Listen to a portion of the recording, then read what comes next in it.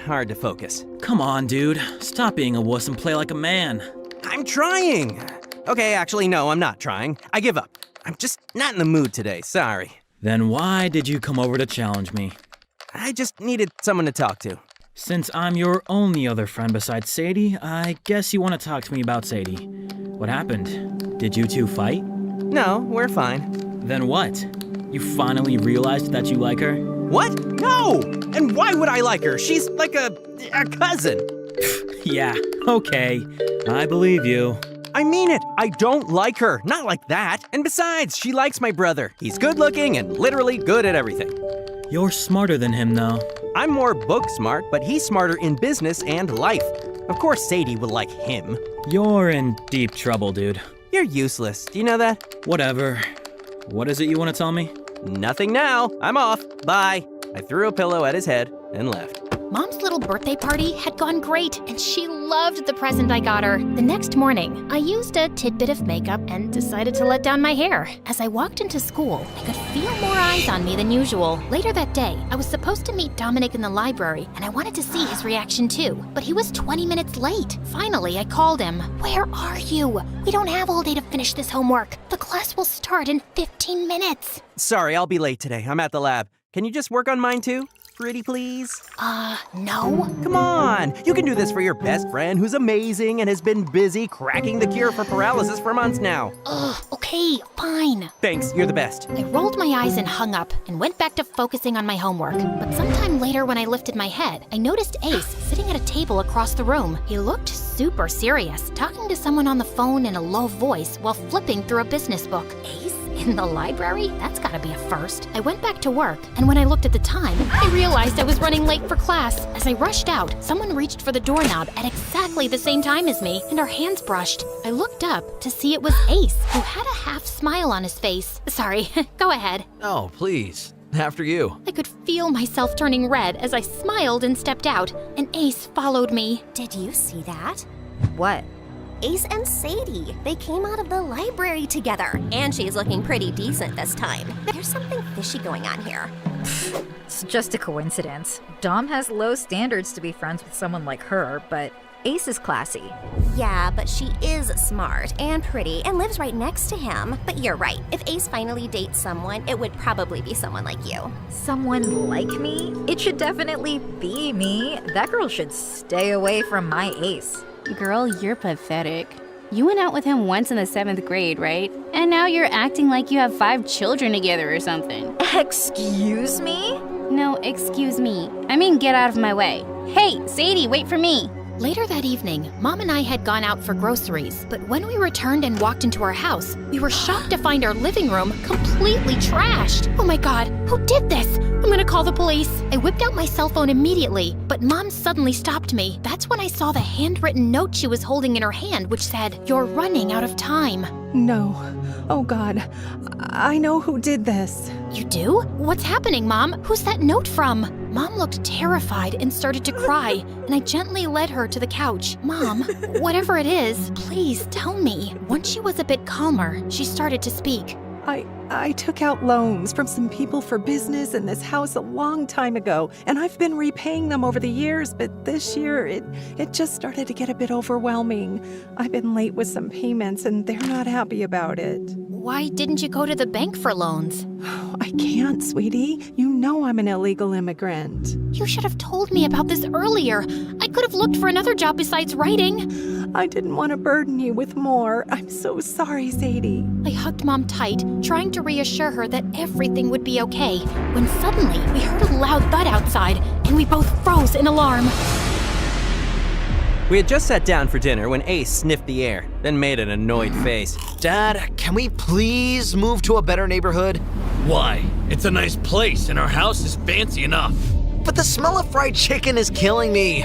Who hates the smell of fried chicken? I do. It's all I can think about all day, and I can't even eat it. Do you know how hard I work out?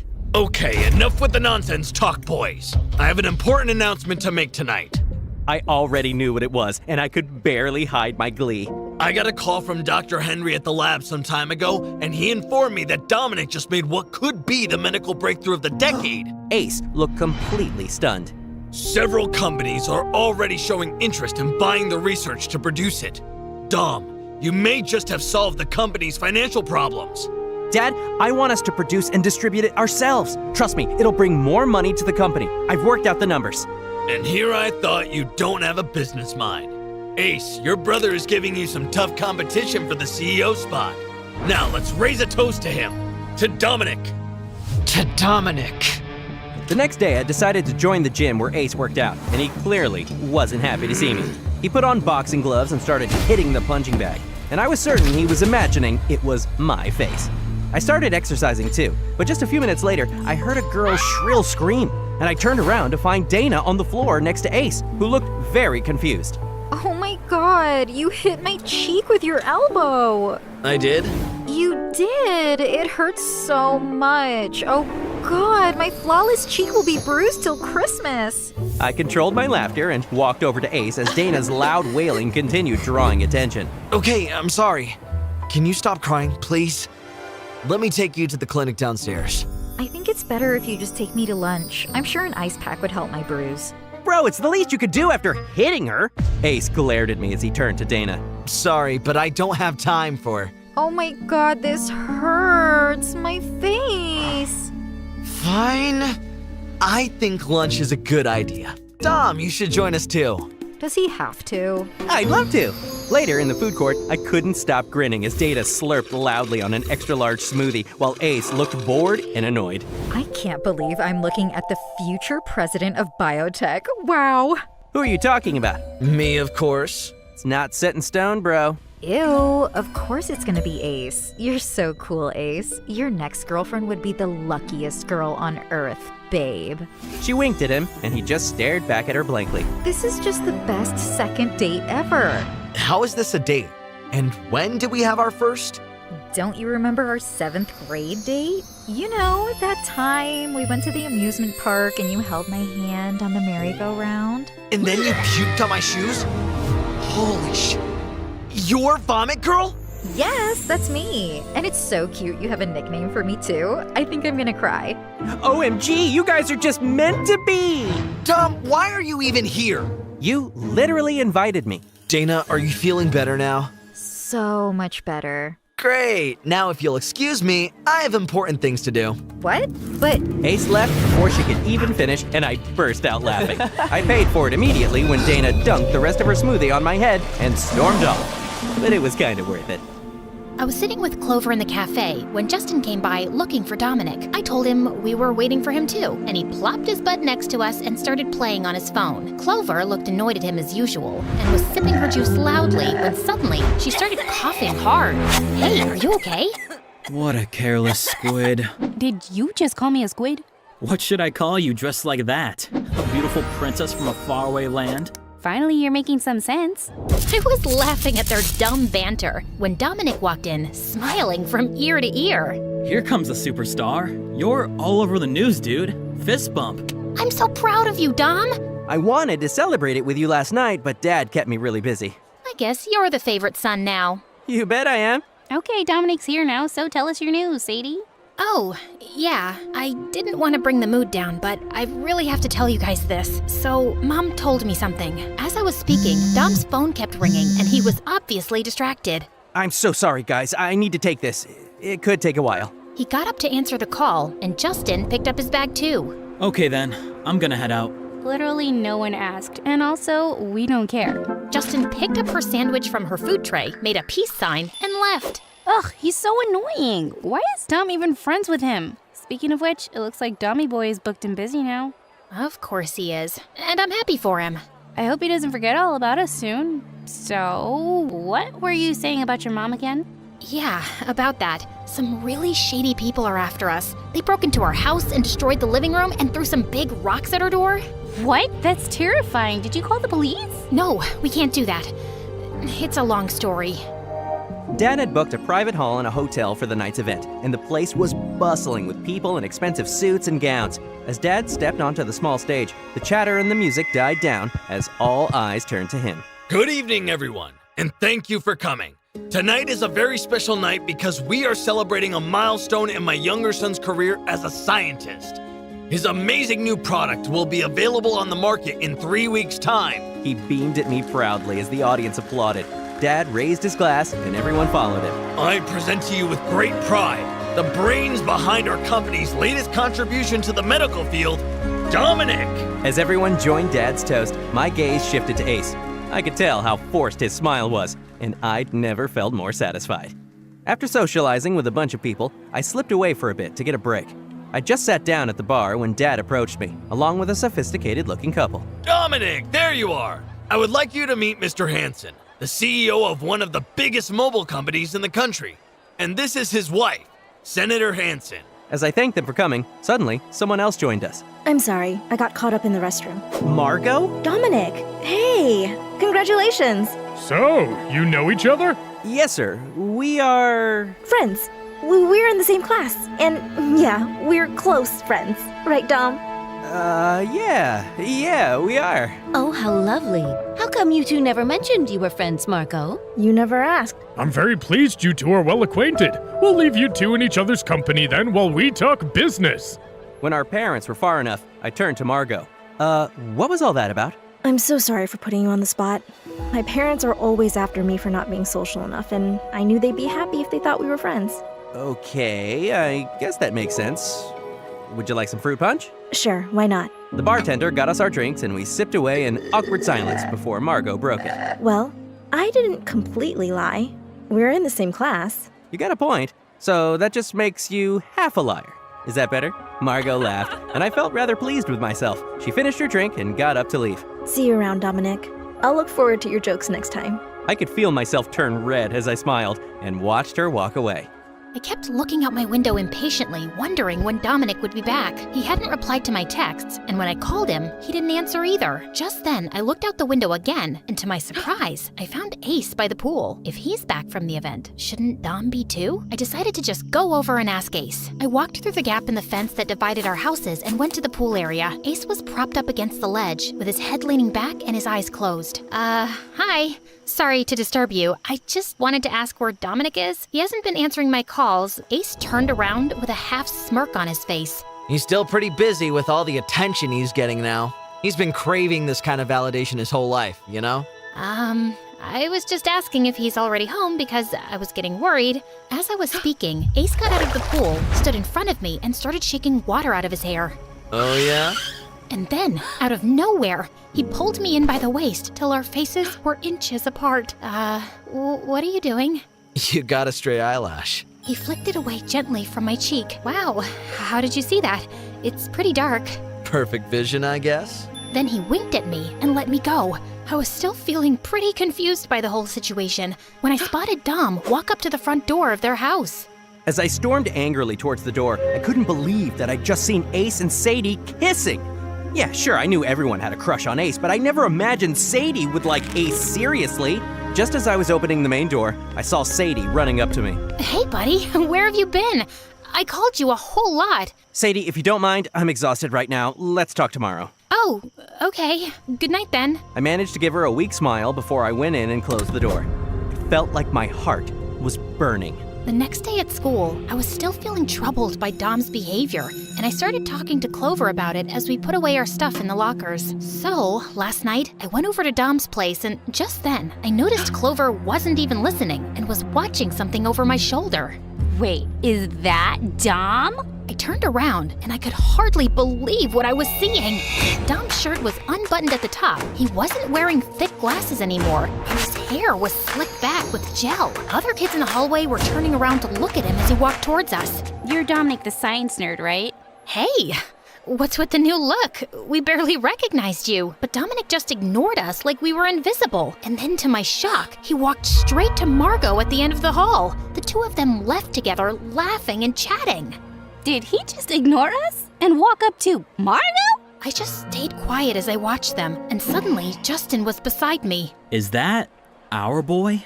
What happened to his hair? Beats me. We're running late for class, Clover. Yeah, you go ahead. I'll be there in 2 minutes. I shrugged and left. Hey, can you take your headphones off for 1 second? We need to talk. Do we really need to? Yes, we do. What's going on with Dominic? Did he say anything to you about Sadie or Margot? What Dominic and I talk about stays between us. And you shouldn't be so nosy. You're already annoying enough. Now, if you'll excuse me, I have my video game to get to. Hope you lose badly. The next day, when I walked into the kitchen, I found Mom sitting at the table with her head in her hands. Mom, are you all right? Mom looked up and she was crying. Mom, what's wrong? The people who trashed our house, their boss called earlier and reminded me of the money I owe him. I told him I could pay a portion of it soon, but he wants the full amount. Sadie, he was the one who helped me with my immigration papers. He said if I don't pay up soon, he could easily mess up my documents and get me deported. What? Mom, he can't do that. Can he? She just looked at me sadly, and I hugged her tight, feeling panicked. I called up Clover later and told her everything, and she immediately told me to talk to Dom. He's been so busy and, I don't know, acting weird. But this qualifies as an emergency, right? Yeah, dude, his family's influential, and he is your friend. Listen, I gotta go, but talk to him right now and update me. Clover hung up, and I looked over at his place. She was right. He had to be there for me now. I marched over to his mansion immediately. The maid let me in and told me Dominic was in the library. When I walked in, I spotted Dom in the armchair by the fireplace reading a book. Hey, Dominic didn't react, and I thought he hadn't heard me. I inched closer and tapped him on the shoulder. That's when he looked up at me, then slowly put his book away. Sorry, I didn't notice you coming in. What's up? I was about to speak, but his phone rang and he held up his hand, asking me to wait. Sir? Of course, yes, I'll be there. I'm on my way. He ended the call and awkwardly rubbed his neck. I'm sorry, but I have to go. You don't have 5 minutes? It's kind of important. Not right now. Maybe later? Sure. He didn't even look at me again as he rushed out, and suddenly, my eyes welled up with tears. I was leaving the mansion when Ace caught up with me. Hey, hold up. You look upset. Is everything okay? Hi. Yeah, it's nothing, really. I may not be Dom, but if you need someone to talk to, I can listen, you know? Oh, it's just some silly stuff, Ace. I wouldn't bore you with it. And I'm sure you have more important things to do. Try me. Come on. Ace led me to the living room, and I decided to open up to him. Okay, I really don't know what to do anymore. I found out recently that we are neck-deep in debt. The shady people that my mom owes money to are threatening to take our house, as well as mess with my mom's immigration status because they helped her with those papers. Ace was quiet and looked thoughtful for a few seconds. If your mom's immigration papers are processed legally, then there's nothing to worry about. I know a few people in the immigration office, and I'll ask them to do it. You would? Why? Sadie, I've known you just as long as Dom has. We're neighbors. We aren't close, but I consider you a friend. Trust me, this isn't a big deal. Ace, I don't know what to say. Thank you. Thank you so much. Soon after, I left, feeling pretty surprised by this turn of events. But I was gonna take any help I could to sort out Mom's situation. You might be flying high right now, little bro, but I know what your biggest weakness is, and I'm gonna use it to bring you down very soon.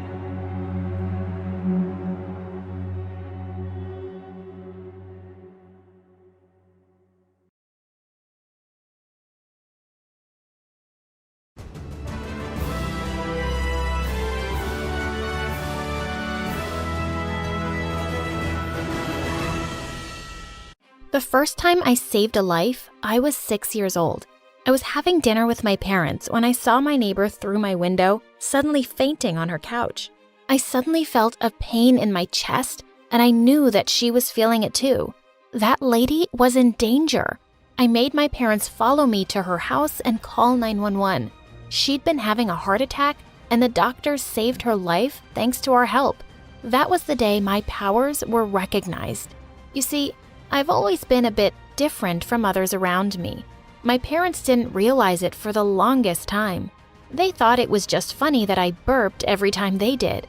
They loved me for how I always seemed to know how they were feeling. I was the dream daughter, but they never thought that I was some kind of medical marvel. After many years of testing, we discovered that I had a rare condition called mirror touch synesthesia. I could physically feel what other people feel, so long as I was looking at them. I became an instant hit among the doctors in town. Synesthesia this strong was rare to find, and they were all clawing at the chance to study me.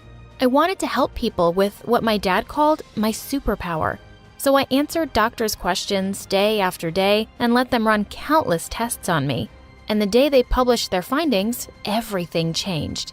I went to school like it was any ordinary day and noticed that the vibe was totally different. People were saying hello to me. They wanted to talk to me and sit with me at lunch.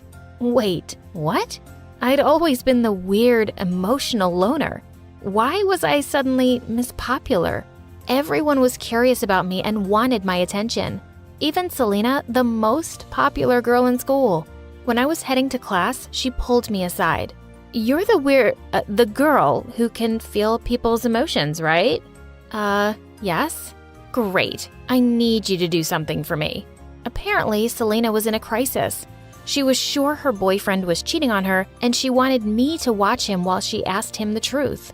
He's too good a liar. The only person he can't lie to is you, Lucia. I don't know. I'll give you $100. Sold. She took me to the football field where her boyfriend was hanging out with the other players. Tell me the truth, Sam. Are you cheating on me? The entire team fell silent as everyone stared at the two. No way, babe. You're the only one for me. Selena turned to me. Sorry, he's lying. I can feel his guilt. Sam, you total jerk. Babe, don't tell me you believe this loony over me. You bet I do. We're over, jerkface. Come on, Lucia, let's go. Selena stormed away, pulling me along. She took me to her cheerleading gang and told them what I did for her. Before I knew it, I had become a celebrity among the girls in my school. I could tell girls who had a crush on them and who hated them. I even knew if their boyfriends had a secret crush on their sisters. The assignments got crazier by the day, and the payments got bigger. Once my list of clients began to grow, I decided to take my business a step further. I built a simple app that the girls could use to reach me with their problems. I could tell a lot just looking at a photo. The app spread through my school like wildfire. I had a new energy when I went to school now. I was the most popular girl in school, and I loved it. I now had a huge, strong troop of loyal girlfriends. I was invited to every party and sleepover, and my social schedule was always packed. And best of all, the money I made really helped my parents out. I paid off our mortgage and bought them a car. And I had money left over to buy myself an awesome gaming setup and a whole new wardrobe. Life was going great, till the day I decided to ask Nate, the new boy, out. Nate was such a total babe that I knew I had to ask him out. So I made my move at lunch. He noticed me as I came near him, and his boredom changed to fear? Before I could even process his emotions, he picked up his tray and ran away. What was happening? I tried to talk to Nate once more when we were leaving school that day, but one look at me and he ran away again. I looked around me in shock, and that's when I suddenly noticed it. I gasped. There were no boys near me. They'd all formed small groups that hovered at the edges of the parking lot, and they were always looking at me. Even at this distance, I could feel it.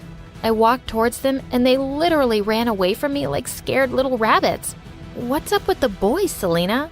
They're scared of you, Luce. They know that if you see them up close, you'll know all their little secrets. So it turned out that my powers were scaring all the boys away from me.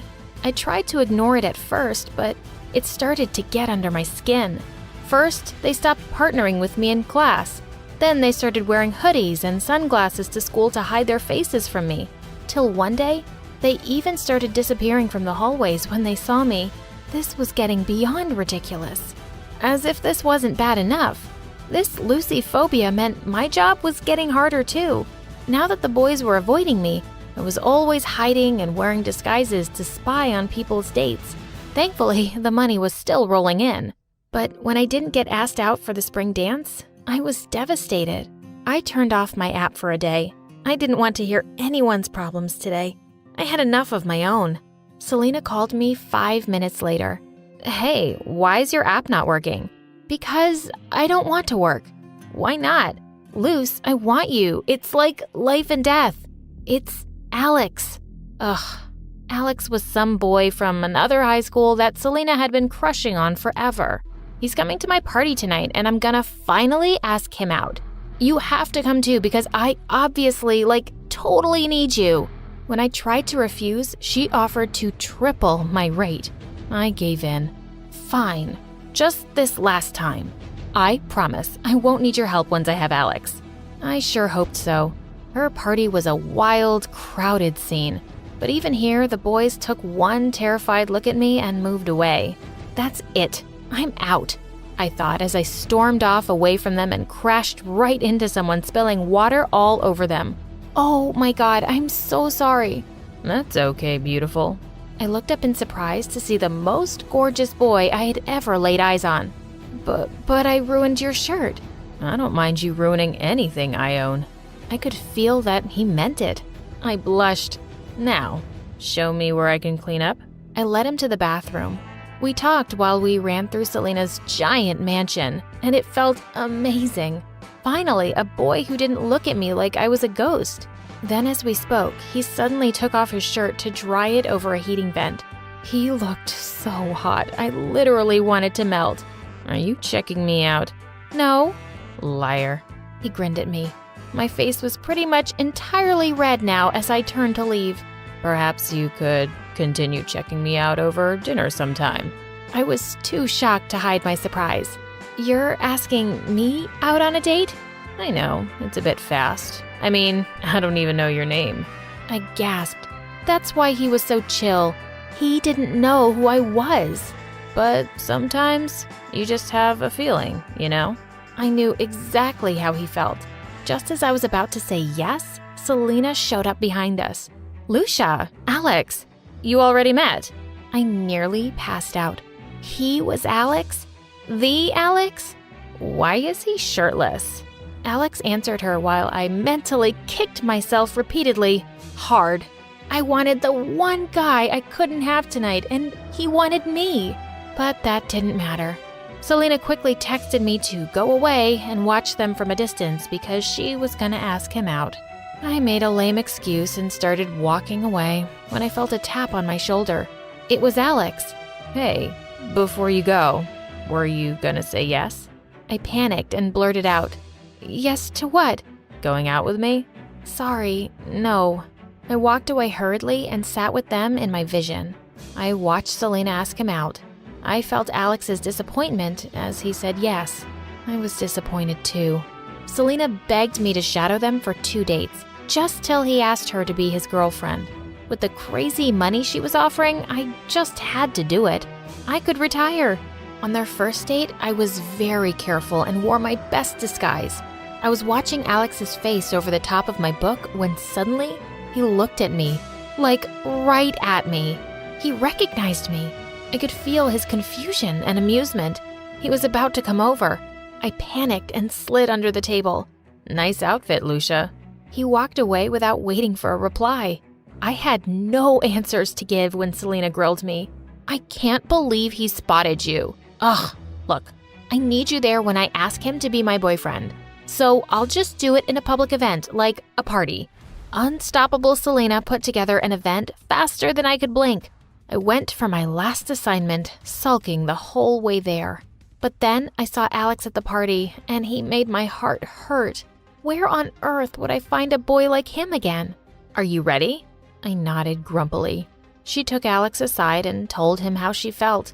The first thing I felt was Alex's polite but firm no. I could sense Selena's anger and disappointment as she turned around and ran away. Just then, Alex turned and walked right up to me. "You're not a very good spy, but you're a very good friend. Helping Selena out like this with your powers when you clearly have a crush on me." My face was red again. "So what? You have a crush on me?" "Yeah." "But you know what I do. Why aren't you running like the other boys?" "Because I have nothing to hide. Plus, you're just too gorgeous to ignore. Will you go out with me? Just don't ruin my shirt." I finally said yes. It was so exciting to finally go out on dates with an amazing person. I was blissfully happy till the day I walked into Alex's prom, totally unaware of what was waiting for me inside. All the girls from my school were here. Selena was here too, and she walked up to the stage, pointing at me. "There she is, girls. There's the awful girl who promised to help me and then stole my boyfriend." The girls began to boo me loudly. Let this be a warning to all of you. never ever hire Lucia ever again. The girls began to boo even louder.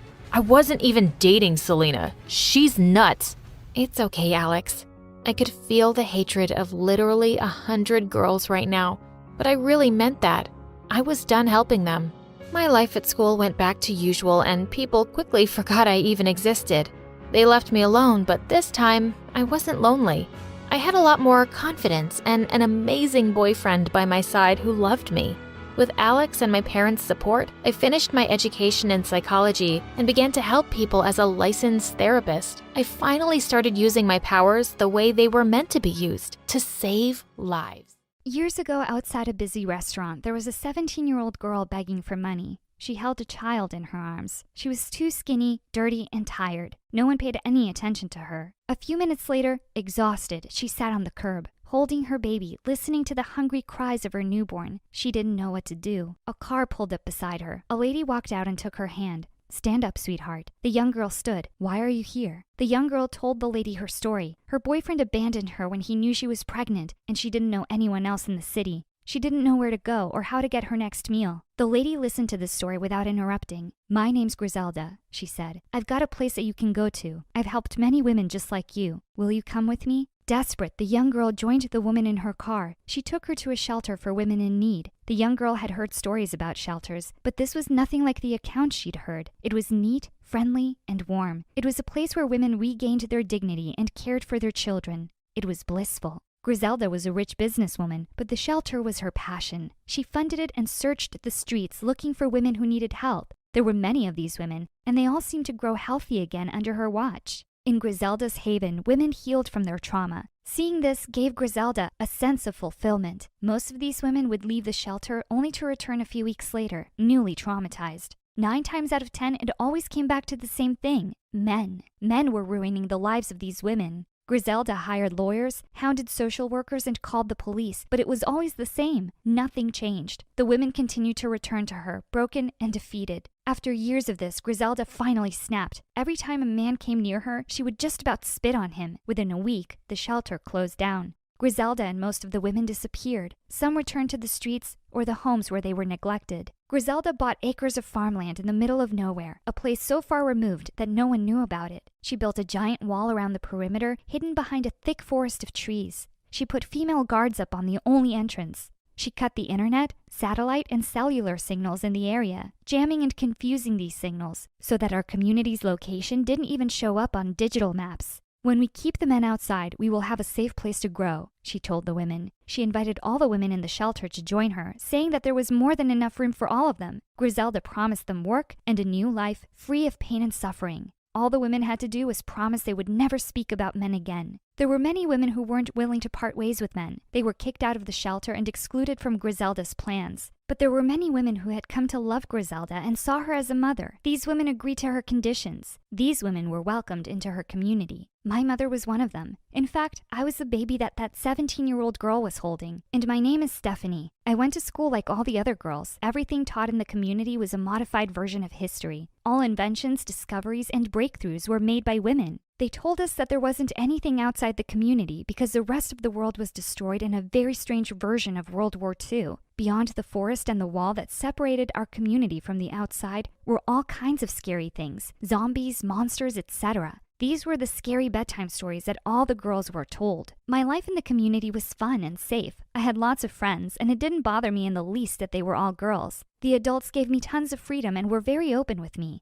That changed when I was 17. That was when I began to ask too many questions about our history. I loved to explore and push the boundaries. We had grown up hearing stories about the boundary wall not being safe. There were usually patrols that passed through the forest, making sure that none of the girls strayed too far. I waited for them to pass and snuck right up to it. The wall was huge and there was no way I was going to see through it, but I followed the wall for a few days, mapping it out, seeing how far it stretched. That was when I found the guarded entrance. During a changeover of the guards, the entrance was temporarily open. I looked out past the wall and was surprised to see that the world I knew continued. It was nothing like the stories we'd been told, filled with decaying trees and radiated animals. It was alive and beautiful out there. I spent my afternoon sneaking to the entrance and watching from the bushes for any signs of life. About 2 weeks later, a truck arrived at the entrance. I saw the strangest creature climbing out of the truck, like a woman but with short hair and a deep voice. I told my friends what I had seen, but they didn't believe me. The next day, I was called in to see Griselda.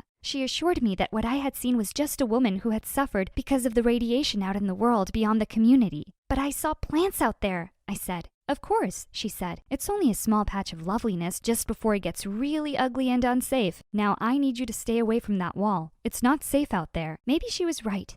I agreed to stay away from the wall, but unlike my friends, my curiosity continued to grow. Griselda was definitely hiding something. About 3 months later, one of the pregnant ladies that used to babysit me when I was younger went into labor. After 2 days of not seeing or hearing from her, I went to the hospital to see her. She was dazed from all the medication, but when she saw me, she became lucid. "They took my boy," she cried. That was all she was able to say. The nurses burst into the room, ushered me out, and closed the door. That evening, I asked my mother what boy meant. She almost dropped the pan that she was washing. Then she smiled at me and asked me where I'd heard that word. I told her. It must be a name that she gave to her daughter. I didn't feel like I was getting the whole truth, but I let it go. A week later, I went to visit my babysitter in the hospital, but she wasn't there anymore. But Griselda was. She greeted me with a sad look on her face. Unfortunately, she didn't make it through the trauma of her delivery. I was shocked. I'd seen her after she'd had her baby. It didn't make sense. But I came to see... Griselda didn't let me finish. She has suffered enough. Please leave this now. Go and grieve and stop fighting me on this. I spent the next day wandering the community alone, clearing my head. Something kept bringing my mind back to that entrance, so I visited my secret spot in the bushes where I could watch. A car drove by and stopped in front of the gate. I couldn't believe my eyes. In the passenger seat was my babysitter. She looked sad, but she was definitely alive. Griselda was driving the car. After signing the paperwork, the gate opened and the car drove out. I was confused, angry, and hurt. Nothing was making sense. I could tell that people were lying to me, but I didn't know why. Even my own mother was holding back on the truth. I decided not to tell her anything. I wanted to do my own research. After conversations with my friends, I discovered that something strange often happened to the pregnant women in the community. About 60% of their children didn't make it. Most of these women either died or were committed to a wing in the hospital for the mentally unstable. So I put in a request to intern as a nurse at the hospital. It took me a few weeks to earn the trust of the head nurse, but eventually I did. She started to relax around me. When I knew I could take the chance, I asked her about the patients in the mentally unstable wing. "You don't want to go in there," she said. "Just a lot of sedated women." I told her that I wanted the hands-on experience. I asked her if I could just work there for a day. "Okay, but just for a day." I visited the wing and found that these women were still alive. While many of them were heavily sedated, there were 2 or 3 that were awake and willing to share their stories with me. "No boys allowed in the community," one lady told me. "What does boy mean?" She laughed at me and told me the strangest story I had ever been told. It went against all the biology lessons I had learned at school. "There's a whole world out there," she said. "I remember leaving it when I was about 7 years old. It's not a wasteland. They've been lying to us." Obsessed with finding answers, I snuck up to the fence and waited for an opportunity to sneak out. A delivery vehicle arrived. As they were unloading the truck, I slipped into the back. We drove for about an hour. When the truck stopped, the back was opened. I slipped out undetected. I walked into a tall building, bigger than anything that I'd seen in the community. It was filled with stores of every kind, and more than that, it was a mix of people. Lots of women, but also lots of these other strange creatures. One of these strange-looking women came up to me. "Are you okay? You look lost," he said. He was about the same age as me. I told him it was my first time here. He offered to show me around because his friends had bailed on him and he had some time to kill. He took me from store to store, but I barely heard what he said. I was more fascinated by him. "What kind of girls are you?" I asked him. He laughed. "I hear you. I should probably get my hair cut pretty soon." I had so many more questions for this stranger, but I didn't get a chance to ask any more. I felt a hand on my shoulder. I turned around. It was Griselda. "Excuse us, young man," she said to the boy. "We need to leave." He smiled and waved at me, and then walked away. I pulled away from Griselda. "I'm not going anywhere with you," I said. Griselda shook her head. "You have no idea what you're doing, Stephanie. I'm not the villain here, okay? But if you want answers, I'll give them to you." Griselda took me to a coffee shop and we sat down. Griselda specifically asked for a female waiter. "This is a mall," she said, "and those strange creatures that you're seeing are boys. All the stories that we've told you, they've been to protect you and your sisters in the community, but they haven't been the whole truth.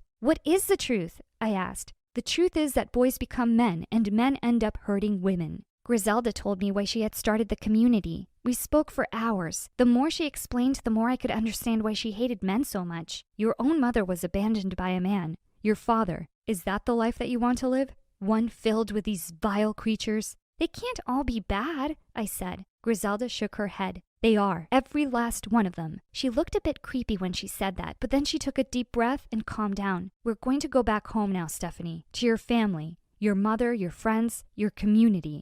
And when we go back, you won't mention a word of this to anyone. Do you understand? You can't expect me to keep quiet about this, I said. They need to know. Griselda slammed her fist on the table. No one needs to know anything. I've been patient with you, but if you want to infect the minds of my community with what you've seen here today, I'll make you pay for it. She grabbed my wrist and told me that it was time to go. I tried to pull my hands free, but she wouldn't let go. I shouted for her to stop. A male security guard came over to us and asked if everything was okay. Griselda smiled at him and told him that she was my grandmother, and we were just leaving, but I wasn't going anywhere. Help me, I said. She's not my grandmother, and I don't want to go with her. Griselda tried to run then, but the security guard stopped her. We were taken to a room and held there until the police arrived. They questioned me in a separate room to Griselda. I told them my story. They couldn't believe what I was telling them. Griselda didn't say anything until her lawyers arrived. There was an army of them. Ironically, some of them were men. I'm not doing anything illegal, she said to the police. The police said they'd need to investigate. I was kept in a safe house while the police performed their investigation. I watched television for the first time. It blew my mind.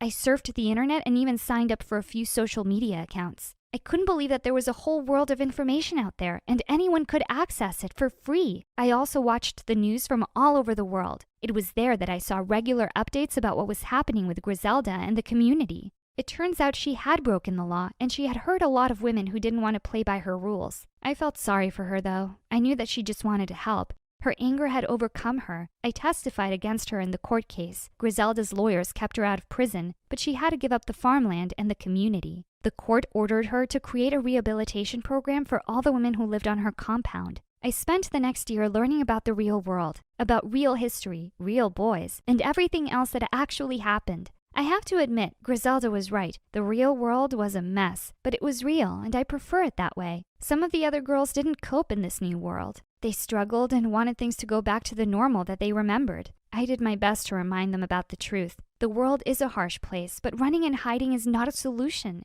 The best that we can do for ourselves is not wish that things were easier, but rather that we were stronger. Strong enough to take on the challenges that we face. Most of the older women were angry with me. They wanted things to go back to normal. My mother was one of them. She was disappointed in me and barely spoke to me for the first month. Since then, things have become a lot better between us. After my year of rehabilitation, I started college with a few of the other girls from the community. It was great to be in a place where I was free to ask questions and find answers. A place that encouraged me to be curious. It's the reason why I'm studying to become a lawyer. To make sure that the truth has a voice. It's also nice to have boys around on the campus. I haven't had the courage to start dating anyone yet, but one day I will. Although Griselda did the craziest and creepiest thing ever, I've learned something from her. I will never, ever allow anyone to mistreat me.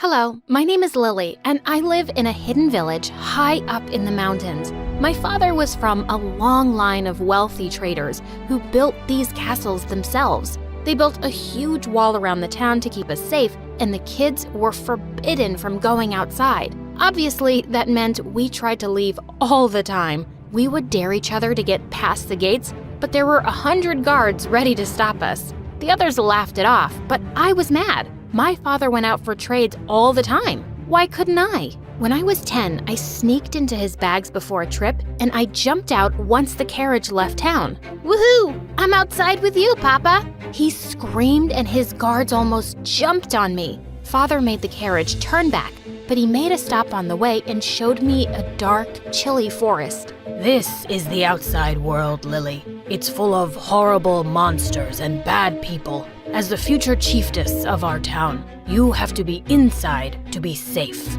I believed my father completely, and I raced back into the carriage. When I reached home, I told everyone who would listen all about it. Father said there are monsters with giant teeth who chase you, and it's always dark and cold. I'm never going outside again. Suddenly, I heard someone laughing at me. It was Arthur, the boy who delivered milk to the town every day. There are no such things as monsters. The chief is a liar. How dare you? Take that back. Nuh-uh. I live outside and I have never seen any monsters. And it's sunny all the time. You're a fool. Everyone laughed at me and I turned red with embarrassment. People started asking Arthur what he had seen, and he said there were towns way bigger than ours. There was even something called a school where hundreds of children got together to play games and learn skills. Hundreds of children? Our entire village had 30 kids. I couldn't believe Father lied to me. I demanded that he tell me the truth and let me out, but he refused. You are my princess. This is the only place I can keep you safe. His control over me changed everything. Over the next few years, I stopped being the sweet Lily he used to know. I turned into a total troublemaker. I broke expensive vases he got from his travels and tore up tapestries he dearly loved. One time he had an important meeting with big traders, and I let all of our goats run free into the room. It was so funny to watch all the men screaming. Father was furious at my antics, and one night I overheard him talking to my mom about setting my engagement. If we get her married, I can officially make her the chiefess. Then she can stay here forever. Be here? Forever? This was my nightmare. I knew that if I wanted to see the world outside these walls, I had to do something drastic. The only person I could think of was Arthur, the milk boy. He rode into our town in a carriage every day, so I packed up some gold and clothes and sneaked inside. I held my breath as Arthur rode out of town, but when we were away from the walls, I couldn't help but scream. Yes, I made it out! Ah! What are you doing here? I needed to get out of there. You can take me to a new town, right? Are you joking? Your father will end me. Just then, loud bells started ringing through the village. Alarms. They must know you're missing. I'm taking you back. No, please. I'm begging you. If I go back, my father will get me married to some stranger, and I'll be locked in there forever. Not my problem. I'll give you all the gold I have on me. I showed him the contents of my purse, and he agreed to help me right away. Yes! Arthur's carriage raced away from my village, and I finally got to see the outside world for real. Yes, there were dark, scary forests, but they ended soon, and we reached a bright town that was bursting with people. Arthur tried to leave me in the middle of the crowded square, but I held on to him. No, you have to keep me with you. Not a chance. There's going to be guards looking for you all over. I gave you all the gold I had. The least you can do is give me a place to sleep one night, please? He groaned and took me to his house, complaining the whole way there. I got to meet Arthur's family, his mother and his little sister Gwen. When I told them the story of my escape, Gwen and his mother accepted me with open arms. I can't believe you've never been to school. You're much too young to be engaged. You can stay here until your father sees sense. Arthur protested, but the ladies shouted him down. They even had a secret basement to hide me in when the guards came to search everyone's houses. Even though they wanted to help me, living here was not easy. Even though I wore an elaborate disguise, Arthur's neighbors noticed I was new, and they were so nosy. One evening, all of them streamed into the house to ask who I was. Is she the lost girl? The one all the soldiers are searching for? No, I'm Arthur's cousin. Arthur doesn't have any cousins. We've known him our whole life. Who are you really? I thought I was done for, but Arthur stepped in and said, "She's my fiancé." Everyone gasped and my jaw was on the floor. She's from another village. She's visiting to see her future home. She's really shy, so please stop staring at her. People walked away, whispering to each other, and I threw my arms around Arthur. Thank you. Now that everyone thought I was his fiancé, I was free to roam around town, and Gwen even took me to school. I got to play games I'd never even heard of, with more children than I'd ever seen in my life. I was just getting used to being here, when one day, horses charged into town with my father's crest. I ran home and tried to get into the basement, but Arthur blocked the door. I'm so sorry, Lily. Sorry for what? Open the door. That was when my father marched right into the house and caught me. His men put me into his carriage and he thanked Arthur publicly. You must be rewarded for helping me find my daughter. From now on, you work for me, son. I will take care of your education and your family. Pack up your things and follow us. Thank you, Chief. I was in shock. Arthur had betrayed me. My father yelled at me the whole way home, but I couldn't hear a word he said. I was too busy punching Arthur in my head. Father locked me in my room and put guards to watch me. And the most annoying part? He asked Arthur to be my servant. I was so furious with him that I wasn't going to touch anything he brought me. I sat in my room hungry and thirsty for hours. You're being childish. You have to eat. No! I'm sorry I betrayed you, but my family was struggling every day outside. Your father offered a huge reward. I couldn't turn it down. The gold you took wasn't enough? Just go away. Because of him, my father was about to marry me off to some weirdo, like the richest boy in my town, who showed up with his creepy smiles. You're the future chiefess, right? You're even more beautiful than they said. I can't wait to win your hand. He gave me a flower and he leaned forward to kiss my cheek. Arthur pushed him away. Who kisses a lady like that? The guy who's going to marry her. No way was I going to marry this idiot. But my father actually agreed to his offer. He didn't even care when I said no.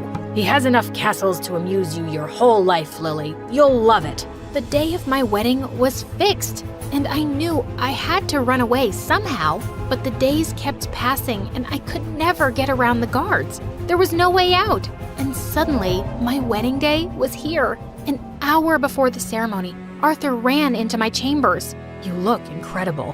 What do you want? I'm freaking out. You want to run away, right? I can help you. I will never trust you. I have a plan. No one will see us. Come on. I had no other option. Arthur pulled a rope and we used it to climb down the walls. The town was empty. Everyone was in church for my wedding. We ran out of there at full speed. Arthur's family was waiting in his carriage too, and they hugged me tight as we rode off into the sunset. Why did you do this, Arthur? You just lost everything you got from my father. I felt too guilty for ruining your life. I can't live with that. I'd rather go back to selling milk. He likes you. Shut up. Arthur rode to a friend's place 2 towns over. I'd hidden there for just 2 days when I started hearing the weirdest news about home. People were saying that a sickness was spreading through my town. Many were ill and some were even dying. Arthur thought this was my father's trick to get me to come back, but I couldn't just ignore this. We found some horses and raced back to my town. My worst fears came true when I got there. Our only lake was covered in algae. The water was toxic, all the fish were dead, and anyone who drank the water became severely ill. Father, I'm here. Lily, you're all right. I thought I'd never see you again. I saw the lake. We have to leave this town. It's not safe here anymore. No, we built this place with our own 2 hands. We can't just leave. We have to fix this. There was no way to fix this. I had to do something. I ran out of the castle and began to rouse the whole town to get out of their houses. All the guards were sick, and there was no one to stop me. We have to leave. You all know it. This place has kept us safe for generations, but we won't last 3 days without water. I'm going to a nearby town, and anyone who wants to live can come with me. Lily, we can't do this. Yes, we can. You wanted me to be the chiefess, right? Don't stop me from doing my duty. One by one, the villagers packed up their things and followed me. We all marched to Arthur's old town, and the people there were ready to help our weary and sick. Even though my father resisted, seeing his villagers healing melted his heart. He agreed to merge with this town, and we shifted our gold and our possessions over the next few months. It was the start of a new beginning for our people. Everyone was happier to be out of the walls, especially me. A few months after our town shifted, my father knelt before me with apologies. If not for you, I would have doomed all of our people. Yes, you would have. I was a complete fool. We are all lucky that you came for us, Lily. Can you ever forgive me? Only if you promise to trust me. Let me make my own decisions and my own mistakes, Father. Can you do that? I promise. I will. It wasn't an easy promise to keep, but he tried his best. A few years after that move, Arthur and I fell madly in love with each other. I couldn't wait to be with him and his family. But when I broke the news to my father, he reacted poorly. I can't let you marry a milkman. You're a princess. Father, remember your promise? You have to trust me. He grumbled and gave Arthur an angry hug. Hurt my princess and I will end you. Yes, sir. Aw, you guys are adorable.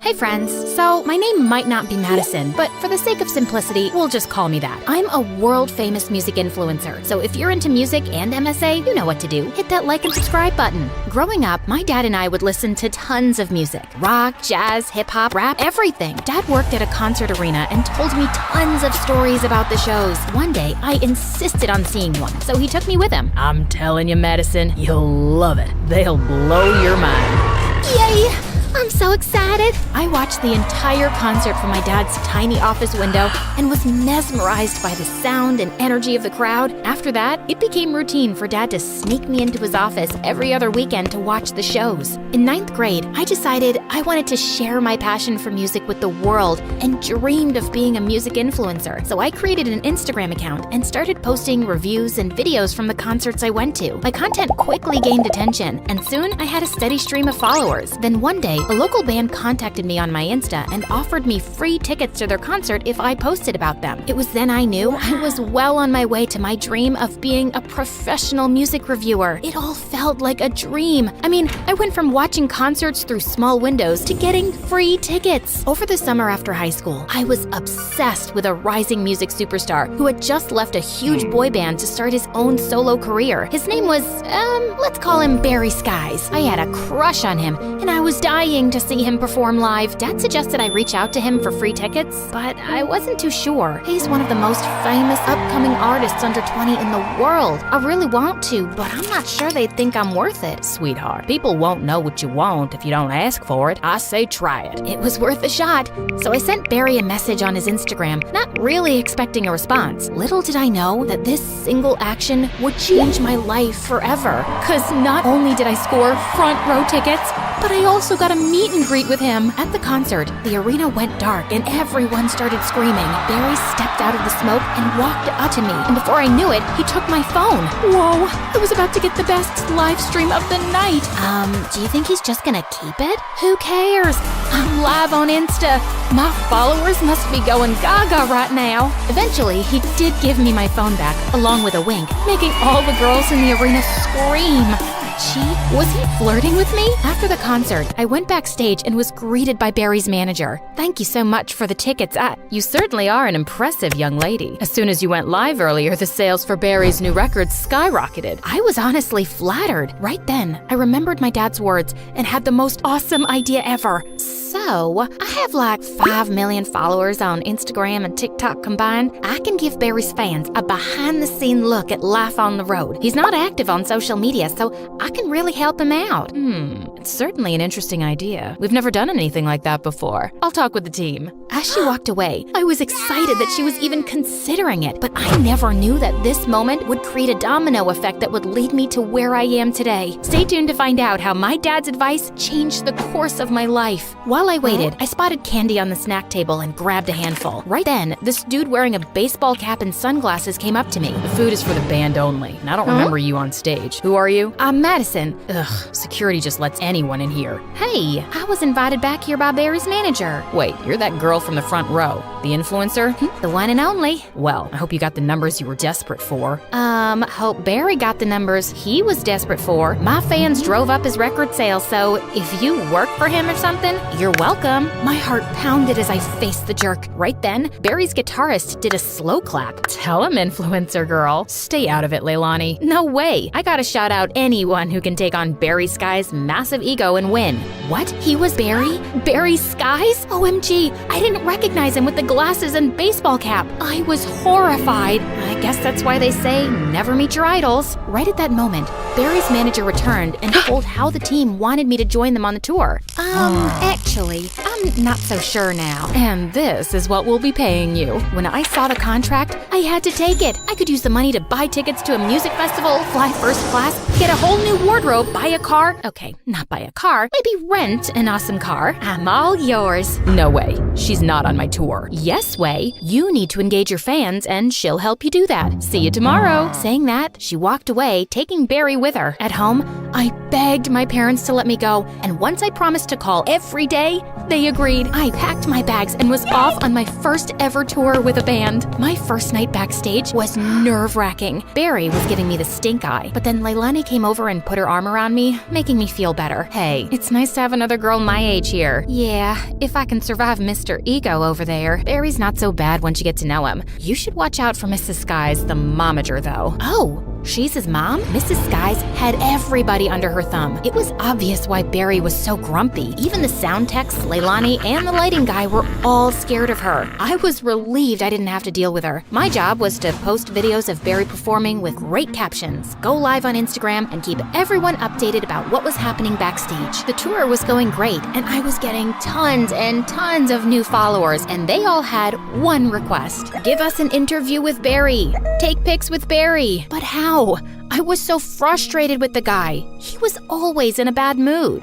Leilani, you're playing the tune wrong. Ugh. Start it again. Barry, I am not feeling well today. I am trying. Give me 5 minutes. Fine. Everyone take 5. I don't know how you do it. He's such a baby. Well, we've known each other since we were kids. Barry used to be more easygoing. I think he's just overworked. He just needs a little more fun in his life. A little fun, huh? I'd give him fun. That night when Barry opened the dressing room door, fake spiders dropped on him. The guy totally freaked out. Hey, who did this? Leilani and I cracked up watching Mrs. Skies trying to pick up the fake spiders. But when he realized they weren't real, he started laughing. Everyone else looked at him like he was crazy, but then they started laughing too. After that day, whenever Barry had a bad day, I'd pull a prank to make him laugh. I'd put a fake snake in a suitcase, fill his dressing room with balloons, have his favorite caramel apples delivered, but with onions instead of apples. Everyone loved hearing Barry's laughter, and it felt like Barry was finally being himself. He was more relaxed, and everyone had a blast on stage. Whilst everyone was having fun, in the background, his momager would be tapping her foot, reminding Barry that he's the star and this is work. I could see why he was so tense all the time. One night, I went to listen to Barry and his bandmates rehearse. As soon as I sat down on a chair, there was a loud fart noise. I was so embarrassed, but Barry just laughed like crazy. Someone had put a whoopee cushion there. Gotcha. What? You thought I wouldn't get back at you? I realized then that he knew I was the one behind the pranks.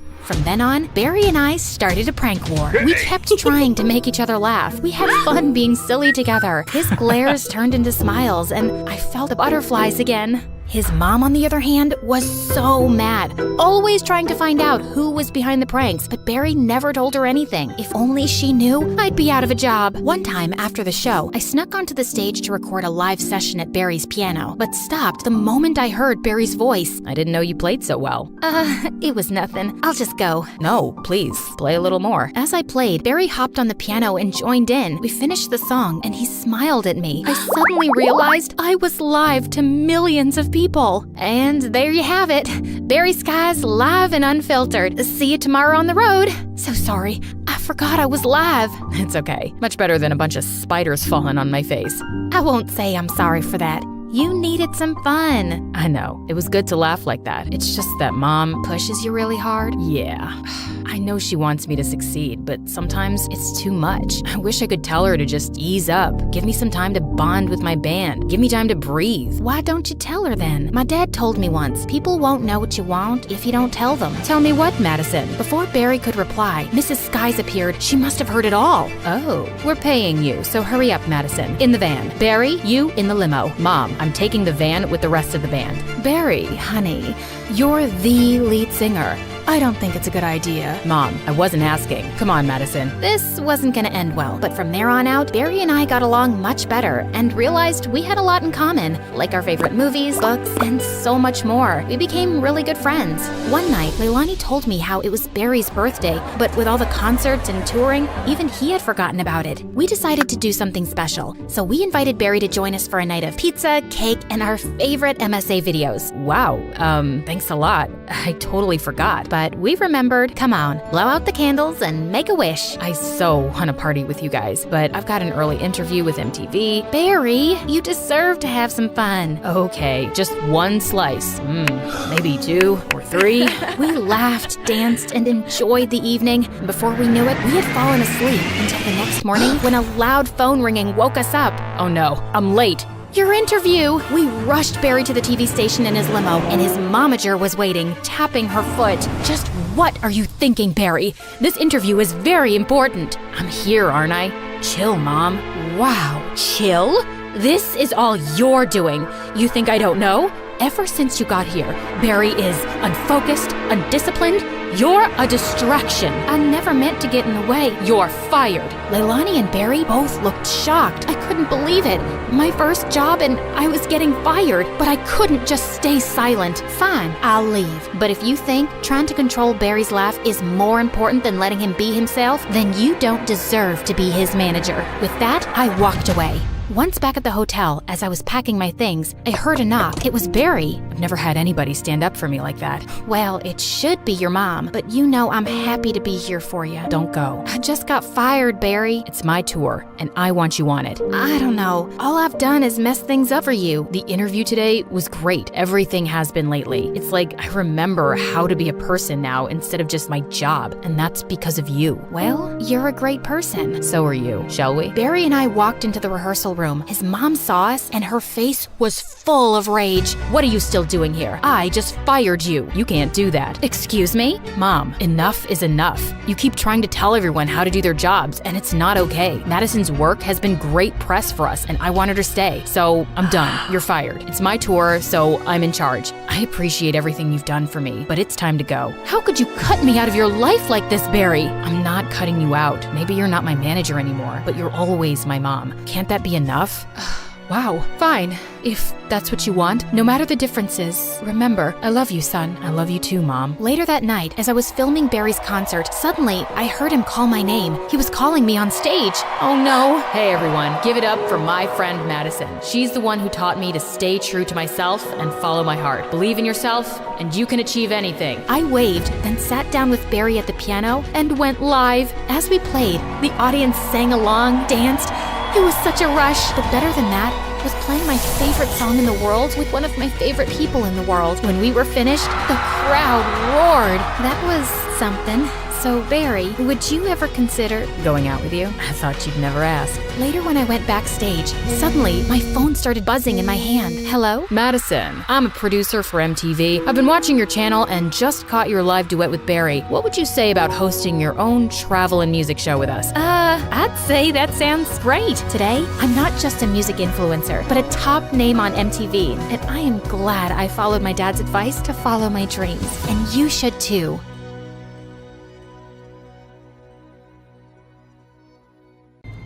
I was peacefully dozing off on a plane to China when suddenly someone yanked my hair and chomped on my ear like it was a snack. I whipped around to find a naughty-looking boy. Ow! Seriously? Keep your teeth to yourself, kid! He then burst into tears and his mom turned to me. I wish I understood Chinese, but her dramatic glare made it clear I was the villain here. I tried to dive back into dreamland, but the woman next to me had other plans. She woke up and started chewing her gum like a goat who hadn't eaten for 300 years. It was so loud that people from 30,000 feet below could hear it. Excuse me, could you tone that down, please? Tone down the what? Oh, great. Her voice was even more annoying. I shrugged it off and reached for my trusty earphones instead. But before I could enjoy some music, the guy on my right suddenly smacked my shoulder. What is wrong with this flight? Everyone was driving me nuts. Left, right, front, and back. The culprit was so engrossed in some stupid adventure game on his phone.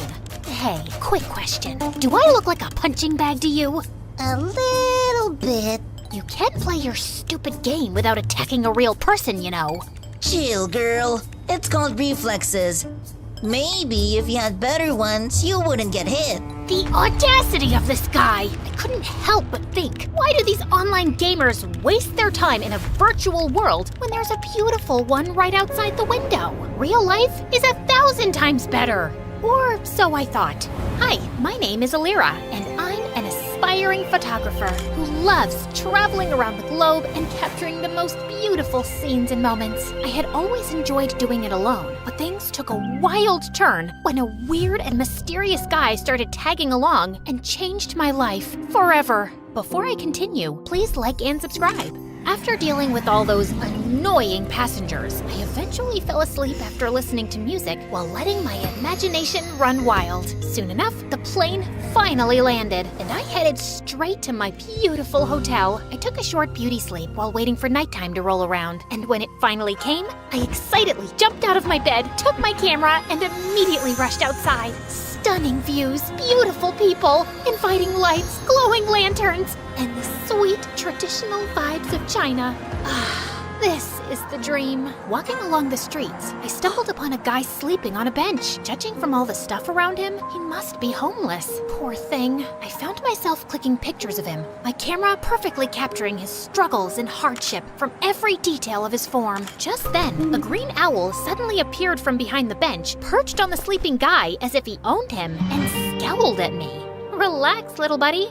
He's all yours. To my surprise, the guy woke up and scowled at me too. Who are you? And what are you doing here? His eyes then lowered to my camera. Were you taking pictures of me while I was sleeping? Duh, I was taking pictures of the street, but you were blocking my view. It's not my fault you were sleeping there. That's a terrible excuse for disrespecting my private space. The private space? That's rich coming from you, who is sleeping on public property. Delete my pictures, or I'm gonna delete it myself. Don't you dare touch my camera! Do you have any idea what it takes to capture a beautiful moment or view? The countless hours, the right timing, the quest for the perfect angle. I pour my heart and soul into every shot. Those aren't just pictures. It's a piece of me, a piece of my struggle, my passion, my life. So please, don't take that away from me. I trailed off when I realized that he was now holding my camera and swiping through the shots. But how? So you're not only homeless, you're also a snatcher. Give it back, you jerk. I lunged at him to retrieve my camera, but he suddenly vanished. I spun around, and he was still swiping. This guy, I swear to God! In all fairness, you have quite a remarkable talent for capturing beautiful images. What do you think of me now? Just some lousy, try-hard photographer? I snatched the camera back, and this time, he didn't resist. He practically handed it over. I immediately checked my gallery and realized he hadn't deleted anything. Relax. I usually don't meddle with other people's business. Unlike you. I tried glaring at him, but I felt like I ended up pouting, which made him smirk. Oh, well, at least I finally bumped into someone who speaks English. I'm so tired of racking my brains and using weird hand gestures to understand what the locals are saying. He ignored me and started picking up his things as if preparing to leave. So, where are you from? Not from around here. I see. Where are you going? I don't know. Maybe under the bridge, at the back of the junkyard? Just anywhere with a roof where I can recharge my energy, so I can continue my pursuit of answers to my questions. Just then, a sudden rumble of thunder echoed through the streets. I think you should speed your pursuit up, because the rain is about to pour, buddy. I don't mind the rain. It helps me think better. But your owl doesn't. He stopped in his tracks when he realized that I was right. You know what? Why don't you just come with me to my hotel? I'll get you a room. It's just nearby. I appreciate your hospitality, but I don't need your pity. Oh, look. Mr. Grumpy Bench Guy is being such a drama queen. Fine. But the moment the rain stops, we're out. Another thunder rumbled as we started walking away. When we reached my hotel, the receptionist immediately greeted me with a question. 给你朋友另一个房间。 As I scrambled for my translation book, Hatham suddenly swooped in. Shida, Ching. Did you just speak Chinese? I speak multiple languages. I have a constant hunger for endless knowledge. So, you're a polyglot. So cool. That's literally my dream. But learning another language is so difficult for me. What's your secret? Oh, I use this splendid application on my phone, Duolingo. Oh, I have heard about it, but I never tried it. It has a fun and engaging approach to learning a language. It's like casually playing a game, which is a pretty good motivation for the learning process. Okay, that sold me. I immediately downloaded the app and was greeted by a cute green owl named Duo, who looked very familiar. I turned to his pet, who was sitting on his shoulder. Whoa, Duo looks exactly like your owl. They have the same name too. Just a little warning. Duo's nice and helpful, but he can be a little persistent sometimes. But it's also for your own good. Well, he seems to be a cute little guide. I went straight to my first lesson, and I was already liking it. Shui means water. Shui? Gosh, I am so thirsty. I need some shui. Okay, got it. Okay, so this is my room, and yours will be that one. I was talking to him, but he seemed preoccupied with something over my shoulder. I turned around and realized that he was looking at my collection of postcards on the wall. To my surprise, he suddenly barged inside. Where did you get these photographs? Those are the places that I captured with my precious camera, and these right here are my goal destinations. They're beautiful, aren't they? He looked so ecstatic as he gawked at one of the pictures like it was the most delicious meal he had ever seen. Where is this place? That's my next destination, the Tianzi Mountain. It's one of the reasons why I visited this country. Take me with you. Consider yourself lucky, my friend, because I'm going there tomorrow. I always preferred traveling alone, but maybe it was time for me to try it with a travel buddy this time, at least for a day, and just for fun. The next day, we traveled to the mountains, and when we got there, Haitham's calm demeanor instantly changed to ecstatic. This dome forest. An image of a familiar place seemed to have flashed right before his eyes. The stone, what now? He ignored me and started navigating the place, running around like he owned it. Dude, wait up! We rode a cable car, crossed a river, and jumped from one stone to another, and after an hour, I felt like collapsing. Slow down, Spider-Man. I'm not a marathon runner with endless stamina, you know. Jeez. When I finally caught up, I found him standing in front of a mysterious and ancient-looking monument. He fiddled with a rock against it, but nothing happened, and he looked super frustrated. Hello? I would really appreciate it if you would tell me what's going on. What is that thing, and what are you trying to do with it? This is a totem, and I need an electro-element to activate it. What do you mean, electro-element? Electro-element. Something, anything that produces lightning. Oh, you mean electricity? Huh? Lucky for you, I've got something here.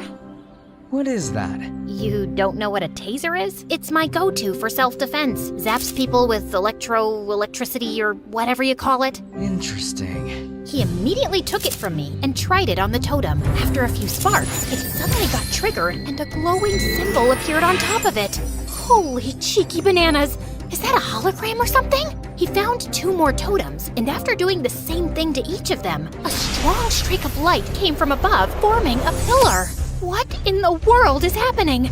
Is this some kind of secret experiment from the government? And what's your deal with all of this? I've been traveling from place to place looking for these runes. Since I'm not from around here, I don't know where to go. I need to activate these beacons in 6 places scattered around the world. With your knowledge and resources, things are going to get easier for me now. But for what? Why are you doing all of this out-of-this-world stuff? We need to go. Dude, you didn't answer my question. Sometimes, the journey to find answers is more important than the answers themselves. Whatever you say, Plato. After activating the first beacon, we embarked on a thrilling and action-packed adventure of a lifetime. After Tianzi Mountain, we rushed straight to Huanglong River, which Haitham kept calling Luhua Pool Liu. There, we had to light up some fire totems. There were 5 of them, but according to him, only 3 needed to be activated. Of course, those 3 we needed were surrounded by water. Great, right? Haitham was all business, using his fancy tricks to get those waterlogged totems blazing, while I just snapped pictures of these outrageous moments. Our next stop was the breathtaking Matterhorn in Switzerland, aka Dragonspine, according to my travel buddy, where we faced a puzzle with circular platforms and wall signs. The place was so cold that I had to huddle by fire torches just to keep myself from turning into a popsicle. I let Mr. Mysterious Smarty Pants solve the puzzle by himself, while I continued my Duolingo sessions. You know I can't miss those streaks. With each beacon we activated, I felt a mixture of excitement and curiosity. What was this leading to? And why did it feel like the world had turned into one big adventurous playground? During our flight to our next destination, I found myself fully immersed in my new favorite app, Zinchao Tentoila Elira. You could take a break sometimes, you know? I need to learn the basics, at least for now, and I like how Duo keeps reminding me with his cute little expressions. When we finally reached Vietnam, I decided to try out what I learned by asking the locals about the directions. Zinloi? Bang ko te chung toi doang. The woman stared at me as if she was solving the most difficult math puzzle. Ko te. Xin lỗi, nô ngán cùng đích chỗ, chúng tôi viết đúng viết vinh, ha lồng đục trong. Được chứ, bạn chỉ cần đi thẳng, rồi đi qua cái cây khổng lồ kia. Sau đó rẽ phải và đi bộ khoảng 200 mét sẽ thấy một khoảng đất trống. Okay, I guess it was too early for me to attempt a conversation. After learning the direction, Hatham continued walking towards the bay. Ugh, why is this guy so good at everything? You still have a long way to go, Elira. I literally just started. Just wait and see. I'll be leading the leaderboard with an unbeatable streak in no time. I commend your determination. Keep it up. Soon enough, we were greeted by the beautiful emerald waters and towering limestone islands of Halong Bay, or as Hatham called it, the Golden Apple Archipelago. While I was snapping pictures left and right, Hatham got to work immediately. He solved a music rock puzzle thing, and after activating the place, we toured around the city and enjoyed their local food. I even tried conversing with the locals with the help of my brilliant travel buddy. It got me even more determined to learn more. So during our flight to Scotland, I got really busy with leveling up and earning rewards. I never knew that learning could be this fun. Learning could also be done in silence. Sorry. And soon, we finally reached our next destination, the Isle of Skye in Scotland, or as Hatham called it, the Star Snatch Cliff, Mondstadt. After walking around, we came across a green fan-like object. I watched in amazement as he applied some wind pressure to activate it, unleashing a powerful upward current. Whoa, that's so dope! So, what's next? Time to fly. After taking a large cloth from his bag and holding onto it, he wrapped his arm around me, and we gracefully floated in the magical breeze. I never thought I would experience flying like this, not even in my wildest dreams. If this is a dream, I hope I can keep enjoying it and not wake up too soon. Our imaginations know no bounds, Elira. They possess the extraordinary ability to unlock infinite possibilities. We then found 2 more fans along the way before we finally activated the totem at the top of the cliff and summoned the pillar. I stood there for a while and looked ahead at the seemingly endless horizon, thinking about how Hatham sees this beautiful world in his own vision. Finally, we were down to the last one, Deshra Desert Sumeru, or as we call it, the Great Pyramids of Egypt, my favorite. Hatham looked so nervous and excited while I was taking some pictures of the legendary structures. After hours of touring around, I followed him as we headed to the group of old, weathered columns. So, how do we solve this one? We need to hit the larger columns until you match them with the corresponding symbol on the smaller columns beside them. Match all 3 big ones to the smaller ones to summon the last pillar. Aye aye, Captain. I grabbed a tree branch lying nearby and used it to help him hit the columns until we finally summoned the last pillar. All the pillars scattered across the world that we activated should be glowing now too. I dropped my jaw in amazement when their fusion created a swirling, glowing vortex or something. Is that a freaking portal? Yes, it's a portal back to my world, Elira.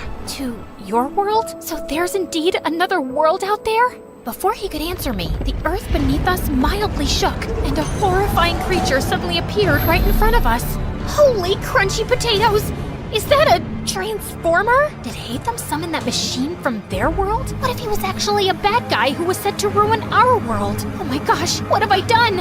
I wasn't ready to say goodbye to our beautiful Earth just yet. I have yet to discover the other wonders of... My paranoid voice trailed off when I realized that Hatham was gone. Just then, I felt a strong, glowing presence behind me. I slowly turned around and hovered around Hatham, radiating a brilliant emerald light that almost blinded me. He then started fighting the monster, moving with grace and precision, consistently blending freestyle moves and rotational attacks with his sword and abilities. Watching them fight was mesmerizing, as if I had been transported into an epic video game. He unleashed a barrage of reflective attacks, boomerangs slicing through the air, slashes carving through steel. Each hit dealt a lot of serious physical damage. Soon enough, the terrifying machine was finally defeated.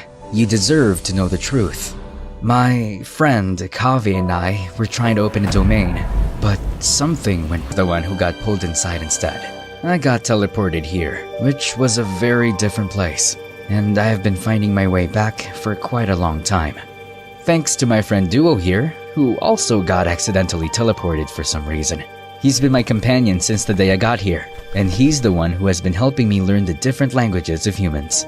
Now that makes sense. And no sense at the same time. I swear, I'm stuck in a fantasy adventure novel. Anyway, I'm glad that you finally made it. I appreciate all your help in this journey of mine, Alira. As much as I wanted to discover more about your interesting world, I need to return. Tevat needs me. Oh, well, traveling won't be the same anymore without you. I'm gonna miss you a little bit, I guess. Boy, bam, bam, eat that monkey butt. All right, Hatham, time for some snacks. Ever since I started appreciating video games, I became the annoying passenger this time. These games opened my eyes to the existence of extraordinary places that remain hidden from our physical world. Places that only exist in our minds, yet they possess the power to transport us on thrilling adventures. They hold captivating magic and beauty, offering a gateway to fictional worlds. Now, I embrace the opportunity to immerse myself in both realities, and because of it, I have never felt alone again. I was so into the game that I jerked when an incoming announcement sound chimed in. Ladies and gentlemen, this is your captain speaking. We will begin our final descent to Paris shortly. And now, it's time to explore the famous beauty of Paris. Bonjour, comment allez-vous? Wait, is it allez-vous? Allez-vous? Bonjour, comment allez-vous? When we finally opened the doors to our cafe, for a minute, he was completely silent. But suddenly, he burst into tears and kissed my hands. This is food from the heavens, fit for kings. When Grandma took the first bite, she looked like she was having a heart attack. What? How? When did you learn to bake like that? I've never had something so amazing in my entire life. I'm telling you, this girl is doing witchcraft.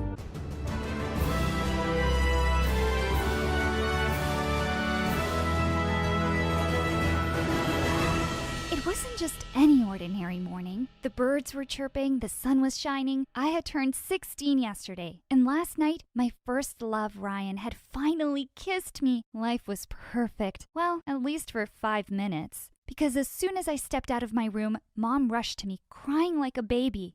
What's wrong, Mom? She told me that Aunt Melissa, her best friend, was moving away because her husband got a job transfer. What? Just when we had saved up enough to start our own cafe. As sorry as I was for Mom, I had bigger problems. You see, Aunt Mel was Ryan's mom. I rushed out of the house. I had to see Ryan. He was playing video games when I entered his room, looking completely unbothered. What's wrong, babe? Why are you crying? Because you're going. Please don't. Ryan put down the game and took my hands in his. I don't really have a choice, babe. But you and I are soulmates. We'll make long distance work. After a few days, Ryan stopped calling or replying to my messages. He said too much screen time wasn't good for either of us. But there he was, uploading pictures on Facebook with a new girl every day. And that's how I had my first heartbreak. Hi, I'm Carrie, and this is the story of how I transformed my life and had boys drooling over me at the same time after my childhood crush left me high and dry. Please click on subscribe and I'll continue my story. Thanks. I'd been moping around long enough over Ryan. I decided I needed a change, and Mom agreed to send me to visit my grandmother in Provence, France. I was glad I was going there. Maybe I'd meet some nice guy. I deserved to meet someone great and move on from that jerk Ryan. Wow, Ryan had nothing on the cute French boys here. My heart was about to be healed very soon. The moment I arrived, I could see this group of boys looking at me.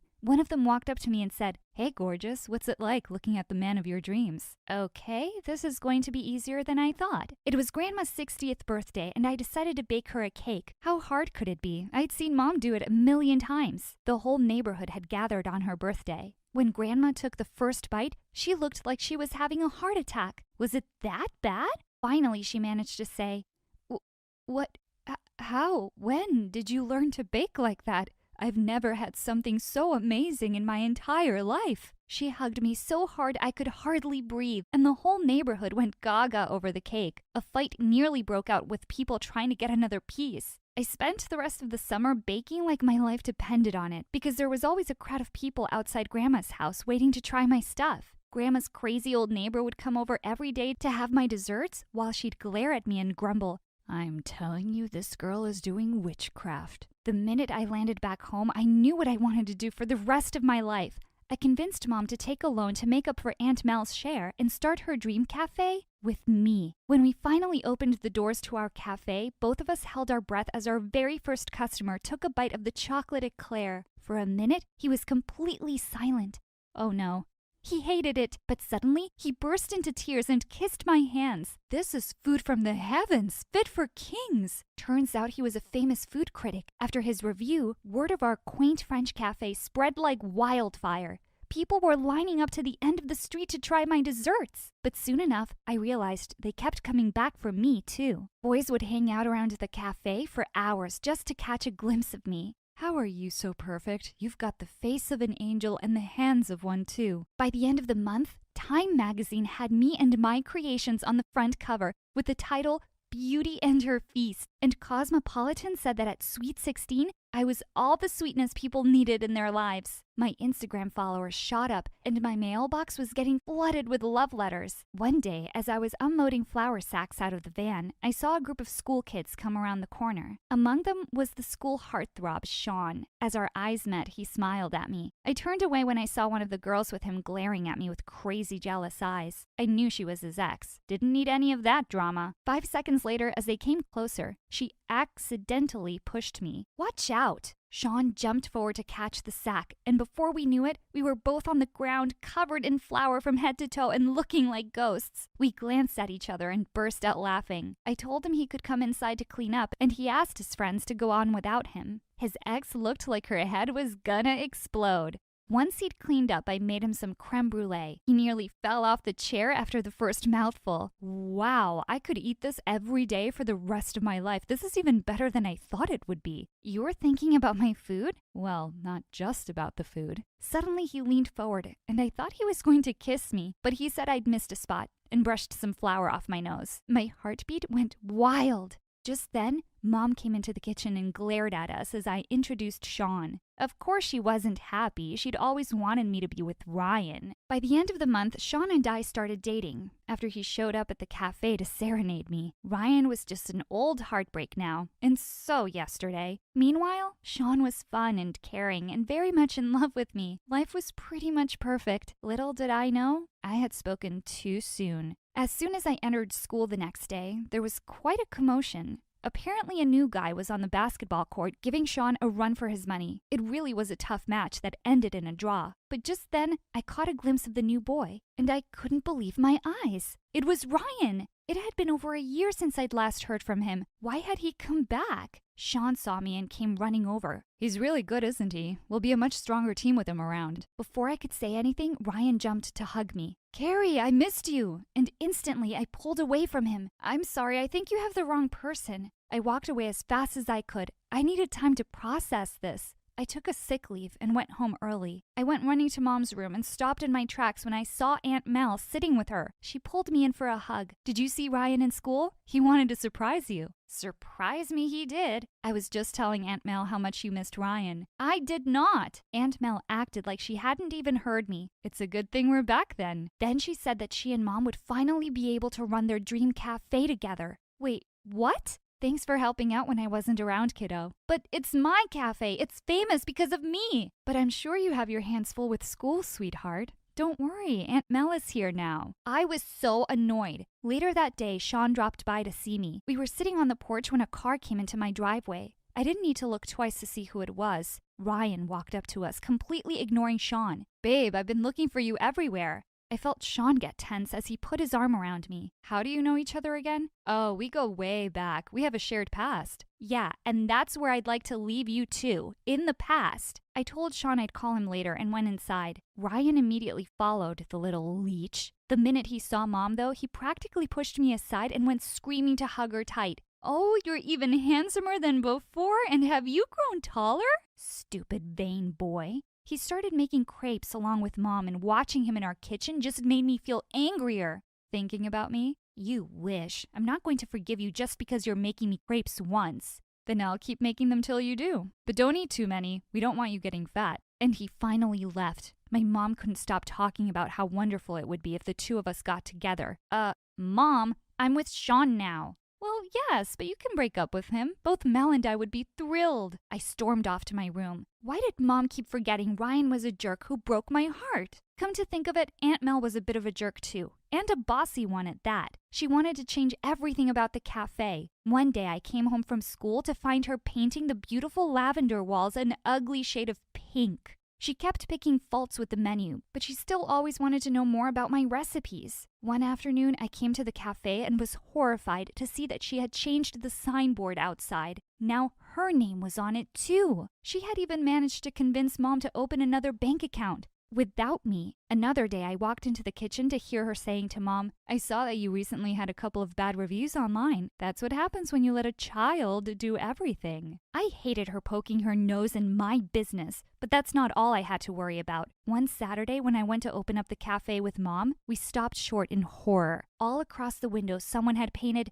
"Take your stupid desserts and leave our town." Just then, Aunt Mel turned up behind us, staring at the view in shock, and then she burst into tears. Who would do such a horrible thing to me? I bet it's that old witch down the street who keeps complaining our customers are too noisy. While Mom consoled her, I tried not to imagine what it would be like to punch her, and I couldn't help wondering who would do such a thing to my cafe. As if all this wasn't annoying enough, Ryan had begun to constantly hover around me. He started following me around in school, not leaving me alone with Sean for a second. I was sitting with Sean one day and having French fries when he popped up out of nowhere and took away my plate. You shouldn't be eating fried food. Sean, how could you let her? I'm not her dad, and neither are you. Before I could even say anything, he threw the fries in the garbage and put a salad in front of me. And why aren't you wearing sunscreen? Your skin looks spotty. After school, he was always over at the cafe, telling everyone he worked there as a waiter. And later, he'd turn up at my place in the evening, sticking to me like glue while Mom and I were watching TV. One evening when Mom was out, I called Sean over to a romantic dinner for two.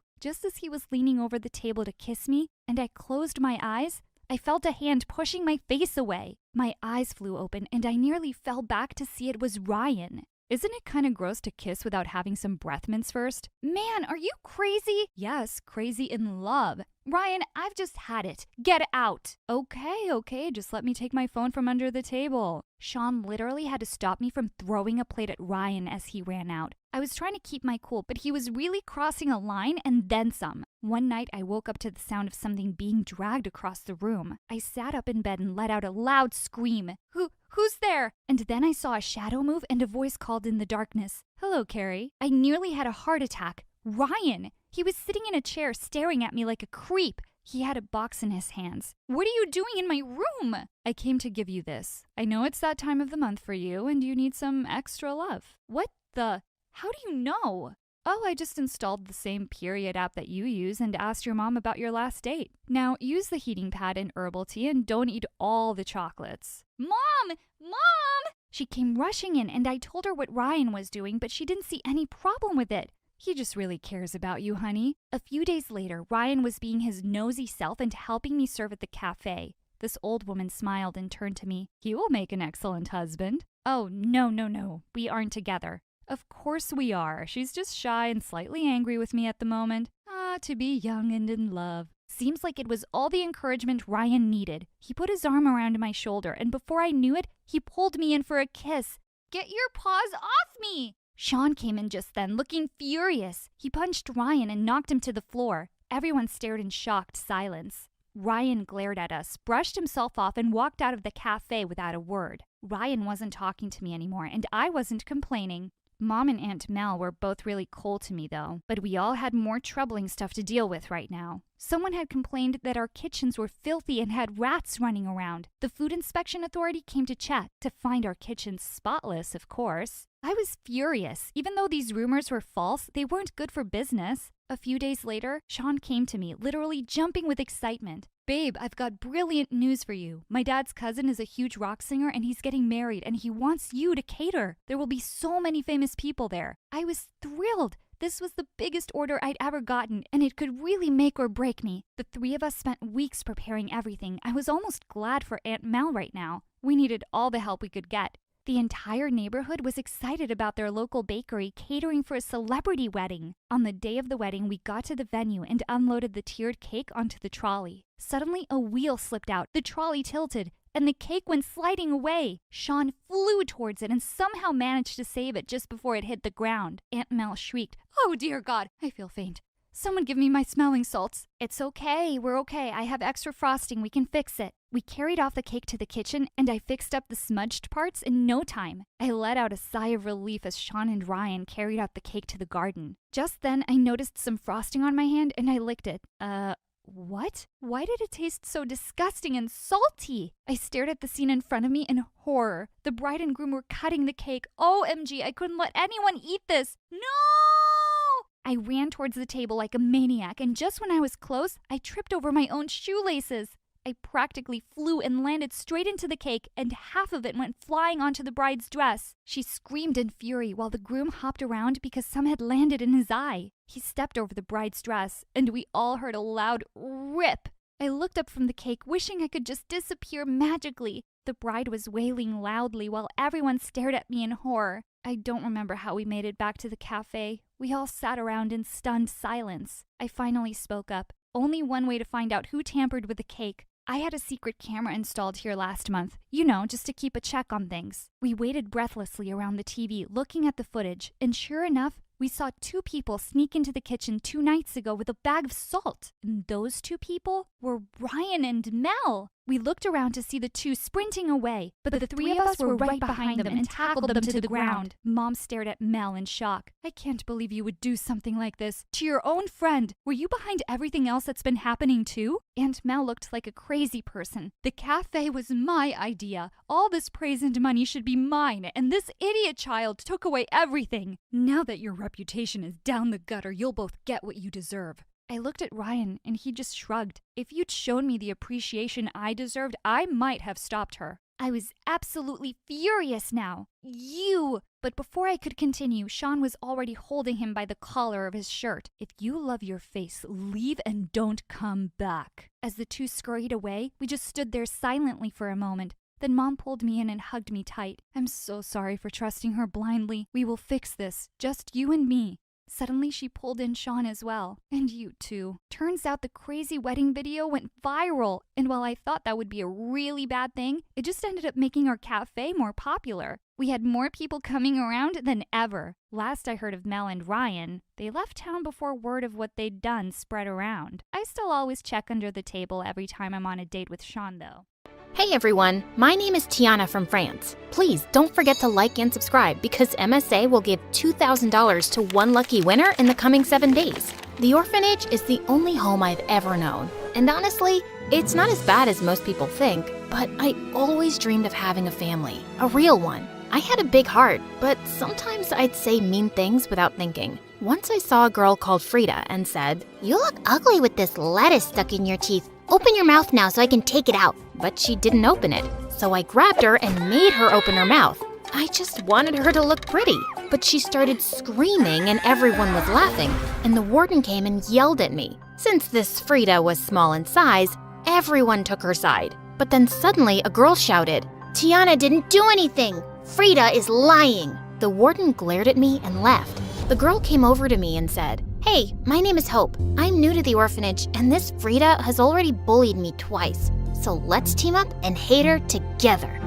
"You got it, girl. You have very big, scary eyes." "Cool, I like you." But my big mouth kept sending us to detention. I even once told my teacher that her hair looked like poop, and Hope defended me. And boom, detention for us both. The happiest one about this was obviously Frida, but she never dared talk to us because we were stronger than her. But one day when we were 10, she crossed a line. It was adoption day and a nice couple came in looking for a really smart girl. The warden picked me, and while we were still having the interview, Frida burst in. "Help me! I had lettuce stuck between my teeth again, and Tiana pulled my tooth this time. Look, I lost a tooth because of her. Please, do something. I can't take it anymore. God knows what else I'm gonna lose. I don't want to die here. I have dreams." She threw herself on the floor and started to cry like a lunatic. "Why? You think because you're smarter than all of us, you're better?" Okay, Frida had been annoying for years, but this was the height of it. The nice couple was becoming uncomfortable and I had to make Frida leave. I moved closer and took her hand to lead her out, but instantly she fell to the ground and started yelling. She pushed me. Okay, that was it. I pushed her hard for real this time, and poof, the couple ran out. Why would you do this, you witch? If you think you're gonna get adopted before me, think again. I was so upset. Frida ruined my chance of having a family, and I wouldn't forgive her. One day, Hope and I were playing in our room when we got called to the warden's office. When we got there, we saw this glamorous couple and Frida. The woman was so nice and hugged all of us, but the man just kept staring at his phone. They wanted to adopt 2 of the prettiest girls, and the warden brought us. 2 girls? That meant Hope and I would get to be sisters forever. But the craziest thing happened. You all seem lovely, but I'm going to adopt Tiana and Frida. What? This couldn't be happening. What? Her? But what, dear sister? Aren't you excited? Is something wrong, honey? I don't want... But Hope spoke up instead. She is fine, ma'am. Super excited. We stepped out of the room and Hope couldn't contain her joy. You finally got a family. I'm so happy for you. I can't leave you. Everything is gonna be different now. You have a family. Don't let Frida ruin your dreams again. Hope was right. So I said yes. On the day we left the orphanage, Hope and I cried till we ran out of tears. I would miss her so much. My new mom's name was Wendy. Their house looked like it belonged in fairy tales. It turned out that she was a big-time actress and her husband was a director. I was fascinated by the house and soon began to study it. Mom was happy to show me around the house, and I was excited. Frida, however, had different interests. She loved Mom's clothes and would spend hours raiding Mom's wardrobe.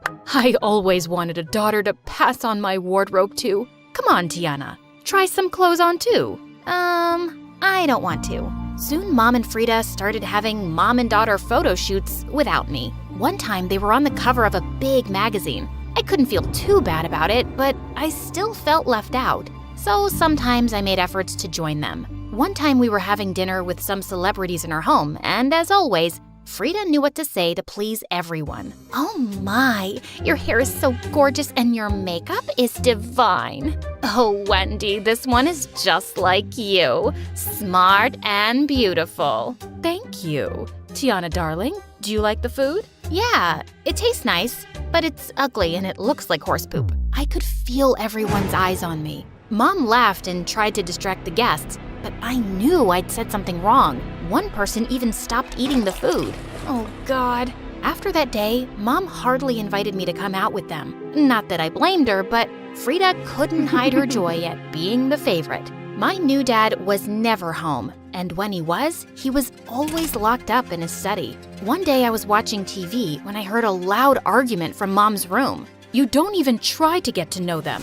They are your kids. I never wanted them. This was all your idea, and I'm supposed to love these kids I just met? They're annoying, and I can't deal with this. Not long after that, a huge moving truck came to take his things away.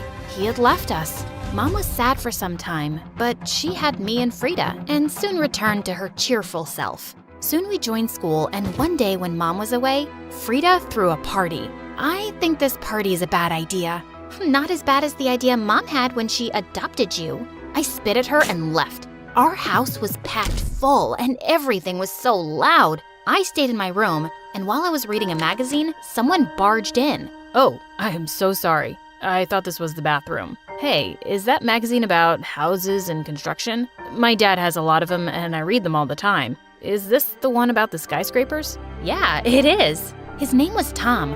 We had so much in common and ended up talking all night. A while later, someone kicked down the door. See, Mom? I told you. Tiana planned this dumb party just so she could spend time with her boyfriend. Boyfriend? That's not true. And why would I throw a party? I don't have friends. Then who is he and why is he in your room? We should be asking you. This is your party. Mom, look at her ugly, revealing clothes. These are the clothes of wannabe bimbos throwing parties and smoking all night. Ugh, how I wish I could burn all your clothes. You disgust me. Stop it. I'm so disappointed in you, bringing strange people in my house. And you, Mr. Boyfriend, get out and never come back. Told you, Mom. You shouldn't have adopted her. You're a successful actress. You need a pretty, delicate daughter like me. For your image, Mommy. And to my shock, Mom said nothing to that. She just left. Frida had become a full-blown villain. She was always setting me up, and no matter how hard I tried, Mom always believed her because next to me, Frida looked like an ant and I was a giant. But Mom always forgave me in the end, and it drove Frida mad. And soon, she snapped. One day, I was watching TV with Mom when we heard Frida scream. We ran to her room and found her on the floor crying. It's all ruined.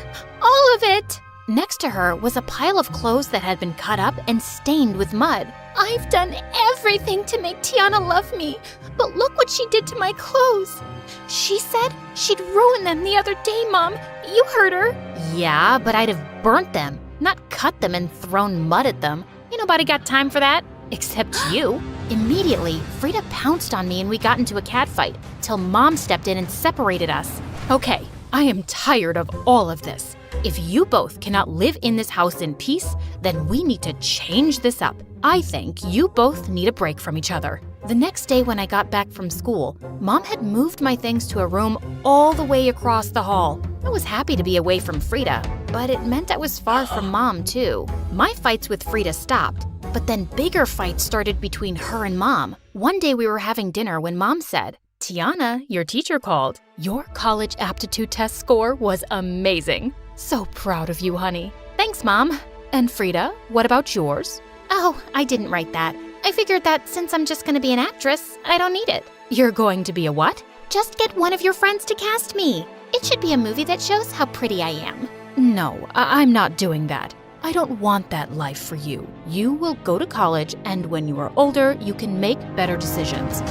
"What? You don't get to tell me what to do. I will be an actress." "Actually, I can tell you what to do. I am your mom." "You adopted me just so you could be the boss of me?" "Frida, shut up. Mom is trying to help you." "You shut up. My life would have been better if I didn't end up with a dumb sister and a failed actress as a mom."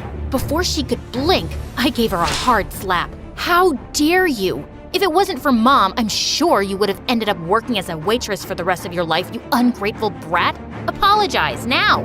I was ready to fight her, but instead, she moved to the mantel and threw down all our pictures. "I hate you both." And after that, Frida got worse. She skipped school and was like a tiger ready to attack if anyone talked about it. She failed our last year in high school and wasn't gonna graduate with me. What is wrong with you, Frida? "I told you, I don't want to go to school anymore." "Well, this is my house, and if you're under my roof, you will do as I say." "Well, I guess I'll just leave your house then." "Frida, stop it." But the next day, she was gone. We looked everywhere, but she just seemed to have disappeared. A few days before my graduation, I walked in on Mom crying in the living room. "What's wrong, Mom?" "I'm a terrible mom. I think Frida was right. Your lives would have been so much better if I'd never adopted you." "Oh no, don't say that. You're the best thing that happened to me. I'm sure of it." Funny how things work out, isn't it? I always favored Frida because she seemed more like me, and I found it easier to bond with her. I didn't make the effort to understand you better, and you've been nothing but amazing. I'm really sorry if I made you feel ignored. I should have tried harder. I did feel overlooked at times, and I wished we had a better bond, but I still love you, Mom. Well, let me start fixing things. Let's go get you a graduation dress. Whatever you want. On graduation day, Mom's smile was the widest in the room. I went off to college soon after and graduated top of my class to become an architect. One day after work, I stepped out of the office and noticed it was raining cats and dogs, and I had no umbrella. Just then, a man with the most beautiful smile walked up to me. "Hey, do you need this?" As he got closer, I realized I knew him. "Tom? Oh my God, it's you. The girl with the magazines.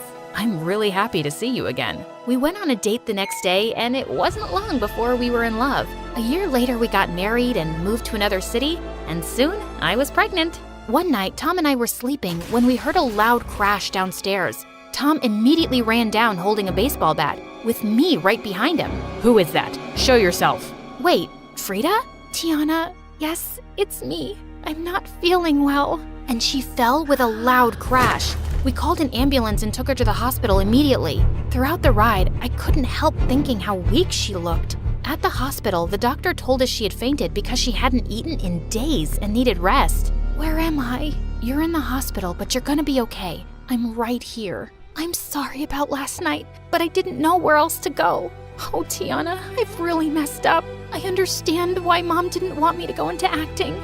It's really hard, but I was foolish and ungrateful, and now I'm jobless and alone. And believe me, I've really missed you and Mom. I'm so sorry. Will you give me a second chance, please? Will you beg Mom to forgive me? She must hate me so much. It's okay. Well, you're really messed up, but everything will be fine now. Of course I forgive you, and Mom could never hate you. I'm sure she'll be really happy to see you. How is Mom? She's fine. Ouch! Ugh, I think I'm having my baby now. Oh my God, really? I'm gonna be here the whole time, Tiana? Yeah, and call Mom.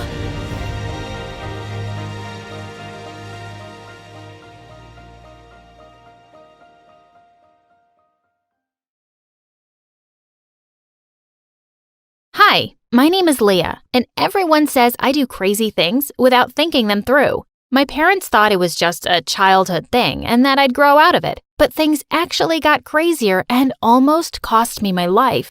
Once when I was 5 years old, I woke up startled in the middle of the night. I definitely heard some noise downstairs. I jumped out of bed and crept down the stairs to find a robber in the study. I ran to the kitchen, grabbed a big frying pan, and sneaked up on the robber. The minute he turned around, I hit him smack in the face and he dropped to the floor. Seconds later, my parents came running at the noise and called the police. I thought they'd praise me for being a hero, but instead, they lost it with me. Why did you even go down alone? Do you have any idea how dangerous that was? What were you thinking, Leah? To be honest, I wasn't thinking. My brain just told me to do it, so I did it. See? Crazy enough? Not only that, I also feel rather ugly. I wasn't as pretty as my older sister Amy, who mocked me for being a gingerhead all the time. So one day in the 2nd grade, I decided to do something to look pretty like my sister. I slapped some pink wall paint onto my hair and sprinkled glitter on it. I thought I looked uber cool, but the principal didn't seem to agree, and I got grounded for the 700th time at home. I tried my best to feel bad, but just then, I spotted the cutest cat limping on the street. Oh no, what if a car hit her? Without another thought, I was out the window. Just as I'd picked up the poor kitty, I stared in horror at a bus racing down the road straight towards me. It sharply swerved and crashed into a tree on the side. Just then, a car drove straight into the bus, and before I knew it, there was a 10-car pileup.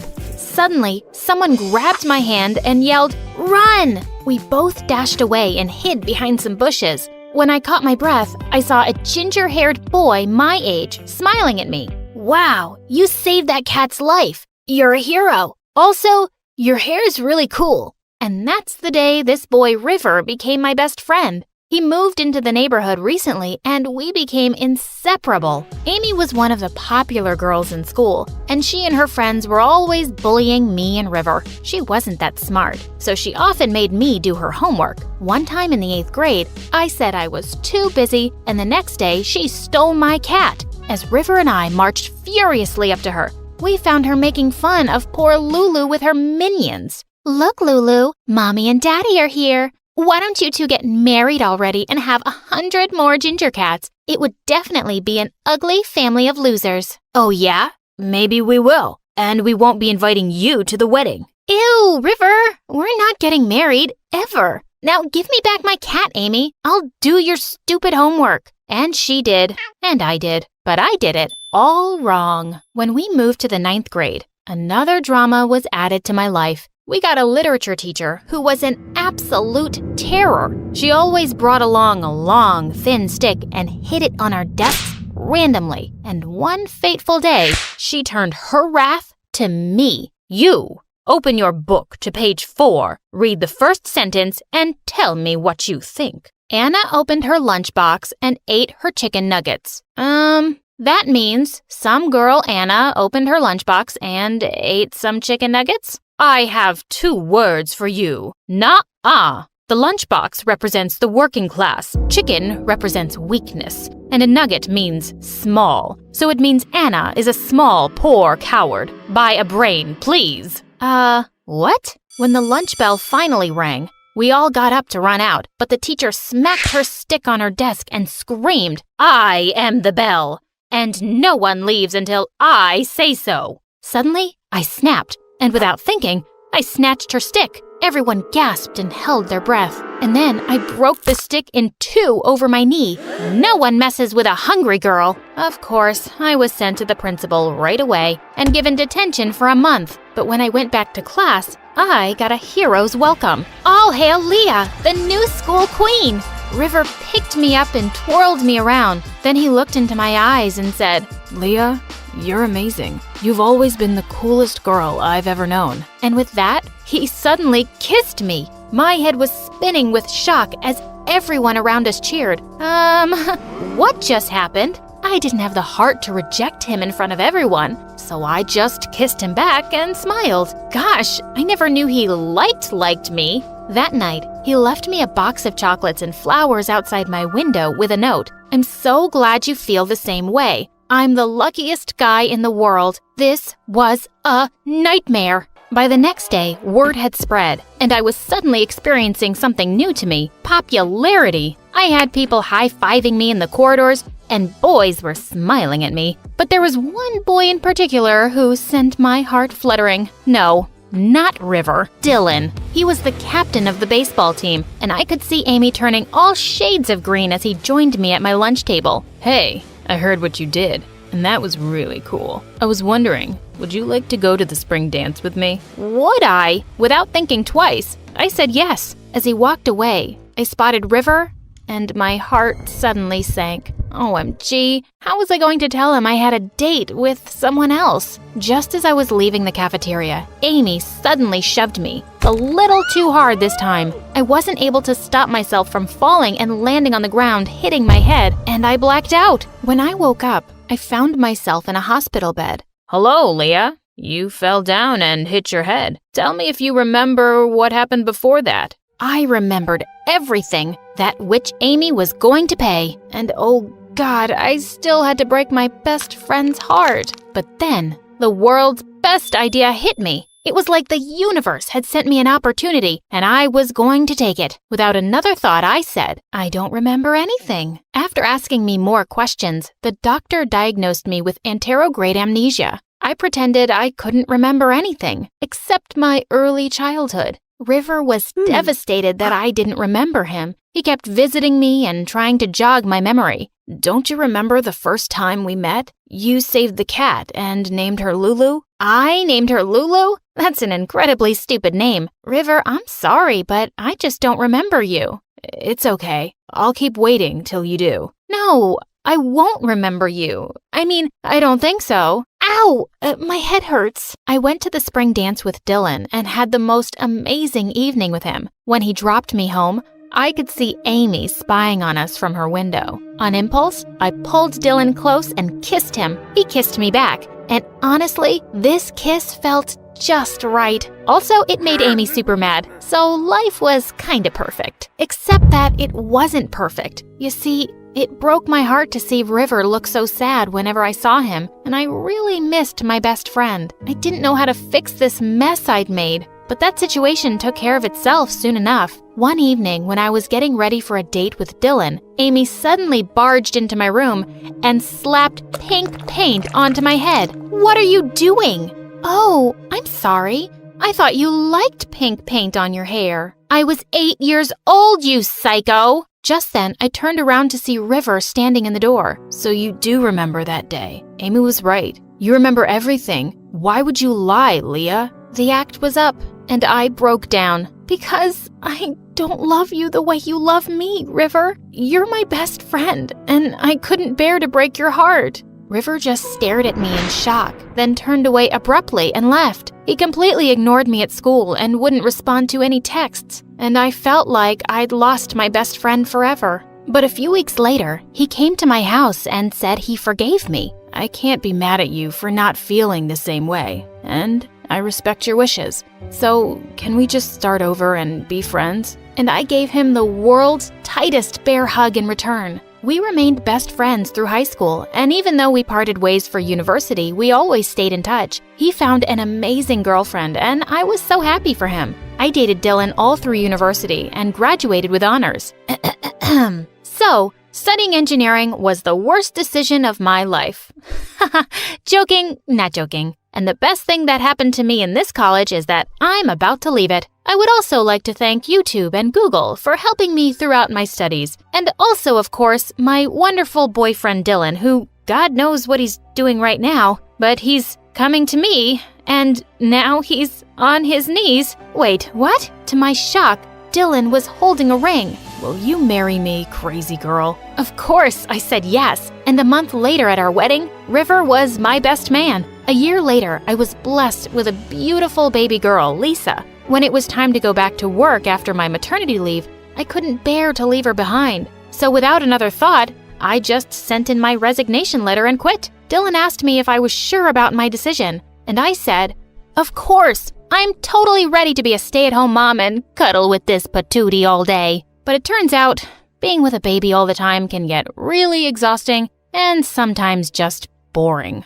One day when Lisa was 2, I was busy writing on my laptop when I looked up to see her eating my popsicle. How had she found my secret stash in the freezer? I jumped up and grabbed it from her. That's mine. But when I saw her little baby lips quiver and her eyes well up, I sighed. Fine, you can have it. Watching her turn instantly happy made me really happy. And I thought to myself, wow, this motherhood business really changes you. But I didn't realize how much I'd changed until a year later when Lisa fell really ill. After running all sorts of tests, it turned out that she needed a kidney transplant. And I was a perfect match. And I didn't even have to think about it for a second. Maybe you should try to find another donor first. Life with one kidney can be difficult sometimes. No one can be a better match for her than me. And I don't even have to think about this twice. We both underwent the surgery, and even though it took me a lot of time to recover, I never regretted my decision when I saw my happy, healthy baby playing around. Being a mother has taught me to put someone else above me, and making sacrifices without giving it much thought. Hi, I'm Chloe from Oregon. Please like and subscribe. I was born to an activist mom who was so crazy about saving the world that she gave birth to me in the jungle while protesting against the cutting of trees. This craziness was the reason Dad divorced her a long time back, but I had to live with it. Wake up, Chloe. We have to save the dolphins. Let's go, Chloe. The old beggar near the church needs our help. If she could, she'd probably help ants move their food.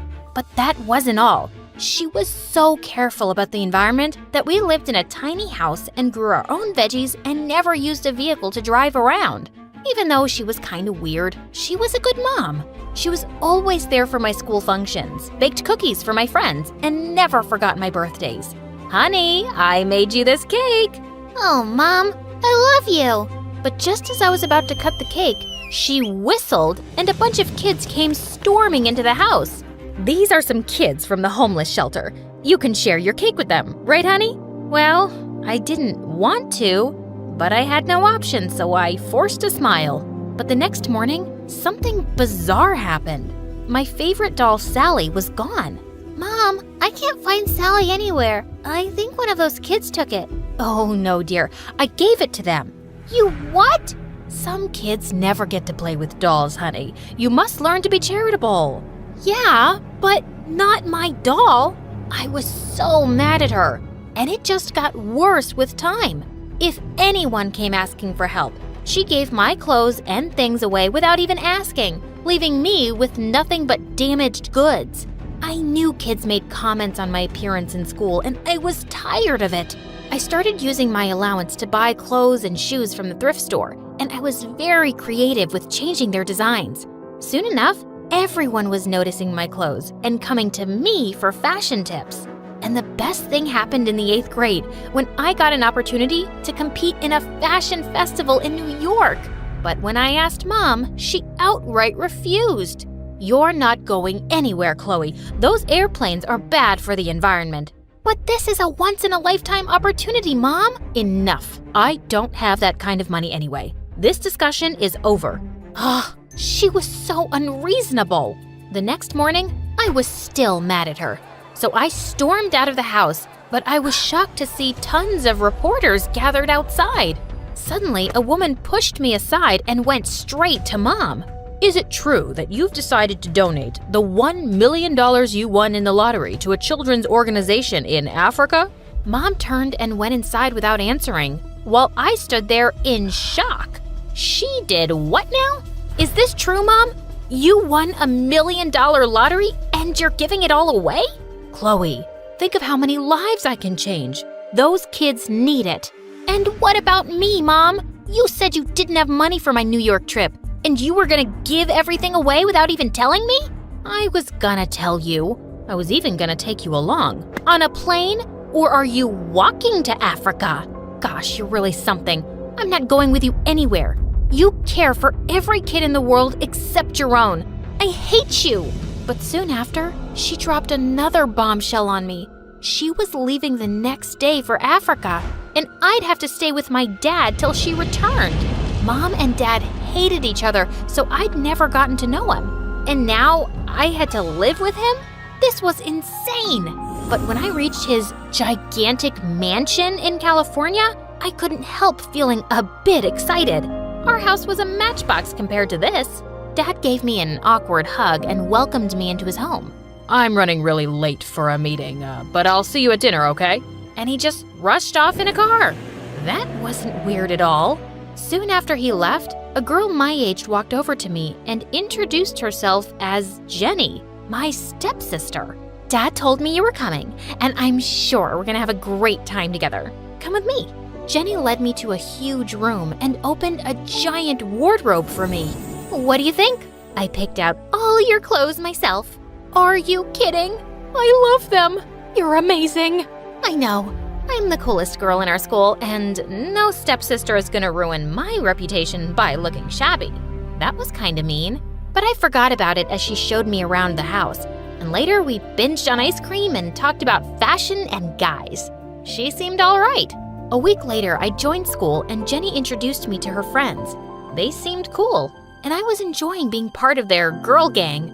But one day I was in the library when I got a text from Jenny to come immediately to the schoolyard. When I got there, I saw some kids protesting with banners. And then I spotted Jenny and her friends on the side.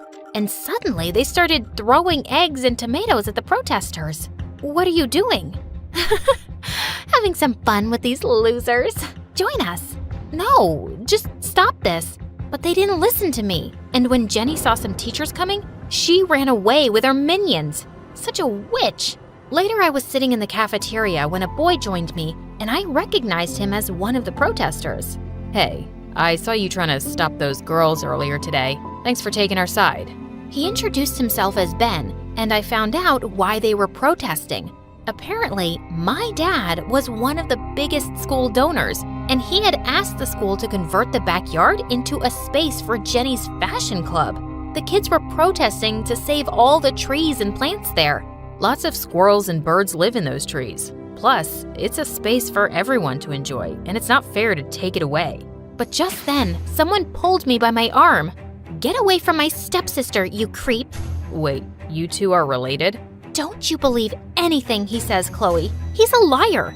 What's your problem, Jenny? My problem? Are you kidding me? I'm doing you a favor here by saving you from this low-class jerk. That's enough.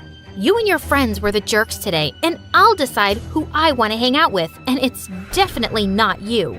You'll regret this, sissy. As she stormed off, I turned to Ben. Sorry about that. I didn't know she was so awful. Oh, I've known Jenny all my life, and she's crazy. And then he told me something shocking. Dad had adopted Jenny a few years back, and before that, she and Ben lived in the same foster home. She was always an insecure bully. If anyone else came close to being adopted, she'd mess things up for them by lying to the parents. We were so glad when she finally left with your dad. But now, I'm back in school with her.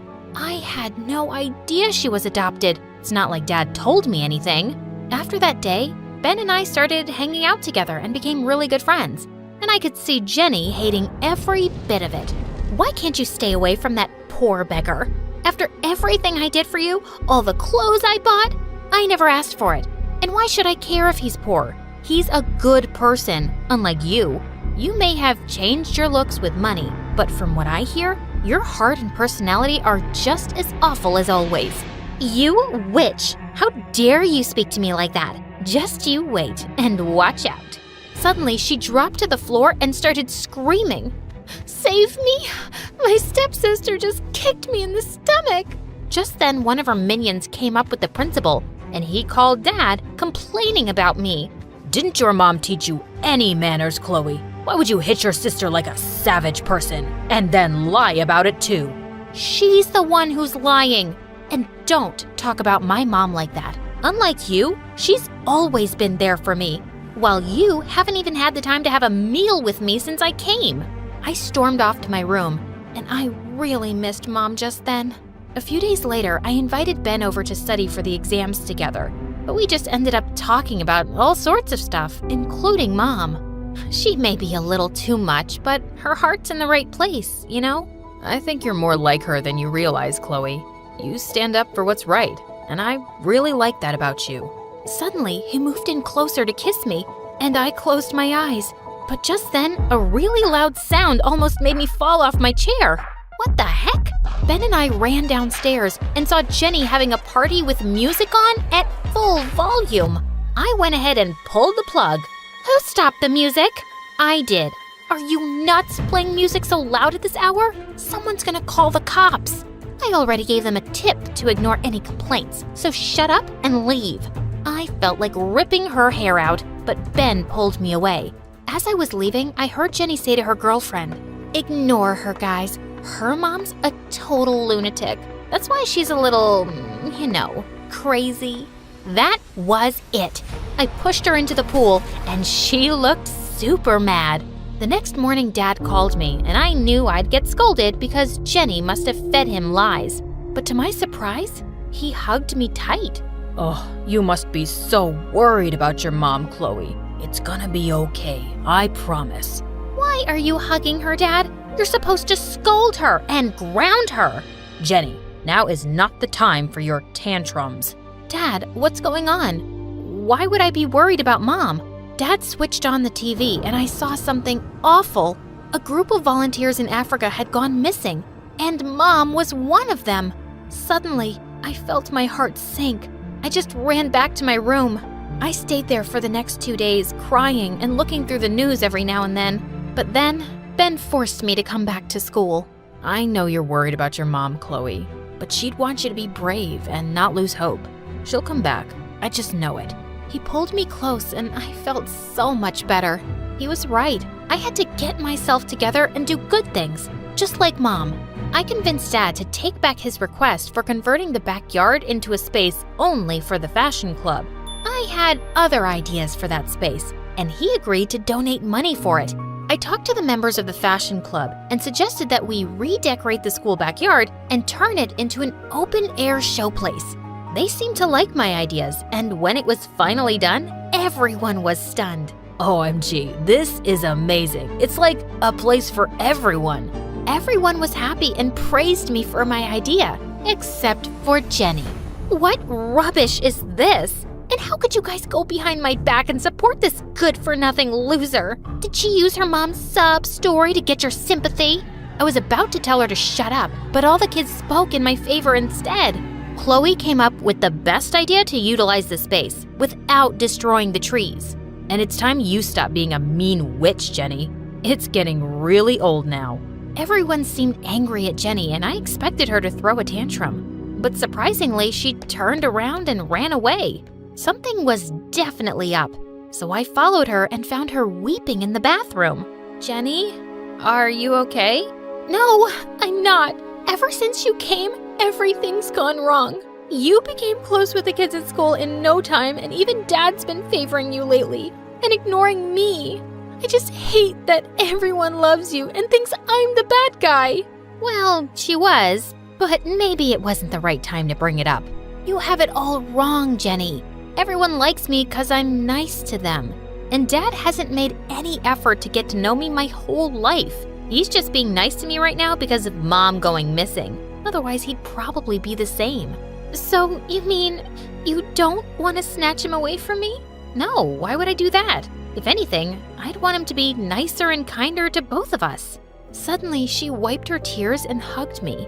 I don't understand this. I've been nothing but a witch to you, but you're still being nice to me. Why? 'Cause that's how my mom raised me, and I'm proud of it. I just wish I told her that. You can tell me now. I turned around, and Mom was standing right in front of my eyes.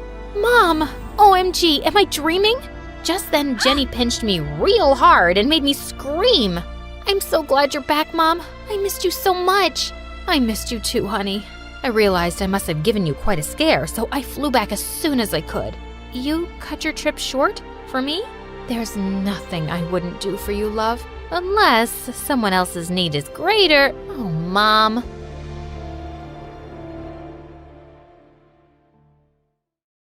Hi, I'm Freya from England. Before you hear my story, like and subscribe to For Eve. I was born to super rich parents who were extremely competitive. They wanted to be the best at everything and would include me and my sister Olivia in the race to prove the world how great our family was. You're both learning to play the piano. Be ready by next week. The one who plays the best will go on a yacht while the other stays home. Got it? Yacht? It's boring. I'd rather stay home and write poems and stuff. Poems? Are you trying to give me a heart attack or something? Why can't you develop better taste like your sister? Perhaps focus a bit on playing chess? Or perhaps ballet if you want to go all artistic. Ugh, never mind. I'm sure Olivia's the one who's going to win the yacht trip anyway. Well, in my mom's eyes, I was never good at anything. My parents barely noticed me. But Olivia, oh, she was Miss Perfect. And the most annoying. And for some reason, her life's mission was to always remind me that she was better than me. Come on, Mom. It wasn't like Freya ever had a chance against me. Tell me, dear sister, why are you like this?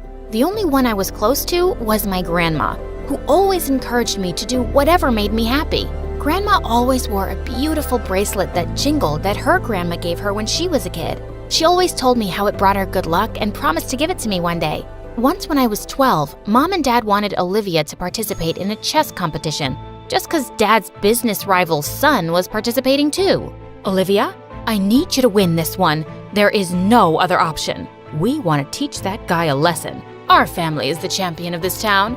I could have asked Freya, but you can't count on her. I know. Don't worry, Mom. I got it. I'll make you proud. I promise. Whatever. It wasn't like I was remotely interested in pleasing Mom anyway.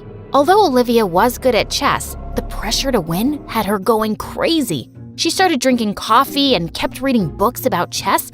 It was insane. One night before the competition, as I was going to my room, I saw Grandma in Olivia's room hugging her. Oh, sweetheart, don't worry. I know you'll win this one. I don't know if I will. I am so nervous. Can I have this, please? You only love Freya and never even think about me. If you'll give it to me, maybe I'll win. Please, please, please. Oh, all right. Here you go. As Grandma gave the bracelet to Olivia, I felt green with jealousy. How could Olivia get the one thing that Grandma promised to give me? She can't always win. So later that night, I sneaked into Olivia's room and threw the bracelet out of the window so no one could find it. In the morning, I woke up to find Olivia running around the house trying to find the bracelet. When she couldn't, she had to go to the competition without it. Later when she returned, I learned that she had lost. Mom and Dad were furious, but Olivia was more worried about losing Grandma's bracelet. She thought she was now jinxed because of losing it, and it made me feel terrible. I had always thought I was above all of the jealousy and competitiveness, but I wasn't. I was just like Mom, Dad, and Olivia. Maybe worse for throwing away Grandma's precious bracelet. So I told my grandma the truth, and she looked so disappointed, but she eventually forgave me and told me there was nothing more precious than me. One time when I was 15, Mom and Dad took us out to a really fancy hotel, and there I heard people clapping. It was a show, and people were coming on stage and sharing their poetry. Gathering courage, I also went to the stage and took the mic. The moment I opened my eyes, I know it's time to start the fight. I don't want to, but I have to. Can they never see that I don't want to? As I went on, people loved my poetry, and I knew I wanted to become a poet when I grew up. When I told Mom and Dad about it, they totally freaked out. But we wanted you to get into a good university and then become a doctor or something. No one is impressed by your sad poems. I didn't want to impress anyone. It was something I was doing for myself. So I just started writing and would always participate with poetry groups and perform on the streets. One night, a boy stood in the crowd, and when I was done, he clapped the loudest. Every night I performed, I saw him. One night, he stayed when the rest left. You write the most beautiful words I've ever heard. And I should know. Why's that? Actually, my parents are in the music business too, and alright, I'm sort of a singer myself. But I'd die before asking my parents to launch me. Usually, talentless rich kids who want to be singers write their own lyrics, and it's always about breakups or how awesome their life is. But your stuff, it's deep. It's got soul. Thanks a lot. So tell me, since you watched my free show every day, when am I gonna hear you sing? I do owe you a song, but it does look like you're making some good money off your free show. Well, I have to make my own money. I can't take anything from my parents. Oh, I get it. Here you go. The guy's name was John, and I knew he thought I was poor, but it was better than telling him I was from a family that hated what I did. Soon, John and I started meeting every night. We both loved sitting together as we read the verses from my notebook. It was something I could do with him forever. But then one day, he told me he was leaving. I got accepted into this boarding school for artists in LA. They have awesome programs for musicians and poets too. Maybe you can apply next year. I'm sure your work can get you a scholarship. And I did. I was thrilled, but when I told Mom and Dad, they just rolled their eyes. Oh, God. Poets make pennies. Just take up fashion designing or something else. Why do you always have to be so difficult? But Mom, it's my passion. Some passion that won't pay the bills. Fine. If you want to waste your time, just remember, we won't have anything to do with you. You will not get a dime from us. As if I needed you guys. I don't need anything from you. Freya, I have always supported you. But this is madness. As a hobby, it's fine. But going to another country for, of all things, poetry? What will people say? Daughter of the richest man in England is a street-performing poet? Oh, I didn't care what Mom had to say. But Grandma, I couldn't believe she'd taken their side. It was at that moment I just snapped. You too? Why am I surprised, huh? First, you gave the bracelet you promised me to Olivia. Now you want me to crush my dreams and be my parents' slave? I can't believe this. I have made my decision, and I'm not turning back. I had to leave school in a week, and no one was talking to me. But the night before my flight, Olivia came to my room and looked a little worried. I know I haven't been the best sister, but please don't go. Ever since I've been cursed, I can't seem to concentrate, and Mom and Dad are always angry at me. Cursed? Gosh, was she still hung up on that? Olivia, I can't live here. And you're not cursed or jinxed. I was the one who threw Grandma's bracelet away. What? How could you? Do you even know how much it affected me? The guilt of losing something so cherished by Grandma? I was just so jealous. I wanted you to lose. I didn't think it through. I am so sorry. I want to be better. Oh, shut up. You think you're so above us all. But the truth is, you're pathetic. Olivia, I knew what I did was terrible. She was right to hate me. So I packed my bags and quietly left for my new school. At the new school, John was 2 years my senior, and we went right back to where we left off. We even started dating. But in his last year, he had less and less time to spend with me. When his graduation came closer, we broke up. I have to move back to England. Mom and Dad need me to step up and handle the business. So, I guess... It's goodbye? I guess so. I'll really miss you, but I know you'll do great.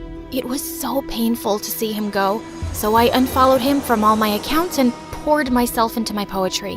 When I graduated, I was determined to make it big. I released a book of my poetry while I was waitressing at a nice restaurant. I was so happy to be in LA and even brought Grandma to live with me. I had visited once on Christmas and we patched things up, and she realized how serious I was about being a poet. One day when I was at work, a blast from the past visited the restaurant. John, what are you doing here? Freya, this is crazy.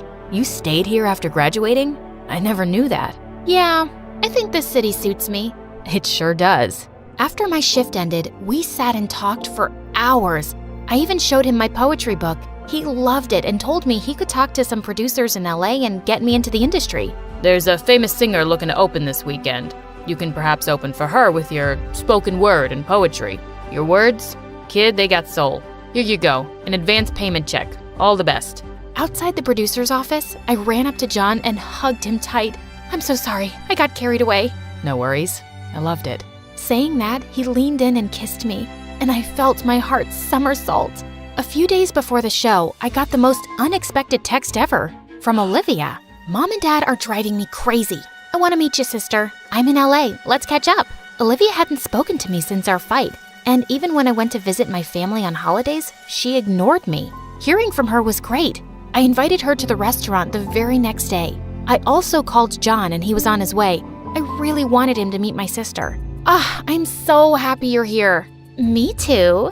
So tell me, how did you get that show opening gig? I saw on Instagram that you're opening for a famous singer. How the heck did you pull that off? Huh?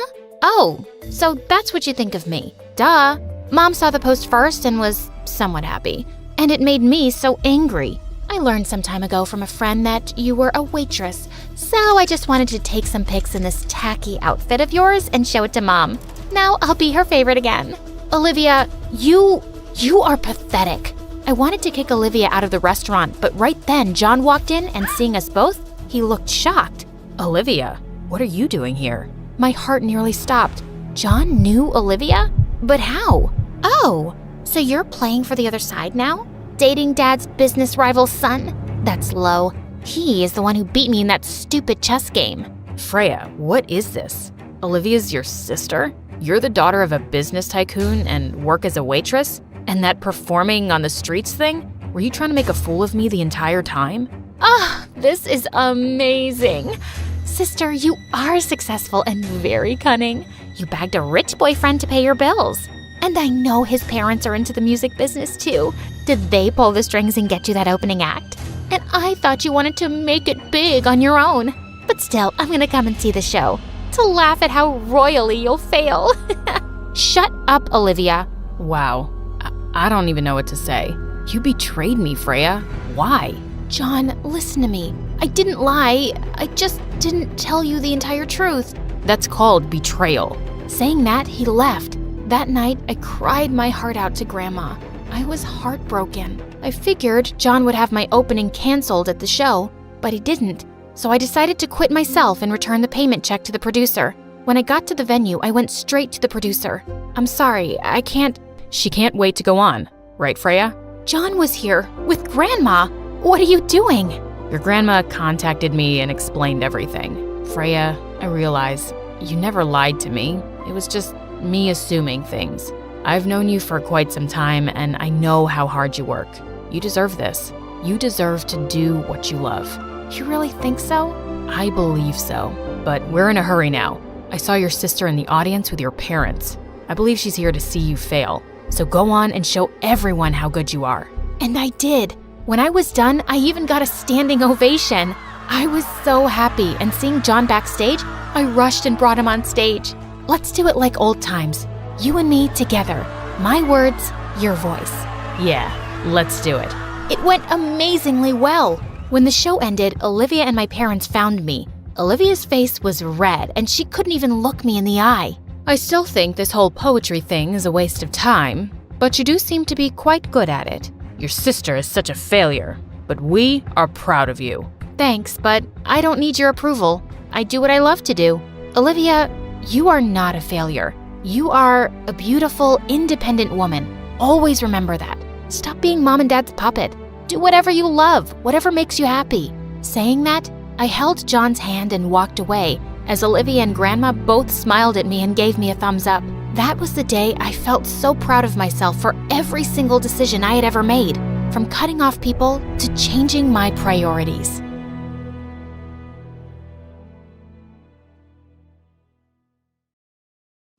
Hi, my name is Sarah, and I'm about to tell you how working with My Story Animated was the worst decision of my life. Geez, this channel. So I'm not here to only talk about them. I have a story of my own, and it's not a very happy one. I'm the oldest child in a family of 5 girls, and all my sisters are my half-sisters. Each one of us has a different dad. Mom really loved having daughters, but she said men were annoying and she didn't want to live with any of them forever. But sadly, I was the ugly daughter. But I'm not ugly. It's just that I'm not as pretty as the rest of my sisters, who are pretty. Like real freaking models. Don't get me wrong, I love myself now, but when I was a kid, it really affected me. People would stop to laugh and talk with my sisters, and they completely ignored me. One day, Mom was reading something when she suddenly slapped her forehead. Oh, this book says that ugly people are usually smart. That explains your ugliness. God takes beauty and gives brains. This is how it works. Well, meet my mom. She's dumb, but I still love her. Why am I saying this? Because the year I started 2nd grade, it was my sister's first day of school, so Mom came with us. My teacher saw us all together and said, "Oh, you're Sarah's mom. But these can't be her sisters. They're very different. Oh, Sarah is adopted." Ugh, Mom was always like that, but she wasn't getting away with it this time. I immediately whipped out a copy of my birth certificate. Look, I swear I'm her biological daughter, but she keeps telling everyone I'm adopted because she's too dumb to accept that I'm different. Mom glared at me, but I stepped on her foot. Accidentally, of course, and went to class. Well, let me tell you, anyone can pass the 1st and 2nd grade. But it's when I got to the 3rd grade and things got harder that I found out the worst possible thing. I wasn't even really smart. When Mom saw my report card, she cried out, "Ugh, ugly and stupid? So then what did God give you? It can't be charisma. I mean, look at you." Maybe a good heart, Mom? Maybe I don't judge people based on their looks? Mom then started entering my sisters into beauty pageants, and they always won something. Once she came and said that since my sisters were like princesses, I should be the maid and serve everyone around. I glared at her. "You wish!" and went to my room. 1 year later, we found out that my sisters weren't just beautiful, they were also really smart too. Like so much smarter than me that I started making my second half-sister, June, do my homework. And my grades started getting so much better. When Mom found out, she went insane and said that I should find a job to make myself useful. But I have to tell you guys, I'm one of the top 10 laziest people on earth. But Mom has another word to describe me. "You're just useless, Sarah!" I spent the next few years of my life doing nothing really meaningful. I'd mostly just stay in my room watching videos on YouTube and shows like Hannah Montana. Until one day, Mom told me that she was taking the older sisters to the salon, and I had to babysit the youngest toddlers. The minute she left, I went straight back to my room. The toddlers followed me and asked me to take them to the park. "Oh, yeah, sweeties, of course. Just after I take this nap." I was lying for sure, and I wasn't going to take them anywhere. Hours later, I woke up to my mom screaming and sobbing. The toddlers were missing. "Your sisters are lost because of you!" "Oh, no, they're too pretty.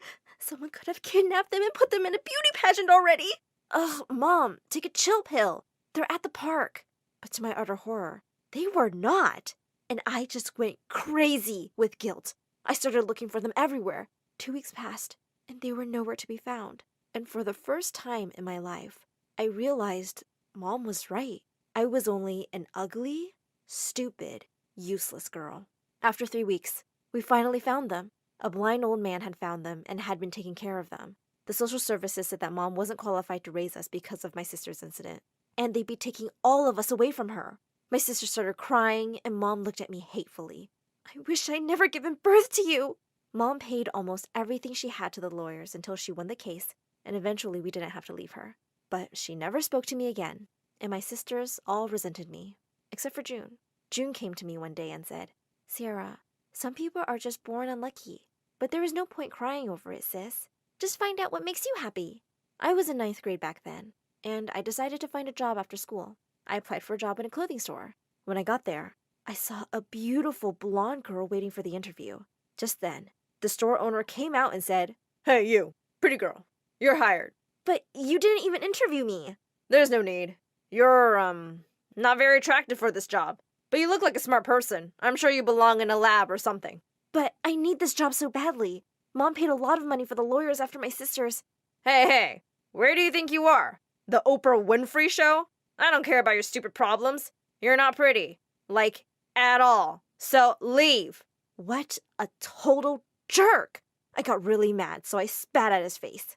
To my surprise, the pretty girl walked up to him and spat at his face too. And then we both left. I never found a job, but I found a boy. And he was cute. One day, I invited him to my house, and when he got there and saw my sisters, he said, "Oh, they're prettier! Not fair!" And just like that, he left. What a total jerk. I decided not to date any boy ever again. When I graduated, I decided to go to any college just to run away from home. I heard someone say that animation was an easy subject, so I studied that. And wow, that was such a difficult subject. By the time I graduated, My Story Animated was looking for animators. I didn't really like their content, but I needed the job, so I applied and got accepted. I started animating for them. And it was amazing at first. I loved knowing that the videos I'd worked on were being watched by millions around the world. Loads of people left comments about how much they liked my animation. And for the first time in my life, I felt like someone saw me, and I wasn't invisible anymore. I was really happy and proud of myself. That is, until one morning, when I woke up to see tons of YouTubers making fun of My Story Animated videos. They left the meanest comments and said that the stories were stupid. I realized these smart people were right, and My Story Animated was a crazy channel. So I messaged the boss, "Hey, your videos suck. I quit. Bye." Then I started following other channels, especially the ones who'd attacked My Story Animated. I was sure they would have better content, but soon enough, I discovered that they proved nothing useful or worth watching, and I was really beginning to regret my decision. Of course, Mom went insane when she found out that I'd quit. At least My Story Animated entertains people, and their content changes people's lives in some way. Why can't you be like the strong girls who send their stories to the channel? They always overcome challenges eventually, unlike you good-for-nothing loser! Remember I told you that Mom was dumb? Well, for the first time in my life, she said something that actually made sense. So I decided to contact My Story Animated the following day. But I never got around to it because that same day, I had a terrible car accident. When I woke up, the doctors told me that my legs were hurt and that it might take me a long time to be able to walk again. When Mom heard that, she had the most incredible thing to say. "Oh, I thought you'd be the one taking care of me when I get old. You couldn't even do that, could you? Now I'll be babysitting you." I just lost it and started yelling at her. "Who asked you to? I don't need you. You never treated me as a real daughter. You never loved me. Just leave my life." She shrugged and just left. June stayed by my side, though, and helped me with everything. I felt helpless, and I knew that my life was even more meaningless now. But June said, "Meaningless? How? Sarah, I envy you." I couldn't believe that my super gorgeous, smart sister was envying me. Me? You have the opportunity to be part of My Story Animated family and help tell people stories from around the world. You can help give a voice to so many girls dealing with all sorts of obstacles. And you call that meaningless? I immediately contacted My Story Animated, not only to work with them again, but also to share my story with the world. Fortunately, they agreed to take me back. As I kept working hard, my animation also got better, but my legs weren't getting any better. June used to take me to the park to make me feel better. One day, I found some young girls watching one of My Story Animated videos. "Hey, I work with that channel. Actually, you're now watching a video I animated." The girls were stunned. They oohed and awed and showered me with questions. Then they started hugging me and asking to take pictures with me. They also asked for my autograph. I felt amazing, and I felt I have a great power to help change the world. But Mom knew I was back to work and started calling me for money because all of my sisters found jobs and left her alone. I yelled at her. "You deserve what's happening to you. Don't contact me ever again." I was really happy at work, but the mean comments on my videos never stopped. One day I asked the boss, "Don't all these hateful videos and comments affect you?" "Yes, but there are plenty of people who love us and impatiently wait for our videos. Haters are just very judgmental people who see the world as black and white and think they are right about everything. And when they don't understand something, they just call it stupid or bad or ugly. And that is just bullying." I immediately thought of Mom and how she always thought I was useless, stupid, and ugly. Mom was a bully. My mom is a bully. Months later, I got better and was able to walk again, but I still thought about what the boss had said about bullies. So I decided to contact Mom again. I went to her house. She looked miserable and started crying the moment she saw me. "I'm sorry, Sarah. I'm sorry for everything I've done to you. All your sisters left me after everything I did for them. You're the best child I ever had. You never complained. I was so unfair. Forgive me, my child. Forgive your mama. She then got on her knees and was about to kiss my hand. I took my hand away and helped her get up. It's all good now, Mom. I'm here, and we have an entire life to make up for the lost time. I forgive you, Mom. I really do. Tears rolled down my cheeks while I hugged her, and she cried on my chest.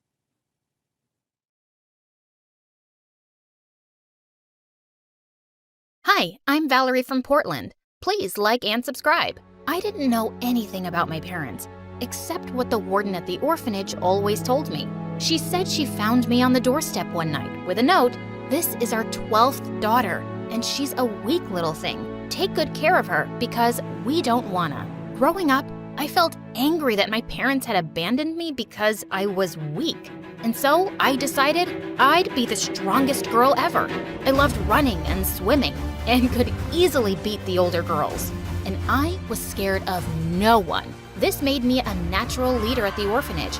If anyone had a problem, they'd come to me, especially if it involved bullies.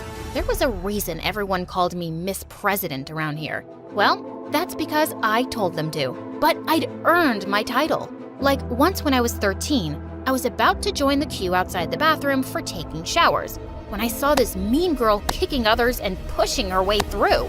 I ran forward and jumped on her. This is your last warning, you weasel. If I see you bullying anyone again, you'll wish you'd never been born. All the girls started cheering and chanting, "Valerie, Valerie, Valerie!" I looked up and stared at them, and they immediately switched to, "Miss President, Miss President!" Just then a girl came running and told me the warden had called me, and the warden told me to pack my stuff because I'd been adopted by a really big politician. Her manager was here to take me. Wow, this girl looks so strong and confident. She's perfect. Come, baby. Your brand new mommy can't wait to meet you. Please don't call me baby. My friends and enemies call me Miss President. I was glad to finally get a family, but the girls were really sad to see me go. Then I saw the manager had come for me on a freaking helicopter. It soon landed in the grounds of a huge mansion. I was led to a dining room, and sitting there was a gray-haired old lady with a strict face. Seriously? My brand new mommy looked like an ancient tortoise. And she didn't even look happy to see me. She barely spoke a word, and anytime I slurped my soup or dropped a fork, she glared at me. When I jumped off my seat to leave, she banged her fist on the table. Enough of your bad manners. You can't just leave without asking to be excused. Okay. Excuse me, I'm going. Sit down. I'm not done eating yet, but I need to go. Why? Because I feel a fart coming. The old lady spat out her food. Were you raised by gorillas? That's such a disgusting word. So unladylike. Don't ever use it again. Next time, say the noise that comes from behind. I burst out laughing, but she was serious. Okay, a noise is about to come from behind. So if you don't want to hear it, I gotta go. And with that, I ran. This old woman was whack. As I was running down the hall, I suddenly bumped straight into someone. I looked up to see a lady with the sweetest face. You must be Valerie. Oh, I'm so happy you're here, darling. She pulled me into a hug, and it made me feel all warm inside. As she walked me to my room, she told me her name was Amelia, and the old lady was her mother. She's the one who adopted you, but I've always wanted a daughter too. You can call me Mom if you want to, whenever. I almost wanted to, but I needed to trust her a little more. My room was 5 times bigger than the shared one at the orphanage, and I squealed happily as I looked through the closets. Now this was a wardrobe fit for Miss President. Later that evening, I was asked to dress up and go downstairs to the old lady, and I was surprised to see her surrounded by reporters, and she was smiling at me. Ah, here she is, my lovely new granddaughter. God has blessed me with so much, and I wanted to pay it forward. That's why I've adopted Valerie. I hope this sets an example for everyone to open their hearts like I have." Then she started smothering my face with wet kisses. Ugh, so gross. It didn't take a genius to figure out that she was a fake. I didn't like her one bit, but thank God I had Amelia. I loved spending time with her, and soon enough, she got me enrolled in a fancy school. On the first day, I walked into the classroom to a rather shocking sight. Everyone was gathered by the window as a blonde girl was throwing out laptops. They all clapped each time one hit the ground. Whoa, what are you doing? They all turned around to stare at me. Destroying my MacBooks because Daddy said he'd buy me the latest one if the old ones don't work. Who are you, an investigative journalist? I'm the new girl, Valerie, but you can call me Miss President. She stared at me like I was crazy, then started laughing. I know why you look familiar. I saw your interview with that old crow who adopted you. Daddy knows her, and let me tell you, she didn't adopt you because she wants to love you. It's only to make her look good in front of people. That wasn't a shock, but it still hurt to hear her say it in front of everyone. Ugh, I know that. I only agreed because I get to live like a princess. Who cares about love? And of course I make her look good. I mean, look at me. You're really lucky you have a family because, trust me, no one would ever choose you from an orphanage. The girl looked livid, but the teacher walked in and everyone flew to their seats. I found out the mean girl's name was Julie, and she kept giving me nasty looks all day. Julie was one of the most popular girls, but it wasn't because she had any amazing qualities. She was just a big bully, and the other kids feared her. A few days later, she walked into the cafeteria and climbed onto a table. Hey guys, great news! Your favorite gal Julie has modeled in her first campaign. Yay! So everyone come and get my autographs now. She sat down while her minions distributed her photographs, and everyone lined up to get them signed by her, except me. Valerie, I don't have all day. Why would I want your autograph? I'm not a fan. Oh, you poor orphan. I understand why you're jealous. I'm prettier, more popular, richer. You're not richer. Yeah, I googled your family. Mine's definitely richer than yours. And suddenly, Julie lost it. She took out a thick bundle of her $100 bills from her bag and started tearing them up. Want to see how rich I am? I can just tear up money and not even care. Hey, don't do that. You could give it to someone poor. Just stop it, you brat. With that, I pounced on her. We ended up in a huge fight that landed us both in detention. But it was totally worth the slaps I'd given her. A few days later, we had a field trip by a lake, and suddenly we heard someone screaming. One of the girls was in the lake, struggling to stay afloat. Without a second thought, I jumped in and got her out of there safely in minutes. Oh my God, I slipped into the water and I can't swim. You saved my life, Valerie! By the time we got back to school, the news had reached the principal and she praised me. She even called fake grandma to tell her I'd be getting a medal for bravery. And when I got home, fake grandma hugged me like I was her favorite person. Oh, Valerie, how lucky that girl fell in the lake. You and I will do a lovely photo shoot once you get your medal and some interviews. Let's hope more kids at school keep having accidents so you can keep playing the hero. She was such a selfish toad. But I stayed quiet because all I cared about was being close to Amelia. She hugged me tight and said she was so proud of me for being brave. The next day at school, I was walking down the hallway and I saw Julie showing everyone her photo shoot.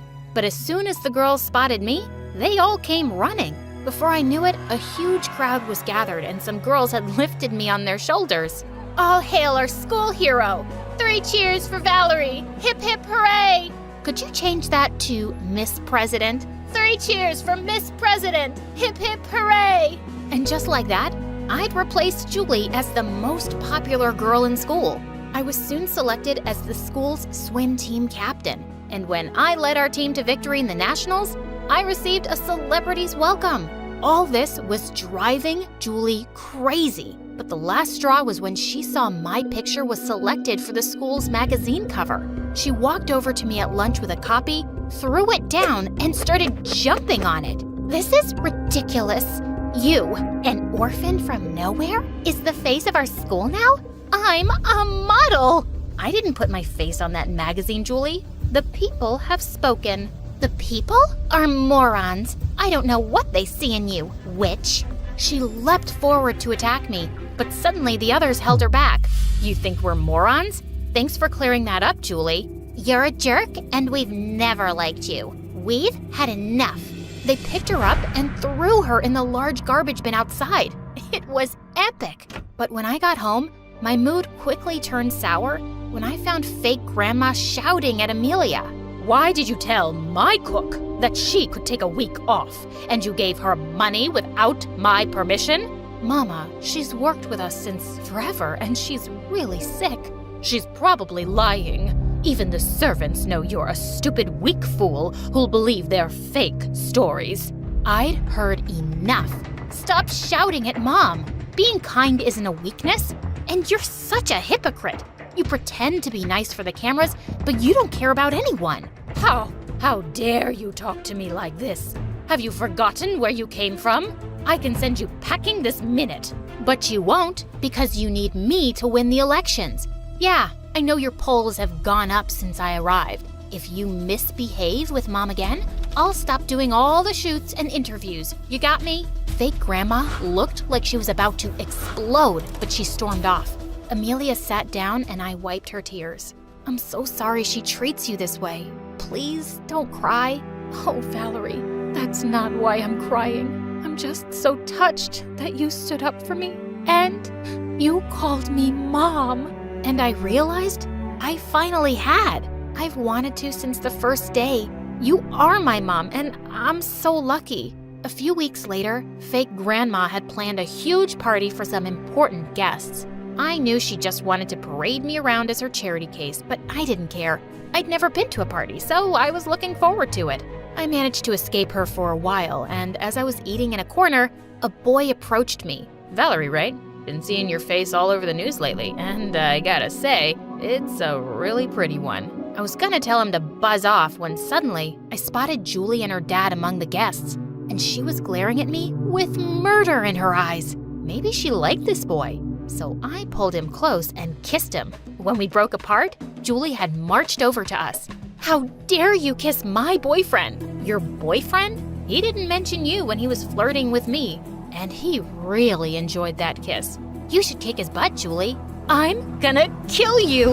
And she jumped on me. But I was much stronger and I had her pinned on the ground in seconds. Daddy! Help! Her dad completely lost it when he saw us. He started screaming at fake grandma that he was pulling out all his money and support from her campaign. He stormed off with Julie, and the old woman grabbed my arm and dragged me to the other room. What have you done? Why must you always act like a savage from some jungle? If Julie's dad doesn't support me, I'm ruined. Go beg him for forgiveness. Fix this. I'm doing nothing of the sort. I have my pride. You'll do it, or you'll leave my house immediately. Then I'll leave your house immediately. And I'm going with Valerie. I'm not living here without her. You want to run after this filthy orphan? Fine. But you won't ever get a single penny from me, you hear? And don't you ever show your face here again. Don't worry, Mama. I won't. Enjoy your house and your money. Mom and I packed our bags and left for good. I'm so happy you came, Mom, but I'm sorry you're poor now because of me. Oh, Valerie, we aren't poor. I've been saving for years. We're not as rich as Mama, but we'll be very comfortable. I stared at her in shock. I don't understand. If you had money, why didn't you leave that awful place before? Sweetheart, she's bullied me since I was a kid. I was always afraid of her and could never stand up for myself. But you, Valerie, you just amaze me. You're the bravest person I've ever met. My life changed the day you came into it, and I'm stronger now because of you. I flung my arms around her, and I'm so much happier now because of you. I love you, Mom. Hi, I'm Olivia from Ohio, and my crazy story will make you rethink your circle of friends. But before we get started, don't forget to like and subscribe. My mom screamed perfection. And I know what you're thinking. Every kid thinks their mom's perfect, but mine actually was. She was a successful lawyer, had won multiple awards, and everywhere she went, people would trip over their shoelaces to get a glimpse of her. Next to her, I looked like an ogre that no one noticed. People didn't even believe I was her daughter. When I was 10, Mom and I were taking a stroll in the park when this man walked up to us.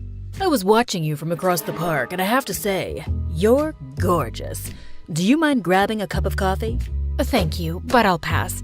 You see, I'm with my daughter. It's so sweet of you to adopt this kid and call her your daughter. Goes to show that you're more than just a pretty face. And you're a bigger moron than you look. I kicked the man hard in his shin, and he started whining like a baby. Mom apologized, dragged me back home, and gave me a big lecture on being polite. But I didn't care. All I wanted was to look pretty like Mom. So the next morning, I woke up early, took a pair of scissors, and gave myself a haircut. I thought I looked pretty amazing, until Mom saw me and screamed like a banshee. What have you done, Olivia? It's cool, right? Now I look just like you. You look like a shaved raccoon.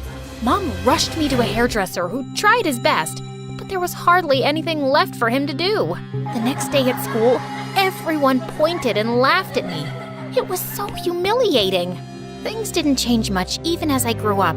I was an A-grade student, but wasn't half as popular as the pretty girls in my school. Then one time in 9th grade, I saw this MSA video where this girl used makeup and it totally transformed her face. And I was hooked. I saw a bunch of makeup tutorials to get my look right, and when I was done, I looked like a totally different person. Mom and I had a wedding dinner to attend that night, and people couldn't stop complimenting me. Oh, you're so pretty, like a fresh lily, just like your mother. I'd never felt so visible, and it was all because of makeup. It made me feel so pretty and confident. I got better and better, and by 16, I started my own YouTube channel where I taught makeup. One of my videos went viral overnight, and I got famous. Girls in my school flocked around me asking for makeup tricks. That eye makeup you did was flawless, Olivia. Your foundation technique is to die for. Make a TikTok with me, please. The girl pulled me into her camera's frame, but just then someone pushed her away. It was Mia, the head cheerleader and the most popular girl in school. Ew! Please don't drag Olivia into your dirty TikTok videos. She's a YouTuber. She's literally royalty. Hi, babe. You know who I am, right? Let's hang out for lunch. And by the way, cute dress. I was stunned as Mia led me to her table and introduced me to all her friends. One of them was Max, the school football captain, and my all-time crush. He pulled out a chair for me. You know Oliver. Olivia. Potato, potato. Anyway, you know, I'm something of a YouTuber myself. I'm a fashion stylist, art curator, singer, songwriter. I do it all. I work very hard. That's amazing. My mom says hard work is the key to success. Oh no, sweetheart. I mean, I work very hard on myself. It takes effort to look so flawless. Want to go on a date with me? The most popular guy in school was asking me out on a date. So obviously, I said yes. Max and I hung out a bunch of times, and I was totally crushing over him. At school, I was finally in the cool league now.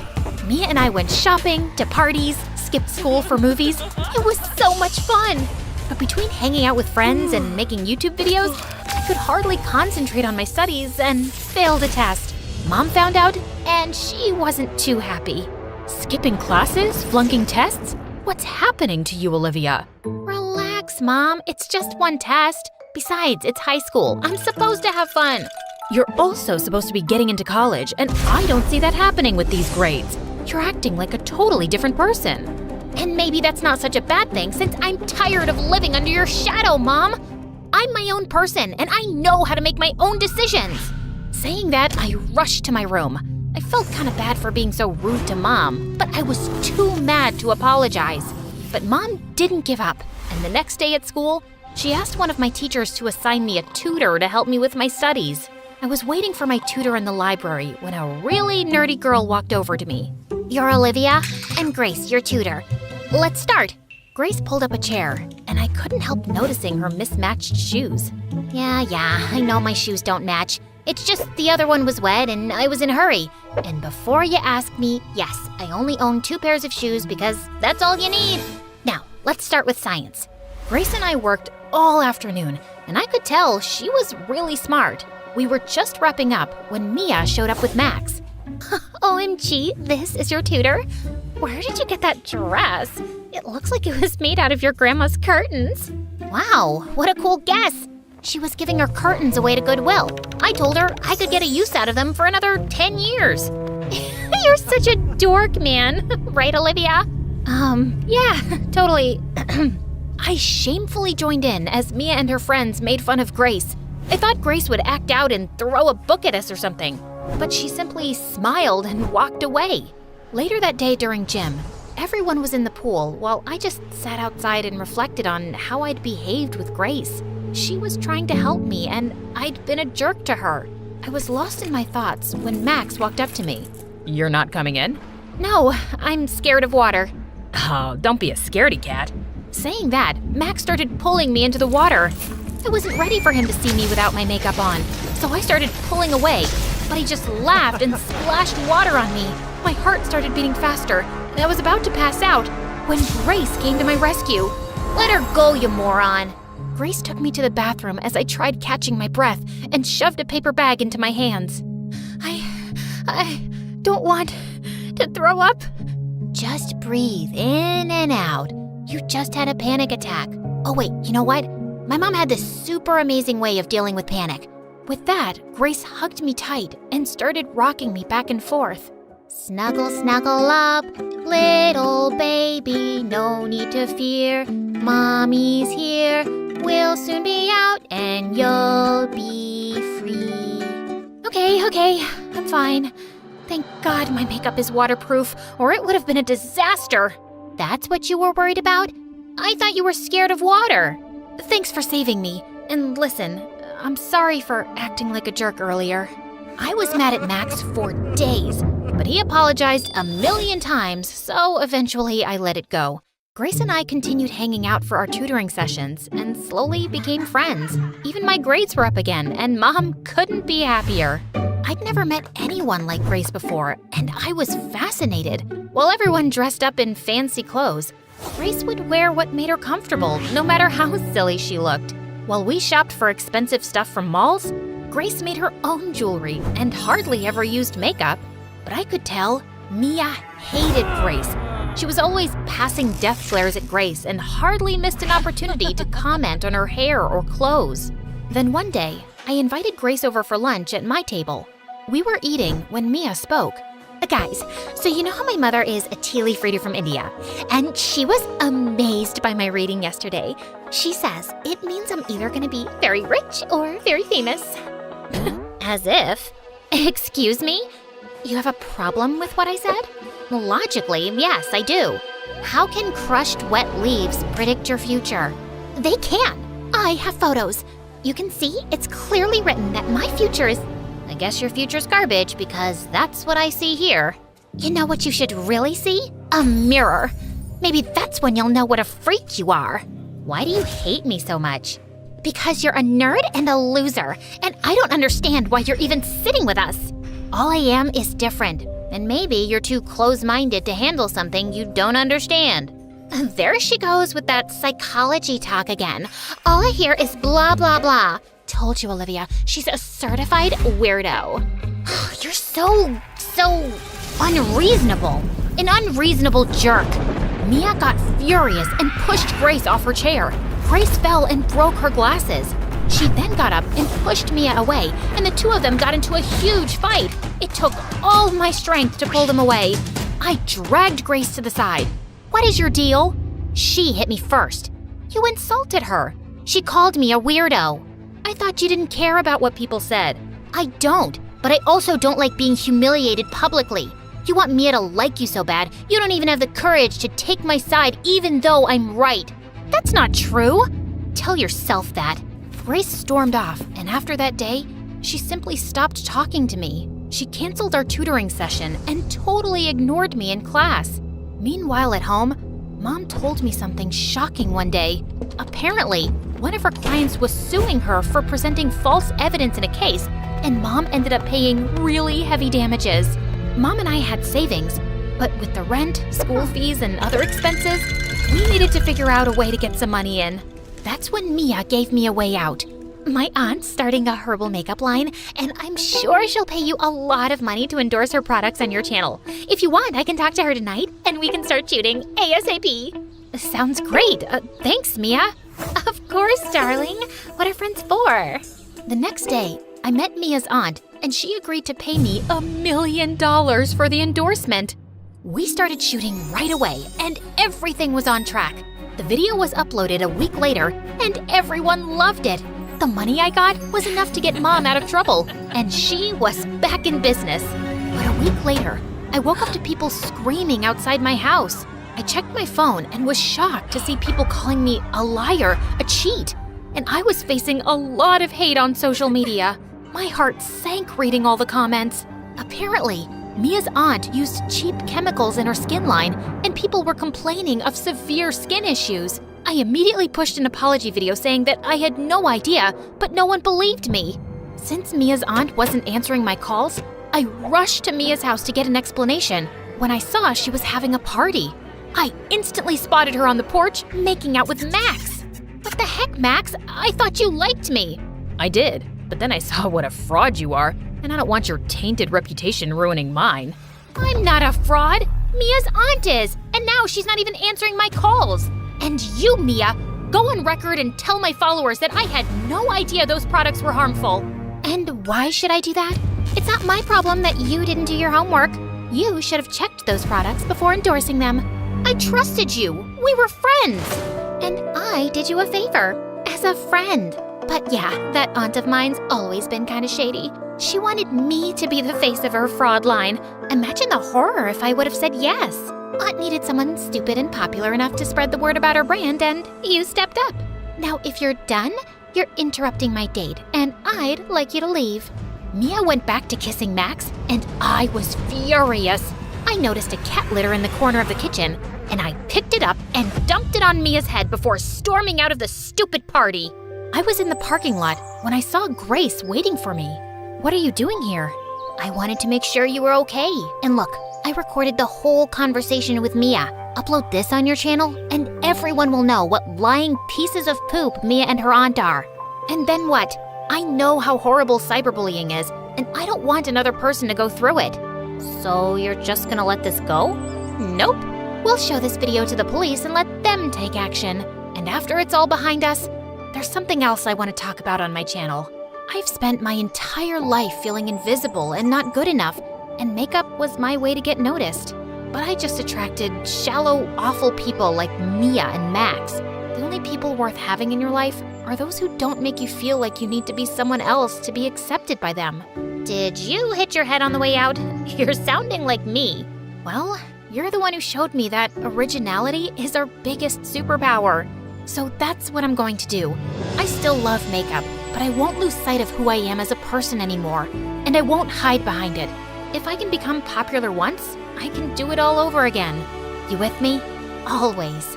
Great, because I'm gonna need your help, and your macaroni necklace too.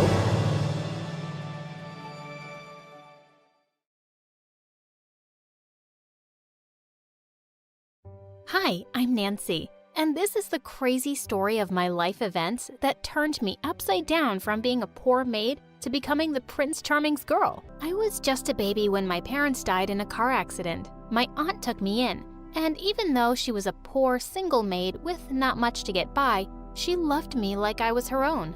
Once when I was 4, Aunt came home on Christmas Eve looking bone tired. But when she took off her hat, I almost fell down in shock. Her long, beautiful hair was all gone. She looked like a boy. Don't look so worried. It'll grow back. I sold my hair because I didn't want another Christmas to go by without you having a present. She took out a beautiful necklace with my name on it and put it around my neck. I couldn't believe she'd done this for me. Aunt would always leave me with the neighbors when she went to work. But once when I was 6, they had to go out of town and she had to take me with her. My jaw dropped when I saw her workplace. Our whole house could fit inside the hall of this mansion. Now I see why you're so tired all the time, Auntie. You need a car to get around here. The lady of the mansion overheard me and laughed. "Oh, aren't you a little cutie pie? Why don't you come meet my son, Jeff?" Just then, a boy my age walked up to me and gave me the warmest smile. Hey, wanna go play in my room? Yes!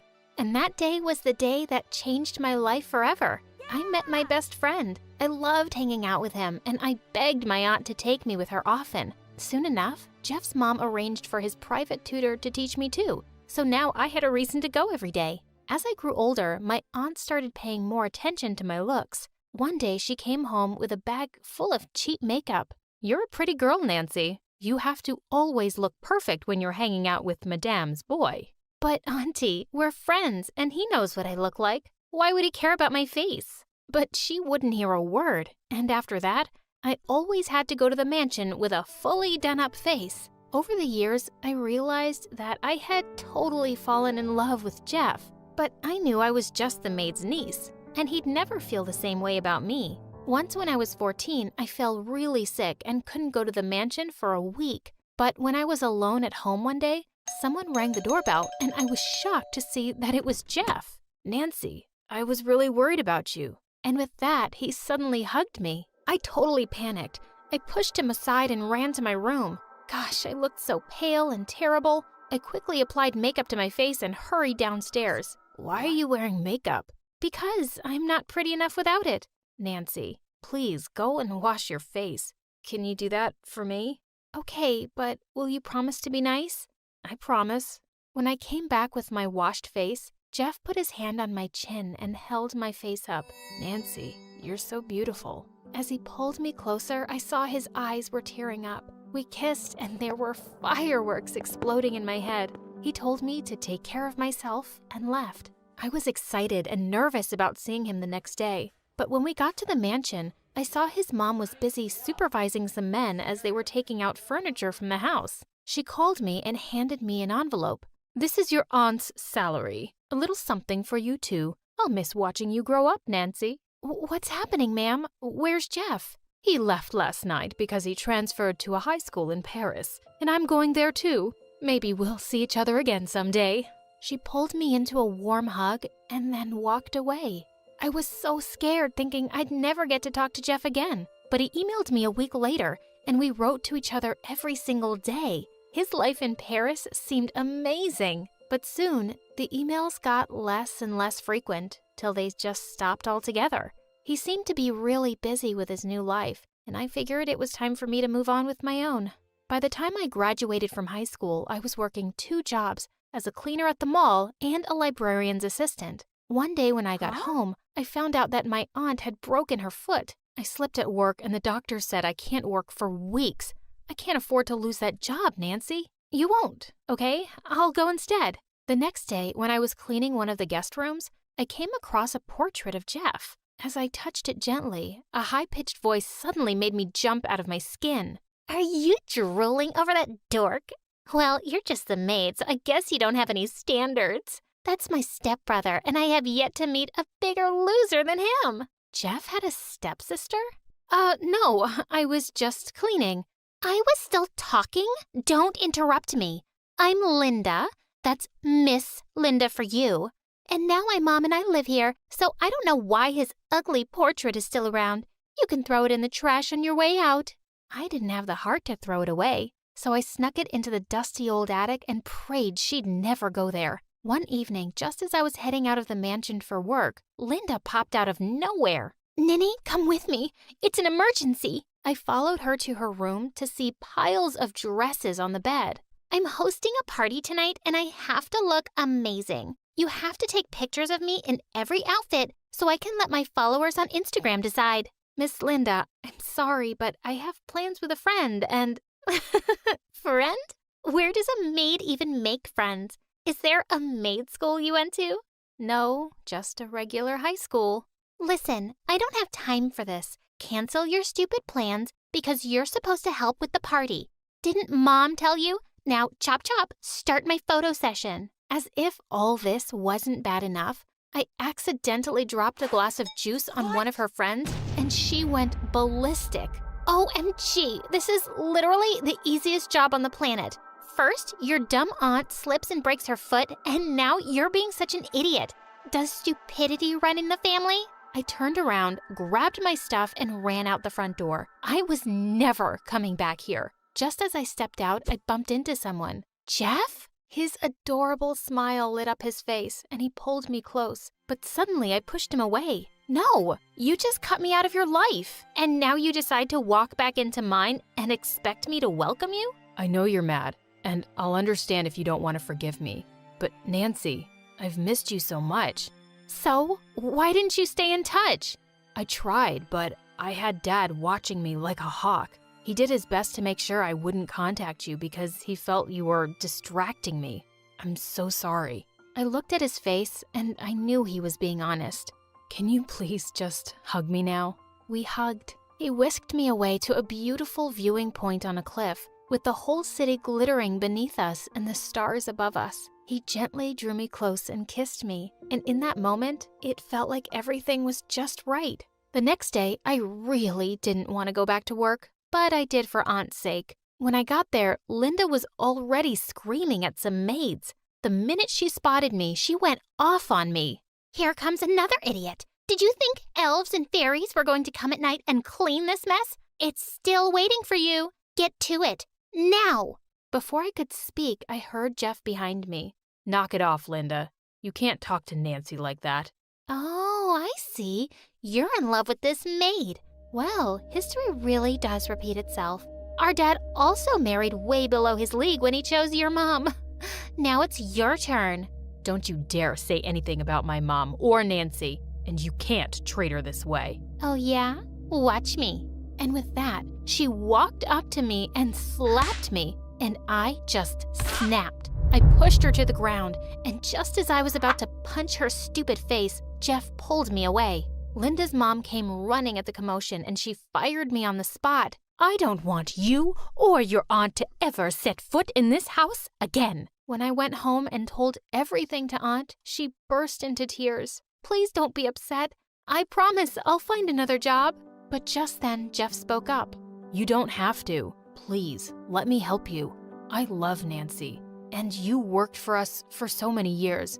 It's the least I can do.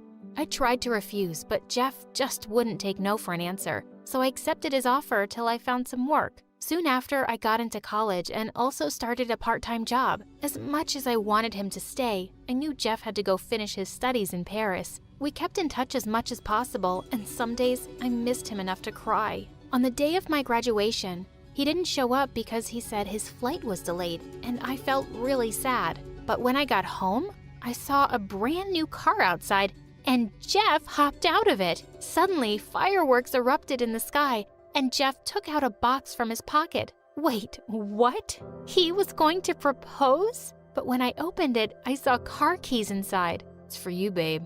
And here, this too.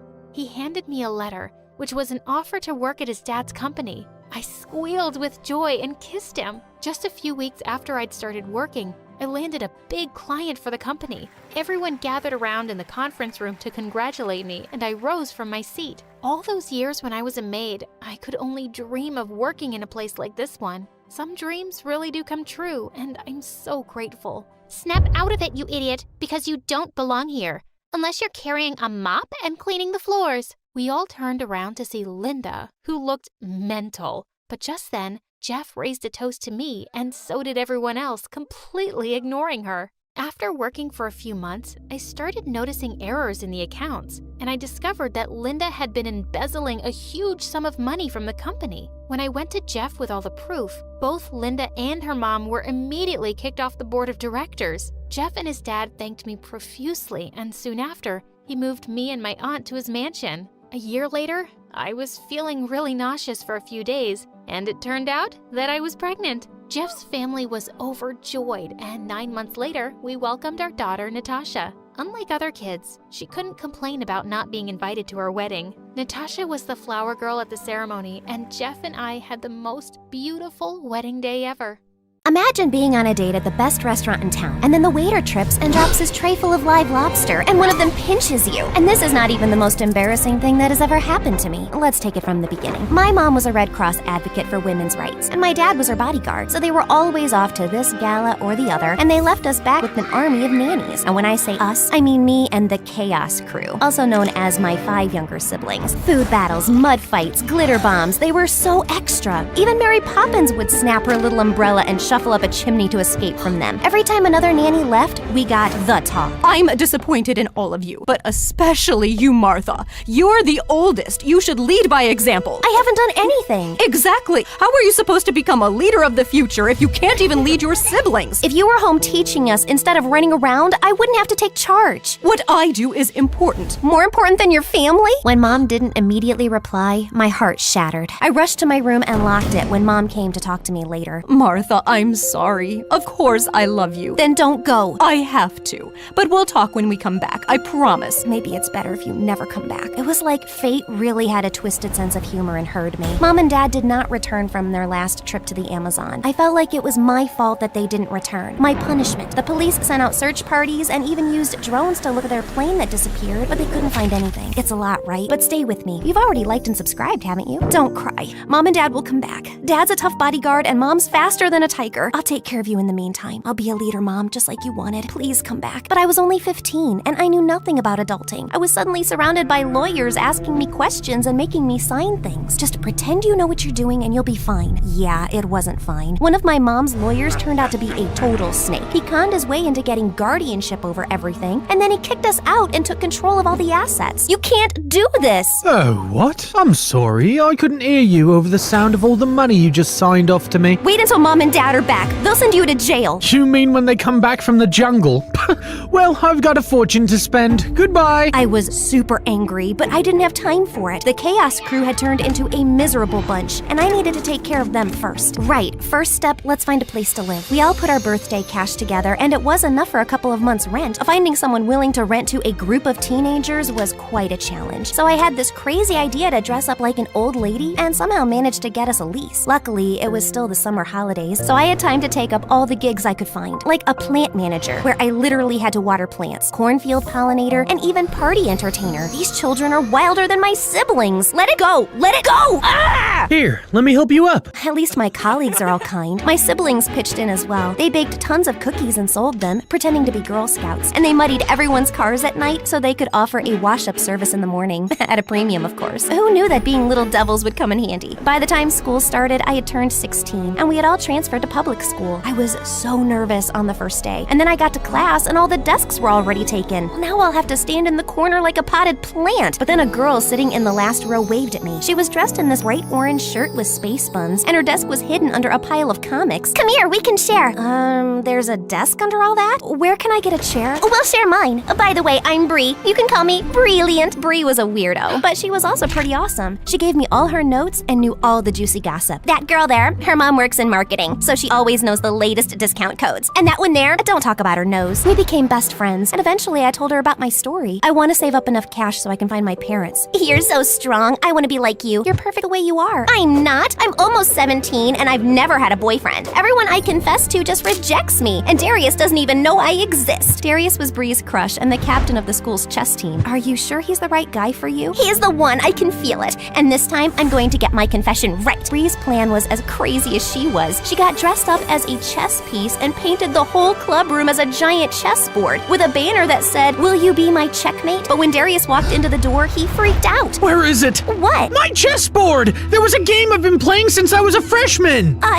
We just moved it. There? Darius was so furious, he wanted to call the principal. And then one of his friends intervened. I didn't see who he was because I was too busy pulling a crying Bree away. Thank you, mysterious dude. After that, Bree was done with the guys. And honestly, I had my own problems to deal with. Like the time I was getting out of the shower and this gigantic cockroach came out of the drain. I screamed and hit it with the shampoo bottle, but then even more of them started crawling out. Eek! It's an invasion! Oh, Oh yeah, it happens. Why do you think the flat was so cheap? We tried spraying them with gas, but the crawlers kept multiplying. We need a new flat ASAP. Martha, wise up and ask for a raise. But when I showed up for my part-time gig at the party entertainer company, the door was sealed off with bright yellow FBI tape and the entire place cleared out. Oh man, I loved this job. At least you get to keep the costume. What costume? These are my normal clothes. That is very creative. I never thought I'd meet someone more colorful than Bree. Hey, wait a second. Cute, smart, and probably colorblind. He's just perfect. Jasper, how would you like to meet a friend of mine? The moment I introduced Bree and Jasper, it was insta-love. They were like two very colorful peas in a super bright pot. And shortly after, they started dating. Martha, you are a lifesaver. I was seriously starting to think I'd be a crazy cat lady forever. And it was an easy match. You have so much in common. A couple of months later, it was Jasper's birthday party, and he introduced me to his sister Trinity, who was like a Wednesday to his Enid. Wow, and they came out of the same womb. I can't believe someone like Jasper found such a cute girlfriend, and I'm still single. All the boys care about is looks, and no one cares about brains. As I watched Trinity cut marshmallows into cubes and stack them into perfect columns, I realized there was at least one boy who could appreciate her, so I texted him. Oh, I hope I won't regret this. The party was in full swing when, what's Darius doing here? Actually, I invited him. What? Trust me. Hey, Darius. Hi, this is Trinity, and she likes cube-shaped marshmallows. Round marshmallows make no sense. Finally, someone who gets it. And just like that, Darius the ice cube started melting. See, I told you he wasn't the right one for you. She is. OMG, you're right. You're like the matchmaking queen. I realized how happy Bree's words made me. Helping other people is so cool. But fate was once again ready to kick me down because I got a call from the hospital. What happened? They're saying my brother picked up a sandwich from the bin, but it had some glass in it and now he needs stitches. This is all my fault. If we had more money, he'd never pick food from the bin. And now how am I gonna pay for the operation? We don't have insurance. I even tried to call the snake lawyer, but... Oh, I love that you think I should care. Bye. Luckily, the operation was a success, and my brother was okay. When I got to the hospital and asked for the bill, the receptionist told me it had already been paid. It was a young guy. There, he's just walking into the elevator. I tried to catch up with him, but the elevator doors shut in my face. Gosh, I swear his back looks so familiar. Who is he? Thanks to my mysterious angel, the accident had resolved well, but it had shown me how much I needed a new job. After Darius and Trinity became a thing, the whole school was buzzing with the rumor that I was the one who set them up. People were begging me to find them their perfect match. Every time I opened my locker, I was buried in a pile of profiles and love letters. How do I fix this? I'm happy to help, but I can't keep doing this for everyone. I gotta focus on finding a new part-time job. Well, why don't you open a matchmaking agency? But I feel bad to ask people to pay for love. Then only ask for a donation from the successful ones. And who knows, maybe you'll find the right match for yourself as well. Right, like I have time for that. But Bree is right. This is something I'm good at. I should at least try. So the next day, I got Bree and Jasper to help me throw my first matchmaker party. By the end of the night, the donation box was bursting with cash, and everyone was coupled up. Almost everyone. As I stepped into the bathroom, a girl ran up to me, and she was dripping wet. How could you match me up with that dimwit? I told him, pass me the water, and he poured it on me. Him as in, I checked my notes. Kuro? Kuro was one of my top candidates. 1 year older than me, and a looker. Plus, he aced all his classes. Oh, and he loved hamsters, and gaming, and, well, to be honest, I might have stalked his online profile a bit. Can't help that he's so cute. And then he called my mom your grandma. It has to be on purpose. I'm sorry, I'll find you a new match. How about Timothy? Thankfully, Timothy was a total catch, so the girl was happy, and my reputation was saved. My agency was killing it, and my siblings and I finally moved out of Cockroachville. But to track down Mom and Dad, I needed some serious cash, and that meant tackling my biggest issue. Kuro, what's up with him? On paper, he's a catch, but every girl I set him up with comes back with a nightmare story. He took me on a boat trip and we almost sank. We went ice skating, but he didn't know how to stop and we crashed. We tried a cooking class and he somehow managed to burn the spaghetti, set off the fire alarm, and evacuate the entire restaurant. He's ruining my perfect score. How can someone be really that clumsy? Maybe you need to find out by yourself. Bree was right. So I bought a wig and contact lenses and set up myself for a date with Kuro. As soon as he entered the restaurant, he tripped on his own feet and crashed into the waiter, and everyone was looking at us. But instead of being angry, I just smiled. So Kuro, tell me about yourself. Well, I'm kinda clumsy. I'm sorry.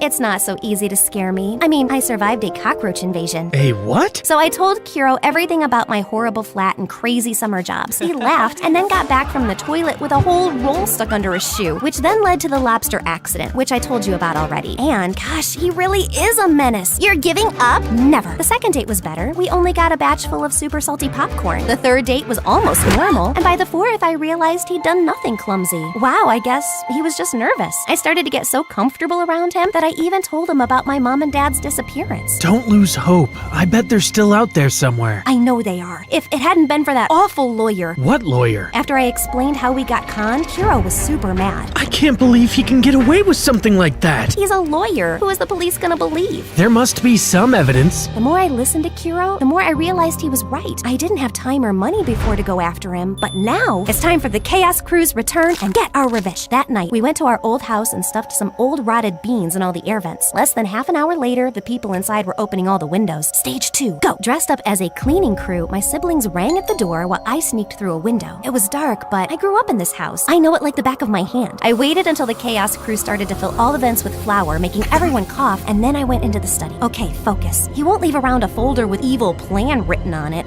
but as I looked into a drawer, that's exactly what I found. As I scanned through the pages, everything became clear. My parents! I can't believe they— Drop that! I looked around to see if there was anything I could throw at him, but he had me backed into a corner. I thought I smelled a rat. Now be a good girl and— Conk, the lawyer dropped, and behind him was Kiro holding a big law book. The power of knowledge, eh? OMG, thank you. But how did you find me? I might have followed you? Sorry, I was worried. While Kiro tied him up and called the police, I whipped out the phone and called the number I had found in the evil plan folder. Sugar Leader's Bakery? Yes, I have to place an order for 27 cinnamon rolls. Thank you. Please work. Please work. Attack! Mistaking Kiro for a bad guy, my siblings jumped him, and by the time I pried them away, the police had arrived. Arrest them! They're trespassing! It's not your house. My parents are missing, not dead, so by law, my signatures are invalid. But the evidence was clear, and the police dragged him away. It turns out we weren't the only family he had conned. He's going to be in prison for a very long time. A few days later, my siblings and I returned to our parents' home. I invited Kiro, Bree, and my friends to celebrate, but I couldn't sit still. Finally, the doorbell rang, and when I opened the door, my parents were there, alive and well. My babies! We're so sorry. We were working with native communities to stop illegal activities, but we were forced to go underground to save the project. We left our lawyer a number and a safe message so that you could reach us in case of an emergency. That's the call you made? Yes! That arrogant man had written everything down. He was supposed to explain everything and take care of us.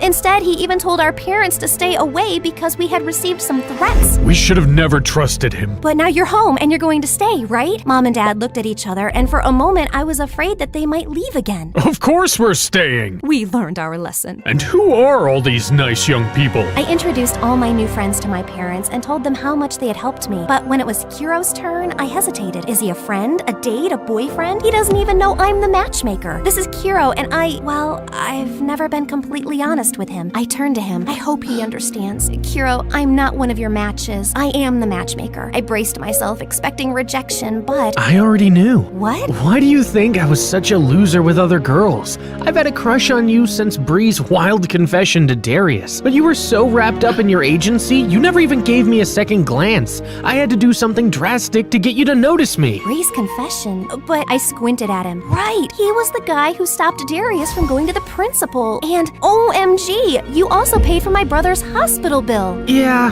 I overheard you talking about it at Jasper's party. Why didn't you tell me? I didn't want you to go out with me because of money. I couldn't believe he'd done all that just to date me. I guess this answers my question. Mom, Dad, I'd like to introduce you to Kiro, my perfect match. I grabbed Kiro's hand, and as I saw the happiness on his face, I knew I had made the perfect choice. Welcome to the family, Kuro. Hi, I'm Isabel from Philadelphia. Please like and subscribe. My mom had an accident when I was only 3, and Dad shifted his multi-million-dollar company to our mansion just so he could give me all his attention. But I soon realized he was too much. He fired my favorite nanny just because I fell off my bed. He wouldn't even let me go to the park without wearing a helmet and protective gear. I looked like a freaking astronaut. One night when I was 5, I left a note for Dad and ran away from home. I knew exactly where I wanted to go first, the park. Finally, some peace. But it wasn't long before I heard police cars screeching outside, and Dad came running to me. Oh, you fool. I'm never letting you out of my sight again. I looked at the officers and started kicking and screaming. Please, help me. I've never seen this creepy man before. Help! Well, Dad had a lot of paperwork to show before he could take me home. Growing up, he and I were constantly at war. but I always found a way to do what I wanted. And in high school, I even joined the cheerleading squad, without telling him, of course. Once in 10th grade, the football captain Jake invited me to his party, and I knew there was no way Dad was letting me go so late. So once he was asleep, I sneaked out of my window. By the time I got back, it was almost 3 a.m. I was walking through my garden when I suddenly tripped over something that looked like a human body. I almost screamed, but just then, I saw who it was. My weird neighbor. Oh my God, what are you doing here? I was just lying back and watching the stars, till you ruined it. Why can't you just watch the friggin' stars from your garden? I like the grass here better. It's nicer and softer, and the quality is... Jeez, just shut up and go. As I started walking, he followed me. You know we go to the same school, right? You don't even know my name, do you? Of course I do. It's, something with an R or P. Wait. It's Dave. David, okay? You got me. I don't know your name. It's Scott. You'll remember now because I'm your new boyfriend. Did I hit your head when I tripped? No, you just gave me an idea. You're Miss Popular, and I'm just a nerd. Dating a cheerleader is going to be great for my image, and if you say no, I'm going to tell your dad you were out. Are you seriously blackmailing me? Yes, I am. Don't worry, it's not forever. We'll date for a month and then break up publicly. So, do we have a deal? Dating this weirdo would be social suicide for me, but if Dad found out, I'd be grounded for eternity. So, I shook hands on it. I was so not looking forward to school on Monday. I walked down the hall with my face behind a book, hoping to avoid Scott. I didn't find him anywhere, and I felt so relieved. Maybe he was kidding about the whole thing anyway. Later at lunch, Jake joined me, and I was having a great time when suddenly Scott slid right next to me. Here I am, my lady. Now, what are your other 2 wishes? Oh my God. Dude, we're in the middle of something here. Can you go and be weird somewhere else? I'd like to know what you're in the middle of with my girlfriend. Girlfriend? Your girlfriend? Isabel, your friend seems rather stupid. Can you please tell him clearly? I kicked him hard under the table. Yes, it's true. Scott is my boyfriend. No way. This is just some stupid joke, isn't it? It is not. I love Isabel, and she loves me very much, and will prove it. To my horror, Scott jumped onto the table and held out a hand for me. I climbed up very reluctantly, and he whispered, "You better make this convincing." I was going to kill him. I kissed him as everyone in the cafeteria watched us and gasped. Jake stormed off furiously, and I dragged Scott outside. What was that?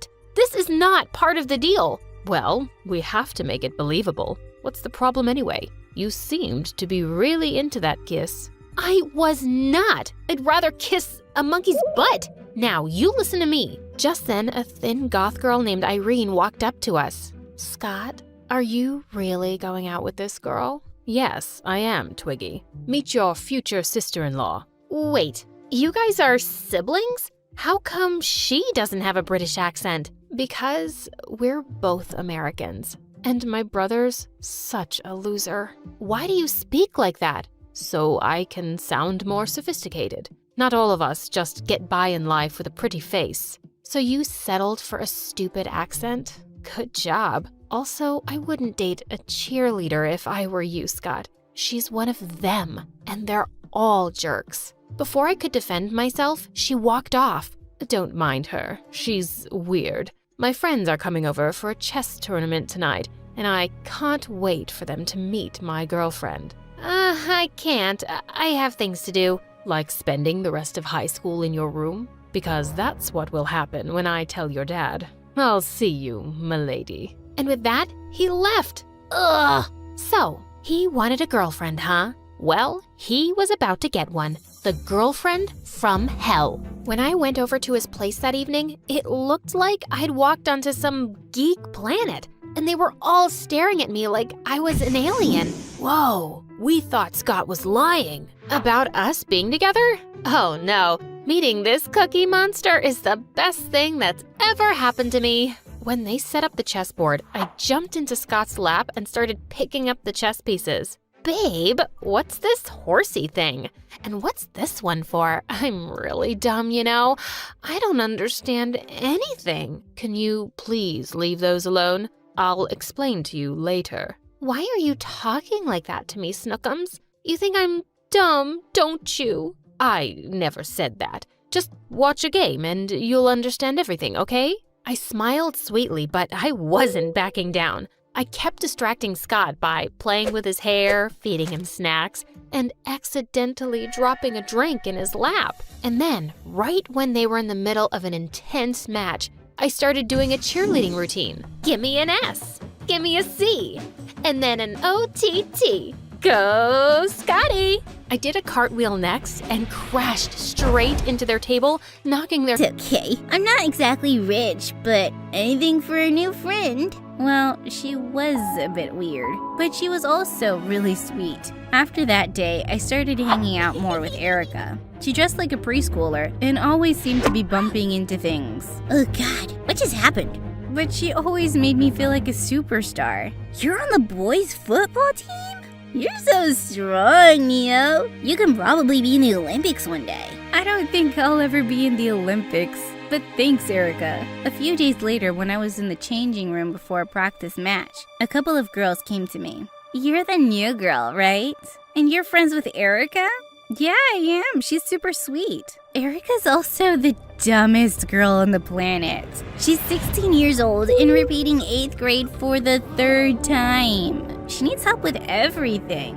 One time, she just walked out of class and decided to take a nap on the street. So she's a little different. I don't mind helping her with stuff. Suddenly, someone tapped on my shoulder, and when I turned, I almost had a heart attack. Ooh, I'm a ghost. It was Erica, and she was covered from head to toe in white paint. But what are you doing, Erica?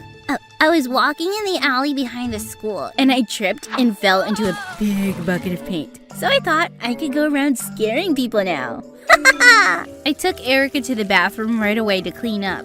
Just then, I bent down to get a clean towel from my gym bag, when Erica suddenly said, Hey, what's that on your back? Why is your skin all red and lumpy here? Oh no, had my shirt been pushed up?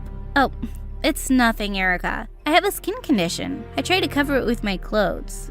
It's not a big deal. By the time I finished washing Erica off, I was late for football practice. I ran off to the ground, but no one was there. Looking for someone? Definitely not you. Where is everyone? He told me everyone left, and I had no choice but to practice with this loser. But only a few minutes into the game, he was crushing me so bad. What was wrong? I tried my best to tackle him, but then suddenly I lost my balance and we both fell to the ground. Coach is so not gonna let you play in the big game. So what? You beat me one time. I'm still gonna play way better than you. I thought we were supposed to be on the same team. How about we help each other? We can stay and play more after practice. Fine, but only because I want us to win. From that day on, Zuri and I practiced together every day. And he was always beating my butt now. I couldn't stop talking to Erica about it at lunch. I don't get it. I used to take him down all the time. Now that idiot is always beating me. Maybe it's because you can't concentrate anymore. Because you have a crush on him. Shush. Of course I don't have a crush on him. Then why are you blushing? And you're always practicing with him now. And we never hang out anymore. Because I have a game coming up. I can't be with you all the time, Erica. But I'll come over today and help you with your science project, okay? I told Suri I wouldn't be making it to practice that afternoon, and he looked annoyed. To help Erica with a science project? Let's face it, you'll be doing it for her. That girl's dumb. Zuri, don't talk about her like that. She's my friend. Trust me, Erica's a lost cause. It's hopeless trying to help her. Erica came up behind me at that moment and put her arm through mine. Too bad, Zuri. Neo and I are hanging out today. And I'm not a hopeless lost cause. And with that, we walked away. And I went over to Erica's place to help her out. But just as I was leaving Erica's house that night, someone grabbed my shoulder from behind and I screamed. Neo, chill, it's just me. I live a few houses away. Who comes and grabs someone's shoulder at night, you weirdo? Why are you out anyway? Just taking a walk. I was kinda down that you blew off our practice today. I really enjoy playing with you, even though you're a little girl. A little girl who can play just as good as any guy. Zuri and I ended up walking all around Erica's neighborhood, and it turned out that we had a lot in common besides football. We were so busy talking, we didn't even realize that we'd made a full circle back to Erica's house. Check it out, she has a tree swing. Before I could stop him, Zuri jumped on the swing and started spinning. Like a child. Get down, you idiot, you're gonna break the swing. I ran to Zuri and tried to pull him off, but instead he picked me up and lifted me onto the swing. What are you doing? Put me down! Our faces were so close, and that's when I really noticed Zuri's deep blue eyes. Without another thought, I leaned over and kissed him. Suddenly, I heard a voice behind me. It was Erica. You do have a crush on him, Neo. I know, because you were always talking about him and blushing, and you couldn't concentrate on football because of him. Oh my god. Okay, Erica, we get it. Wait, does Zuri know about your condition? All of a sudden, Erica ran up to me and lifted up my shirt, exposing my skin condition. Neo has a skin condition, but she says it's not a big deal. You'll still like her even though she has a condition, right? Neo's still awesome. My cheeks felt like they were on fire. I wanted to disappear into thin air. I pulled my shirt down quickly and looked at Zuri, who looked shocked. And then he suddenly said, I should get going. Zuri walked away faster than I could blink an eye. Angry tears started flowing down my cheeks as I stood there, hating my skin condition and hating Erica. Erica, how could you do that to me? What made you think it was okay to literally show Zuri my skin condition? It was a test, silly. If he loved you with your skin condition, it would be true love. And if he didn't, that means he's garbage. And now we know he's garbage. God, you don't understand anything. What's wrong with you anyway? Nothing's wrong with me, Neo. Everything is wrong with you. You're 16 years old and in the 8th grade. Yeah, I know that. And you're always bumping into stuff and need help with everything. You're a disaster, Erica. Maybe you should just quit school because I don't think that's helping you. I regretted my words the minute I said them, but I was just so mad. Erica started to cry and ran back into her house, and I walked back home feeling terrible about everything. The next day in school, I was walking down the hallway when I saw Zuri coming towards me, and I instantly turned around to leave, but he caught up with me. Just wait a second, will you? No, I will not. I'm gross with my weird skin condition, remember? Just leave me alone like you did last night, thanks. Neo, I didn't leave last night because you grossed me out. It was just Erica who freaked me out, the way she embarrassed you, even though you guys are like best friends. I didn't want to be around that. I deal with it too much at home. What do you mean? My mom is exactly like Erica. She wouldn't even know if her own head fell off. She can never hold a job or be a responsible adult, and she does embarrassing stuff all the time. It wasn't about you, Neo. I'm sorry I made you feel that way. Your skin condition doesn't change anything for me. Before I could say anything, Zuri pulled me close and kissed me. I was glad Zuri and I had made up, and I wanted to apologize to Erica, but she hadn't come to school. She wouldn't even reply to my texts or calls. When she didn't even turn up the next day, I started feeling restless, and I went to her place after school. But when I knocked on her door, I was really surprised when Dad opened it. Hey, sweetie, what are you doing here? What are you doing here? Is Erica inside? I don't know, honey. The owners hired me as their real estate agent because they've moved to another state. Moved? What do you mean? They've already left? Why? He said he had no idea and there was no one else I could ask. Erica just wouldn't pick up my calls and even blocked me on social media. Just like that, she was gone for good. And I never got a chance to say sorry. Zuri tried to cheer me up, but I couldn't stop thinking about her for weeks. I dated Zuri all through high school, and we both graduated at the top of our class. While I held my diploma, I couldn't help but wonder where Erica was, or if she'd ever graduated. I went to a fancy college, and Zuri proposed to me a few years later. Life was good, but over time, my skin condition got worse. I was literally always in pain or itching, and no matter what pill or medicine I took, nothing seemed to work.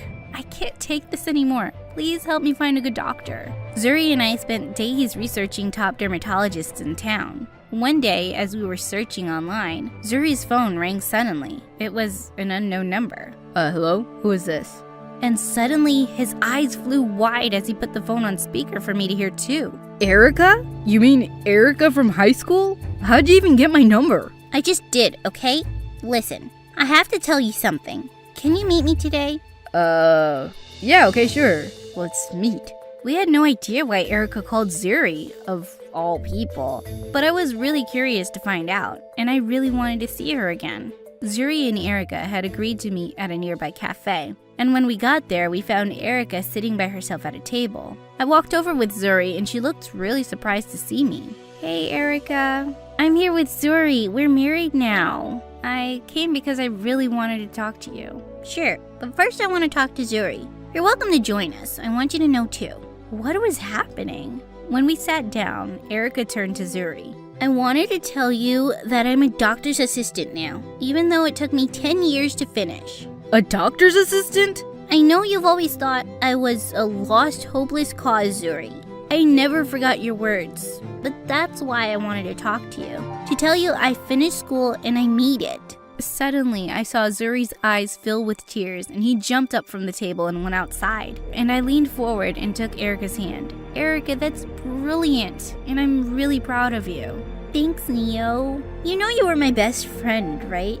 And you were mine. I've wanted to apologize for everything I said, Erica. But you moved away before I had the chance, and I felt terrible. I was hurt and mad and needed some space. But you know what? I realized that you were right. That school wasn't helping me much all those years. I was a mess, and I was struggling to do anything on my own. So I asked my parents to send me to a special school. Before I could answer, Zuri came running back to our table and hugged Erica. I'm so sorry I ever made you feel like you were stupid. It's amazing what you've been able to do. Thanks, Zuri. That's all I wanted to hear. But just at that moment, my skin started feeling all tingly, like it was burning. Minutes later, I felt like I was on fire. I started itching my back like crazy. I have to go to the emergency room. Neo, is it your skin? I work for a dermatologist, and he's amazing. It's because of your skin problem that I knew I wanted to help people in dermatology. I'll get you an appointment right away. Thank you, Erica. You're amazing. And I've missed you so much. Me too, Neo. We have so much catching up to do. But let's get you some help first.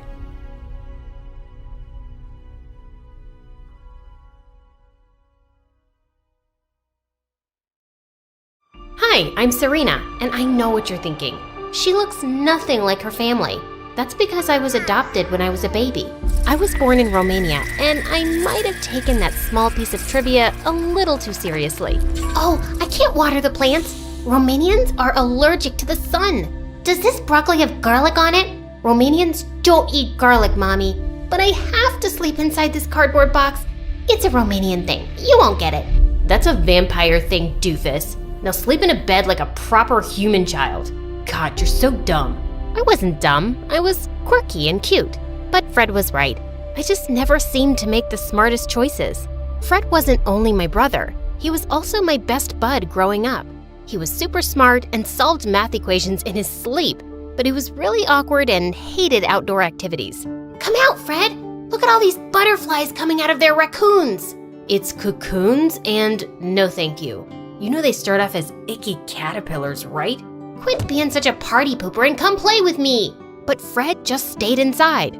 I chased the butterflies and didn't realize when I ended up rather far from home. I was about to find my way back when suddenly this weird woman came out of nowhere and started showering me with kisses. Ew, get your germy lips off of me! I'm warning you, I know Kung Fu. Serena, I'm your aunt. I know your real mother. She wants to meet you at the ice cream shop. My what now? I didn't really care about finding my real family. I was happy with the one I had. But since ice cream was involved, I was suddenly curious.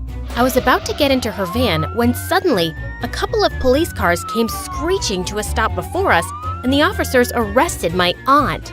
They took me to the station with them, and moments later, Mom and Dad came running in and hugged me super tight. Oh, Serena, thank God you're safe. You can't go so far from home. That woman is a kidnapper the police have been trying to catch. She works at the adoption agency and picks up adopted kids for ransom money. Luckily, they caught her in time. Whoa. The psycho woman was jailed for 25 years. But from that day on, my parents were attached to me like my shadow and treated me like a porcelain doll. They wrapped me up in bubble wrap when I wanted to jump on the trampoline. They put me on a baby leash when we went out in public. They even missed Fred's science fairs and chess matches because they couldn't trust anyone to babysit me. You only have yourself to blame. Who's dumb enough to just walk off with a random stranger? Me, of course. I was nothing special. I had no brains and no passion. Most of the time, I felt a little lost. But one day, I saw this 16-year-old Russian swimmer, Mariana, win a gold medal on TV, and my whole life changed. I had posters of her all over my room and even bought all of her merchandise. I was obsessed. I want to be just like Mariana. She's a year older than me and she's achieved so much. But swimming is dangerous, sweetie. You could slip and hit your head. I could do that in the kitchen too. We should baby-proof the kitchen. What? No, I'm not a baby. Please, will you just let me try something for once? I'm sick of staying at home. I begged and whined and threw a couple of tantrums, and finally they agreed to take me to a kiddie pool. Whatever. I was determined to make the best of it, and when I entered the water, it felt like I was finally in my element. I aced all the lessons and turned out to be a natural. Within a year, I joined the high school swim team and even won a local competition. And Mom and Dad finally stopped freaking out like headless chickens. Then I started 10th grade and things just went bonkers. On the very first day, I was rushing to the shower when I slipped and went crashing into a girl. I'm so sorry. Oh my God. What? You're Mariana. Am I dreaming? Ouch. This is definitely real. I am such a huge fan. Oh really? Is that why you tried to injure me? What? It was an accident. Huh, I doubt it. I eat jealous little wannabes like you for breakfast. Now, stay out of my way or I'll crush you.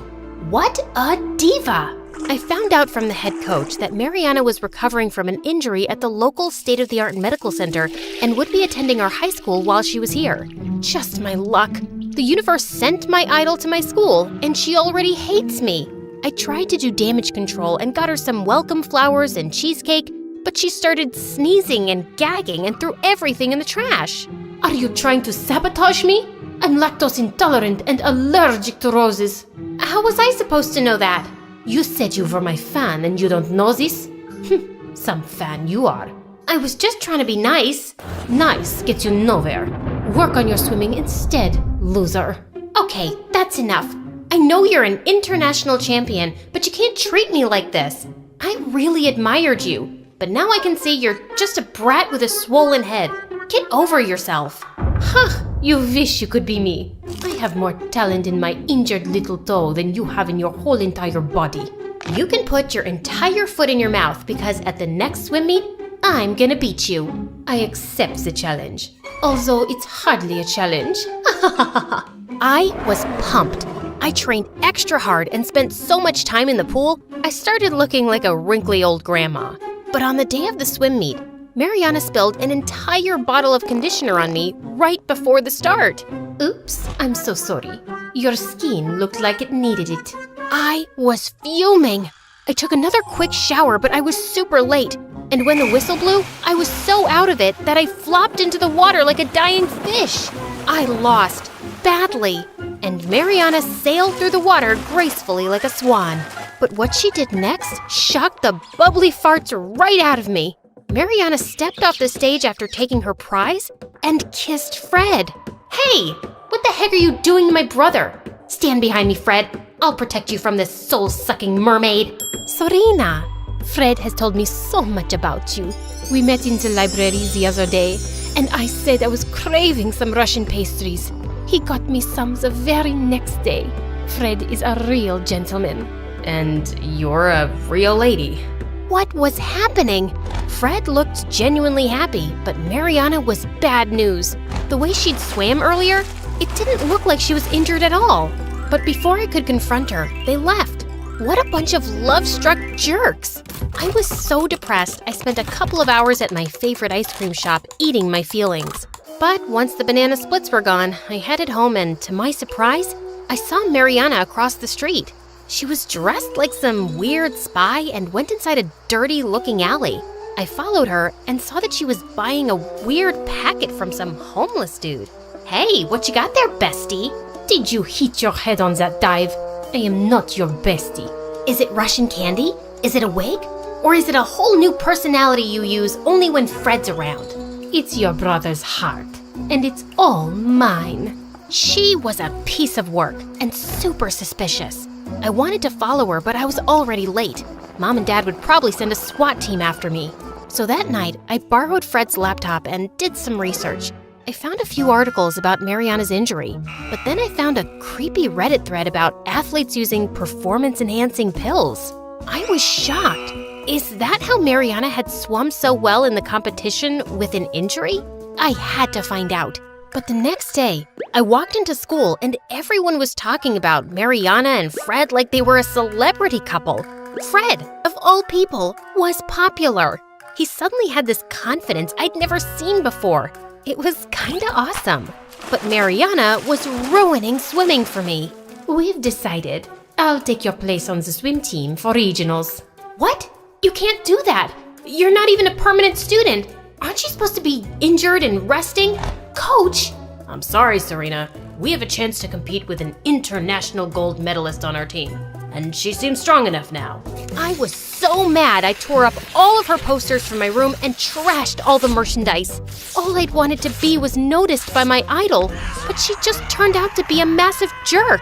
I was gonna bring her down if it was the last thing I did. Hey, Mariana told me what happened. It was really sweet of you to give her your place. She really needed this. I didn't give up anything. Your evil girlfriend pushed me out. Swimming is the only thing I'm good at, but she couldn't even let me have it. Look, I know you're hurt, but she's a good person. It's all an act. She's only pretending to be your girlfriend to get under my skin. Yes, Serena. I'm sure my relationship is all about you. Everything is always about you.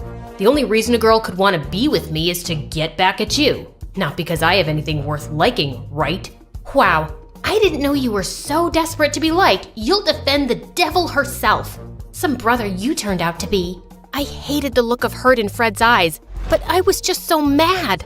The next day, I sneaked into the gym and went through Mariana's locker, and I found the package she'd taken from the man in the alley, and it had pills inside. I ran to the head coach and showed him everything. Mariana went ballistic. They aren't what you think. I'm not a cheat. Then explain how your injury healed so quickly.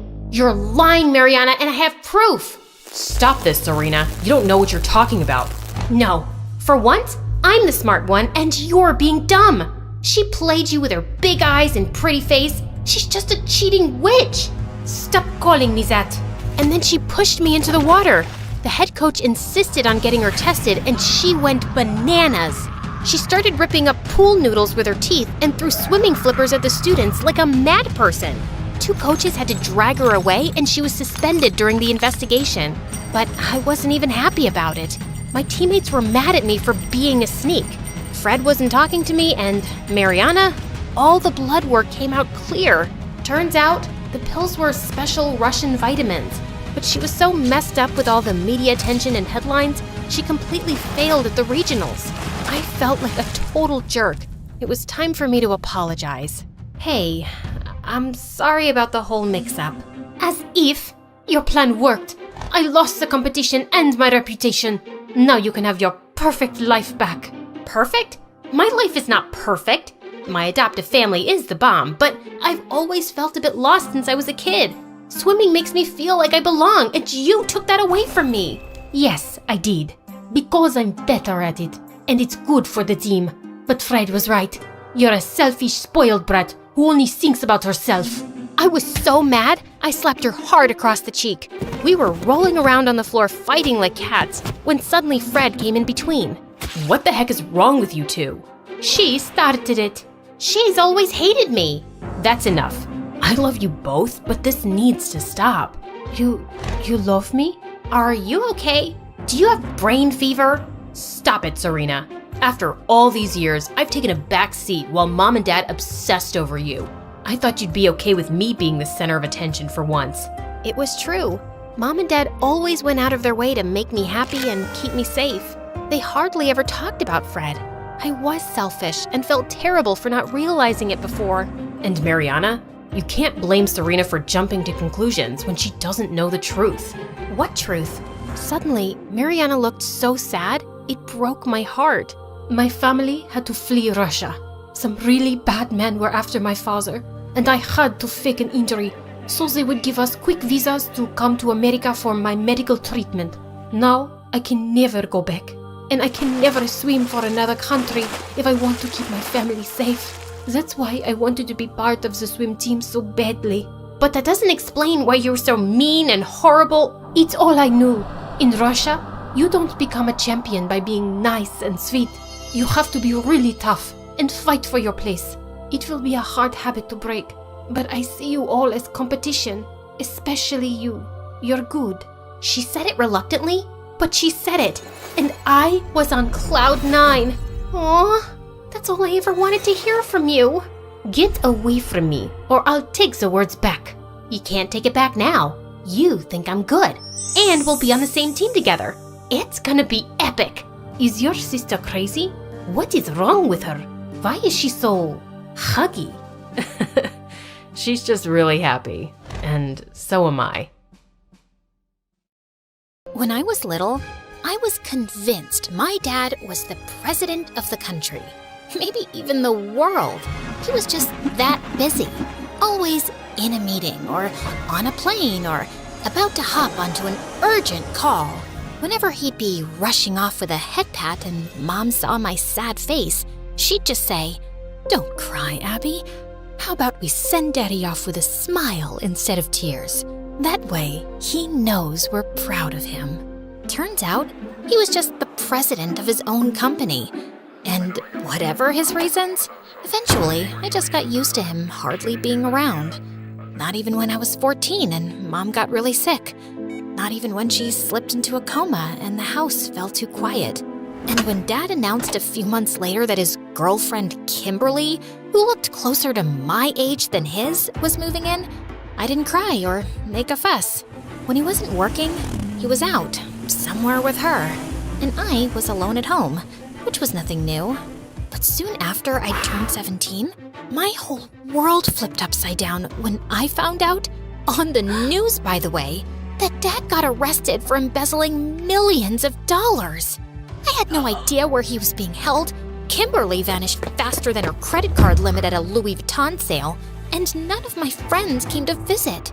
But a social worker turned up soon. "I'm sorry, sweetheart, but we tried Kimberly, your aunt, even a few of your father's friends, but no one on his side is able to take you in right now. Your mom's parents, however, are more than happy to. The only thing is, they live overseas." Yeah, in Thailand?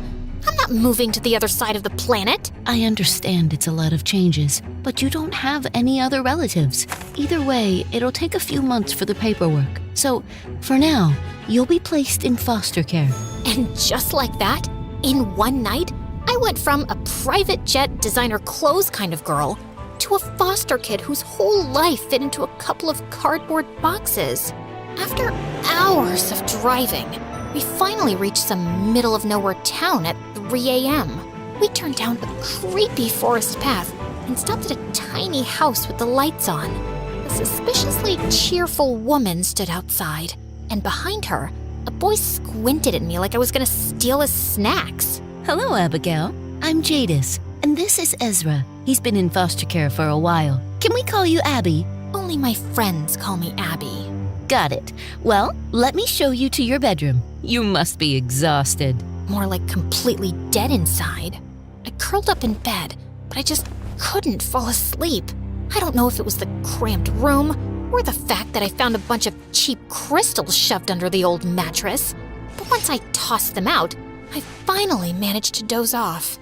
I woke up around noon, feeling disoriented. "Good afternoon, sleepyhead. Must have been the crystals I put under your mattress. They never fail." In daylight, I realized the house wasn't just tiny. It was weird.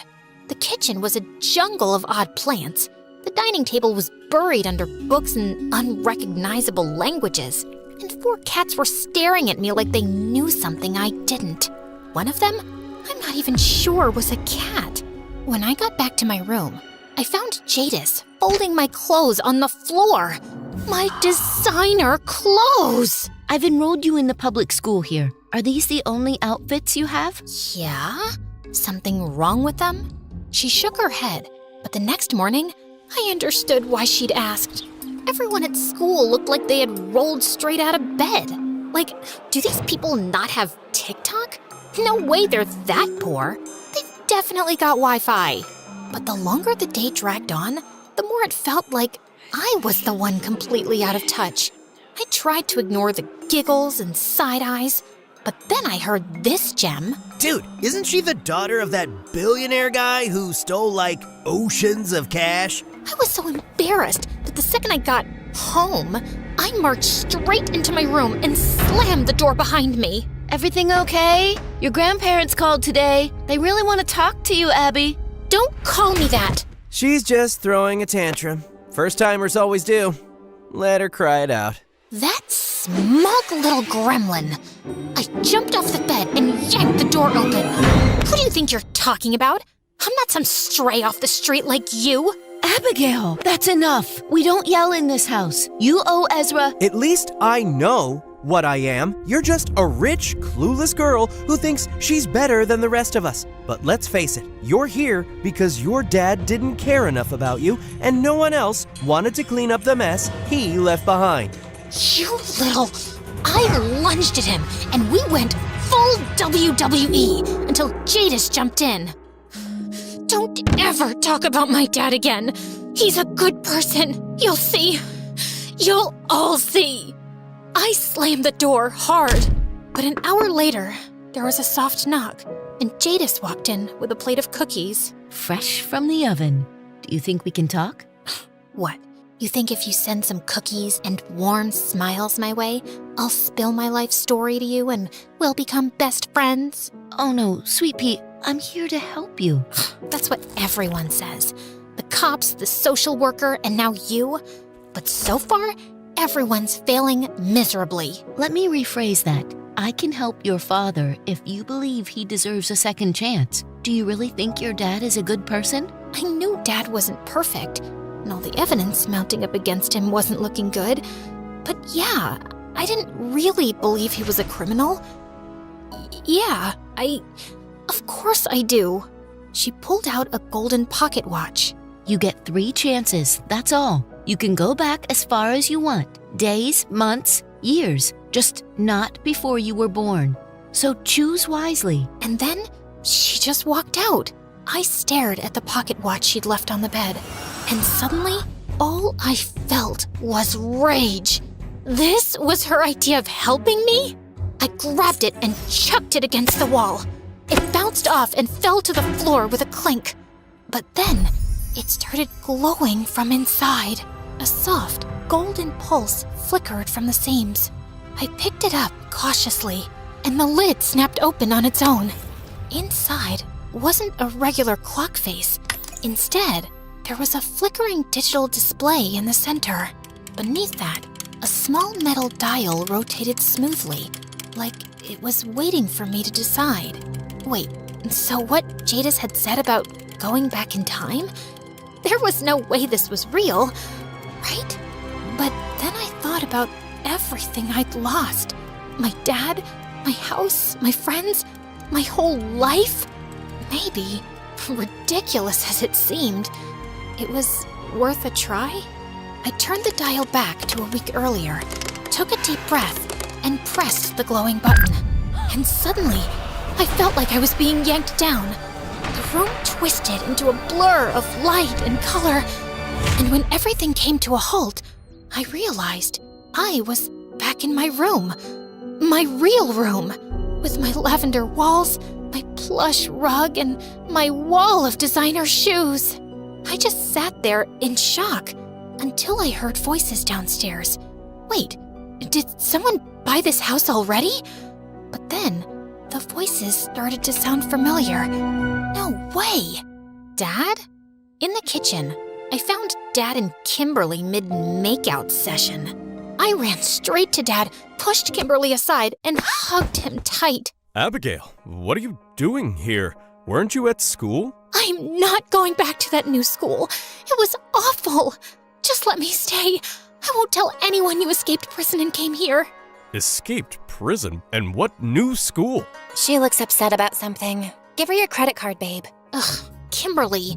His accounts are probably all frozen by now. Huh? Why would my accounts be frozen? Because of the money embezzlement case? What? Me? Embezzling money? Sounds like someone had a bad dream. I promise you, even if your dad was doing that, he'd never get caught. Now, how about that shopping trip Kimberly mentioned? I've got to head to the office. So, it was all a dream? Jada's, the foster home, Dad getting arrested? It all felt so real. But when I got into the car on the way to the mall, I felt Jadas's gold watch in my pocket. Did I just travel back in time for real? Sorry, miss. Didn't catch that. Nothing. Take me to my dad's office, please. I'd never been there before. So after an FBI-level interrogation at the front desk, I was allowed to go up with a security guard. The second the elevator doors opened, I knew something was off. The whole floor felt really tense. Phones ringing off the hook, people typing on their keyboards like maniacs, a woman sobbing silently at her desk. Just then, a man holding a stack of folders came rushing down the hallway, and I bumped into him, sending papers flying everywhere. Look what you've done! Who let this idiot up in the office? Do you think this is a place for a moron teenager to be wandering around? The security guard said something in his ear, and the man instantly turned white, dropping to his knees. Oh my God, I'm so sorry, miss. I had no idea you were the boss's daughter. Please forgive me. I'm a worm, a worthless worm. There's a spot on your shoe. Would you like me to clean it? What the heck was happening? After I'd calmed the man down and reached Dad's office, I found him yelling at some employee. When he noticed me in the doorway, he waved at the woman to leave like she was some annoying fly. Gosh, he was clearly a terror around here, and I was already scared to say what I'd come to say. Well, this is rare. Since when does my daughter take an interest in my work? I need you to be honest with me, Dad. Don't ask me how or where I heard this, but people are saying things about you embezzling money. I know you'd never do something like that, right? He just seemed really annoyed and kept asking me where I'd heard such a crazy thing. Obviously, I had no good answer. What was I gonna say? That I'd traveled back from the future? Eventually, he got tired and sent me home escorted by 2 bodyguards so they could keep tabs on what I was watching or who I was talking to. By now, I was beginning to feel convinced he was lying to me. And those bodyguards were everywhere.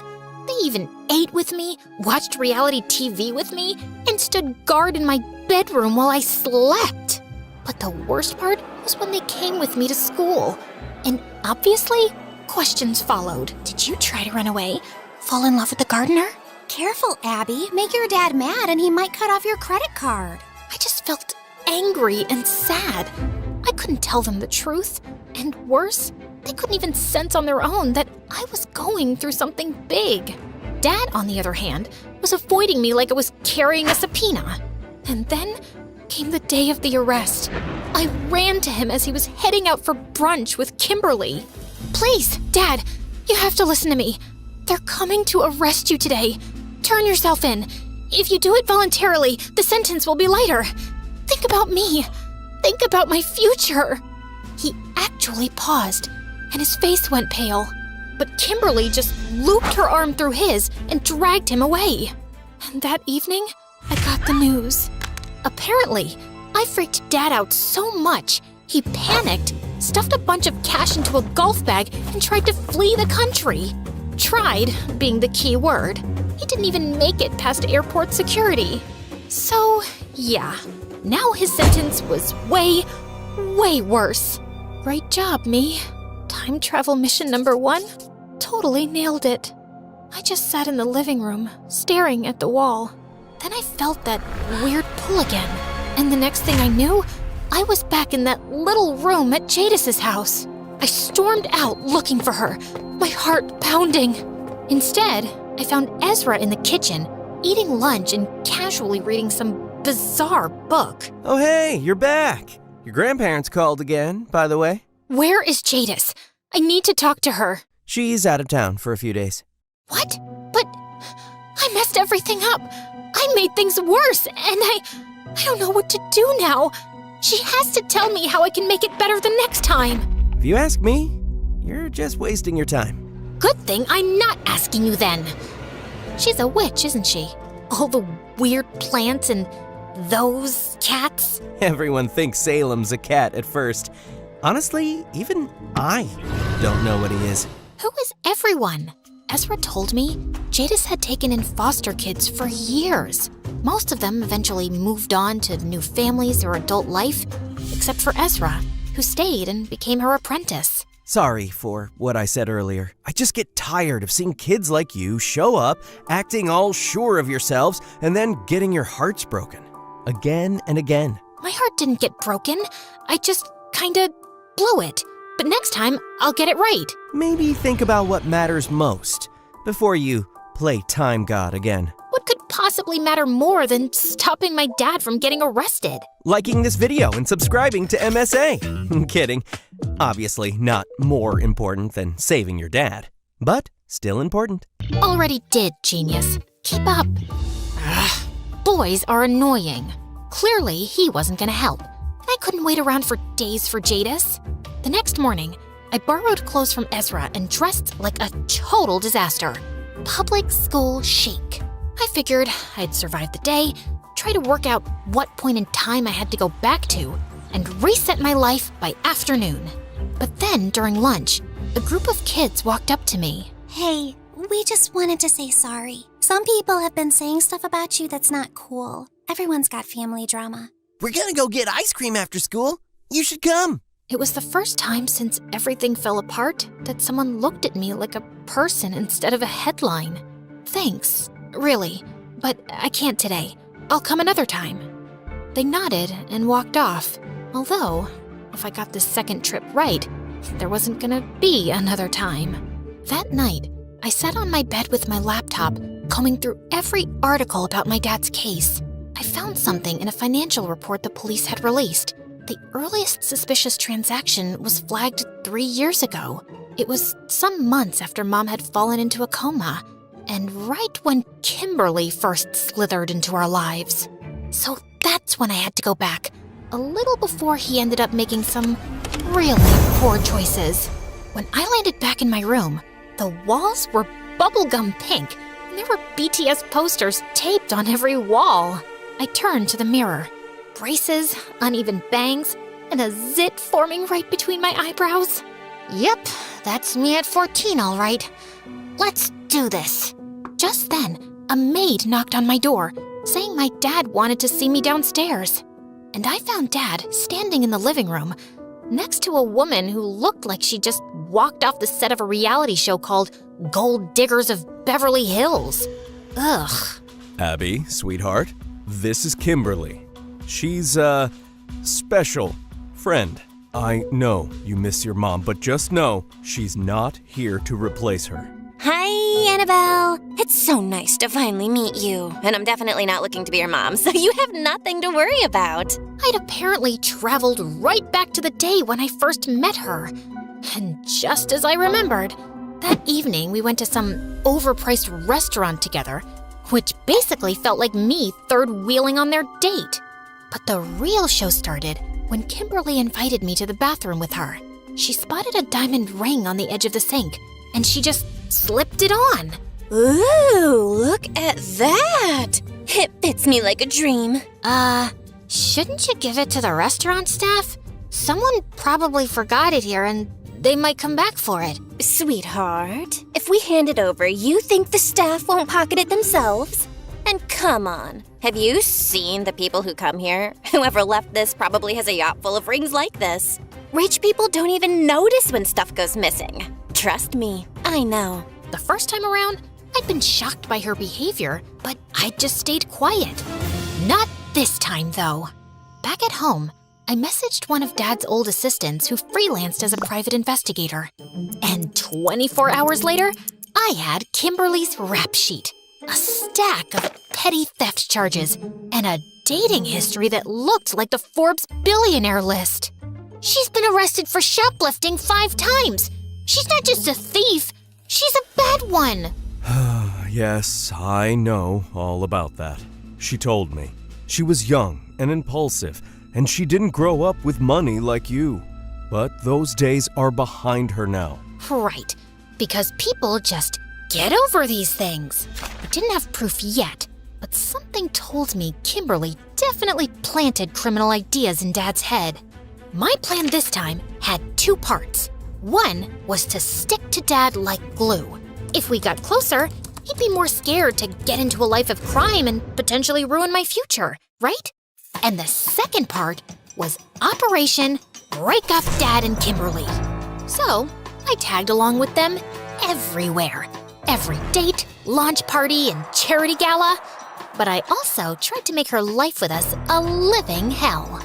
I threw her cigarettes in the trash, the toilet, and one time into the blender in her green smoothie.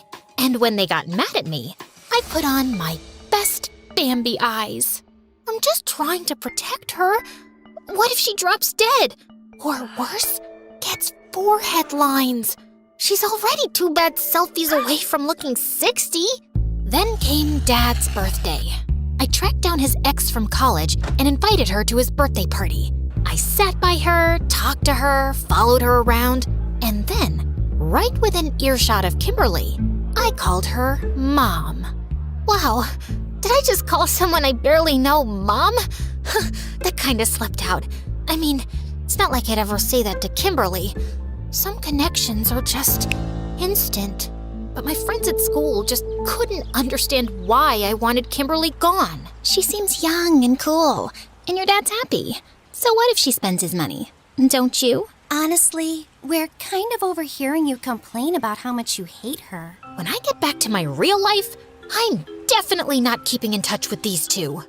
I knew eventually she'd try to convince Dad to send me off to some boarding school, so I made sure I had plenty of heartfelt moments with him. Dad, I ordered you sushi again with my allowance because you're the best dad in the entire world. Oh, thank you, sweetheart, for ordering me sushi for the 36th time this month. Because you work so hard and never get mad at me. You're my hero. We'll always be together, right? Of course, honey. You know I'd never let anything come between us. Obviously. I know you think about me in everything you do and everywhere you go. And it seemed to work. It was obvious Kimberly was getting increasingly pissed off by me.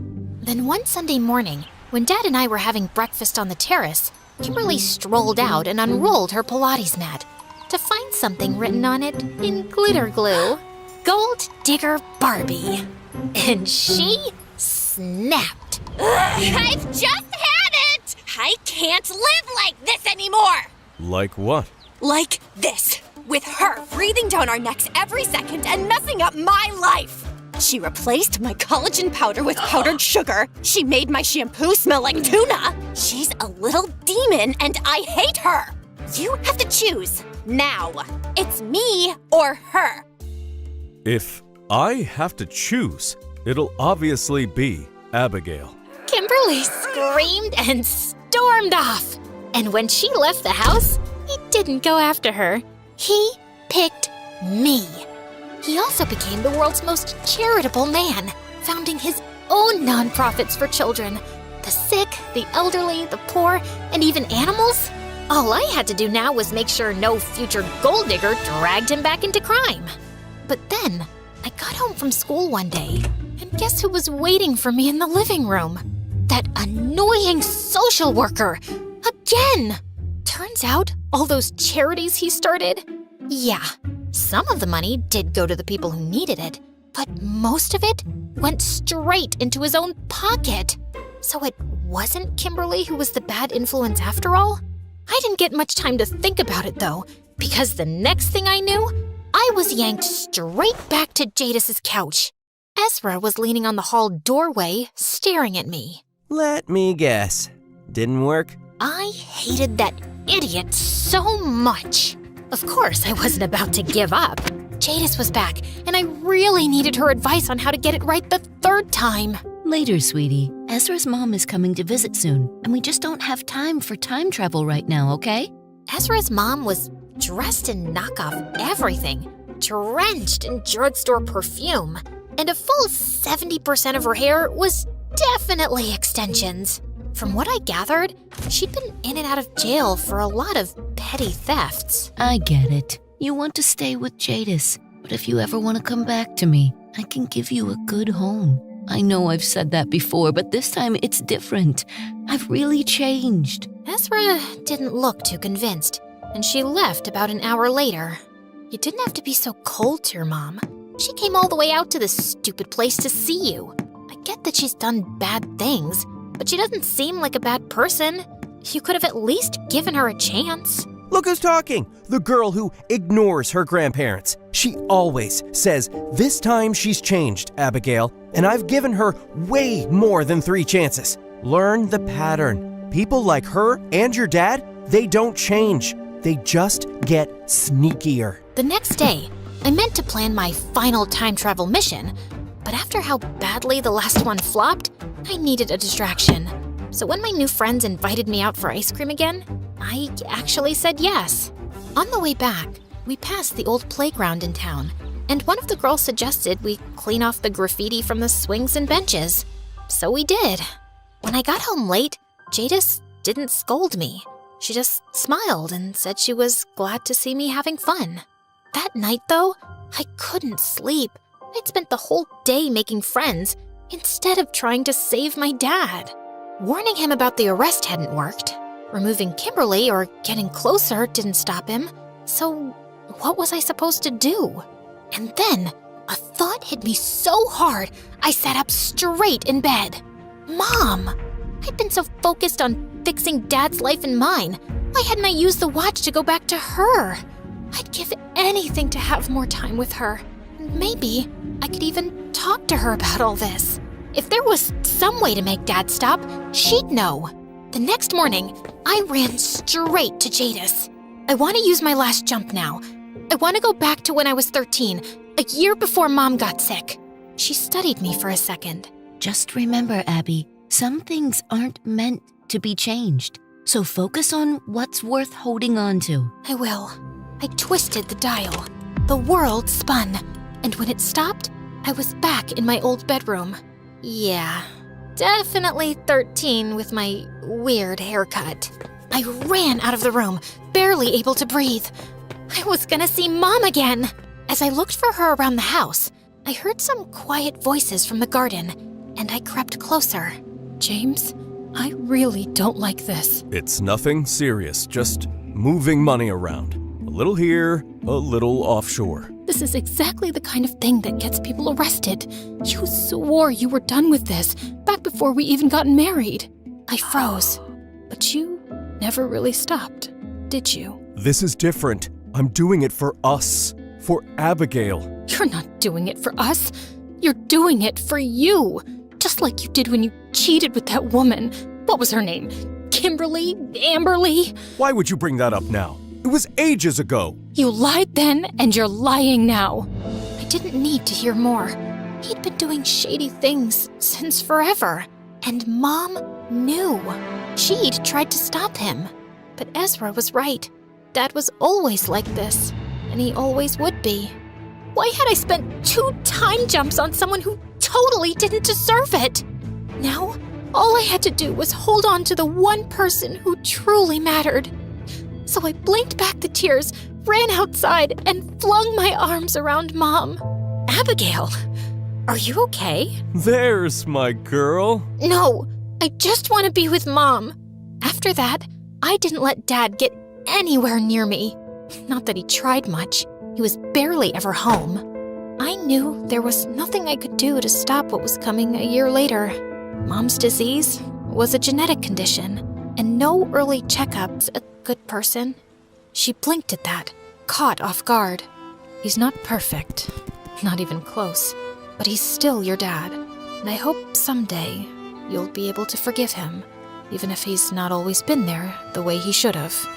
The next day, Mom slipped into a coma. A bunch of relatives I'd never even met showed up at the house. But the second they left, Dad ditched me with the house staff. When he came back a week later, I was waiting for him in the study. For Mom's sake, I would give him one last chance.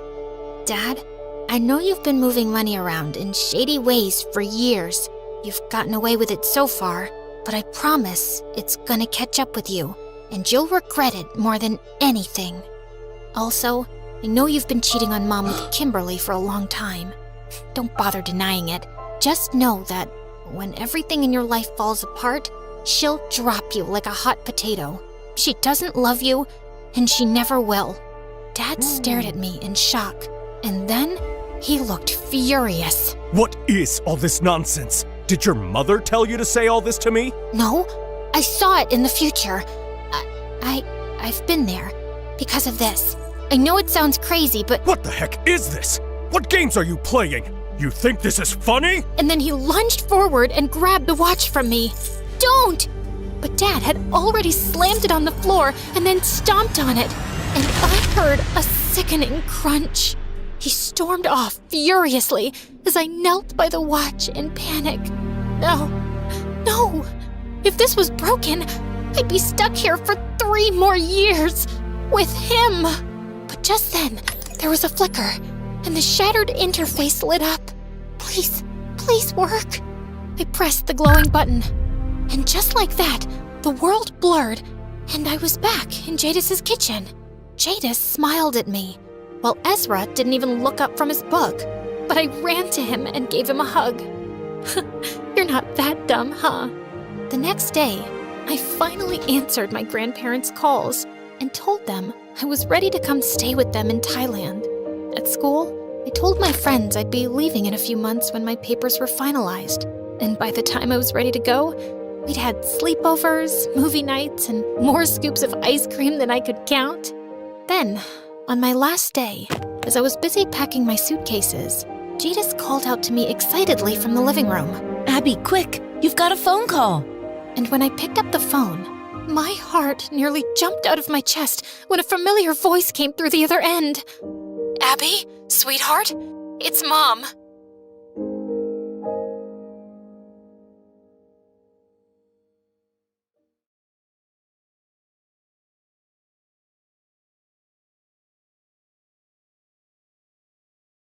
Hi, my name is Tiara, and My Story Animated will give $1,000 to one lucky person who subscribes in the next 7 days. Tell your friends, your sister, brother, and mom to subscribe now. The first time Mom realized that I was really shy was when I was 4 years old and she took me to the amusement park. I was terrified. I just kept my eyes on my shoes and clung onto my mom's hand tight the whole time. You see, I just wasn't used to a lot of people, so I'd completely freak out around strangers. Once, when I was 5, I was busy taking down a cereal box from the shelf of a grocery store, and when I turned around, Mom was gone. I felt panic rise in my chest, and I started running down the aisle. Just then, a strange woman caught my hand. "Hey, pretty girl, are you lost? What's your name?" I stared at her in horror, completely speechless. Just then, I saw Mom running towards me, and I went flying into her arms. The woman turned to Mom. "Oh, I'm so sorry. It must be really hard having a mute child. Does she go to a special school?" Mom snapped at her to mind her own business, and we walked off quickly. But the next evening, when I went down for dinner, I saw a grumpy-looking man at the table, and I froze. "Hey, sweetie, it's okay. I want you to get comfortable around new people. So I thought I'd introduce you to my very special friend." I was 5, not stupid. I knew he was her boyfriend. Did she seriously think bringing a boyfriend would help me with my shyness? Grumpy kept coming over every day, and I didn't get comfortable around him because he was a pain in the butt. Luckily, I caught him stealing money from Mom's bag one day, and she went ballistic and threw him out. I started school later that year, and Mom thought that would help me overcome my shyness, but it didn't. I was terrified on the first day, so the teacher allowed Mom to sit in class, and I felt much better. But when I was walking into class without her the next day, I immediately got hit by a paper ball in the face. It was Bridget, the meanest girl in class. Yo, Mama's Girl, who's gonna change your diaper now? The title Mama's Girl stuck for a while, but after some bullying, Bridget and her minions got bored and I became invisible. Even though I had no friends, I didn't hate school because I really loved to learn. So I started spending all my free time in the library. One day, when I was in the 2nd grade, I found a boy my age in my usual spot. I wanted to talk to him, but I felt shy, so I just sat down at the same table and gave him a smile. He smiled back, scribbled something on a notebook, and pushed it towards me. Hi, I'm Ethan. It's nice to meet you. Was he shy like me and couldn't talk to strangers? I thought this note system was way cooler anyway. We exchanged notes all during recess, and it was the best time I'd ever had at school. One day, I followed the boy to his class, and all the kids welcomed me with waves and smiles. Wow, who were these angels? Just then the teacher came in and she started using her hands to make all sorts of signs. It looked so funny I started laughing. That's when she noticed me. Sweetie, can you hear what I'm saying? I nodded my head. Then you're not supposed to be here. And that's when I realized that Ethan and all the other kids here were deaf, and this was a special class. It was really sad to go, but Ethan slipped me a note. See you at the library tomorrow? And I did. Every single day after that. We only ever hung out together in the library, though. I felt protective of Ethan and wanted to keep him out of Bridget's face. And finally, I had a best friend, but I never invited him home because Mom could be super embarrassing. Over the next few years, she had a string of stupid boyfriends at our place. She was also just always doing odd jobs, and we never seemed to have enough money. One day in 9th grade, I went to get lunch at the cafeteria and almost jumped back in shock to see Mom behind the counter. Mom, what are you doing here? Sweetie, I work here now. Can you chit-chat with your lunch lady friend later, Tiara? I don't have all day. I turned around to see Bridget behind me, and as I started walking away, I suddenly heard her scream. OMG, you stupid woman! You poured hot soup all over my new iPhone! I turned around to see Mom looking red in the face and apologizing to that brat. I'm so sorry. It's only my first day here. Do you need a degree to be a lunch lady? Because you must have failed lunch lady school for sure. Show me your degree. I'd just had enough. Didn't your nannies teach you any manners? She's working hard to serve lunch to hundreds of kids, and she made a mistake. Have some respect. Oh my, look who finally found a voice. Who are you, Martin Luther King now? And why do you care about the dumb lunch lady? Is she your mom? Yeah, actually, she is. As everyone suddenly stared at me in silence, Bridget burst out laughing. So, you're still a mama's girl? And now I get why you're so stupid. I was about to attack her, but just then I saw Ethan walking towards us with the principal. Bridget, how dare you talk to a staff member like that? That's a 3-day suspension. To my office, now. As Bridget walked away looking furious, I knew I'd pay for it later, but standing up to her felt so good. Later that day, when we were hanging out, Ethan said, You were awesome for standing up to that bully, and your mom seems nice. And you were awesome for calling the principal just in time. And well, Mom's a bit crazy. What's yours like? And then Ethan told me that his mom had died when he was little, and his dad was a big businessman who was mostly away. He'd provided plenty of servants to take care of Ethan, but he never had much time for him. Sometimes, I think he must be disappointed to have someone like me as a son. That just broke my heart. I'd been waiting to surprise Ethan with the secret sign language lessons I'd been taking, but I couldn't wait any longer. I'm sure that's not true, Ethan, because you're the loveliest person I've ever met.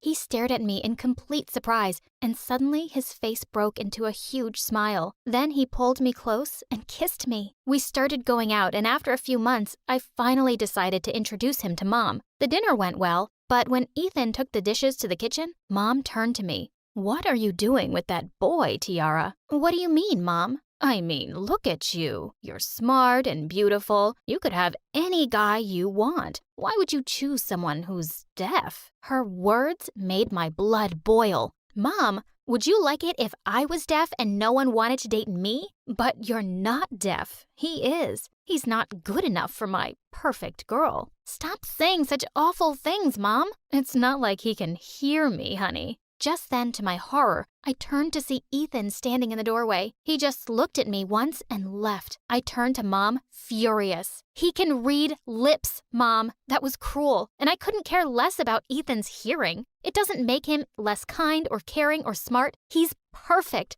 unlike the jerks you date. And with that, I stormed off to my room. Ethan wouldn't reply to any of my texts, and the next day at school, I looked for him everywhere. Eventually, I found him sitting alone on the bleachers outside. Ethan, I'm so sorry about what Mom said. He shook my hand off angrily. She's right, Tiara. You're perfect, and I'm not. I'm sure you've thought about that, too. Why else would you always keep our friendship a secret? And with that, he walked off. But I wasn't going to let him go so easily. I ran to the art room and wrote something on a chart paper, and at recess, I went to the cafeteria and jumped onto the table. I felt really nervous as everyone's eyes turned to me, but I only had eyes for Ethan as I held up the chart. Ethan, I love you more than chocolate cake. Will you do me the honor of being my prom date? Ethan burst out laughing and ran to hug me. As we kissed, the whole cafeteria erupted into cheers and applause. The next day, when Ethan and I were leaving school, we suddenly got hit by paper balls. Remember how you were such a little scaredy cat that you couldn't even speak, Tiara? And now you have a boyfriend just like yourself. He's only with you because there's something wrong with him, obviously. I was about to lash out at her when suddenly, a limousine stopped next to us and a well-dressed man came out. I was surprised when Ethan hugged him and told me he was his dad. Ethan's dad turned to me. I haven't been around much, but Ethan told me all about you and how you've changed his life, and I just wanted to show you how grateful I am. Hey, you, give her the present. Just then, his bodyguard leapt forward and handed me a small box. When I opened it, I gasped. It was a diamond tennis bracelet. I can't accept this, sir. But Ethan's dad wouldn't hear a word and just left. As Ethan clipped the bracelet onto my wrist, I could see Bridget's open-mouthed face turning all shades of green, and that was truly priceless. After that day, Bridget was always trying to get close to Ethan. I'd often catch her trying to talk to him at recess or in the library, where she'd probably never set foot in her life before. On prom day, I was getting asked to dance by lots of guys, and Ethan smiled at me to go ahead. When I stopped to catch my breath and looked around for him, I spotted Bridget cozying up to Ethan. I think you and I would make a really cute couple. Oh, wait, you can't hear me? Let me show you how I feel about you. And with that, she grabbed his face and kissed him. Before I could pull her hair, Ethan had already pushed her aside and he looked really angry. And then Bridget went totally mental on him. Seriously? You're rejecting me? You think I'd actually ever be interested in someone stupid and deaf like you? And I'd have to learn dumb signs to explain everything to you? I'd rather shoot myself in the head. By now, I'd walked over to her and given her a tight slap across the face, and everyone started booing her, so she left the prom. But someone did something even better. A girl had made a video of the entire scene and uploaded it online, and thousands of people were now calling out Bridget for bullying someone differently abled. And the best part? She was expelled from school, and a year after graduation, Ethan published a groundbreaking paper that got published in a very prestigious science journal. When it came out, he left a copy for me at the breakfast table. As my eyes fell on the first page, I started to cry. Dedicated to my best friend and the love of my life, Tiara, the girl who saw me when I was invisible. And that night when he came home, I had a little scrapbook I'd made waiting for him at the table. When he saw it, his eyes started to well up. Inside the scrapbook was every note we'd ever written to each other. Ever since that first day in the library, I'd saved them all. He turned to me and I went down on one knee. I knew you were someone special from the very first moment I saw you. I want to spend the rest of my life with you, Ethan. Will you marry me? He said yes and made me feel like the luckiest girl in the world. Months later, I invited Mom to the wedding and she did come. And she actually apologized to both me and Ethan. I thought life might be hard for you with a differently abled person, but I was wrong. I'm so happy to see how happy he makes you. And when we signed our vows, Mom almost ruined our perfect moment by crying the loudest. We have 2 lovely kids now who are perfectly fluent in sign language, of course. I hope having Ethan for a dad makes them even more compassionate towards anyone who is differently abled. Many children's first words are mama or dada, but mine was Action! Mom is a famous actress, so I grew up in the showbiz, like literally into it. Hi, my name is Phoebe, and before I tell you more about my life under the spotlight, please hit like and subscribe. My parents divorced early, but instead of leaving me with the nanny or grandpa all the time, Mom brought me to the set of the new King Kong vs. SpongeBob remake. Mom, I'm tired. Do we really have to go on set today too? Great actors are never tired. But I want to go to Grandpa's place. He's always got some great stories about his time as a cop. Did you know he stopped 10 robberies? So, his stories are fun, but not my movies? Fine. This small acting job here, and then I'll drop you off at Grandpa's place, all right? A few years later, Grandpa was gone, and I missed him terribly. When I turned 13, Mom got a lead role in a cop show, and this time, I was more than happy to be dragged to that set. On the first day, I was utterly starstruck. I snuck into the costume department and tried on uniforms, pretending I was fighting crime. But then, I heard someone shouting from the cafeteria. Someone needs me! I sprinted there, and my phone, it was right there. You took it. I haven't. This right here is my detective moment. Before I could step in, an older man with a donut in his hand swooped in like an eagle. Why don't you check under the bananas? I raised the fruit basket, and Mom's phone was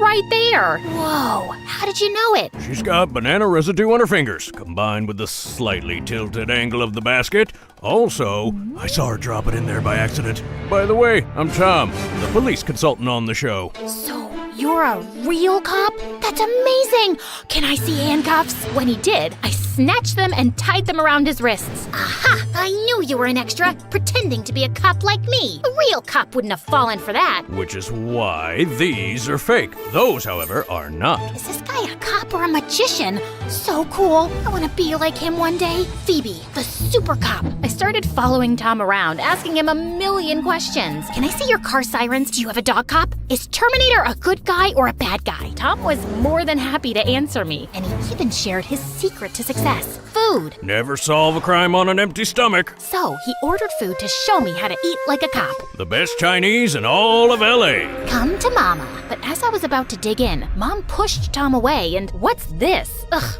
where's the chef's lunch? This? It's like ants' food. I'm a human. Mom dragged me home, and that night I only had soup for dinner. The next few days, I could feel her watching Tom and me, until one evening when I was changing for bed.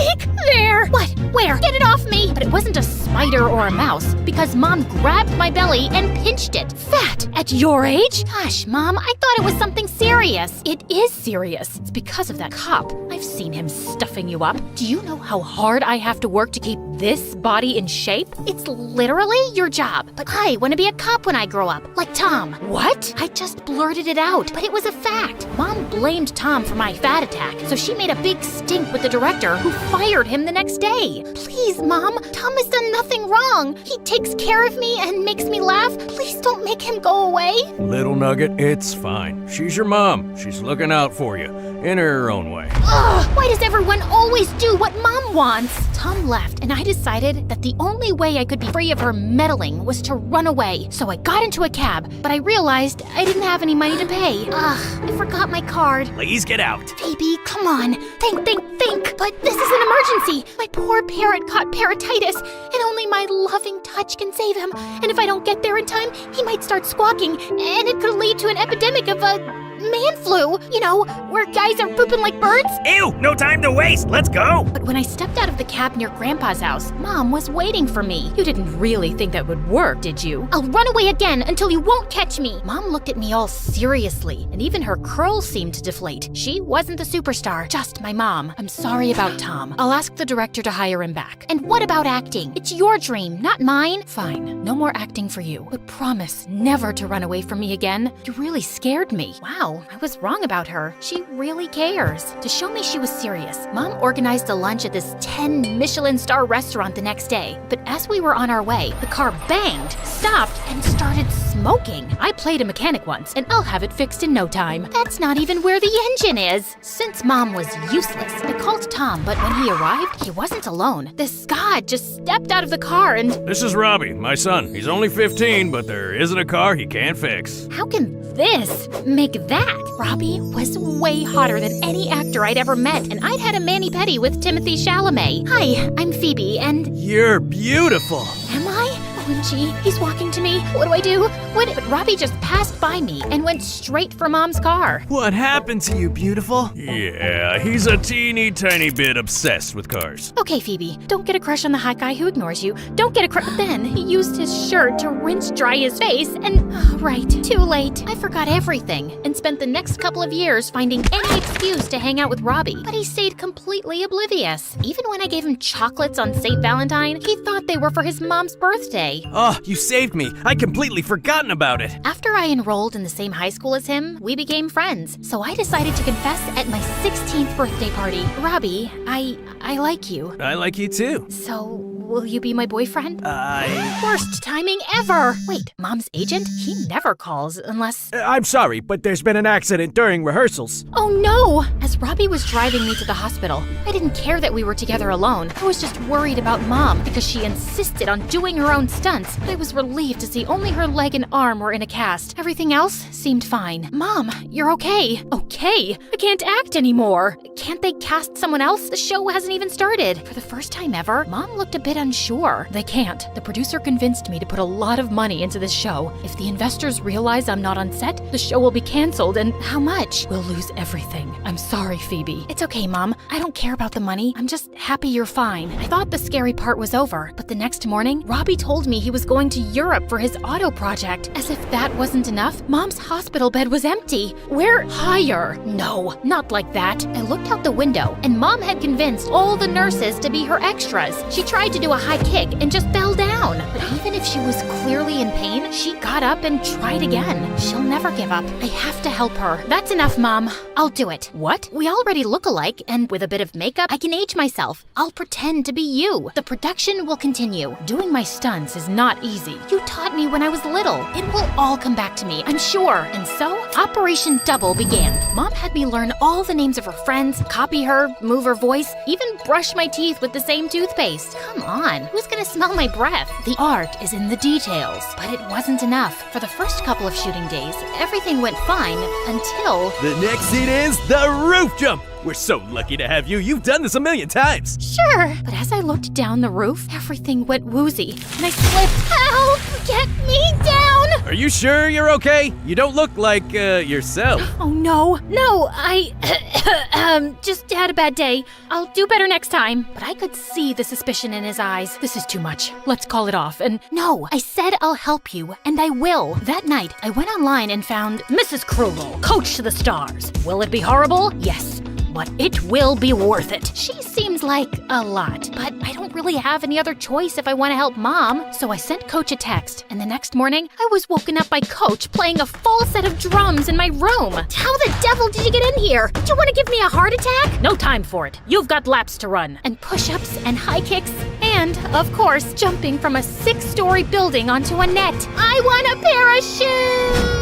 But the worst was the food. Coach had me on this crazy strict diet, and she weighed every bite of food before I put it in my mouth. I started stashing snacks under my mattress and bribing the staff for candies, but she was always a step ahead of me. We can't afford anything less than perfection. Can't you hear my stomach? It growls so much it sounds like a lion. And as with any wild animal, we tame it. I had pizza delivered through the bathroom window, then chicken nuggets hidden inside my gym shoes, but she found it all. Nothing ever worked. As the days passed, I also noted another change. Whenever I got out, boys tripped over themselves to look at me, and I even had a couple of talent agents ask for my number. In the shops, people always smiled, and I got discounted clothes and gifts. I guess pretty privilege is a real thing. The only one who didn't seem to like my new look was Tom. Just a salad for lunch? How about a nice burger? Shh! Don't let Coach hear you. Coach? What coach? She's like a ninja. Always knows what I eat, even when she's not there. Soon, the shooting was over, and Mom was well enough to come to the wrap party, just in time to get all the praise for my hard work. You moved like you were 10 years younger. Only 10? Seeing Mom back in her element made me really happy. Darling, thank you. You really saved my career. But now, I've got my own life waiting for me. Robbie was back, and I hadn't been able to see him during filming, but I hadn't forgotten his words. I like you too. The next day, as I walked to my locker, I saw Robbie kissing another girl. What in the holy cake frosting is happening? I pushed the girl away and slammed Robbie against the locker in one of my superstar film moves. I'm away for a couple of months and suddenly you have a girlfriend? You said you liked me. Phoebe, I do like you, but like a little sister. You could have said it on my birthday. With your mom in the hospital? I didn't want to give you any more bad news. I was really angry, but as I watched Robbie check on his girlfriend, I realized he never looked at me like that. Before I could make things worse, I ran back home. I spent the next few days eating chocolate, watching MSA, and wallowing in self-pity. The first heartbreak is always the hardest. It will pass.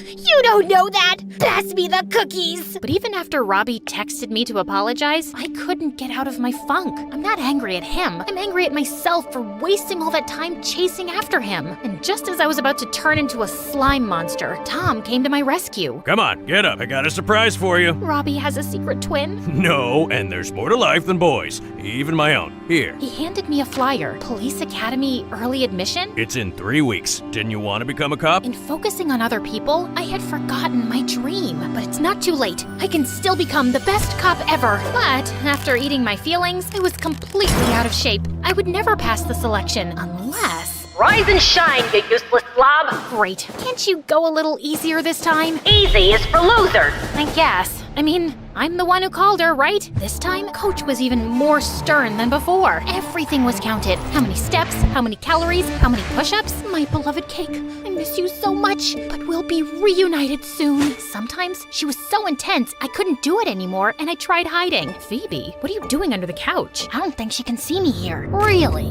Ah! Coach's method worked, and I lost all the weight I had gained. When I woke up on admission day, I followed the smell of bacon down to the kitchen, where Tom and Robbie were having breakfast with Mom. Robbie handed me a massive bouquet of flowers. I know I can't be who you want me to be, but I'm here to support you. Can we still be friends? Bacon and flowers? How can I say no? Robbie hugged me, and I was surprised that I didn't feel any butterflies in my stomach, except for those in anticipation of the test. I guess I'm over him, finally. But I still didn't touch breakfast, and by the time we got to the police academy, I felt weak. Are you sure you're okay? You look pale. No, I can do this. The first test of the day was an obstacle course. I'd done so many of them with Coach, I could run them in my sleep. But as the whistle rang, I felt my legs turn to jelly and my vision go black. When I woke up, I was in the stands with Mom and Tom. You fainted. Robbie's gone to fetch you some water, but in the meantime, eat this. No, I can't. Coach said that's too many calories. Right, the mysterious Coach. Where is she? I've been meaning to have a chat with her. She's been filling your head with all this nonsense about skipping meals and looking fit. What Coach? Mrs. Krugel. They looked at me in confusion, so I took out my phone to show them Coach's website, but when I Googled it, nothing came up. I don't understand. I've hired her to help me train for Mom's role. I trained you, no one else. But Coach, does it mean I made her up? The next day, Mom took me to a psychiatrist, and after I told her everything, she confirmed Coach did not really exist. She came to you every time you felt insecure, right? It's clear you created her as a defense mechanism, but I'm afraid you developed an eating disorder. Doctor was right. I'd used food as a tool to make me feel better and more secure with myself, but it became very unhealthy. And how do I get better? With time and therapy, but mostly being kind to yourself. Coach wasn't easy. She kept visiting me over the years, pushing me to make the wrong choices, but Mom was with me every step of the way. She recognized the part she had in giving me the wrong ideas about food and changing her own way of seeing herself. I was okay now, but I wanted to help others. I studied psychology at the university and worked with charities to teach young girls about body image and food. And what about becoming a cop? I'm still helping people. In my case, can't put the bad guys behind bars. And Robbie? Well, I was the bride of honor at his wedding. And it turned out his girlfriend's brother was just my type.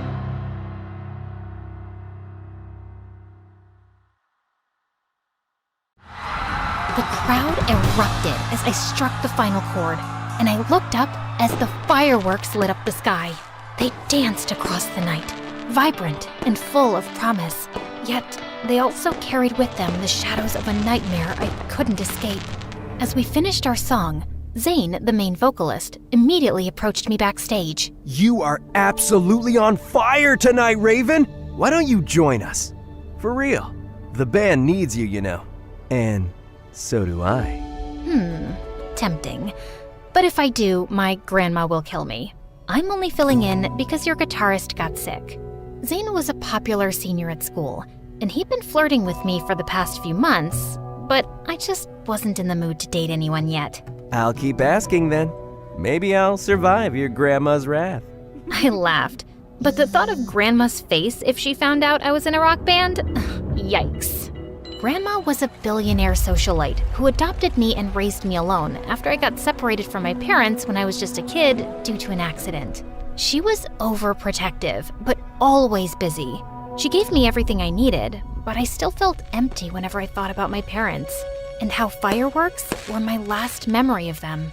Whenever I saw kids my age with their families, I couldn't help but feel jealous. Being Grandma's heir came with great responsibility, so I had to study hard to manage her empire one day.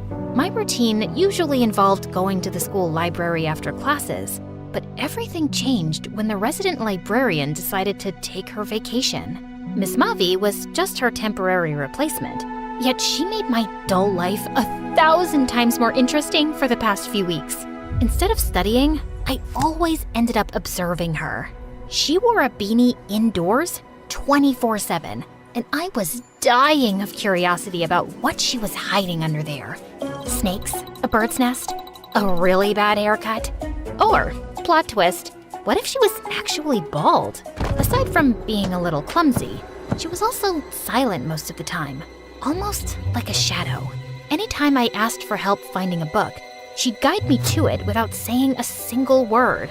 One day, I dropped my books, and a bunch of my origami animals spilled out. I was about to bend down when someone suddenly started picking them up for me. It was her, and she was holding the dove one. You did this? Yeah? Oh, so she can actually speak. Where do you learn these? I learned it from YouTube. I find it fun, and they actually make good bookmarks, you know? Why? She just gave me a soft look that sent my curiosity through the roof, then walked away before I could say more. What was that all about? Later that night, I had to swing by school because I forgot some notes. It was late, and the gates were locked, and the place looked deserted, except for a mysterious motorcycle parked outside. Before long, a familiar figure emerged and hopped onto the bike. That unmistakable beanie gave her away instantly. There was no doubt who it was. But this time, she was rocking a sleek black leather jacket. Whoa, a mysterious librarian by day, a badass biker by night? Interesting. I decided to follow her at a distance, and we ended up in a vacant lot where a group of thugs was bullying a guy. I parked my car nearby and hid behind a tree. Suddenly, Miss Mavi whipped off her beanie, finally exposing her hair, and my jaw nearly hit the ground at the blazing sight. I rubbed my eyes to confirm what I was seeing, but her hair indeed looked like a dancing flame. What's up, bros? Having fun terrorizing a helpless bystander, or are we just compensating for something? Who are you supposed to be, sweetheart? The fire department? Well, I'm just here to warm things up. Just then, her hair erupted into full blazing flames, crackling like wildfire as she fired up her bike. The engine roared, and in a flash, she took off, moving so fast it was like a fiery show. She zoomed around the gang in a blur of heat and light. Before they could even react, she circled them with lightning-fast moves, trapping them like prey in a ring of fire. What kind of sorcery is this? Am I dreaming?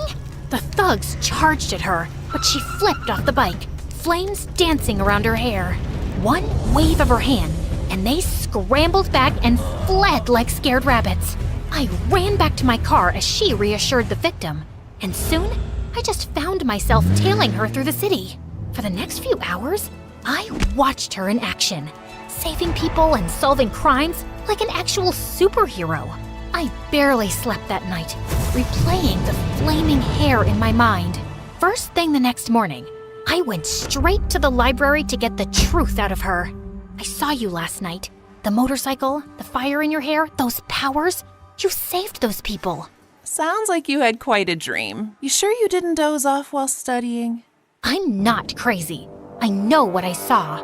She just shrugged and continued doing her business quietly. Ugh. She was driving me crazy. That night, I staked out again.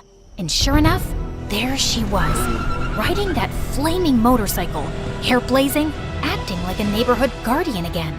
I finally cornered her in the far aisle of the library the next day. Stop it. Quit pretending you're normal. I know you're some kind of superhero. Who are you? She put the book she was holding aside and then looked at me with a seriousness I'd never seen before. You're such a stubborn little girl, aren't you? She was about to press her fingers against my forehead, but stopped and sighed. All right, if you want answers, meet me at the abandoned pier on Saturday at sunset. Oh, I'll be there for sure. The weekend rolled around, and when I arrived at our meeting place, she was already waiting for me while leaning against her motorcycle, her fiery hair shimmering in the sunset. Hey there, how are you feeling? I'm good. Obviously too excited for whatever bedtime stories you've got. Lucky for you, I'm actually quite fond of telling stories. For starters, my real name's Mavwika, and I'm not exactly from around here. Wait, are we talking outer space?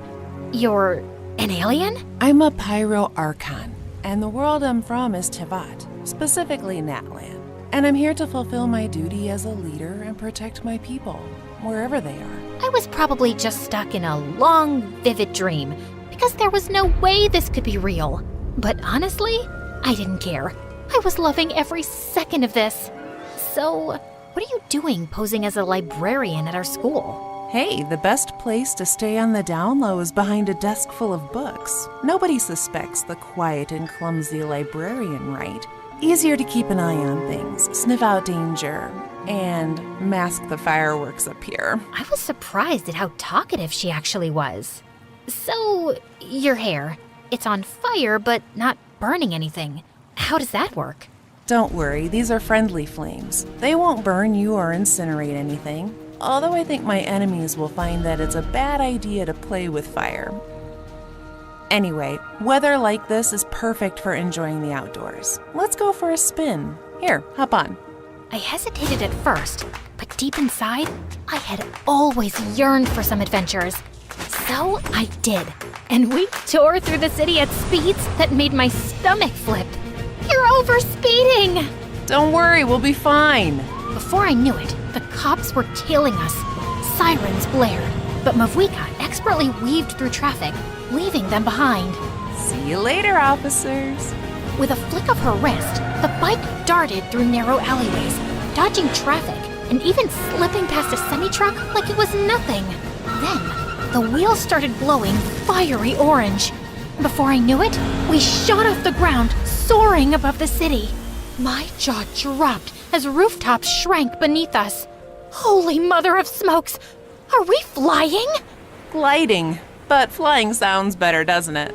We landed with a burst of sparks, but Mavwika wasn't stopping. She steered toward the mountains without hesitation. Wait, there's no road! Oh, girl, who needs roads anyway? Rev the engines! With a fiery leap, we launched off a rocky incline and soared through the sky like a blazing comet, hopping from one mountain peak to the next. You're insane! Told you it'd be fun. Terrifying, but yeah, maybe a little fun. The next few days were a blur of adventures. By day, Mavwika and I bonded in the library over books and her endless stories about her homeland and her late sister, Hine, who also loved creating origami, just like I did. By night and over the weekends, she'd drag me along as she did her superhero duties. Light of the blazing sun! Wrath from the skies! Pyroclastic surge! One day, I took her to the mall for a change, and she looked fascinated. What kind of magical refrigeration chamber is this? We don't have this in Natlan. This is called a mall, and the extra cold you're feeling is because of the air conditioning. Interesting. I can't believe people wander around here for hours, like they're on a quest, but with no real treasure. The treasure is buy one, get one free, actually. I couldn't help but laugh along at her reactions. After cooling off, we headed back out to patrol the city, but later that night, our fun took a serious turn when we encountered a building engulfed in flames. Fire trucks were there, but the fire was raging out of control. My mom and dad, they're still in there. Please save them. The sight of the little girl desperately crying made something twist inside me. I remembered being little, lost, terrified. Please, you have to save them. She's just a kid. She can't lose her family. I promise, she won't lose them. Mavwika walked straight into the burning building and redirected the flames with what she called her pyro elemental power, creating fiery pathways to rescue those stuck inside. She even blasted through debris with her flame attacks, and everyone just couldn't believe what they were seeing. Within minutes, she emerged from the smoke, carrying the girls' coughing parents. The firefighters rushed to help, and I wanted to cry with relief. The little girl threw her arms around them, and they hugged tight. Before the police and media could finally corner the fiery superhero in town, Mavwika whisked me away and brought me to an abandoned park. What happened back there must have stirred something inside you. It's okay, you can tell me. I'm here to listen. I was 3. I don't remember much. Just being on a yacht with my parents. They were celebrating something. There were beautiful fireworks, and I was so happy. But then, the waves got rough. The boat rocked. My mom screamed, and my dad held me tight. Then, we went under. Everything went dark. I woke up on a shore. My grandma found me and took me in, raising me like her own. She tried everything to find them. Hired search teams, investigators, but nothing. No trace of them. Everyone told me they were gone, but I don't believe it. I can't. I feel it in my heart. They're still out there somewhere. That feeling, it's powerful. Hold on to it, but don't let it hold you back either. Your story isn't over yet. Maybe the light is leading you somewhere you're meant to go. Just then, a burst of fireworks from the horizon distracted us. It was coming from the nearby harbor. In my world, it's nearly lantern night. People from Liu celebrate with lights, fireworks, music. It honors wishes and memories of everyone in Tiavat. That sounds awesome. I wish I could experience that right now. You can. We can bring a bit of that celebration here. How? To answer my question, she led me to the harbor and told me to close my eyes. Don't open them until I say so. Okay.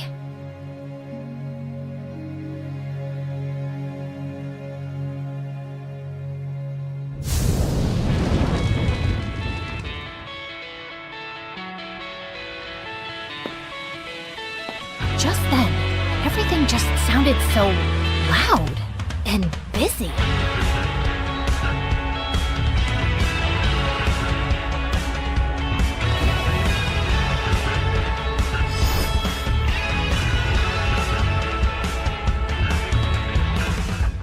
Now open your eyes.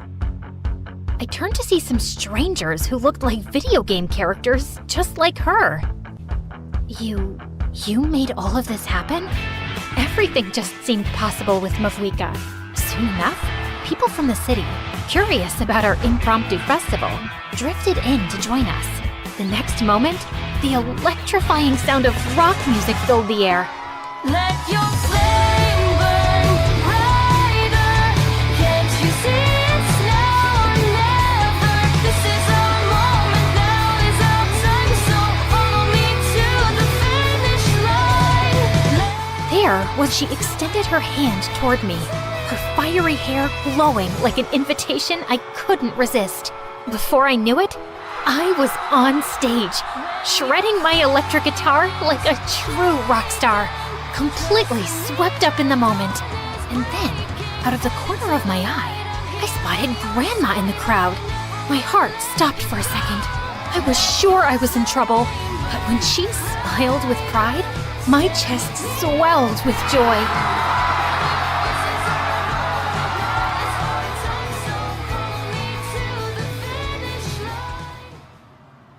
When the performance ended, Mavwika led me to the water, where countless floating lanterns shimmered like stars on the surface, and handed me one. Make a wish. Lantern Rite is about sending hope into the sky. Believe, and maybe it'll come true. I wish to finally find her. A glowing portal shimmered like a magical doorway. What's happening? You're leaving? Natlan needs me. It's time for me to go back. My people need me to light their way forward. I felt a lump in my throat. Thank you for everything. You made my wish come true. It's been an honor and truly my pleasure. I will miss you, you know. She then took my phone and with a quick tap, installed a game called Genshin Impact. Rev the engines!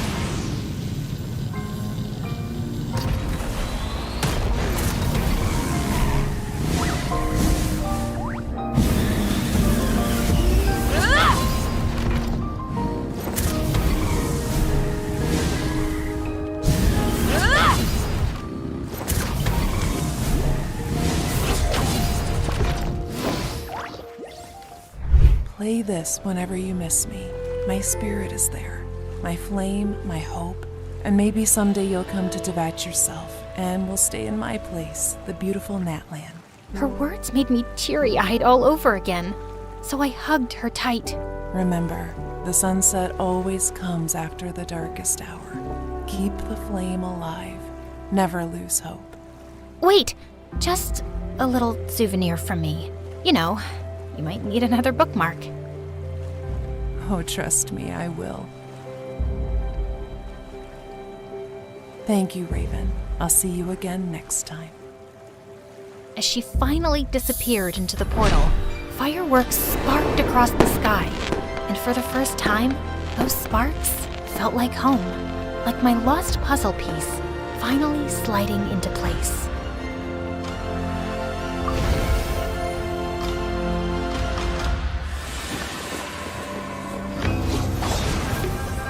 Embark on an epic adventure in Genshin Impact with the latest update. Unlock new characters like the Pyro Archon, Mavuika, Mystical Sitlali, and the skilled Lan Yan.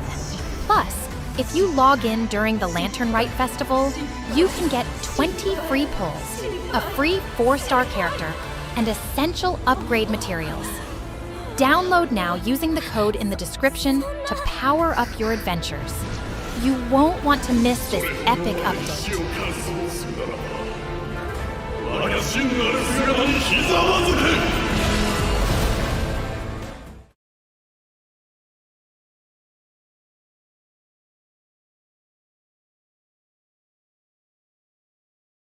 Bonjour, my name is Andrea from Paris. Please like and... Nah, I'm just kidding, guys. It's me again. Gotcha. You didn't know I spoke multiple languages, Verdado. So, where were we? Oh yeah, my band almost broke up. My manager tried to take control of my life. My father was in an accident. My boyfriend was keeping a huge secret from me. And my mom had come back into my life after almost 10 years. Am I forgetting some other misery? Yeah, I'm also really hungry. Oh, right. I hadn't eaten anything since before the concert. But at that time, we had more important things on our plate. Alice, I told you to get away from him. Who does she think she is to tell me what to do? No. First, you owe me an explanation. Why have you left? Where have you been all these 10 years? Why have you never called? Why are you coming back now? Why? Well, I guess she owed more than one explanation. Maybe we should leave. And miss the showdown? Yeah, let's give them some privacy. Yes, better. What are you even doing here in the first place?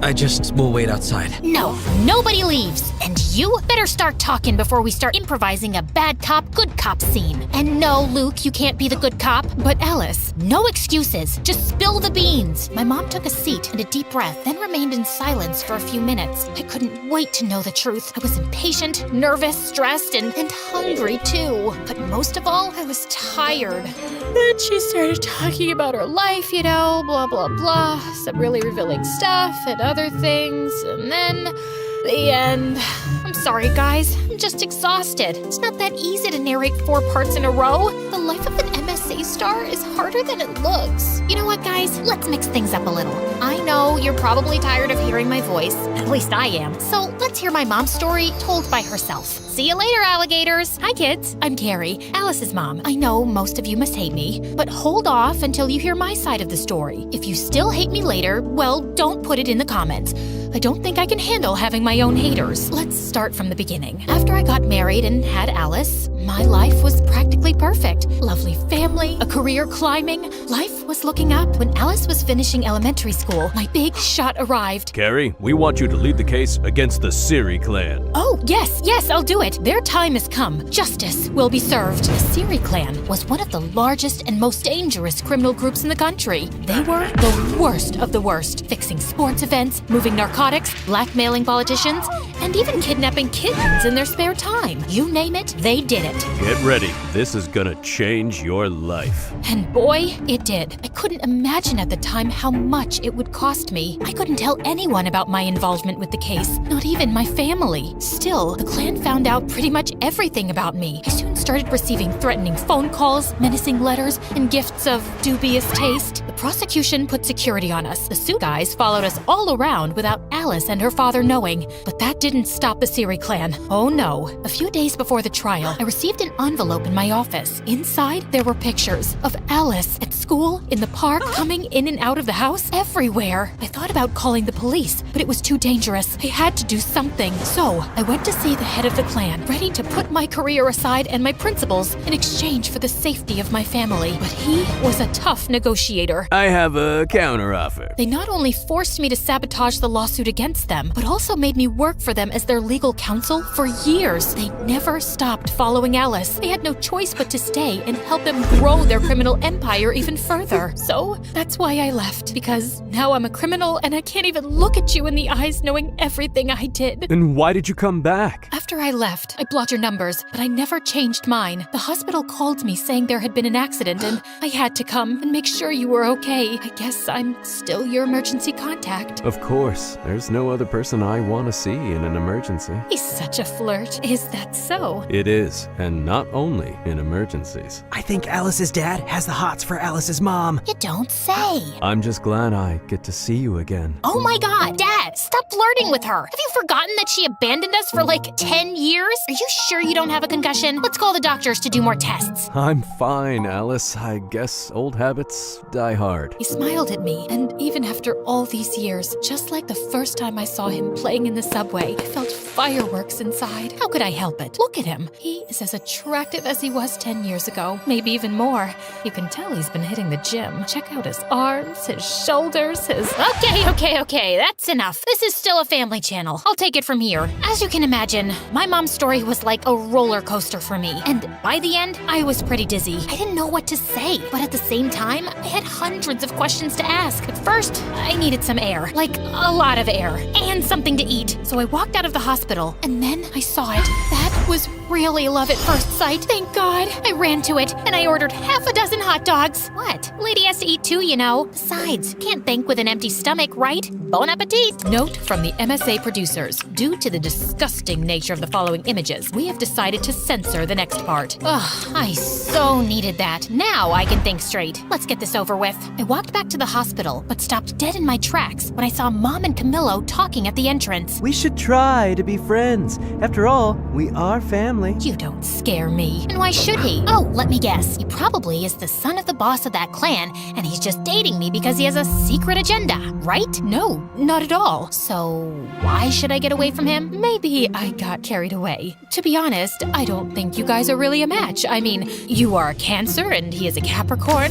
Those are the least compatible signs in the horoscope. I'm actually a Scorpio. Oh, then it's okay. You have my blessing. Great! Thanks, Mom. Camillo hugged my mom. Their performance was as believable as a bunch of elementary school kids acting out Shakespeare for the end of the year play. Of course I knew there was something wrong. I'm not an idiot, guys. I asked Camillo about it like 1,000 times. Why does my mother hate you so much? What did you do? But he always came up with different excuses. It's because I'm Italian. She hates poets. She doesn't like my cologne. I think she must be in love with me. Eventually, I stopped asking. I know it sounds crazy, but after so much time, things were somehow in order and part of me didn't want anything to change. Sure, I knew that things sooner or later were gonna bite me. And trust me, when they did, it hurt like a dog bite. The next few days were truly bizarre. My mom came back into our lives as suddenly as she had left. Every time I went to visit my dad, she was there, and the two of them together were absolutely unbearable. You guys know I'm a sucker for love, but they were too much even for me. Here comes the plane. Can I have a bite of the pilot too? Oh, don't start.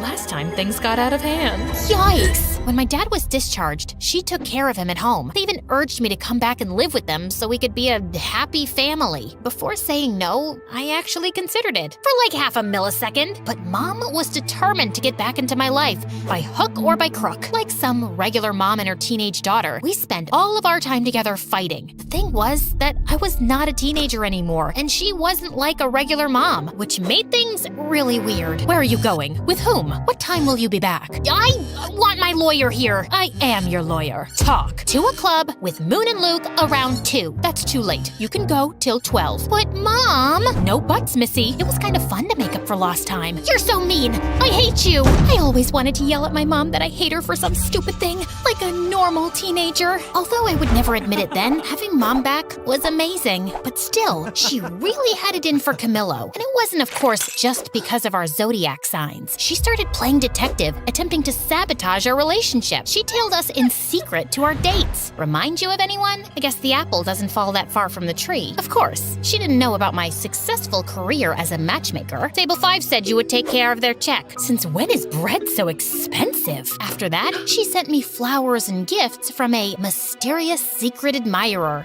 Free chocolate. But that was nothing. It got to the point where she tried to kill Camillo. I didn't know he was allergic to nuts. I told you like yesterday. It must have slipped my mind. Then she went all in and planned a blind date for me and Kwan, who was a few days away from returning to Korea. I had to admit that it was a beautiful date, and Kwan looked so attractive. But I had a boyfriend and he had a girlfriend. I'm so sorry my mom put you up to this. Don't worry, it's always nice to spend some time with you. Won't your girlfriend mind? I don't have a girlfriend anymore. She left me. She said my heart was still entangled with something here. And what is that something here? I think you already know. Kwan smiled at me, and I blushed so much that I could have become a stunt double for Poe. You know, the red Teletubby. Change the subject, Alice. This could get out of hand. I don't know what my mom has against Camillo. She hates his guts with a passion, but he didn't do anything. I think you should trust your mom. I know you two have a complicated history, but she must be doing this for a very good reason, and you can't keep ignoring it. At first, I thought Kwan was only saying this because he was jealous. But then I started to think he had a point. Turns out, his words were absolutely right on target. When I got home that same night, I did what I promised I would never do. I went through my boyfriend's computer. Guys, this is me not setting a good example. Don't follow my lead on this one. Remember how I said things would come back to bite me in the butt? Well, they did. More than a dog bite. It was a crocodile bite. Among Camillo's files, I found a book about me. Yes, you heard right. Camillo was writing a book about my life behind my back. Actually, no, he wasn't writing it. It was already finished. What the? To no one's surprise, it turns out that behind it all was Trevor. He had signed over my image rights from our contract to Camillo to write a bestseller airing all my dirty laundry. For the next few hours, I read the entire book. Not only did it expose my deepest fears and desires, those I had confided in him, but it also detailed my mother's criminal history with the Siri clan. If this gets out, she will go to jail. And the worst part of it all, the book was due out in 2 days. Just as my world was collapsing, the collapser opened the door. Hi, honey. I was more than ready to use my drumsticks to turn him into a human skewer, but I didn't. I understood that my only advantage at that moment was that he didn't know that I knew. So I pretended that everything was fine and took the first opportunity to get the hell out of there. We're out of milk. I'm gonna go buy some. We have milk. But not almond milk. Since when do you like almond milk? Since forever? You don't know every single detail about me. Well, maybe I lost it for a moment. Once I escaped from there, I met with my mother. She confessed to me that she knew about Camillo's book. A few weeks ago, my boss told me that someone was snooping about my past and the trial. They thought they were the prosecutors, but when I saw the photo, I recognized Camillo immediately. I'd seen him in every photo and interview of you two. You follow my career? Of course I do. I'm your biggest fan. My mom found out he was writing a book, but when she tried to warn me, he threatened to reveal another big secret. My mother was betraying the clan. She was preparing a case with the prosecution, taking advantage of her inside knowledge to bring down the Siri clan once and for all. If that came out, not only would the case collapse, but we would be in grave danger. The release of the book would have the same result, so we soon regrouped with my dad, Moon, Luke, and Quan to shut down the release of my unauthorized biography. That's a sentence I never thought I'd say. We split up and went to different districts to buy all the copies of the book that were ready to circulate. Yeah, we spent a lot of money on books. In the meantime, my mom managed to get a legal order to stop the printing of new copies, arguing that they did not have my authorization. Amazingly, we managed to stop the book from coming out. We gathered all the copies and made a huge campfire. Not great for the environment, I know. Again, don't follow my lead on this one, guys. Anyone want a marshmallow? You're still leaving tomorrow? Maybe you can stick around for a bit. I'd love to, but I have to go home. But you should visit me. Maybe I will. Sadly, our victory was short-lived. Feeling defeated, Trevor and Camillo leaked the book virtually, and it soon went viral. What ensued was absolute chaos. My name became a trending topic, and the news went crazy with my mother's criminal story. Soon, reporters were swarming my house and my parents' house looking for a comment. My phone literally exploded from the number of calls and messages it received. To make matters worse, Camillo went on TV to present the book, badmouth me, and reveal that my mom was a double agent for the government. You will pay for this. From that moment on, we became the #1 target of the Siri clan. Things were completely out of hand, and for the first time, I feared for my life and the safety of the people around me. I had to do something, but I didn't know what. Alice, there's no time for discussions. Get in the car. We have to go to the witness protection program now. We are in danger. I can't do it, Mom. You two go. Alice, this isn't up for discussion. No, it's not, Dad. I'm sorry. I ran between the cars until I lost them. It's not that I didn't want to go with them, but I was a public figure. The reporters and paparazzi would be after me like hounds. I knew that if I went with them, I would put them in even more danger. I needed to go somewhere where no one knew me. Oh,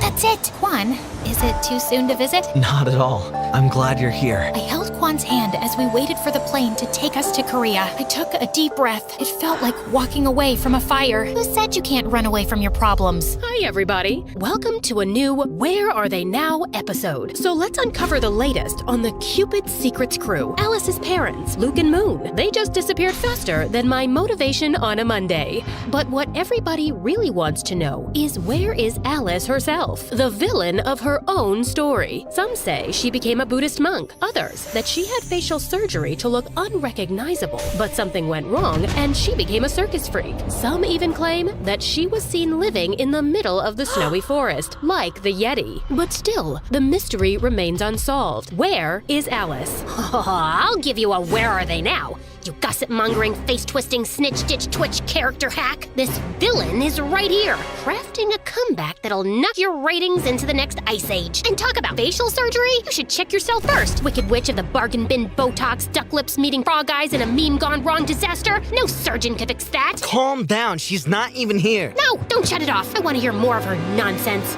Great, now the power cuts out on me. As if everything else wasn't enough, the electricity there had a mind of its own. It always went out with the worst possible timing. Okay. You know, I'm not usually the nagging type, more like a silent ninja. Until someone turns on that spotlight of lies, you might think we stepped out of a time machine into the past. Well, almost. So this is where Alice is, in the middle of nowhere, picking up cow dung. I know, gross. I should give you a recap of the last year, but I don't really feel like it. Okay, don't leave. I will. But just because you've been putting up with me since episode 1. Before I start, like and subscribe, and don't forget to never watch MSA on TikTok. Real ones know that YouTube is way cooler. So, after Camillo's book, Quan and I escaped to a small rural town in South Korea where no one knew or cared who I was. This is nice. It was not. At least no one will find us here. Yeah, because no one knows this place exists. Seriously, I tried searching it on Google Maps and it just showed a shrugging emoji. Still, Quan absolutely fell in love with our new rural life. He put together his own farm, and it was like he had found his place on Earth. For me, it wasn't that easy. Alice, collect the cow dung so we could use this for fire. Not this again. That day, I shouldn't have worn red because it made the bull crazy mad, and he chased me all over the farm until I fell headfirst into the cow poop pile. Ugh, I hate this. Look on the bright side. It's good for your skin. Oh, really? Then come here. I'll make you a good hydrating mask. Stop running. Living with Quan was awesome, but it never felt like my real life. I just wasn't myself there. To make me feel better, Quan once took me to a nice restaurant in the city, but I felt so paranoid that I went with a full disguise. Maybe that wasn't the best option to keep the attention away from me. Everybody kept looking at me, especially one strange guy with a big ginger afro and sunglasses. That guy keeps staring at us. Can you blame him with those drumsticks in your hair? And this dress looks like you committed a fashion crime. Duh, I can't leave them out. And this outfit took hours of careful consideration and about 5 outfit changes. As Quan went to pay the bill, I turned to that creep, but he vanished into thin air. After that, I decided to stay in the village and never return to the city. Eventually, I kinda got used to living there. But then, a letter arrived and changed everything. It was an invitation to Moon and Luke's wedding. I hadn't talked to anyone from home since I left. I thought they'd eventually forget about me. But turns out, Quan used to drive out of town to call Moon, and she wanted me to be her maid of honor. Still, I wasn't ready to come back yet. Sooner or later, you'll have to face your fears. I'll do it later then. I have to go. She's my baby sister. Of course. We said our goodbyes and Quan left, so I had some alone time. After a few days, I started to get really worried. Quan wasn't answering my calls or responding to any of my texts. I waited and waited, but no news. Finally, I called Moon, but she didn't know anything about him either. Nobody did. Before I could think about it, I was already on a plane crossing the world to save my boyfriend. As soon as I landed, I did a complete makeover to avoid being recognized. I had more important things to do than deal with the paparazzi. After that, I went straight to the police station. I knew who was behind it all. The Siri clan kidnapped my boyfriend. Do you have any proof? I have a strong feeling. Does that count as proof? Maybe he just ran away from you after reading the book. The whole police station laughed at me. I wanted to throw all their donuts into the garbage, but I didn't. I just stole a few for later. Besides, we already captured Siri Clan's leader. What? After I left the police station, I had so many questions in my head. Just then, I saw Trevor drive by in a cool Porsche and stop not too far away. My heart was beating super fast, and I decided to follow him. I hid in an alley where it was kind of dark. I couldn't see much, but then I heard him talking on the phone. Keep a low profile. We can't afford any slip-ups right now. I had planned this all along. I even made that foolish Camillo reveal the clan's secrets in his book to have the leader imprisoned so I could take over the empty throne of the Siri clan. I did a lot for him, and that thankless man never recognized me.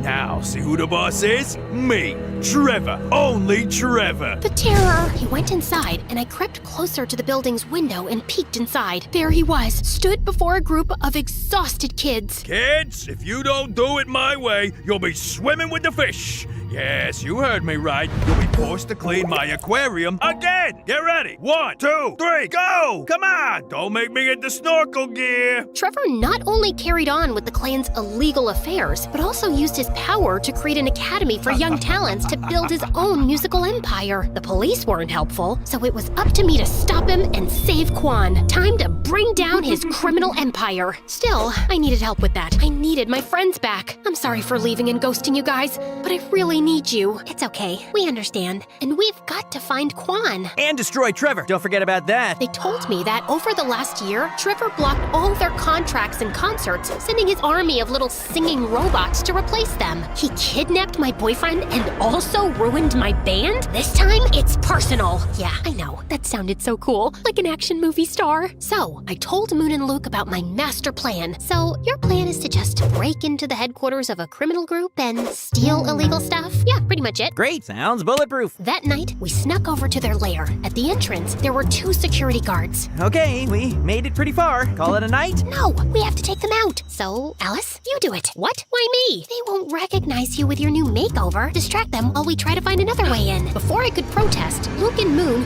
threw me towards them. First, I thought I could use my Riz to win them over. Content warning, guys. This might turn into a cringe fest. I walked to them, flirtatious, but I looked like I was just learning to walk for the first time. Excuse me, guys. Do you have names, or can I call you mine? I'm Frederick. Mike. No, I meant I thought your names were Google because you two have everything I've been searching for. Well, that one bombed even harder than my first pickup line. I need to work on my flirting game. In a desperate distraction attempt. I twisted swiftly, aiming for a masterstroke. Fate intervened. My wig slipped off. Uh-oh. You! So, time for plan B.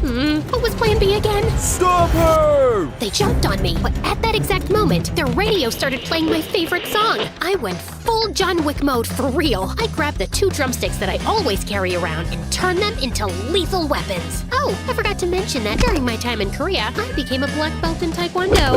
Silly me. After beating up those 2, I tried to find Moon and Luke, but I got to Trevor's office. I turned it inside out, but found nothing about Quan. I was about to give up when I came across something mind-blowing. A manuscript from Camillo, Cupid's Secrets Part 2. A sequel to my story. Yeah, my head exploded. Quite literally. It detailed with amazing precision my life in that little town in Korea. Every little part of it. How the heck did he know all this? Then, as James Bond's villains, they appeared. Oh, look who's here. It's so good to see you, babe. I love your new style, but ew, you smell like cow poop. Trevor and Camillo were at the door of the studio. I lunged at them. You fuck! But an army of guards appeared out of nowhere and held me. No dear, this is not a kung fu movie. Guards, just take this little rat away. Trevor, wait. Don't be so hard. She is my ex, after all.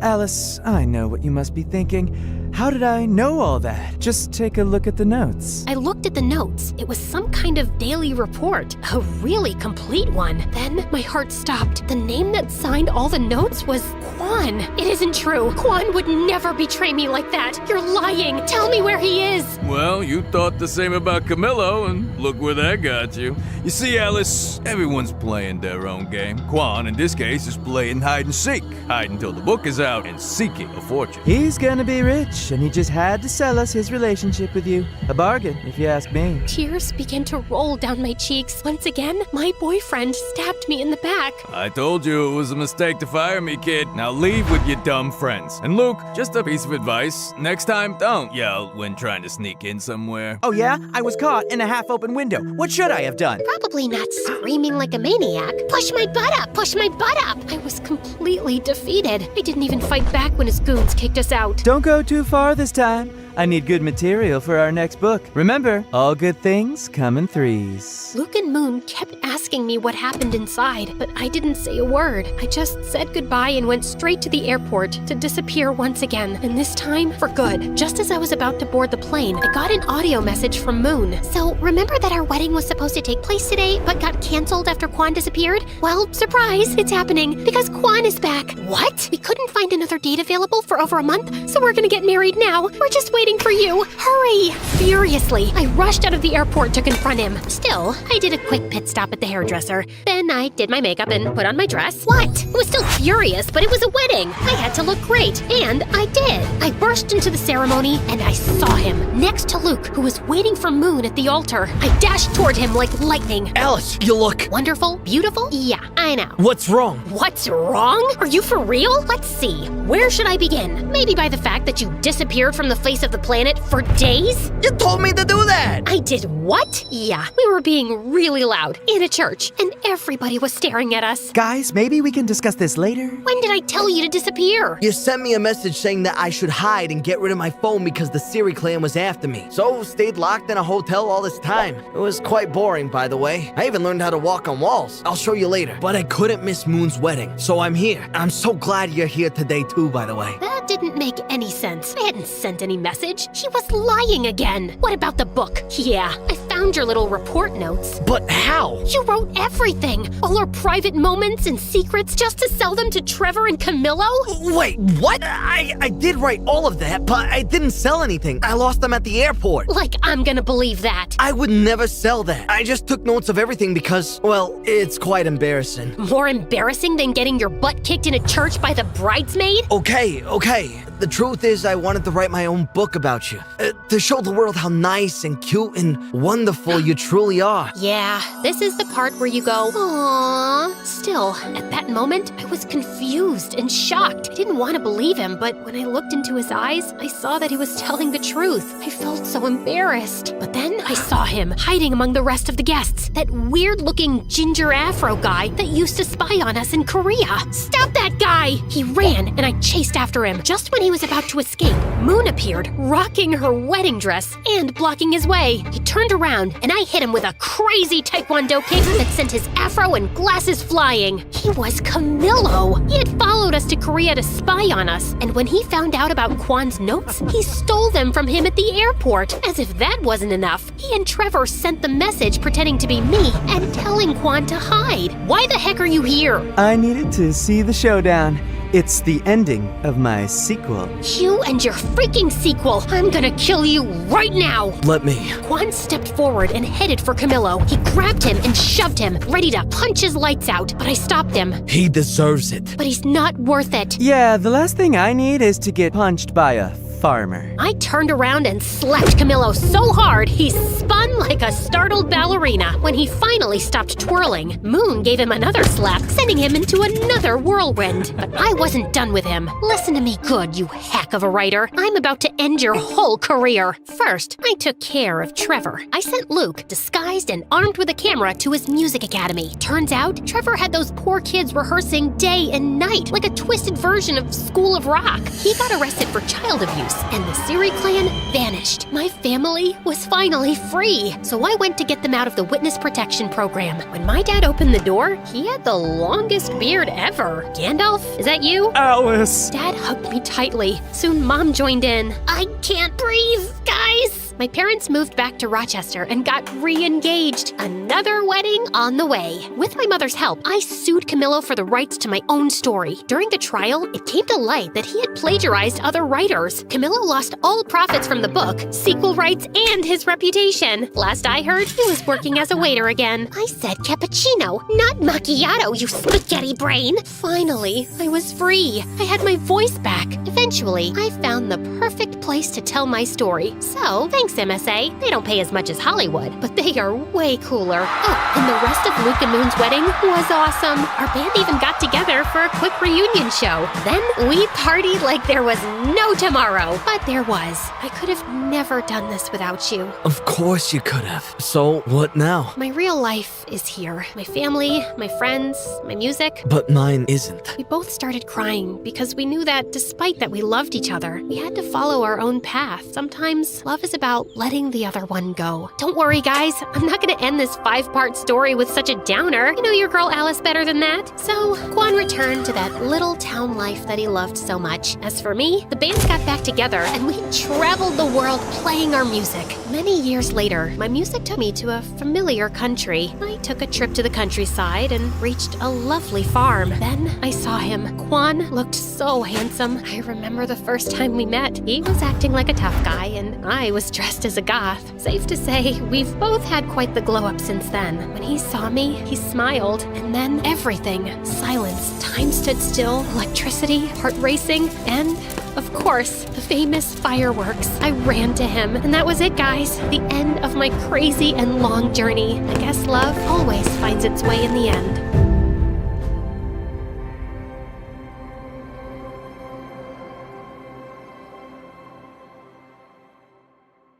Hi friends, I'm Winter from Scotland.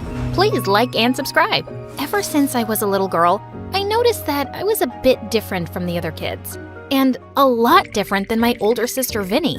Whenever we went to the doctor, Vinny would throw the worst fit seeing a needle. But me? I was always calm.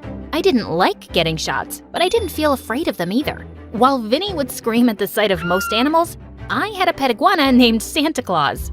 I was totally fearless. But no matter how different we were, we loved each other to bits. On my 4th birthday, Mom took me and Vinny to the park.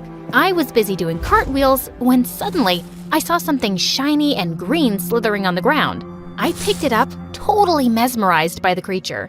Wow, you look like a mermaid. I'll keep you and love you and feed you. You can sleep with Santa Claus. Just then, Mom grabbed it from me with a loud scream and threw it away in the bushes. Oh my God, what were you holding? A snake? What, Mom? It was so cute. Mom and Vinny looked at me in horror, and from that day, they were on a mission to protect me from myself. Since Mom was mostly busy with work, it was Vinny who was always with me, and she wouldn't let me do anything fun. Once in 6th grade, I was feeling really bored one afternoon when I spotted some ripe mangoes on our tree. I immediately ran out and started climbing it, but moments later, Vinny came running. Winter, no! Come down, please, it's too dangerous. Just one more mango, Vinny. Oops, almost slipped. I'm fine, just relax.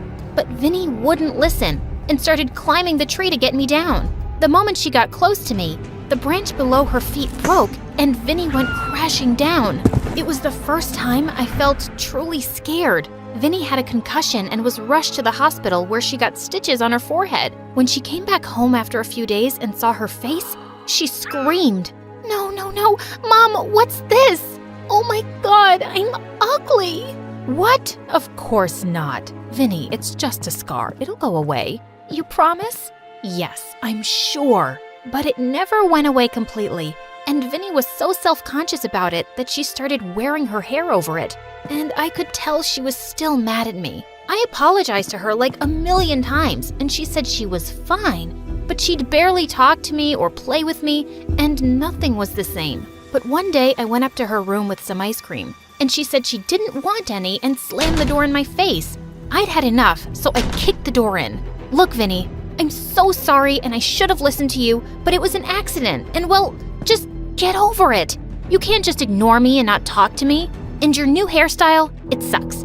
It's just a dumb scar, and you're still the prettiest girl I know. I tried hugging Vinny, but she shoved me away. You're just so full of yourself, Winter. Can't ignore me, not talking to me. Everything isn't about you. I'm tired of being your babysitter. You're old enough to be on your own and not be reckless and stupid. And even if you are, why should that be my problem? Just go away. Saying that, Vinny pushed me out of her room. After that day, I felt so alone at home. Mom was always busy and Vinny ignored my existence. She had this new boyfriend and it seemed all her time was for him. One time in 8th grade, I was bored when I spotted the gardener's bicycle outside, and I decided to try out cycling. Thanks to Mom's overprotectiveness, I'd never been allowed to ride one. I fell so many times, but I kept on trying. And just when I thought I'd gotten the hang of it, I went crashing into a bush. That was awesome. Do it again. It was like watching an idiot run into a glass window. God, it was my annoying next-door neighbor and classmate, Aaron. Ha ha ha ha, so funny. Not. And you're calling me an idiot? Aren't you the guy who posts stupid videos on his YouTube channel? Says the girl who can't ride a bike. The guy was really getting on my nerves. I picked up a shoe and hurled it at him and ran inside while he kept laughing. He was weird and had a YouTube channel that had stupid, pointless videos. And after that day, he even kept annoying me in school, but I just tried to ignore him. Once when I was in 9th grade, Mom was away for a business trip and Vinny announced that she was going to the movies with her boyfriend. I'm not babysitting you. You're a grown-up, so please, act like one while I'm gone and stay out of trouble. Can you do that? Yeah, duh. Go, do whatever you want. It's not like I asked you to babysit me. A few hours later, I was just studying peacefully when I noticed something odd. Santa Claus was not in his glass case. I looked for him everywhere and found him on the frickin' roof. I quickly climbed over and grabbed him, but suddenly I slipped. I went sliding down the roof and barely managed to cling onto a drain pipe. As I was hanging, I spotted Aaron recording me on his phone. Wow, I know you have a habit of getting into trouble, but this is epic. Hey, help me down, idiot! Before he could, I felt my hand slip and I decided to make a jump for it. Right when I landed, I saw Mom standing by the gate, glaring at me furiously. And when Vinny returned, she got the yelling of a lifetime in front of her boyfriend. It was the most intense drama I had ever seen with the two of them, screaming at each other, and her boyfriend ran away. First, I got this ugly scar because of her, and now you insulted me in front of my boyfriend and chased him away. She's not my daughter. You gave birth to her, so watch her yourself. Mom, please, stop it. It's not her fault. Vinny, listen, I'm sorry. Just get away from me, Winter. Let me breathe. I can't wait to be done with high school so I can get away from you. Vinny pushed me out of her way and I landed on my butt. She had never been so mean to me, and it broke my heart. After that crazy night, I was grounded too, and Mom kept a strict eye on me. I wished Mom and Vinny could get that I knew the difference between stupid and fun. But one night, I heard a knock on my window and found Aaron outside. Your room is really high up. Yeah. Who told you to climb up? It's not like your mom would have let me come at night to take you out. Want to go somewhere fun? Take me out for fun? Oh my God, yes? I feel like I could die from boredom. That night, Aaron and I sneaked out and he took me to a skate park on his bicycle. There were so many kids there doing awesome stunts with their skateboards, and I was dying to learn some. They were willing to teach me, and I picked up the moves really fast. Gosh, the rush I felt, it was amazing. Aaron even recorded my stunts for me to watch later, and was all praises. Later when he dropped me home, I was still feeling so pumped. I just impulsively turned to him and kissed him. I had a great time, and I've been wanting to do that all night. Wow, me too. Saying that, he kissed me again. The night was magical, but when I got in through my window, I nearly fell down when I saw Vinny on my bed. Unbelievable. You just never learn, do you? Hey, look, I'm old enough, and I'm none of your business. You've made that clear enough. Winter, that boy is trouble. He has such a bad reputation at school. He's known for playing pranks and getting others in trouble. Look, I know I've been hard on you, but just trust me on this. He's a jerk, and you need to start making better decisions. Save the big sister lecture for someone else, Vinny. Nothing I do would ever seem like a good idea to you, and I think you just resent me, and I don't trust your advice anymore. You wanted to ignore me? Well, I'm okay with it now. So get out of my room, please. That didn't feel great, but what did she expect? Vinny left for college soon, and it was just me and Mom. But thank God I had Aaron. He was everything I ever wanted in a boyfriend. For Valentine's Day, he took me bungee jumping. OMG, this was my dream. I knew it. It's like we're the same. Aaron and I soon became the hottest couple in school. And every afternoon, I'd go to the skate park with Aaron and practice skateboard stunts. I was acing it, and Aaron was my biggest supporter. One day, Aaron came to me with some big news. A huge YouTube stunt performer wanted us to collaborate and shoot with me. He had a huge following, and he'd post videos of us performing together. It was right during finals week, but how could I possibly say no? I tried studying, but I was way too excited and would end up going to the park with Aaron and practicing like crazy. And when the day came for the stunt performer to meet me, he was really impressed. Kid, you are one in a million. I know you're gonna go far. Don't let nobody dim your spark. Whoa, his words meant the world to me. Sometime later, the exam results came, and it turned out I had failed miserably. But to my surprise, Aaron had straight A's. How? You were with me the whole week. Yeah. My dad kind of pulled some strings and I took all the exams later, so I got more time to study. So you wanna hit the park? I have some stunts I want you to try. You couldn't have pulled some strings for me? Or at least told me it was an option? Gosh, you're so selfish. Since when do you care about grades, Winter? And I arranged that stuntman to come perform with you, didn't I? You could be a little more grateful. Excuse me? Yeah, you heard me. You have a lot to thank me for. Otherwise, those boring duds at your house would keep you locked up. Without even thinking, I gave Aaron a tight slap and walked away. I was scared of how to tell Mom about my grades, and I felt like such an idiot. Vinny was so right about Aaron. At that moment, I just missed her so much that I called her after months. The moment she picked up, I broke down and told her everything. It just took her 2 hours to come home from her university, and I hugged her tight. I knew that jerk was up to no good the first time I saw your video on his channel, when you jumped from the roof. What? What video? His YouTube channel? It's full of your stunt videos. Gosh, don't say you didn't know about it. I have no idea what you're talking about. Vinny then showed me Aaron's YouTube channel, and I realized the jerk had blocked me from seeing it. It was getting millions of views just from my videos. That's why he was so supportive and took me to the skate park every day. Oh, Vinny, I just want to make him pay. He's been making money off of me without my knowledge. Just then, Mom walked into the room, and clearly she'd heard everything. How dare he? Oh, don't you worry about a thing. I'll take care of this, Aaron. And then I came clean about the exam result, and for once, Mom didn't freak out. And she kept her word too. She threatened to sue Aaron, so his parents forced him to take down the channel.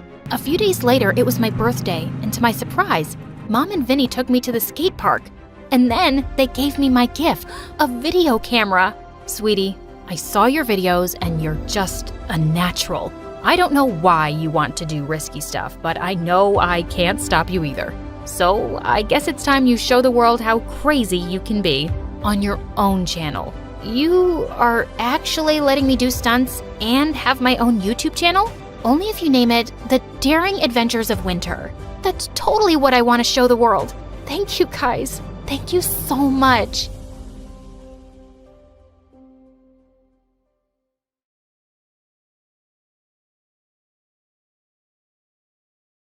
Hi, I'm Nadia from Georgia. Please like and subscribe. When I was 5, Mom shook me awake one night and whispered, "Come, Nadia, we're leaving." "Why, Mommy?"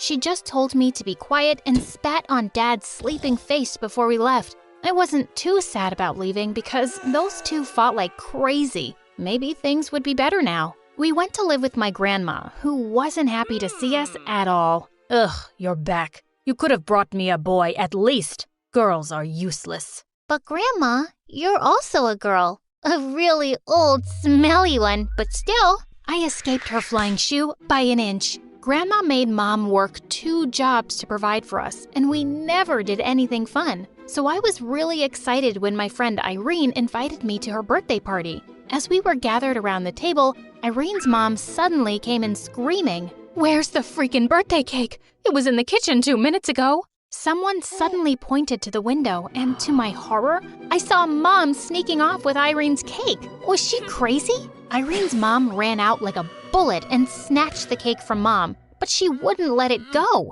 And suddenly it went flying and landed on the ground. Irene burst into tears, and I just wanted to disappear. But Mom wasn't even embarrassed. She said she felt like taking it, so she did. Mom was crazy. Some months later, I told Mom how a parent had donated this awesome computer for our class. And the next day, we walked into our classroom to find it missing. As the principal was investigating the matter, a janitor suddenly pointed to me. "I saw a woman take away a computer yesterday. I've seen her with that girl before." Oh my God, Mom? And sure enough, when I went home with the principal and the police, we found Mom playing games on the computer. She was in prison for a week, and the police officer said she needed therapy for her stealing problem. Everyone was mocking me at school, but Mom came home dancing with joy a few days later, holding the handcuffs that she stole from the police. I'm getting married, and I never have to see you suckers again. I'm rich, rich, rich. And just like that, she left me with Grandma. When I was in the 5th grade, Grandma made me go with her after school to sell vegetables. But one day when I got to our booth, I saw an ambulance there, and Grandma was being carried away. It turned out she'd died from a heart attack. I wrote to Mom, and she came 2 days later, her eyes swollen from crying. Oh, Mom, I'm sorry you're so sad about Grandma. Sad about Grandma? Not at all. I'm crying because of you. Me?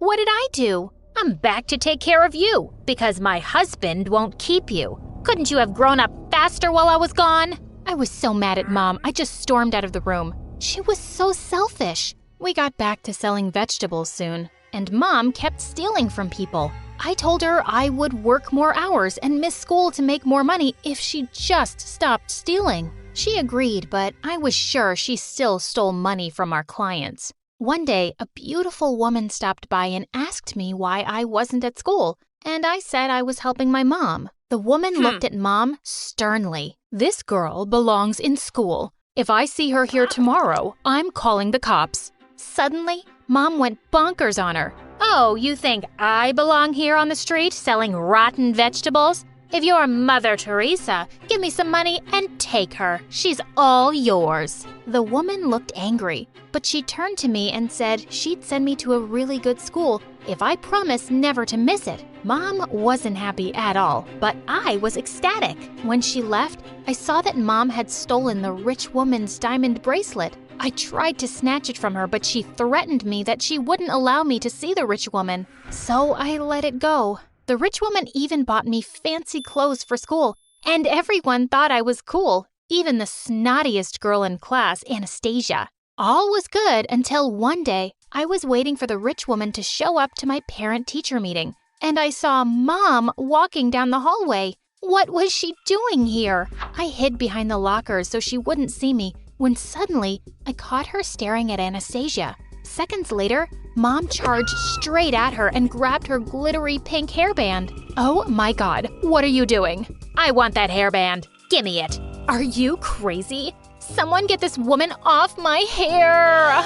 Mom managed to pull it off, but she went stumbling to the ground, and so many pens and calculators that she had stolen came flying out of her bag. Just then, she spotted me. Oh, Nadia, come help your poor mommy up. What? Is this crazy trash bag your mom? Just then, the rich woman came walking down the hall. I'm her mom. She glared at Mom and told everyone she was just our crazy maid. She apologized to Anastasia and even arranged a party for all my classmates at her mansion a few days later, just to convince them that she was my mom. But when I got to the 9th grade, the rich woman gave me some really sad news one day. Her husband had lost all his money and she could no longer pay for my school. But even worse, she told me they were moving away. I felt heartbroken. Mom didn't take it well either. She started calling the rich woman bad names for abandoning me. Oh, you think she is bad for leaving me? How about when you left me, Mom? I'm your daughter. Ugh, don't remind me. I'm so sick of you. Mom, you're awful. Do I look like I care about your opinion? And tomorrow you better pack your stuff from that school. It's back to the veggie stall for you. I just skipped dinner and went to the park. Moments later, I saw a woman running around and crying like crazy. Have you seen my little girl? She was next to me a minute ago and I can't find her anywhere. Please, help me find my baby. I ran everywhere looking for this woman's baby. Just then, I saw a small figure by the edge of the river. She smiled at me and waved goodbye, then jumped into the water. The woman screamed and I jumped after the baby and saved her. The woman couldn't stop thanking me. She told me the baby's name was Zoe and offered to pay me some money. Oh, no, I couldn't possibly take it. I only did what I had to. The woman then offered me a babysitting job and said she'd pay me $3,000 a month. I couldn't believe it. I accepted and went home with a big smile. I told Mom about it, but I said it was only $1,000, so I could save the rest for my college. She started jumping and dancing and said I was the best child in the world. Yeah, right. The next day after school, Mom insisted on walking me to my new workplace. It was even bigger than the rich woman's mansion. I was scared that Mom might steal something, so I gave her $200 and told her to leave. I followed a maid to the living room where I found a guy kissing some girl on the couch. Just then, the woman came in with Zoe, who jumped into my arms immediately. This is my stepson, Joseph. He'll be leaving now with his girl, right, Joseph? When he finally broke apart and got up, I saw that he was a couple of years older than me, and so darn gorgeous. But then I saw the girl with him. It was freaking Anastasia, but she had a boyfriend in school. The rich lady introduced me as Zoe's babysitter, and I could see Anastasia's lip curling into a grin. Oh, this was bad. The next day at school, she pulled me into an empty classroom. Well, look who's a big fat liar. I knew you were poor and that psycho was your mom. How do you think everyone in school will react when they find out you've been lying all these years? Oh, how do you think your boyfriends will react when they find out you're a two-timing witch? You wouldn't dare. Fine.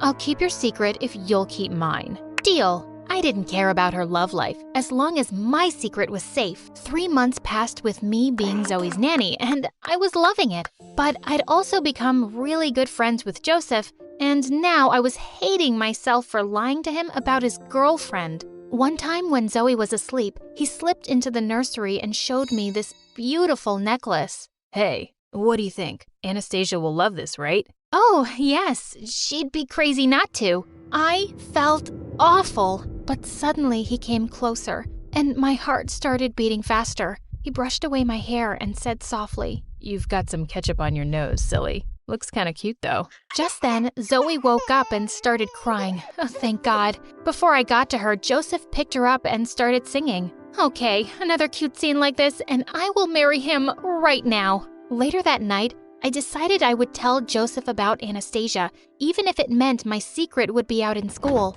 But the next day when I reached the mansion, the maid took me to the living room where I found the whole family waiting for me. It was my first time meeting Zoe's dad, and he looked mad. It turned out that a really valuable antique vase was missing, and he was accusing me of stealing it. I didn't. Why would you think I took it, sir? Oh, isn't this your mother? And then, to my horror, he showed me security footage, and it was indeed Mom sneaking out of their house. I tried explaining I had nothing to do with it, but Zoe's dad fired me on the spot. When I got home ready to kill Mom, she wasn't there. I marched up to her room and looked through all her stuff and found nothing. Just as I was leaving, I noticed that a shelf was placed in front of a door. I pushed it aside and walked into a freaking museum of stolen things. Oh my God! Mom had stolen so much stuff over the years. Thankfully, the vase was there, but I couldn't help going through everything else too. As I was searching the drawers, I came across a paper that left me shook. It was Grandma's will, and it said that she'd left her house to me. What? And Mom knew? And she was hiding it? By the time Mom got home, I was waiting for her on the porch with her bags packed. What's going on here? I handed her an envelope with a train ticket and some of my savings. You're going back to your husband, Mom. You're going to leave this place before Zoe's dad sends the police after you. And I don't want you living in my house anymore. Yeah, I found Grandma's will. Please, go away, Mom. But who'll take care of you? You don't need your mom now? I've been taking care of myself since I was a kid, and I do need a mom, but I don't think you know what it means to be one. Just leave and live your life. It'll be better for both of us. Mom just stared at me, then looked inside the envelope, picked up her bags, and left. I sneaked up to the mansion the next day and gave the vase to a maid to return to the owners. I also gave her a note for Joseph, telling him everything about Anastasia. And the next day, I got attacked by her the minute I entered school. You witch. I had 2 boyfriends, and now because of you, I have 0. I'm going to tell everyone you're poor. I don't care. At least my lies didn't hurt anyone, but yours did. We both ended up in detention, and well, everyone did drop me like a dead fly when they found out I wasn't rich. Then one day when I got to school on graduation day, I noticed it was awkwardly silent, and even the gate was closed. What was going on? Suddenly, strong lights came from behind me. I looked around and saw a helicopter with a poster saying, Natia, will you be my girlfriend? Then Joseph showed up from the helicopter grinning down at me. Oh my God, just get down here, Joseph. No, not until you've answered my question. Yes, I'll be your girlfriend. Get down, dummy. Minutes later, Joseph was kissing me deeply, and everyone showed up from behind us, cheering and clapping. I'm so glad that my hard work is paid off. Remember to always believe in yourself.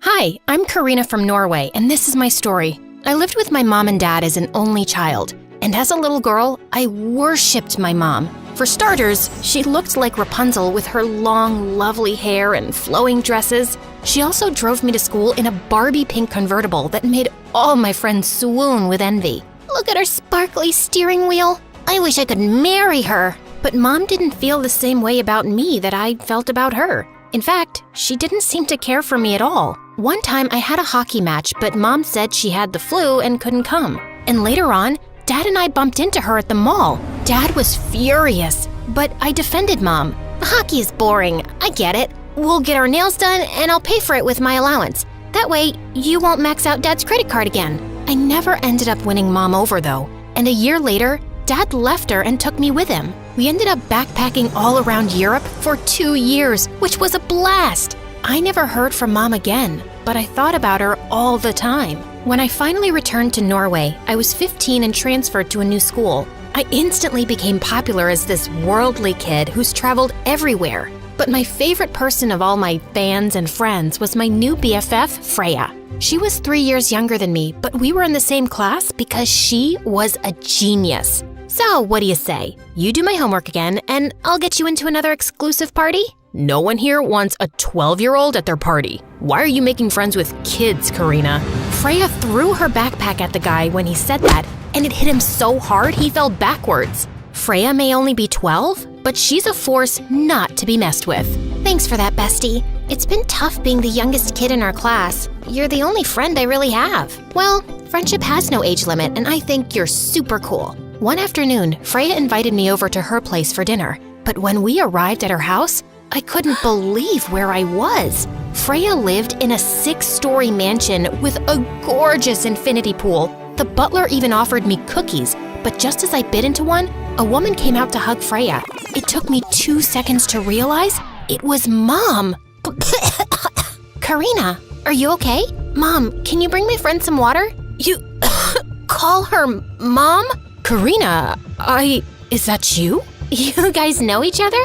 She knows me from giving birth to me. What? You said you didn't have any kids. Wait, what? I felt my blood boil, but here just wasn't the place to start a scene. Mom looked uncomfortable and told Freya it was a long story and she needed to be alone. Obviously, I couldn't concentrate on homework, and Freya wouldn't stop apologizing and asking questions. I swear, Mom never mentioned you at all. She said she's been married, but never really had a family before. Okay, can you stop calling her Mom? And she has had a family before. So let me guess, she married your dad who's a billionaire? Actually, my dad and I grew up poor. This is her mansion. She started a clothing line a couple of years ago, and it was super successful. From the second we moved in with her, she spoiled me rotten. We're really close, Karina. I wonder why she'd keep such a big secret. I didn't know how to answer that. Instead, Freya and I were called to dinner, which apparently Mom helped prepare. Girls, I'm sorry.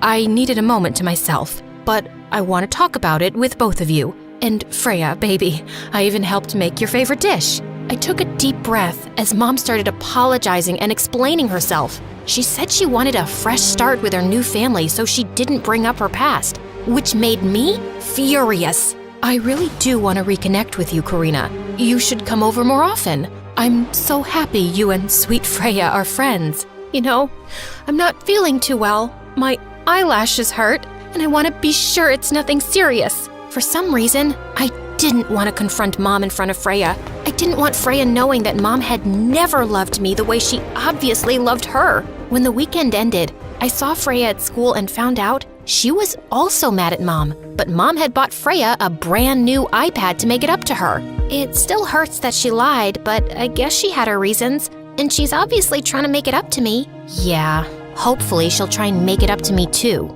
As weeks passed, the tension just got worse between Freya and me. I even avoided going over to her house. Then one day, something happened that really set me over the edge. It was Freya's 13th birthday, and she begged me to come over for her birthday party. You don't have to talk to Mom if you're not comfortable. I just really want you there. After all, you're kind of my sister now, as well as my best friend. So I ended up agreeing. Freya's party turned out to be on a yacht, and it was actually pretty fun. Mom also seemed happy to see me, and that meant a lot. But later on, Freya and I were sitting on the balcony talking when we hit a huge wave and fell backwards into the water.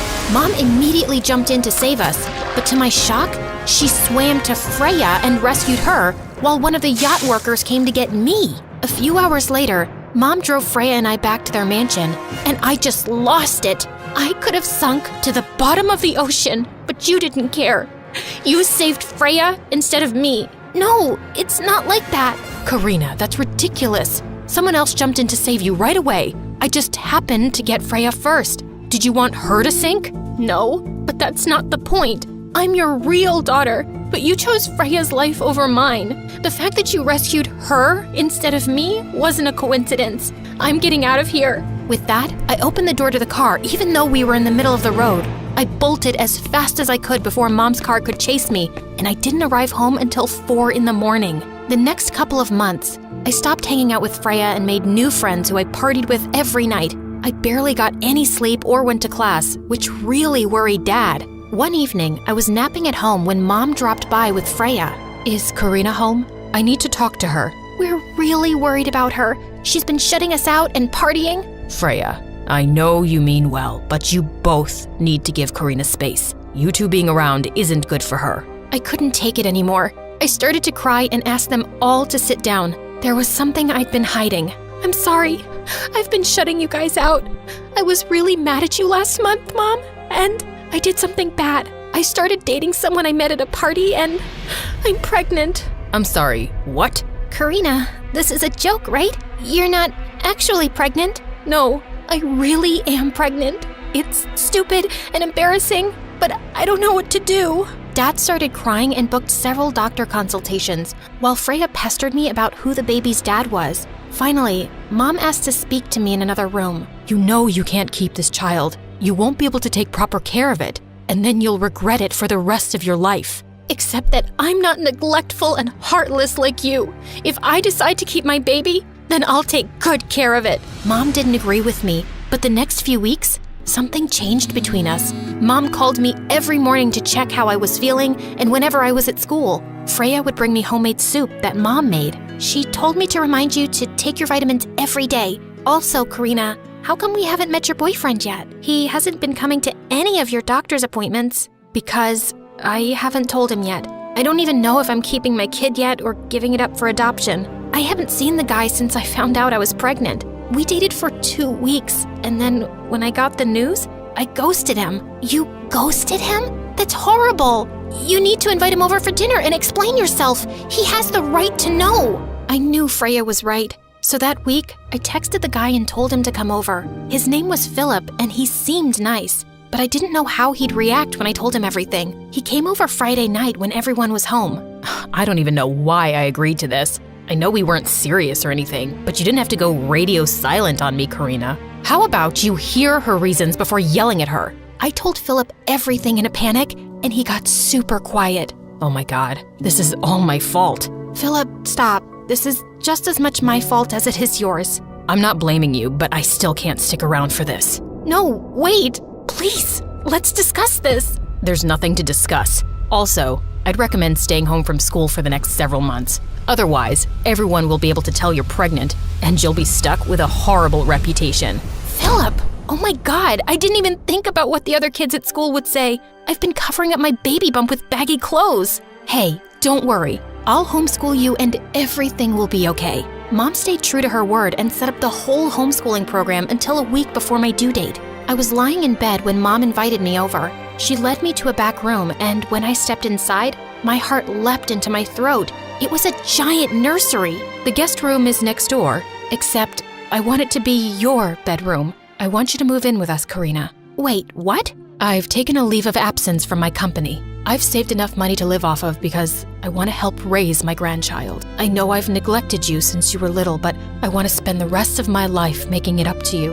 I wanted to get in touch years ago, but your dad told me not to mess with your life any more than I already have. And the reason I saved Freya first wasn't because I love her more than you. I just had to think quickly, and Freya just happened to be a little bit closer to the dock. I couldn't believe the words I was hearing. Then before I could say a word, Freya appeared behind me. For God's sake, Karina, just tell her already. I can't take this. What? What are you talking about? I saw you putting this pregnancy patch on yesterday. You lied about being pregnant, Karina. You faked the whole thing. No, I don't understand. And I think I know why she did it too. She wanted to get your attention and steal you away from me because she was jealous of our relationship. Okay, it's true. I faked everything. And I paid Philip to lie too. We never dated. He's just a friend of a friend. I staged the whole thing to be closer to you, Mom. Mom was dead silent. Wow, I really hurt you, didn't I? I mean, I know I made mistakes, but the fact that you had to fake a pregnancy to get my attention,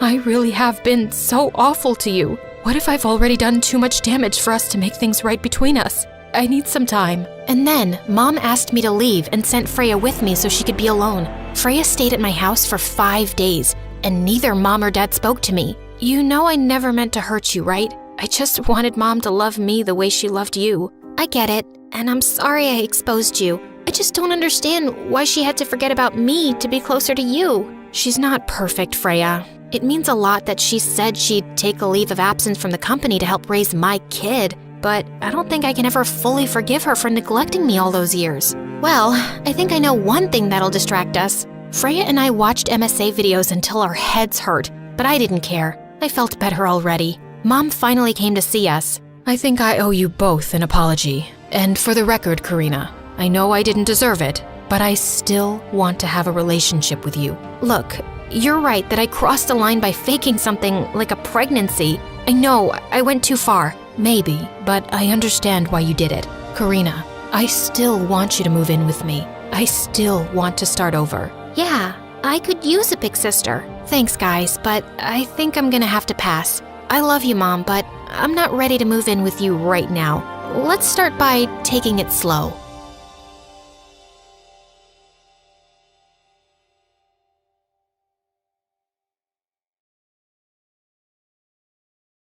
I felt someone bump against the bed, and my eyes instantly flew open. It was my stupid brother Liam looking down at me. I spit at his face. "What are you doing here, creep? Go away!" "I'm not here for you, idiot." He looked over at the lump of blankets next to me with big, adoring eyes.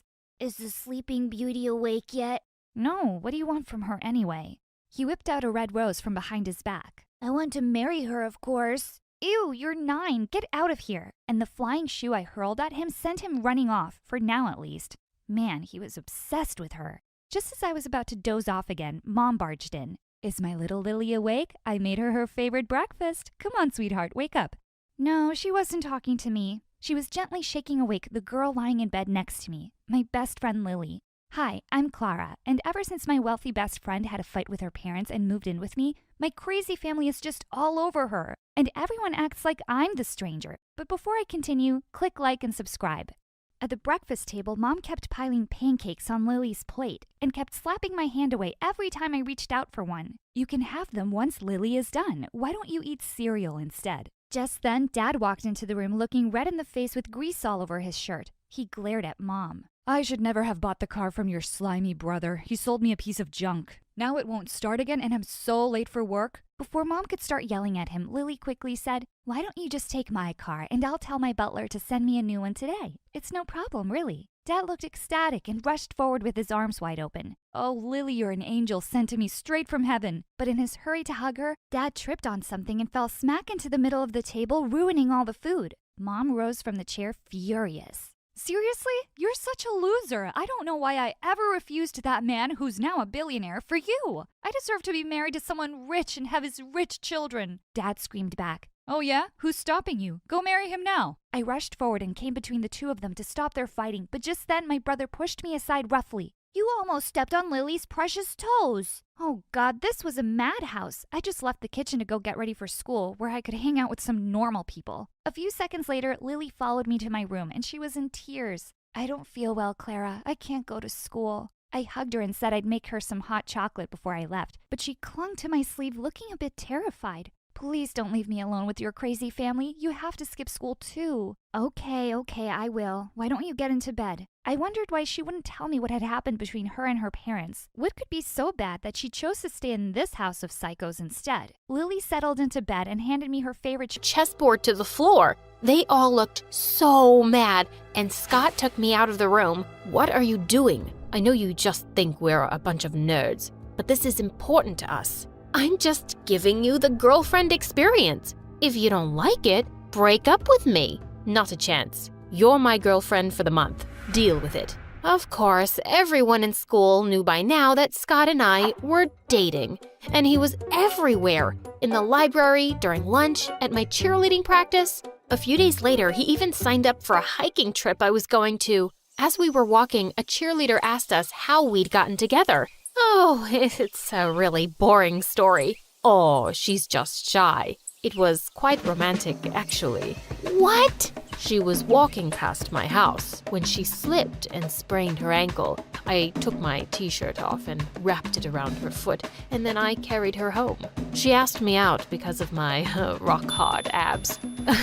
Her words, not mine. Oh, I could bash his skull with a rock. And suddenly, I had a brilliant idea. I stopped back to tie my laces and quickly filled up my backpack with rocks. Then I let out a loud cry. Scott, I sprained my ankle again. I don't think I can walk. Oh, I got you, my lady. hop onto my back. And when I did, he let out a loud groan. What is it, Scotty? Nothing. Totally, fine. I almost died trying not to laugh. The poor boy was grunting and sweating as he carried me down the hill. And then finally, he collapsed to the ground. Gosh, Isabel, you weigh as much as a baby elephant. Did you just call me fat? I burst into fake tears as everyone glared at him. No, that's not what I meant, babe. Don't touch me, you jerk. Just then, Jake shoved him aside. You heard her. Come on, Isabel. Let a real man carry you. Oh, I think my ankle is feeling better. I can walk, but I'll need some support. I leaned on Jake's arm and started limping away. Served Scott right for that stupid story. Later, I felt bad for what I'd put him through, so I invited him to come with me to my friend's party. I was having a great time dancing there, but Scott was just hanging out in a corner, and I caught him looking at me more than once. Hey, come dance with me. Oh, I'd rather not. I don't have your moves. You looked pretty great out there. Why was my face getting hot? Well, I'd like to see your moves. Okay then, don't say I didn't warn you. He walked onto the dance floor and started doing the weirdest chicken dance. Everyone stopped to stare and snicker at him, but he didn't seem to give a hoot. I burst out laughing. He looked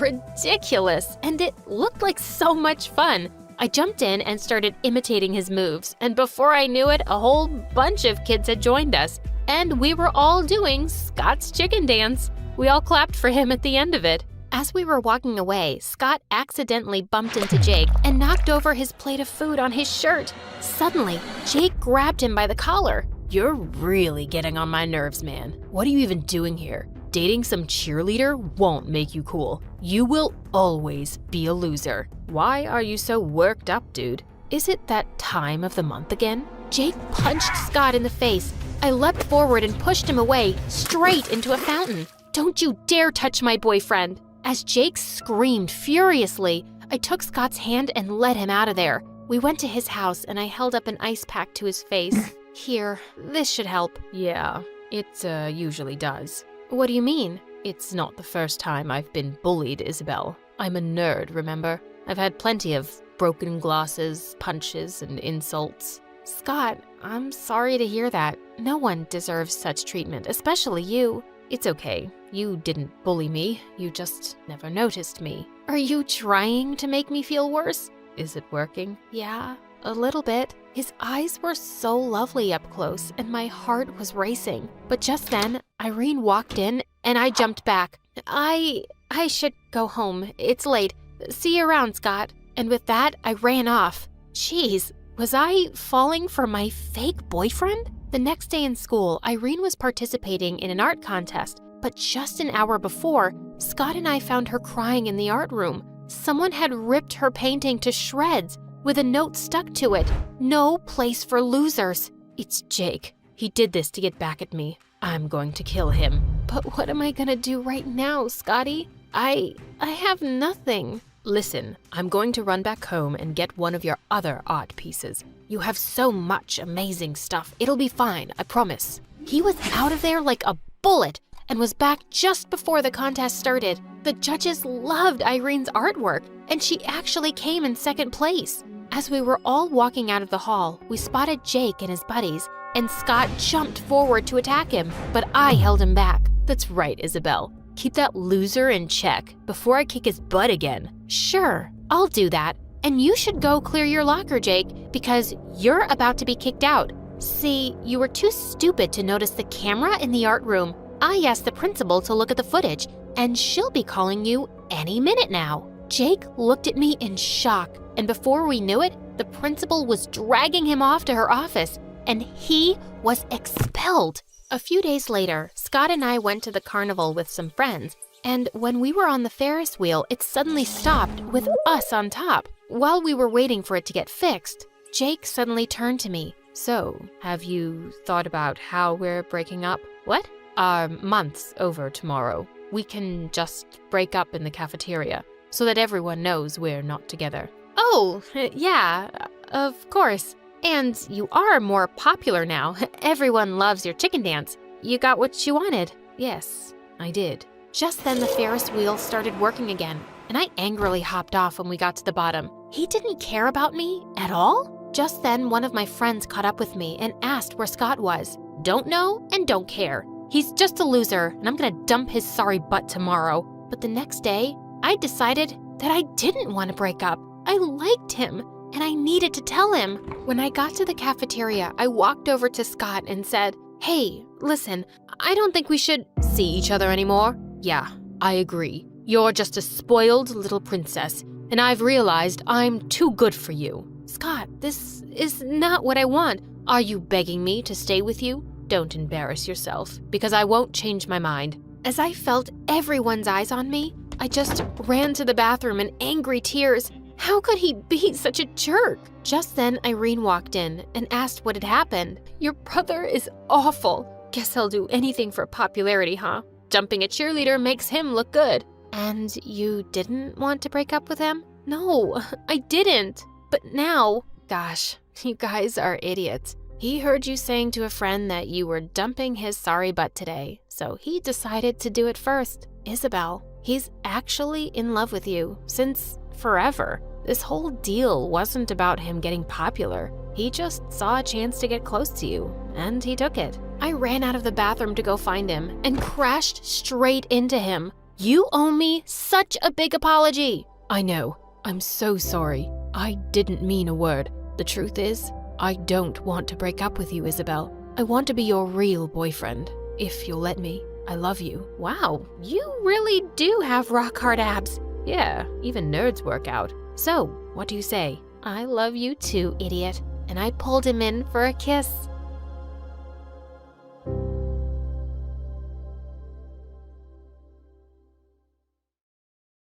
Hi, my name is Hannah, and this is my crazy story. Please like and subscribe. Growing up, it was just me and my mom, and she was my best friend. We watched movies all weekend, baked delicious cookies, and she even homeschooled me so we could spend more time together. But when we did leave the house, Mom had this weird idea that someone was following us. She was always checking over her shoulder and looking around corners. "Shut the blinds and turn off the lights. There was a man with mysterious packages right behind us on the way home." "Mom, that's just our new neighbor, look. And his mysterious packages are just grocery bags." But Mom was always so paranoid, and I didn't understand why. Soon after I turned 13, though, everything changed. Mom got really sick. She was at the doctor every day, but she wasn't getting much better. And soon she had to move into a care center. "Sweetie, you're gonna have to live with your dad for a while." "My dad? But you've never even talked about him. He's a complete stranger to me." "I know, but we don't have a choice right now. I need someone to take care of you. I'll come and get you soon, I promise." Dad lived in another city, and a helicopter came to pick me up the next day. I felt miserable the entire way there.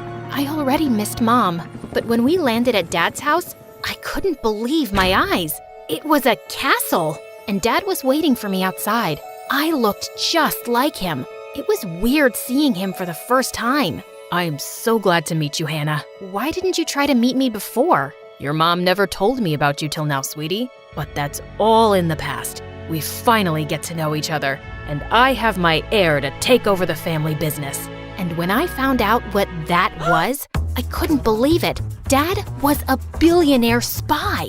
The maids took me to my room, and it was ginormous. It even had a hot tub. Dad got me a whole new wardrobe and even a sweet little puppy. Life was good. One day, while I was sunbathing by the pool, Dad came to sit next to me. "Now that you're comfortable here, you need to start your training." "Huh? My training?" "Yes, your spy training. I work against dangerous people, and you need to know how to protect yourself." "What kind of people?" "Trust me, honey. You'll need to be prepared." After that, trainers woke me up at dawn every single day.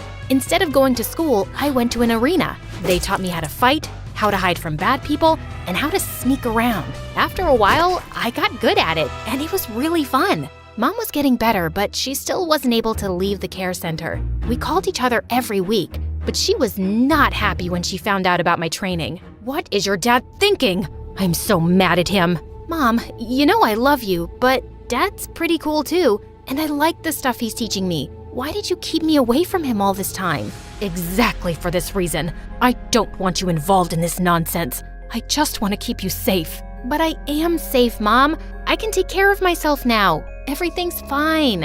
I'd come and take you away right now if I could. But I actually called to tell you that I need to go away to Europe for my treatment, and you'll have to stay with your dad a little longer. After that, Mom yelled at Dad on the phone, and it didn't make me happy to see them arguing. But I was on Dad's side. I was really thinking I could help with the family business. I distracted people when Dad snuck in and gathered information. Sometimes I even went alone on missions. No one ever suspected a kid like me, and over time, my missions grew more frequent. Dad wanted a normal life for me too, so when I was 14, he enrolled me in a school for billionaire kids. On the first day, the school bully Christy and her minions cornered me in the locker room. "You're the new girl, huh? Well, if you want to be at this school, you have to earn it." "Oh yeah?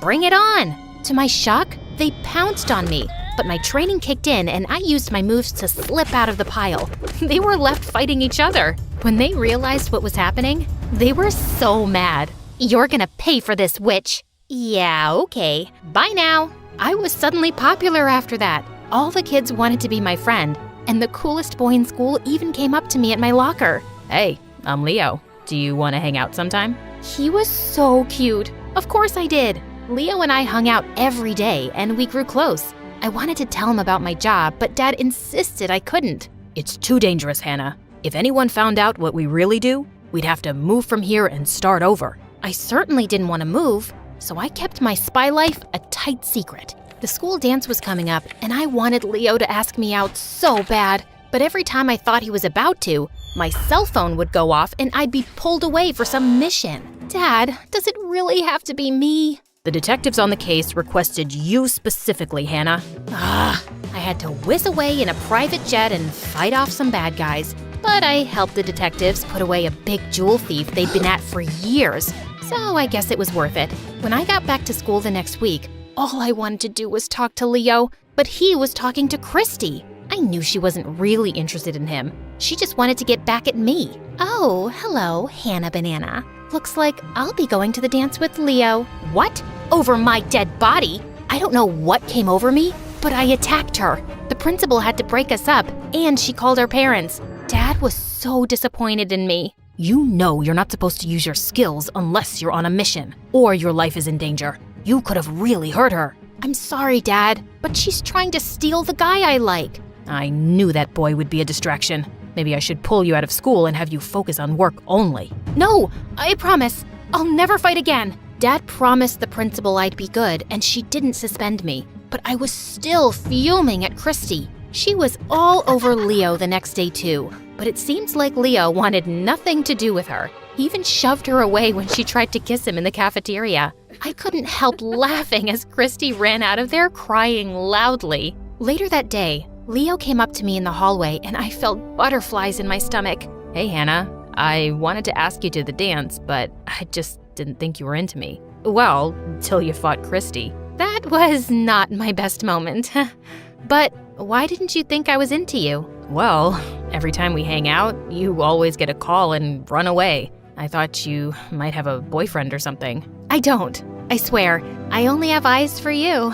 Leo blushed and shyly kissed my cheek. "Hannah, will you go to the dance with me?" Yes! The school dance was being held in a grand hotel. When I walked into the hall on Leo's arm, Christy was shooting daggers at me. I just smiled and waved as Leo led me onto the dance floor. We danced all night. Then Leo took me up to the rooftop and we watched the stars. Just then, my phone started buzzing. I shoved it away, but it wouldn't stop ringing. Do you need to get that? No, it can wait. I'm here with you tonight. I turned off my phone, and Leo pulled me in closer and kissed me. I'd forgotten everything else by the time we pulled away. Hey look, a shooting star. Make a wish. You know, for the wish to come true, we have to find where the star fell. No way, that's not a real thing. It sure is. Come on, let's go look for it. It'll be an adventure. I knew Dad would be mad at me about not taking the job, but I really wanted to go with Leo. So we drove off to the woods and started hiking around. We were joking about what the shooting star would look like, when suddenly a bear ran out from the trees. I stood frozen in my spot. I didn't know how to fight a frickin' bear. Just then, Leo jumped in front of me crouched on all fours, and then he howled like a hyena. I thought we'd get eaten alive the next second, but the bear ran away instead. What was that? To scare a bear, I had to act like a creature he'd be afraid of. Basic bear psychology. That's the weirdest thing I've ever seen, but also pretty amazing, Leo. The way you jumped in to protect me? Thank you. We walked around for a while, talking and laughing, and I'd never felt closer to him. But I was starting to feel guilty about leaving the dance without telling Dad. I turned my phone on to call him, but I didn't have any service. Let's go back home. It's getting late. What about the shooting star?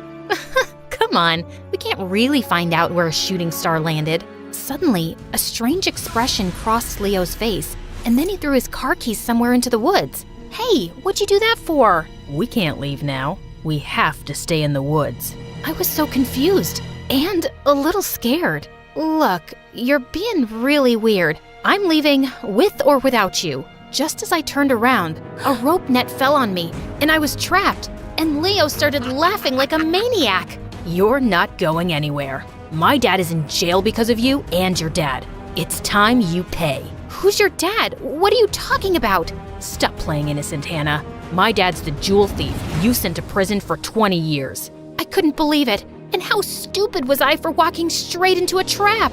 But I wasn't giving up so easily. I slid out the pocket knife I always had under my shoe, and while Leo was talking to someone on the phone, I quickly cut my way through the net. When he saw I'd broken free, he dashed off into the woods, and I was right behind him. He led me to a clearing with an abandoned bunker, but I pinned him to the ground before he could get in. We fought each other like crazy, and I finally seemed to have knocked him out. Just as I was about to tie him, he suddenly grabbed my ankle, but then someone kicked him away like a ninja. Mom?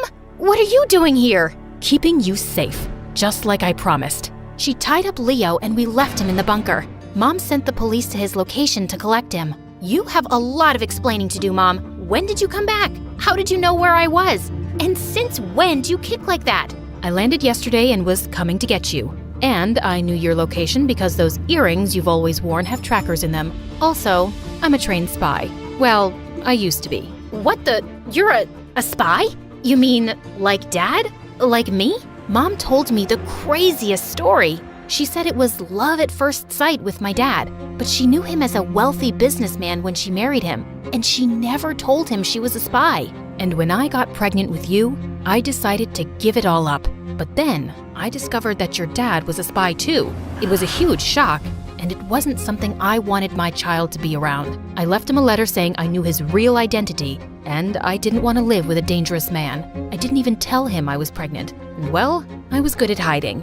All I really wanted was to keep you away from all this risky spy business. But it's literally in my blood. Wait a minute, Mom, where are you going? You just took an exit out of the city. We're leaving this place. I have to keep you safe. God knows what would have happened if I hadn't found you tonight. Mom, stop. Stop right now or I'll jump out of the car. I'm trained to do that. I swear I will. Mom had no choice and she parked to one side. I'm a spy now, whether you like it or not. You'll just have to accept that. And how could I not be safe? I've been trained by the best, and I have you and Dad as my parents. Please, I want you both in my life, and Dad doesn't deserve to be abandoned again.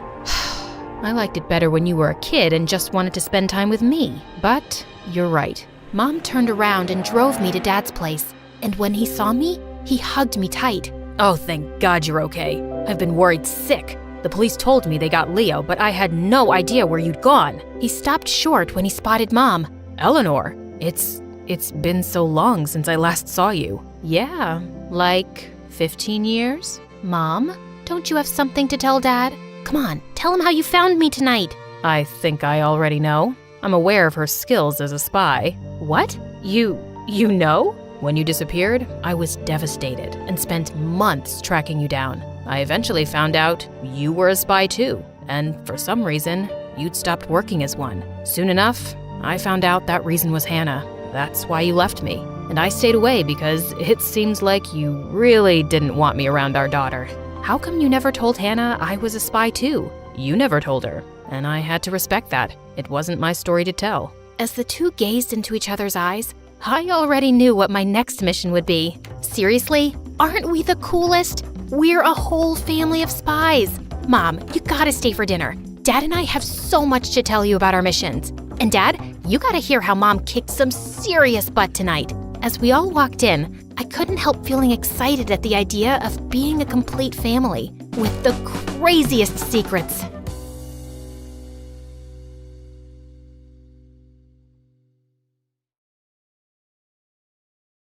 Hi, my name is Akira, and I'm the daughter of our tribe's chief.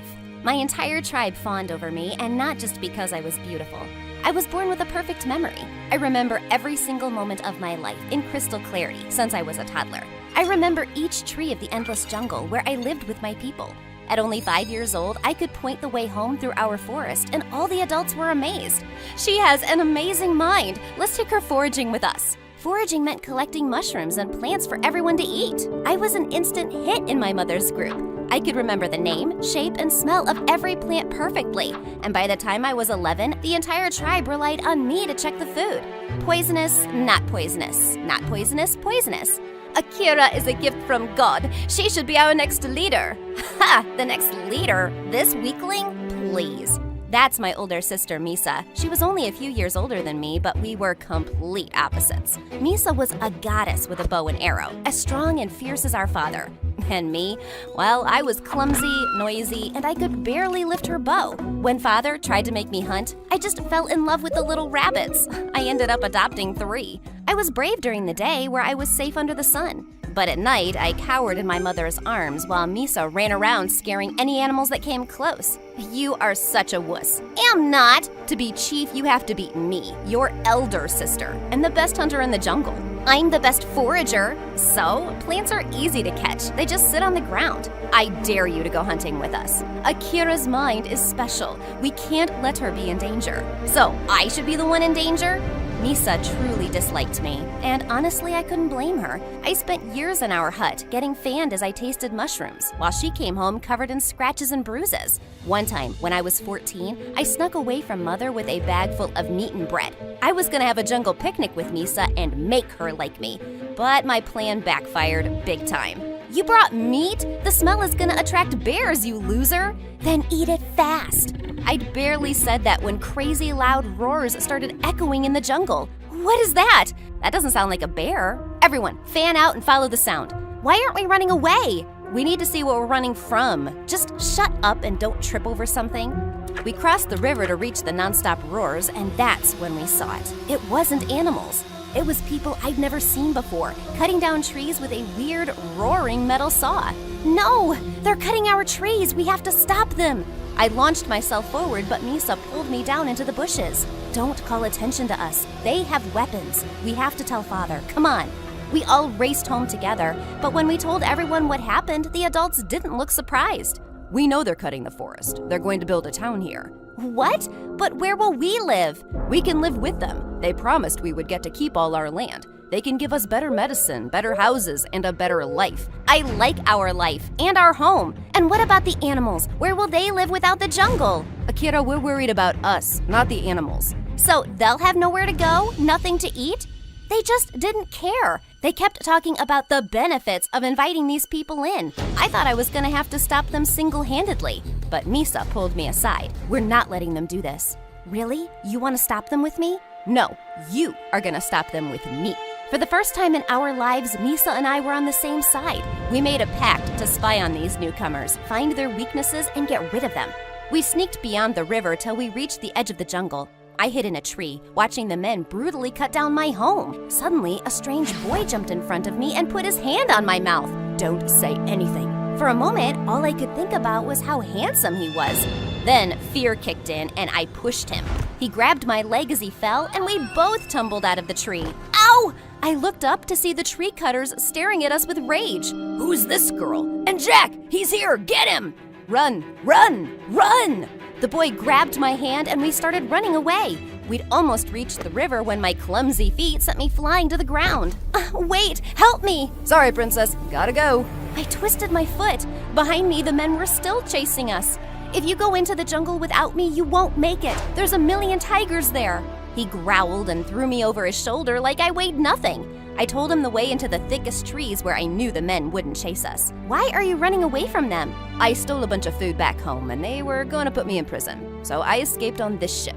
Now these people want to send me back. All that just for stealing food? And gold, and this fancy crown. Oh, you're awful. Sure I am, princess. Now, are there any tigers near us? I lied about that. He dropped me right away. I'll be going now. Bye. He tried to run away, but just then a ghostly figure jumped on him and pinned him to the ground. It was Misa. She almost hurt him before I stopped her and told her who he was. You stole from those invaders? That's amazing. He is not amazing, but we can use what he knows to beat his people. What do I get for helping you? Your life. Oh, jeez. We tied up Jack's wrists and snuck him into an empty hut back home. We acted normal in front of the elders, and at night, Misa and I took turns interrogating Jack. He told us all about his hometown and all the crazy things he used to steal from his people.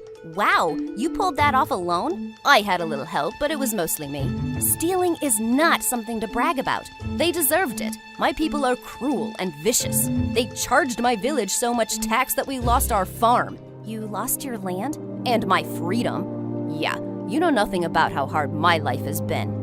He went off to sulk in a corner, and for the first time I felt bad for Jack. The next night, I went into his hut to apologize, but he was gone. I called Misa over right away. He ran into the forest. Look, I see his footprints. We chased after his tracks through the thick jungle, and I was scared. We were out in the dark during bear season. Our worst fears came true when we heard a scream from inside the jungle. We ran towards the sound and found Jack hiding from a huge bear behind a boulder. Misa jumped to action immediately and climbed on top of the rock. She made herself look big and scary and let out deep growls till the bear fled. When Misa came down, Jack grabbed her in a hug. That was incredible! You're like a bear goddess! Thank you?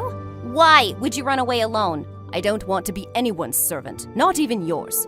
You can't cross the jungle without our help. The wolves come out at night. Are you ready for that? No. Thought so.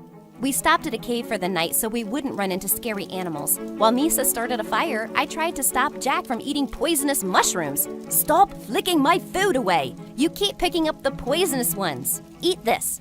How do you remember which one's which? She has a perfect memory. She remembers everything. No way! Is that true? Jack was utterly fascinated, and we spent the whole night talking about my awesome powers. He even dared me to recite every detail from random days in the past. This is amazing! You can't hide in this jungle. You would be world famous. She just remembers things. I can scare bears. I can feed myself without being in danger. I can actually survive danger. And I'm next in line for being chief. Misa kicked a tree trunk in fury, and Jack had to jump in between us. Misa's mood was sour, and the next morning when we took off again, she walked far ahead of us. I think my sister hates me. No, she doesn't. Your gift is just hard to keep up with. I didn't choose it. True, but she didn't choose you. It isn't easy to be overshadowed by a sibling. I'd never thought of it that way. And a few days later, all hopes of Misa liking me were destroyed. Our father called a huge meeting for everyone. We have an announcement to make. The elders have decided to make Akira our new chief. She will be inducted once she turns 15. No! I'm the eldest child. I deserve that place, Father. Akira's gift will make her the best leader. A great memory helps you make wise choices. Wise? The girl who captured one of the newcomers and hid him in our hut? And she's making plans with him to get rid of those people. What? My jaw hit the floor as Misa ratted me out immediately. She even took him to see Jack. Akira has been hiding this boy here for weeks. She made me lie about it too. Think about that before you make her chief. Akira, I'm deeply disappointed in you. Father, no! He didn't even let me speak. The elders took Jack away, and then Father turned furiously to me. You went behind my back to make plans against me? I'm not making plans against you, but these people are cruel and they have to go. We're not getting rid of them. These newcomers can help change our lives forever. You can't be chief if you don't see that. I don't care about being chief. Our forest is a living being. You can't just cut it down. He was too furious to listen. He was even gonna hand Jack over to the newcomers as a sign of goodwill. I just lay in my hut in sheer sadness, waiting for the tree cutters to arrive. When one day, Misa broke through my door with tears in her eyes. Akira, they've taken Father prisoner. They what? She told me that the newcomers had captured Father, and instead of letting us keep our land, they were gonna take everything for themselves. I knew we couldn't trust them. Snakes. I am so sorry, Akira. I can't believe what I've done. You should kick me out of the tribe, or better yet, hit me. Right now, we need to think how to get Father back. We gathered all our people to make a plan, and most of us wanted to charge right into a fight. Did you look at their weapons? We can't fight them. We have to trick them into leaving. How is that possible? I have a plan. I quickly explained my idea, and everyone's tired faces lit up. If this fails, we'll have to fight anyway, so let's give this our best. Jack once told me that his people were terrified of new illnesses, so we gathered ash from all around our settlements and rubbed it all over our bodies and faces till we looked like ghosts. We crushed berries on our skin to look sick, and we walked into the newcomers' camp spitting milk out of our mouths. There's a sickness. We're all falling sick. It's spreading. A few people screamed, and I pretended to bite Misa and burst a bunch of berries in my mouth. The newcomers let out an ear-splitting shriek. This land belongs to the devil. Run, or you shall fall sick. I watched in awe as the newcomers ran screaming to their giant ship. I was so happy to see them leaving that I let out a premature shout of joy. Hey, you're not sick. Before the man could say another word, Misa jumped on him and cried, I'm gonna eat you. The man screeched and ran away like a rat. We growled like monsters till the invaders were gone. I can't believe it! It worked! Yes! Everyone burst into laughter and delight. Misa and I ran to their makeshift prison, and my father tapped me on the shoulder and pointed at Jack. I believe your friend is having a breakdown. Since his people have left without him, he can stay with us. Good, because Akira likes him. No, I don't. Liar. I ignored her and ran over to Jack. Are you crying? Is it because your people left without you? These are tears of joy. I finally got rid of them. And I get to keep all of the gold. You know, if you live with us, you can't be stealing anymore. Wait, I can live with you? Only if you want to. You're not a prisoner anymore. He took me by surprise and grabbed me in a tight hug. A new life. This will be fun. Yes, it will.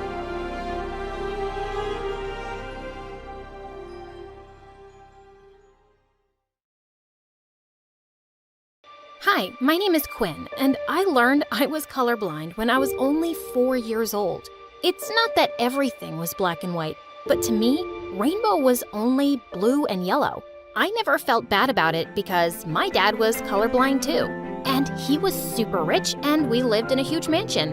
It wouldn't be so bad to be just like him. The trouble began when I started going to school. I couldn't identify a single color right, and the teacher would go crazy trying to explain it to me. The other kids made it worse, especially my classmates Cindy and Lucas. They were twins, and they were both super annoying. They laughed at my outfits every single day. Dad and I couldn't spot a lot of patterns, so most of the time, I had no idea how I looked. You look like a clown. Did you get dressed in the dark? I'm colorblind. What is that? Sounds fake. Cindy told the whole class that I had made up weird, fake diseases, and everyone looked at me like I was crazy. Lucas was somehow even more annoying than Cindy. He wanted to test and see if I was telling the truth, so he would randomly put paint marks on my things to see if I would notice. Stop ruining my things, you jerk. I knew you lied. You can see the paint. I don't see some colors. Some! One day, Cindy went too far. She took my book of drawings, tore out all the pages, and put them on the bulletin board.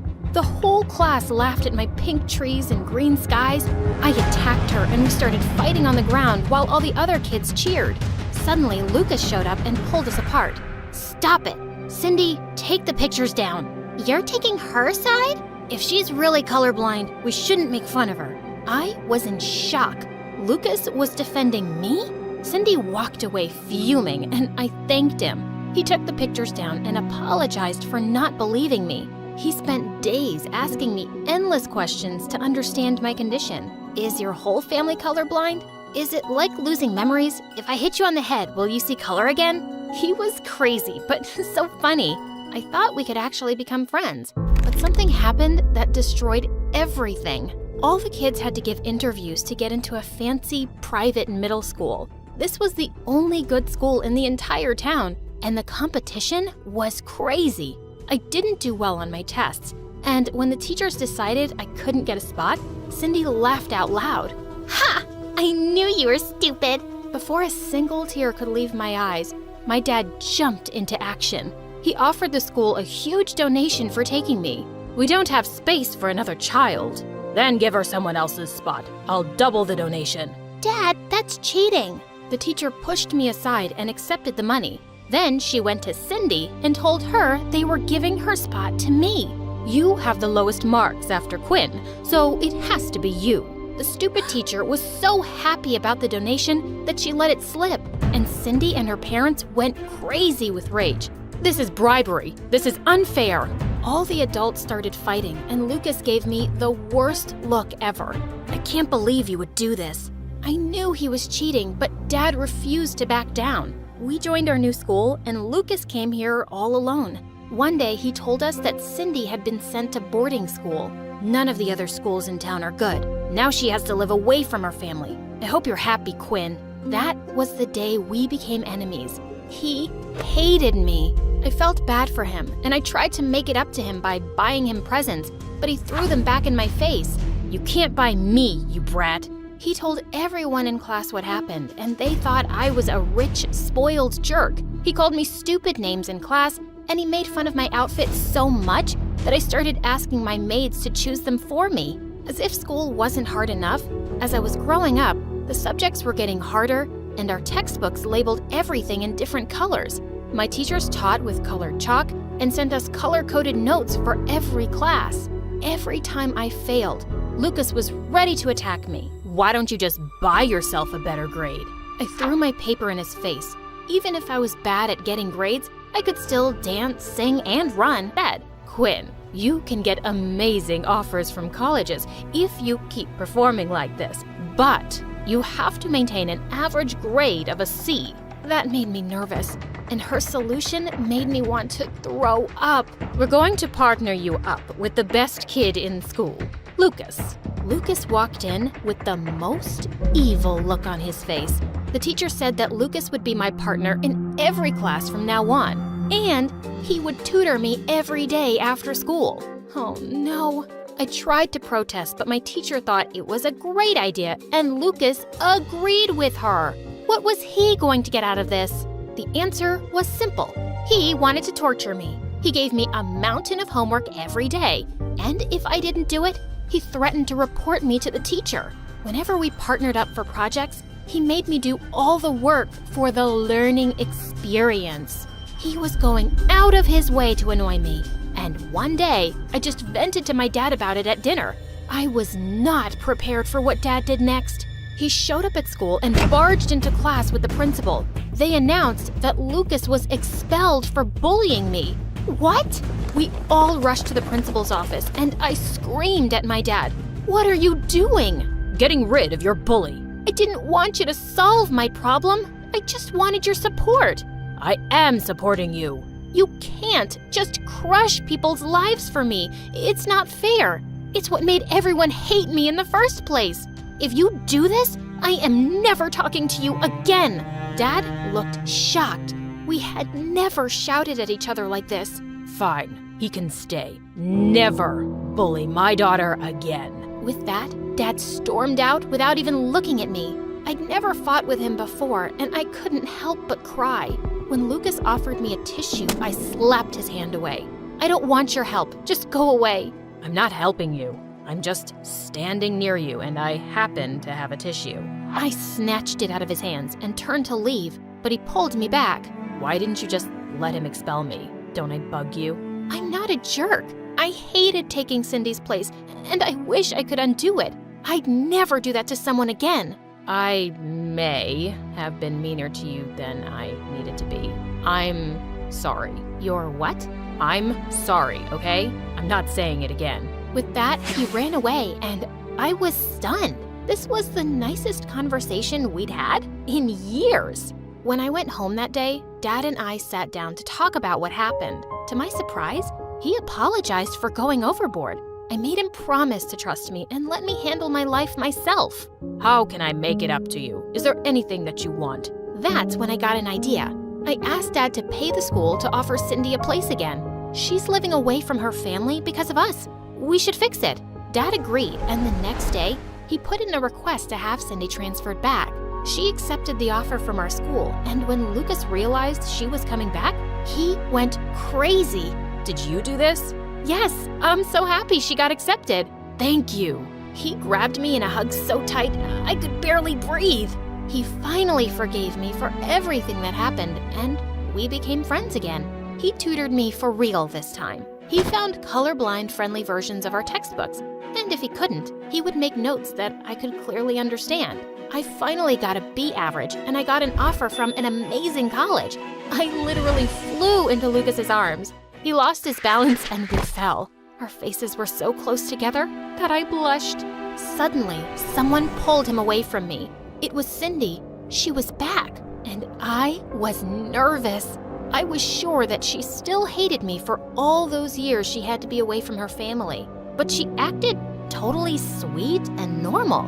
I know you took my spot, but I bullied you when we were kids. We both did stupid things. I miss my family, but I had a nice life in school. I'm just happy to be back now, and I hope we can be friends. I was shocked, but Cindy and I actually started hanging out. When Lucas finally got into his dream college, we all celebrated together. One day, Cindy showed up at my house, and she was in tears. She told me that her family was out of money. There's no way they can pay for Lucas's college, but he literally dreams about college. He can't go unless you do something about it. Your dad has connections, right? He can convince the college to give him a full scholarship. No. We can't interfere. We have to. Lucas already has a spot, so we're not hurting anyone. He works so hard. He deserves this. I was scared, but she was right. I asked my dad for help, and he said, I have a friend at the university I can talk to. I'll do it. A few days later, Lucas showed up at school, fuming. Did your dad contact the scholarship committee behind my back? No. Tell me the truth. Everyone fell silent. Yes, he did. They just sent me their rejection letter for using my connections to get a scholarship. They banned me from applying again. You ruined everything, Quinn. My jaw hit the floor as he stormed off. I'd messed up horribly. Lucas refused to come to school, and he didn't pick up any of my calls. Cindy even took me to their house, and he just hid in his room and played music at the highest volume so he couldn't hear me. I was utterly shattered by what I'd done. I told my dad about it, and he came up with a plan. He apologized to the committee and told them that Lucas had no idea about his involvement. My daughter has a crush on the kid at school, so she made me do it. Oh my God, Dad! With his explanation and a sizable donation, the school agreed to lift the ban on Lucas. I literally flew over to his house to tell him about it. He wouldn't open the door, so Cindy let me in through the window in his room. Ah! The college wants you back. They lifted the ban. I got their email. Did your dad pay for this too? Maybe he did. So what? It feels like you do whatever you want and you just pay for your problems to go away.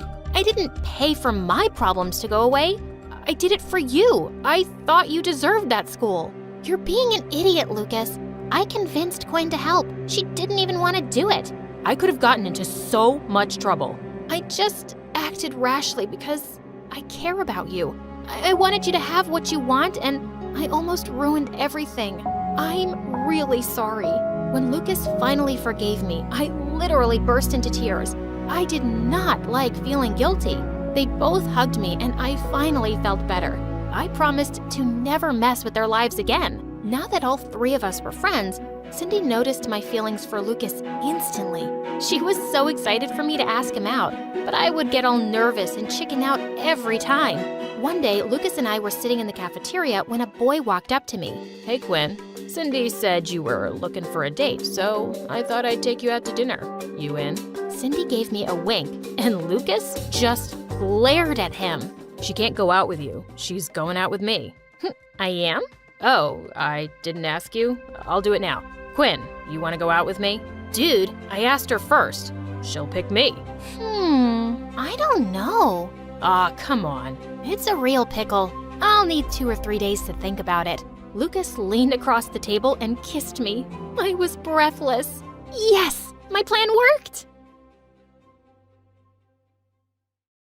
Ever since I can remember, I've been all about making up stories. I don't know what kind of magic my parents mixed into my DNA, but that brew gave me one heck of an imagination. When I was a kid, my friends on the playground loved the games and tales I came up with. Did the prince save her? He got lost, so she teamed up with the dragon. No way! Yep, and they took over the kingdom together. Whoa! But as I got older, my audience got smaller and eventually vanished. Paper doesn't judge though, so I began writing my stories down. And I have to admit, I absolutely loved writing. So by the time I hit 16, all I wanted was to be a famous author. But my schoolmates weren't into reading my silly fairy tales, as they called them. And the more I tried to stand out, the more I heard. So I sneak a peek from the corner, and there's Mrs. Wilson turning into a huge bug. Stop lying, June. After the break, he's not the same. Seriously, it's an alien, not the Jack we knew. You're such a liar, June. Oops, my bad.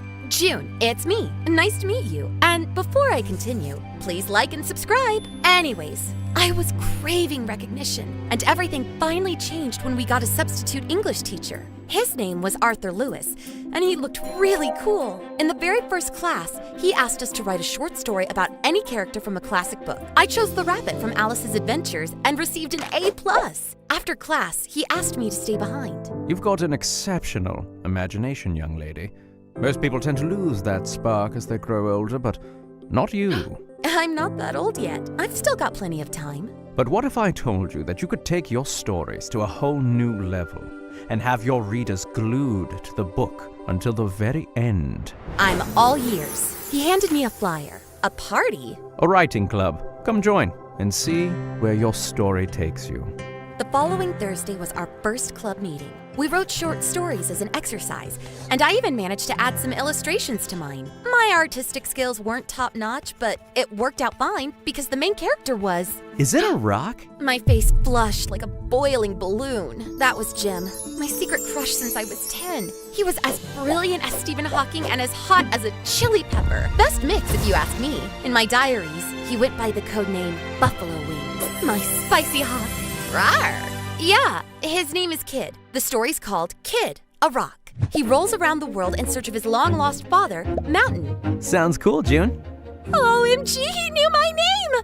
Sure, we'd had science classes together, but we'd never really spoken before. He'd always seemed so mysterious, silent, and oh so perfect. And now he was talking to me! When I was a kid, I wrote a story about an ice cube. Looking back, it was quite a depressing tale because spring arrived too early. Our Thursday meetings became a regular thing, but one day, Mr. Lewis asked us to help him move some books into our library. It's part of an exchange program between state schools. We're giving away our books, and they're sending us books from other schools. The packages weren't exactly lightweight, but we had fun. Picture yourselves as thieves, and those are ancient relics and manuscripts that could unveil the secrets of Atlantis. He often tasked us to play out the roles of the characters we planned to write about. My eyes lit up. I'd never played a thief before. I began to look around and tiptoe, but as I got into character, I didn't notice a small hole in the ground. I tripped and fell, and the box I was carrying flew several feet away. Are you all right? He rushed over and offered his hand. When I took it, I felt a little jolt, like static electricity. To avoid falling again, I hugged him, and our faces ended up so close I could feel his breath on my cheek. You're limping. It'll pass. He shook his head, lifted me in his arms, and carried me back to school. June, did you hear me? Huh? I asked if you're all right. He stood over me, looking concerned. Ugh, those daydreams. I'm just a lousy thief. He gave me a hand to stand, then dashed back to school. I picked up a box and noticed it had ripped open. I peeked inside to check if the books were okay. History of Revolutions, boring but intact. Little Women, also fine. Whoa, what's that? I pulled out a massive volume, covered with colorful pictures and gold letters. It was so shiny I had to shield my eyes with my hand. I'd never seen a book this fancy before. The Holy Bible. Well, my copy is definitely not this pretty. I put the book away and carried the box to the library. Just in a few days, I was at home watching the news. They were talking about a bunch of bold robberies happening all over the country. 3 billionaires have already reported valuable stuff stolen from their collections. There were some rare books and old paintings, and the almost priceless King James Bible. I sat there, mouth wide open, a spoon in my hand, jam dripping from it. The Bible they showed on TV was exactly the same as the one I saw in that box. It was my teacher who stole it. Sweetie, come on, we talked about this. All made-up stories go in the notebook. But it's true! Right, and I guess he's also a cult leader, huh? That would be a cool twist, Dad. I knew this story was a goldmine. It could change everything, but I needed evidence, so I decided to play detective. I put on a trench coat and went on a mission. I hid in the bushes near the school, using my dad's binoculars to keep a close watch. The cheerleaders were in the locker room near the field. One of the girls was bragging about her new Chanel bag, even though I saw her yesterday in a replica store. Another was adding fake hair to her ponytail, and the third was copying something from one sheet to another. I zoomed in. Those were the answers for tomorrow's test! Seriously? And they called me a liar?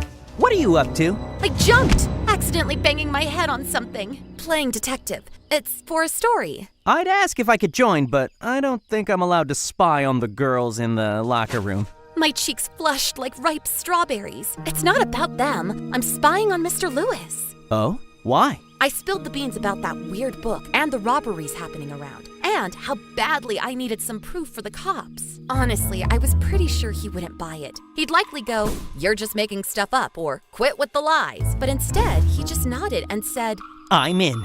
I was shocked, staring at him in disbelief. I couldn't even remember the last time someone had trusted me so easily. You really believe me? Why shouldn't I? It's just the others.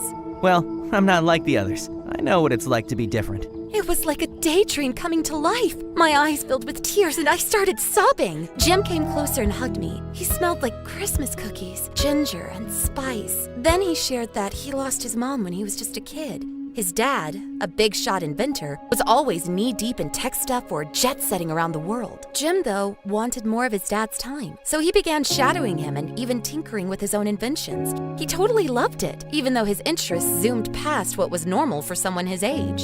And you know, kids can be pretty harsh when they see someone who's different. So I learned to stay quiet and keep everything to myself. I gazed into his eyes, deep as the ocean. I just wished he'd grab my hand and we'd dash into the sunset together. So we dove into spying on Mr. Lewis. Days passed with no sign of anything fishy, but Jim brought some cool gadgets, like an invisible UV ink pen or a dice with a hidden camera. Are you like a real spy or something? I made these for fun after binge watching James Bond. Never tried them out for real, so no guarantees they'll work. He pulled something out from his pocket, a super cute necklace with a black stone. He gently placed it around my neck. Is this for me? It's a voice recorder. Just tap it here and it'll start recording.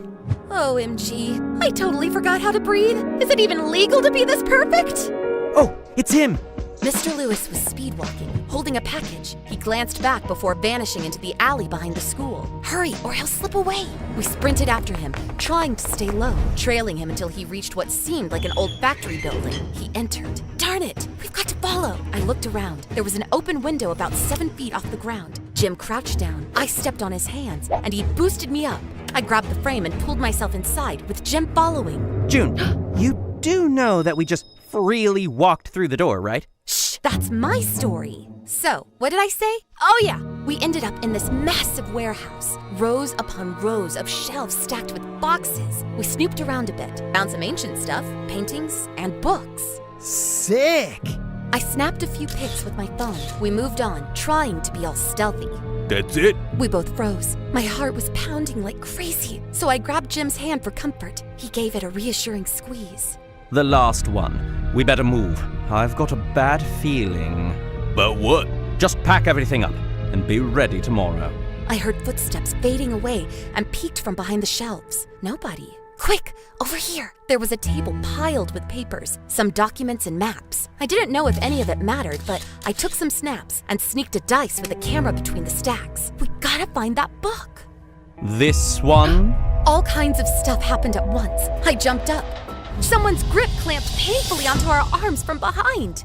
Ouch! 2 burly men had us locked down tight. No way to squirm free. Mr. Lewis leaned against a wall, holding the stolen Bible. Well, well, my best students.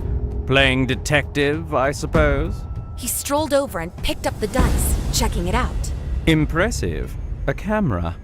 Clever move. He tossed it on the floor and crushed it underfoot. Darn it! I wished I could free my hands and activate the necklace recorder, but the dude behind me wasn't giving me any room to work. You stole all that stuff. Why? He took the phone from my pocket and began deleting the photos I'd snapped earlier. As he did, he explained that he swiped identities to use as a cover while robbing rich jerks who hoarded rare items and locked them away in dark rooms, hidden from the world. I aim to open a museum where everyone can see these treasures. Noble cause, but why stealing? He mumbled something about Rich morons who'd never understand. I was done with it. I twitched and sank my teeth into the burly man's hand. He howled in pain and shoved me away. Quick as lightning, I sprung back up, landing a solid punch right on his nose. Don't mess with me! Jim seized the chance and delivered a swift kick to his captor's shin. Take that! We were fighting like a team. We were furious. We were on fire. It was like we had a superpower that made us invincible. I paused to scan the area, but there was no sign of Mr. Lewis. And then, a sudden blow, and everything faded to black. I woke up to soft touches. Jim loomed over me, gently wiping my forehead with a damp towel. Note to self, never get on your bad side. I chuckled, and he explained that when one of the guards knocked me out, he got really freaked out. So he decided to even the score by giving them a few knocks, and then carried me away. Oh, my white knight, the hero of my story! But we still don't have any proof against Mr. Lewis. He flashed a sly grin and removed my necklace. I switched it on when I pretended to kiss you. Pretended? My heart sank. I thought it didn't take long to convince the cops when we handed over the recording. Sadly, by the time they arrived to arrest Mr. Lewis, he'd vanished without a trace. But hey, at least all the stolen stuff found its way back to their rightful owners. Now that we've recovered the stolen gems, we can finally realize our long-standing dream of establishing the museum. We've always wanted to allow people worldwide to marvel at these precious artifacts. Yeah, right. It's been their long-standing dream all along. As for me, after tons of reporters swarmed the school wanting interviews, it turned out that everybody wanted to say some nice words about me on camera. She's like my ride or die, you know? We're practically sisters. She's a creative genius. Her stories are seriously something else. Honestly, I didn't care. I was too busy writing a book. It hit the shelves in a month and went straight to bestseller status. I didn't hold a grudge against Mr. Lewis. Even if he was a bad guy, I did take my stories to a whole new level, just like he promised. And you know what? I feel like my rock finally found its mountain. Wait, I thought mountain was like its dad. It's an allegory, silly. Oh, and one last thing. Just yesterday, I got a copy of my book with a little note on it. Well done, A+. Any guesses on who that might have been?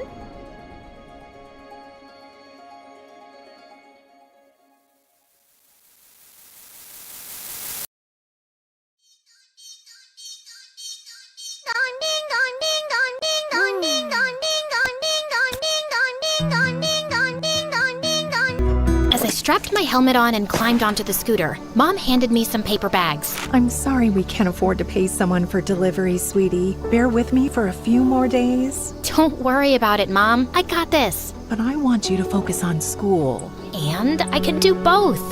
Fine. But always remember, stay in the side lane and pause at every crossing to watch cars coming from all directions. Mom, trust me to know all this. I'm off now. Bye! As I zoomed through my hometown and reached the city center, I slowed down and stopped in front of a clothes shop. I'd been eyeing the red dress in the window display for ages, and I was so relieved to see it was still there. You wait for me, okay? I'm saving up for you. You're gonna look so good on Mom. Then I was on my way again, following the directions on the GPS to a huge mansion. I parked in the driveway and rang the bell, and to my shock, the door was opened by Dana, the bane of my life. I'd gotten the female lead in the school play instead of her last year, and she seemed to be holding on to a huge grudge ever since. Hi, you ordered chicken? Dana casually reached out to take the bags from me, and then tossed them aside. So, the rumor is true. You're just a poor delivery girl running around town with greasy chicken. No wonder you always wear clothes that seem to be straight out of the trash. They smell like that too. That'll be $20. Here's $500. Keep the change. I know you badly need it. I took the dollar bills, pulled out a 20, and put the rest on the floor. Not badly enough to accept it from you. And yeah, you shouldn't eat fried chicken. Maybe order a salad from someplace. Anyway, I gotta go. Bye! I turned around and hopped onto my scooter before she could reply. I stood behind a pillar in the lobby of Dad's company Biotech, which was currently filled with journalists and photographers. My half-brother Ace stood confidently behind the podium on the makeshift stage, then signaled to one of the journalists to ask his question. How does it feel to know that you'll be the country's youngest CEO at 18 3 months from now? It feels great. I know it's a huge responsibility, but I'm certainly up for the challenge. Next. The company seems to be in some trouble. We haven't seen any groundbreaking product in a long time. Can you keep up with your competitors? Yes, of course. We're always working on new ideas, and I believe in my team's ability to come up with something that will keep us on top. Thank you all for coming today. Please, help yourselves to the buffet. As the journalists dispersed, Ace wasn't smiling as widely anymore. He walked over to Dad, and I made sure to stay out of sight as I listened to them talking. I'm impressed with how you handled those questions, son. But we both know that we need something really innovative this time, and soon. Don't worry, Dad. I got this. Of course, I trust you. But we need some breakthrough research, and that's not your area of expertise. It's your brother's. Ace just rolled his eyes at that. I can always find a way. You know that. I just need a little more time, Dad. Dad nodded and patted him on the back, and I slipped away. My half-brother was an arrogant jerk who always wanted me to stay in the shadows so he could be the face of Dad's company. Well, he might have the looks and charisma, but I had the brains, and I'd been working on something very promising that I hoped I could share with Dad soon. I was at my desk trying to focus on what I was typing, but that was not happening with my BFF Clover yapping away and eating chips loudly. Dina is such a witch. She thinks she can get away with anything because she's the principal's daughter. She looks like an evil frog. I'll give Frog-Faced Witch a piece of my mind in school tomorrow. No, don't do that, Clover. She's not worth our time. Just forget about her. Fine, if you insist. So, how's your story going? You're gonna get paid for it, right? Yeah, it's just enough to help Mom with the bills this month. I have to submit it in 2 days, though, and I'm panicking because I'm having writer's block. But I noticed Clover wasn't even listening to me anymore and was busy leaning out the window. Oh my, you better get your butt here this minute, sister. Guess who's back? OMG, Ace? For real? Clover and I were practically drooling over the view next door. There was Ace, my gorgeous neighbor, stepping out of the pool with water rippling down his perfect abs. Gosh, he looked amazing.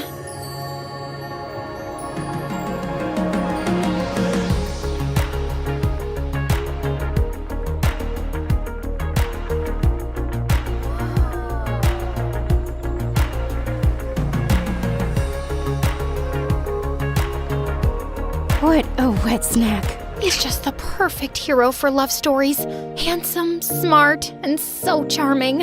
You're lucky you live next door to him. I'm so jealous. But just then, his brother Dominic walked out to the poolside and blocked Ace from our view. Ugh, Dominic is ruining the show. Why are you friends with the wrong half-brother again? You should have befriended the hot one. Come on, Dom is nice. You'll have to accept at some point that he's also one of my best friends. Yeah, a friend who's in love with you. What? Ew, no. Dom is like a brother to me. Well, not a brother exactly, but we're just friends. We don't see each other that way.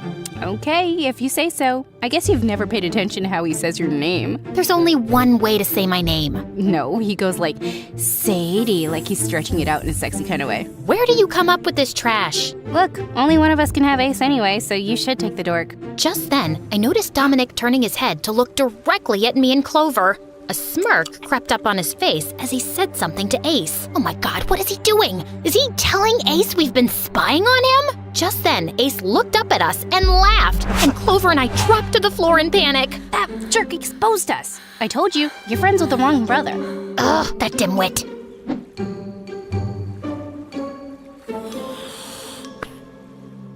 I was brimming with excitement as I worked in Dad's lab, feeling confident that this time my experiment would work. But seconds later, I was interrupted when the door flung open and Ace walked in like he owned the place.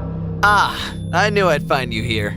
I think you missed the do not disturb sign. What are you doing here anyway? Don't you have some party to go to? Well, as the older and better brother who was chosen to lead this company by Dad one day, I thought I should come by and oversee things now and then. I decided to ignore him as I continued working, but he walked closer to me and leaned on the counter. If I were you, I'd spend less time in the lab and just focus on school, bro. I don't think your ideas are working out, and I may have to hire more capable scientists soon. I'm not giving up yet. I think I'm close to something good. Well, I'm not holding my breath. And with that, he turned and left, leaving the door open. I walked behind him and slammed it shut. I hoped my idea would work, just so I could rub Ace's smug, stupid face in it. I was determined to finish my story tonight no matter what. It was nice and quiet, I had my lucky socks on, and I just ordered my favorite banana pizza. Just as I was about to bite into a slice, my cat jumped up and snatched it from me. Hey, give that back, you greedy creature! Your cat food's in the bowl. This is mine! I chased Meowly Cyrus around the room, knocking over a bunch of things. It's the last piece, and I haven't eaten all day! I finally jumped forward and caught him. Gotcha! Just as I was about to snatch my slice from him, a roll of toilet paper came flying through the window and hit me on the forehead. I looked up annoyed to see Dominic climbing into the window ledge. Let the poor cat eat in peace. Stop acting like Meowly Cyrus's dad. Fine, Meowly. Here, have it. Are you happy now? It's just a freaking pizza. A disgusting banana one, actually. It's the meaning of my life, and you know it! Also, I'm still mad at you for yesterday. Why did you embarrass me and Clover in front of Ace? He must be thinking we're so lame! He's not thinking about you. You're just one of his 1,000 fangirls. Then he just flopped down on my bed, took out his own laptop from under it, and started working on something. I really hope you're doing some homework. You're always focused on your scientific research, and you'll fail high school at this rate. This research is more important. I really need to prove my worth. You know your dad loves you and Ace the same, right? Sometimes I really don't think he does. And Ace definitely thinks he's better than me because his mom is rich and mine's poor. I know he's smart, but I really believe I can run Dad's company better. So I just gotta show him that. Sadie dropped down on the bed beside me and stared up at the ceiling, looking deep in thought. How's your romance story going? I still need a few more scenes, but my mind isn't cooperating and I don't know why. He's just being difficult. And yes, it's a he. I've assigned a pronoun to each body part. It's a surprise for someone as feminist as you to call the mind a he. Well, he's annoying and stubborn and also gives me really stupid ideas at times. So yeah, it's a he. Sadie sighed, then pulled out her hair tie and shook her hair out. And I felt kinda stunned. At that moment, she looked prettier than ever. Maybe you need to finally date someone. Experience is the best inspiration, you know. Why would I date someone when we'll eventually break up? Nothing lasts forever, Dommy boy, so no thanks. Wow, I didn't expect that coming from a romance writer. The perfect love stories only exist on paper. Trust me. Okay, Miss Cynical. What if you fake dated then? You know, role-playing can help visualize scenarios better. That's an idea, but who would agree to fake date me? I'm a very busy guy, but I could take out some time to help a friend in need. What? I wouldn't be able to take you seriously for a second. That would never work. And what prize would I get if I prove you wrong? Sadie smacked me with a pillow. This and this too. We both laughed as we broke up into a pillow fight. The next day at school when the last bell rang, I was in a hurry to leave because I had to make Mom's deliveries. As I was rushing down the corridor, I suddenly went crashing straight into someone and dropped all my books. I looked up to see that it was freaking Dana. Oops, sorry, didn't see ya. As I quickly picked up my stuff, Dana's minion suddenly grabbed my arms. Not so fast, honey. And then Dana snatched my bag and took out my laptop.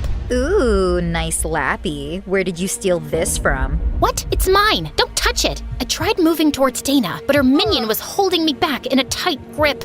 We've always wondered how a trashy peasant like you got accepted into this elite school. There's a thing called a scholarship. I guess only smart kids know about it. Look at that attitude. You don't belong here, delivery girl. And with that, Dana threw the laptop on the floor so hard, it was instantly wrecked. No! Dana's minion let me go, and I kneeled down next to my poor laptop in despair. No, I don't have a backup for my story. Just then, I noticed a small crowd had gathered, which suddenly fell quiet and made way for someone to walk through. It was Margot, the most popular girl in school, who was sheer perfection from head to toe. But right now, her lovely face looked grim. What's happening here? Dana and her minion looked at each other in alarm. Margot, we didn't do anything. She bumped into us on purpose. We were just teaching her a lesson, I swear. She deserved it. She was really rude to me the other day. Margot turned to Dana and gently pushed her against the wall. Touch her again, and I'll make sure you'll regret it. Do you understand? The two girls nodded their heads quickly and then fled the scene. Margot picked up my bag and handed it to me. I'm sorry about what they did. I'll replace your laptop. I tried to hold back my tears as I shook my head. You don't have to do that. It's not your fault. I kind of feel like it is. They're my friends. It's really not. And you're not them. Okay. But if you change your mind, let me know. I mustered a small smile and nodded, then watched Margot walk away. Rich, popular, pretty, and kind. I wish I could be like you. Later that night, I was sitting on my bed, mindlessly scrolling through my phone, when the doorbell rang downstairs. And to my surprise, it was a butler from Dominic's house with a package for me. I raced up to my room, ripping into the package like a ninja on a mission.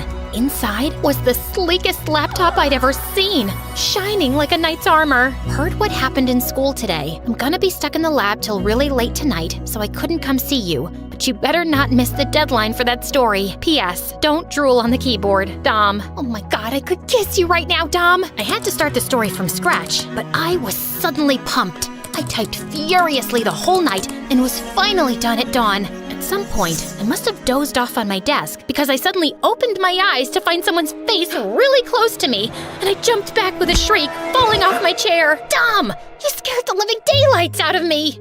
I'm sorry. I was just checking to see if you were breathing. You're a very quiet sleeper. Have you submitted your story?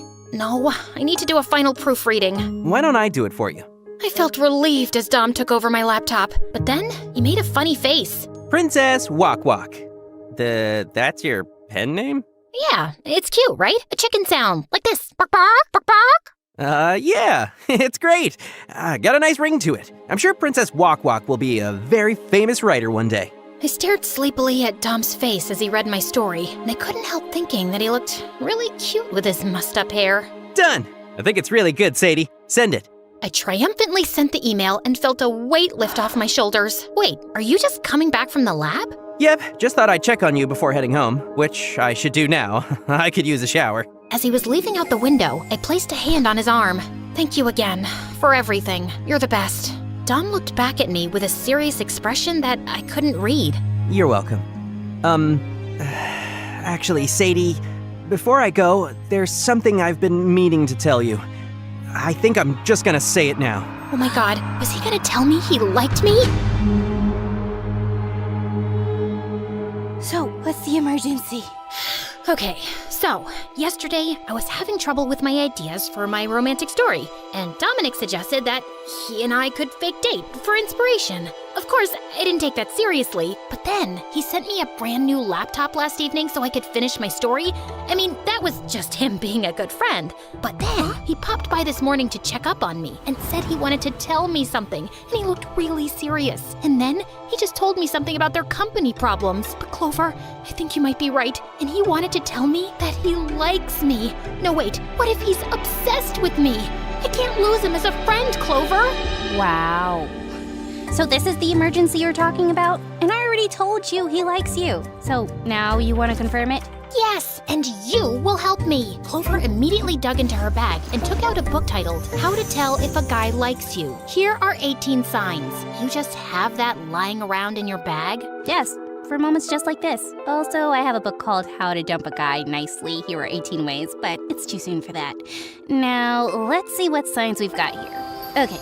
A man's feet point out what he wants. So if his feet are pointed at you when you two are talking, he's into you. Check. Where else would his feet be pointed? He can't stand like a penguin. He remembers small details about you. Check. He's always there when you need him. Check. We've known each other for so long. Of course most of those would apply. Yes, but some things need further observation. Like, does he look for your reaction first when he makes a comment or joke in a group? And is he using alpha body language around you? Alpha body? What does that even mean? That means we need to test a theory. You'll have to engage Dominic in conversation and observe his reactions and body language. Then you tell me your observations and I'll interpret them. Just like that? Yep. It won't be anything difficult. You're just talking to him like usual. But you'll just pay more attention this time. Okay, I suppose I can do that. I was in my pajamas and taking a plate of food to my room when I spotted the maid talking to someone at our front door. And it was the last person I was expecting. Margot? What brings you here? Oh, hi. Can I come in and explain myself? Yeah, of course. Come in, please. The maid moved aside and let Margot in and then left. And as Margot looked at me with a half smirk, I was suddenly very aware of my stupid pajamas. Dominic, right? I came to see your brother. Oh, wow. So you know my name? Of course, we're in the same class. Yeah, I knew that. My brother's not home yet. That's all right. I just wanted to return his wallet. He dropped it at the dance club earlier today. You guys were there together? No, I just found it on the floor and realized it was his because of the ID inside. I see. Well, I'll make sure he gets this. Thanks. Suddenly, an awkward silence fell between us as my brain scrambled for words. You didn't steal anything, right? Excuse me? What I mean is, maybe you stole the wallet's heart. Margot just stared at me with a poker face, and I could feel myself turning red. Okay, that was stupid. Wallets don't have hearts. Sorry, I was just trying to make you laugh. I tend to be a bit awkward around pretty girls. Margot's face softened and she smiled, and I couldn't help thinking how gorgeous she was. Really? I hadn't noticed. I made my way over to Dominic's place, hoping to test out some of Clover's theories on him. I rang the doorbell a couple of times and nearly fell back in shock when Margot opened the door, giggling about something. Hey, Sadie. Oh, hello. Sorry, I just wasn't expecting to. And then I noticed Dominic behind her, grinning like he had a clothes hanger stuck in his mouth. Oh, hi, Sadie. Did we have plans or something that I forgot about? No, I just came to ask something. Sure, what is it? You know what? I'm suddenly blank. I've completely forgotten what it was. Stupid dumb me. I'll text you when I remember. Bye! Before he could reply, I just turned around and left, and seconds later, I heard the door shut behind me. Since when were Margot and Dominic hanging out together? And why was this even bothering me? Once Margot had left, I headed over to Sadie's house to ask why she'd dropped by earlier. I jumped over the fence as usual and climbed up her window. Sadie was curled up on the bed with her back to me, seemingly asleep.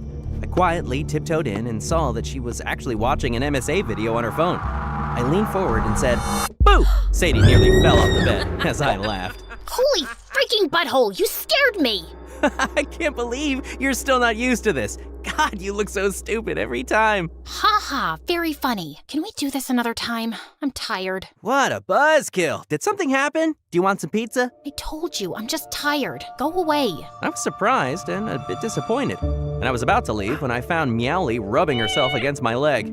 Oh, hello there, Meowly. Do you know how to twerk? Meowly suddenly sneered and scratched my hand hard. Ow, bad kitty! Look, Sadie, she scratched me. I've been telling you, Meowly is evil, but you always take her side. She glared at Meowly, who was busy licking its butt now, and then rummaged through her drawers for her first aid kit. Give me your hand. I immediately obliged, and as she put a bandage on, I couldn't help sneaking a few glances at her face. There you go. Thanks.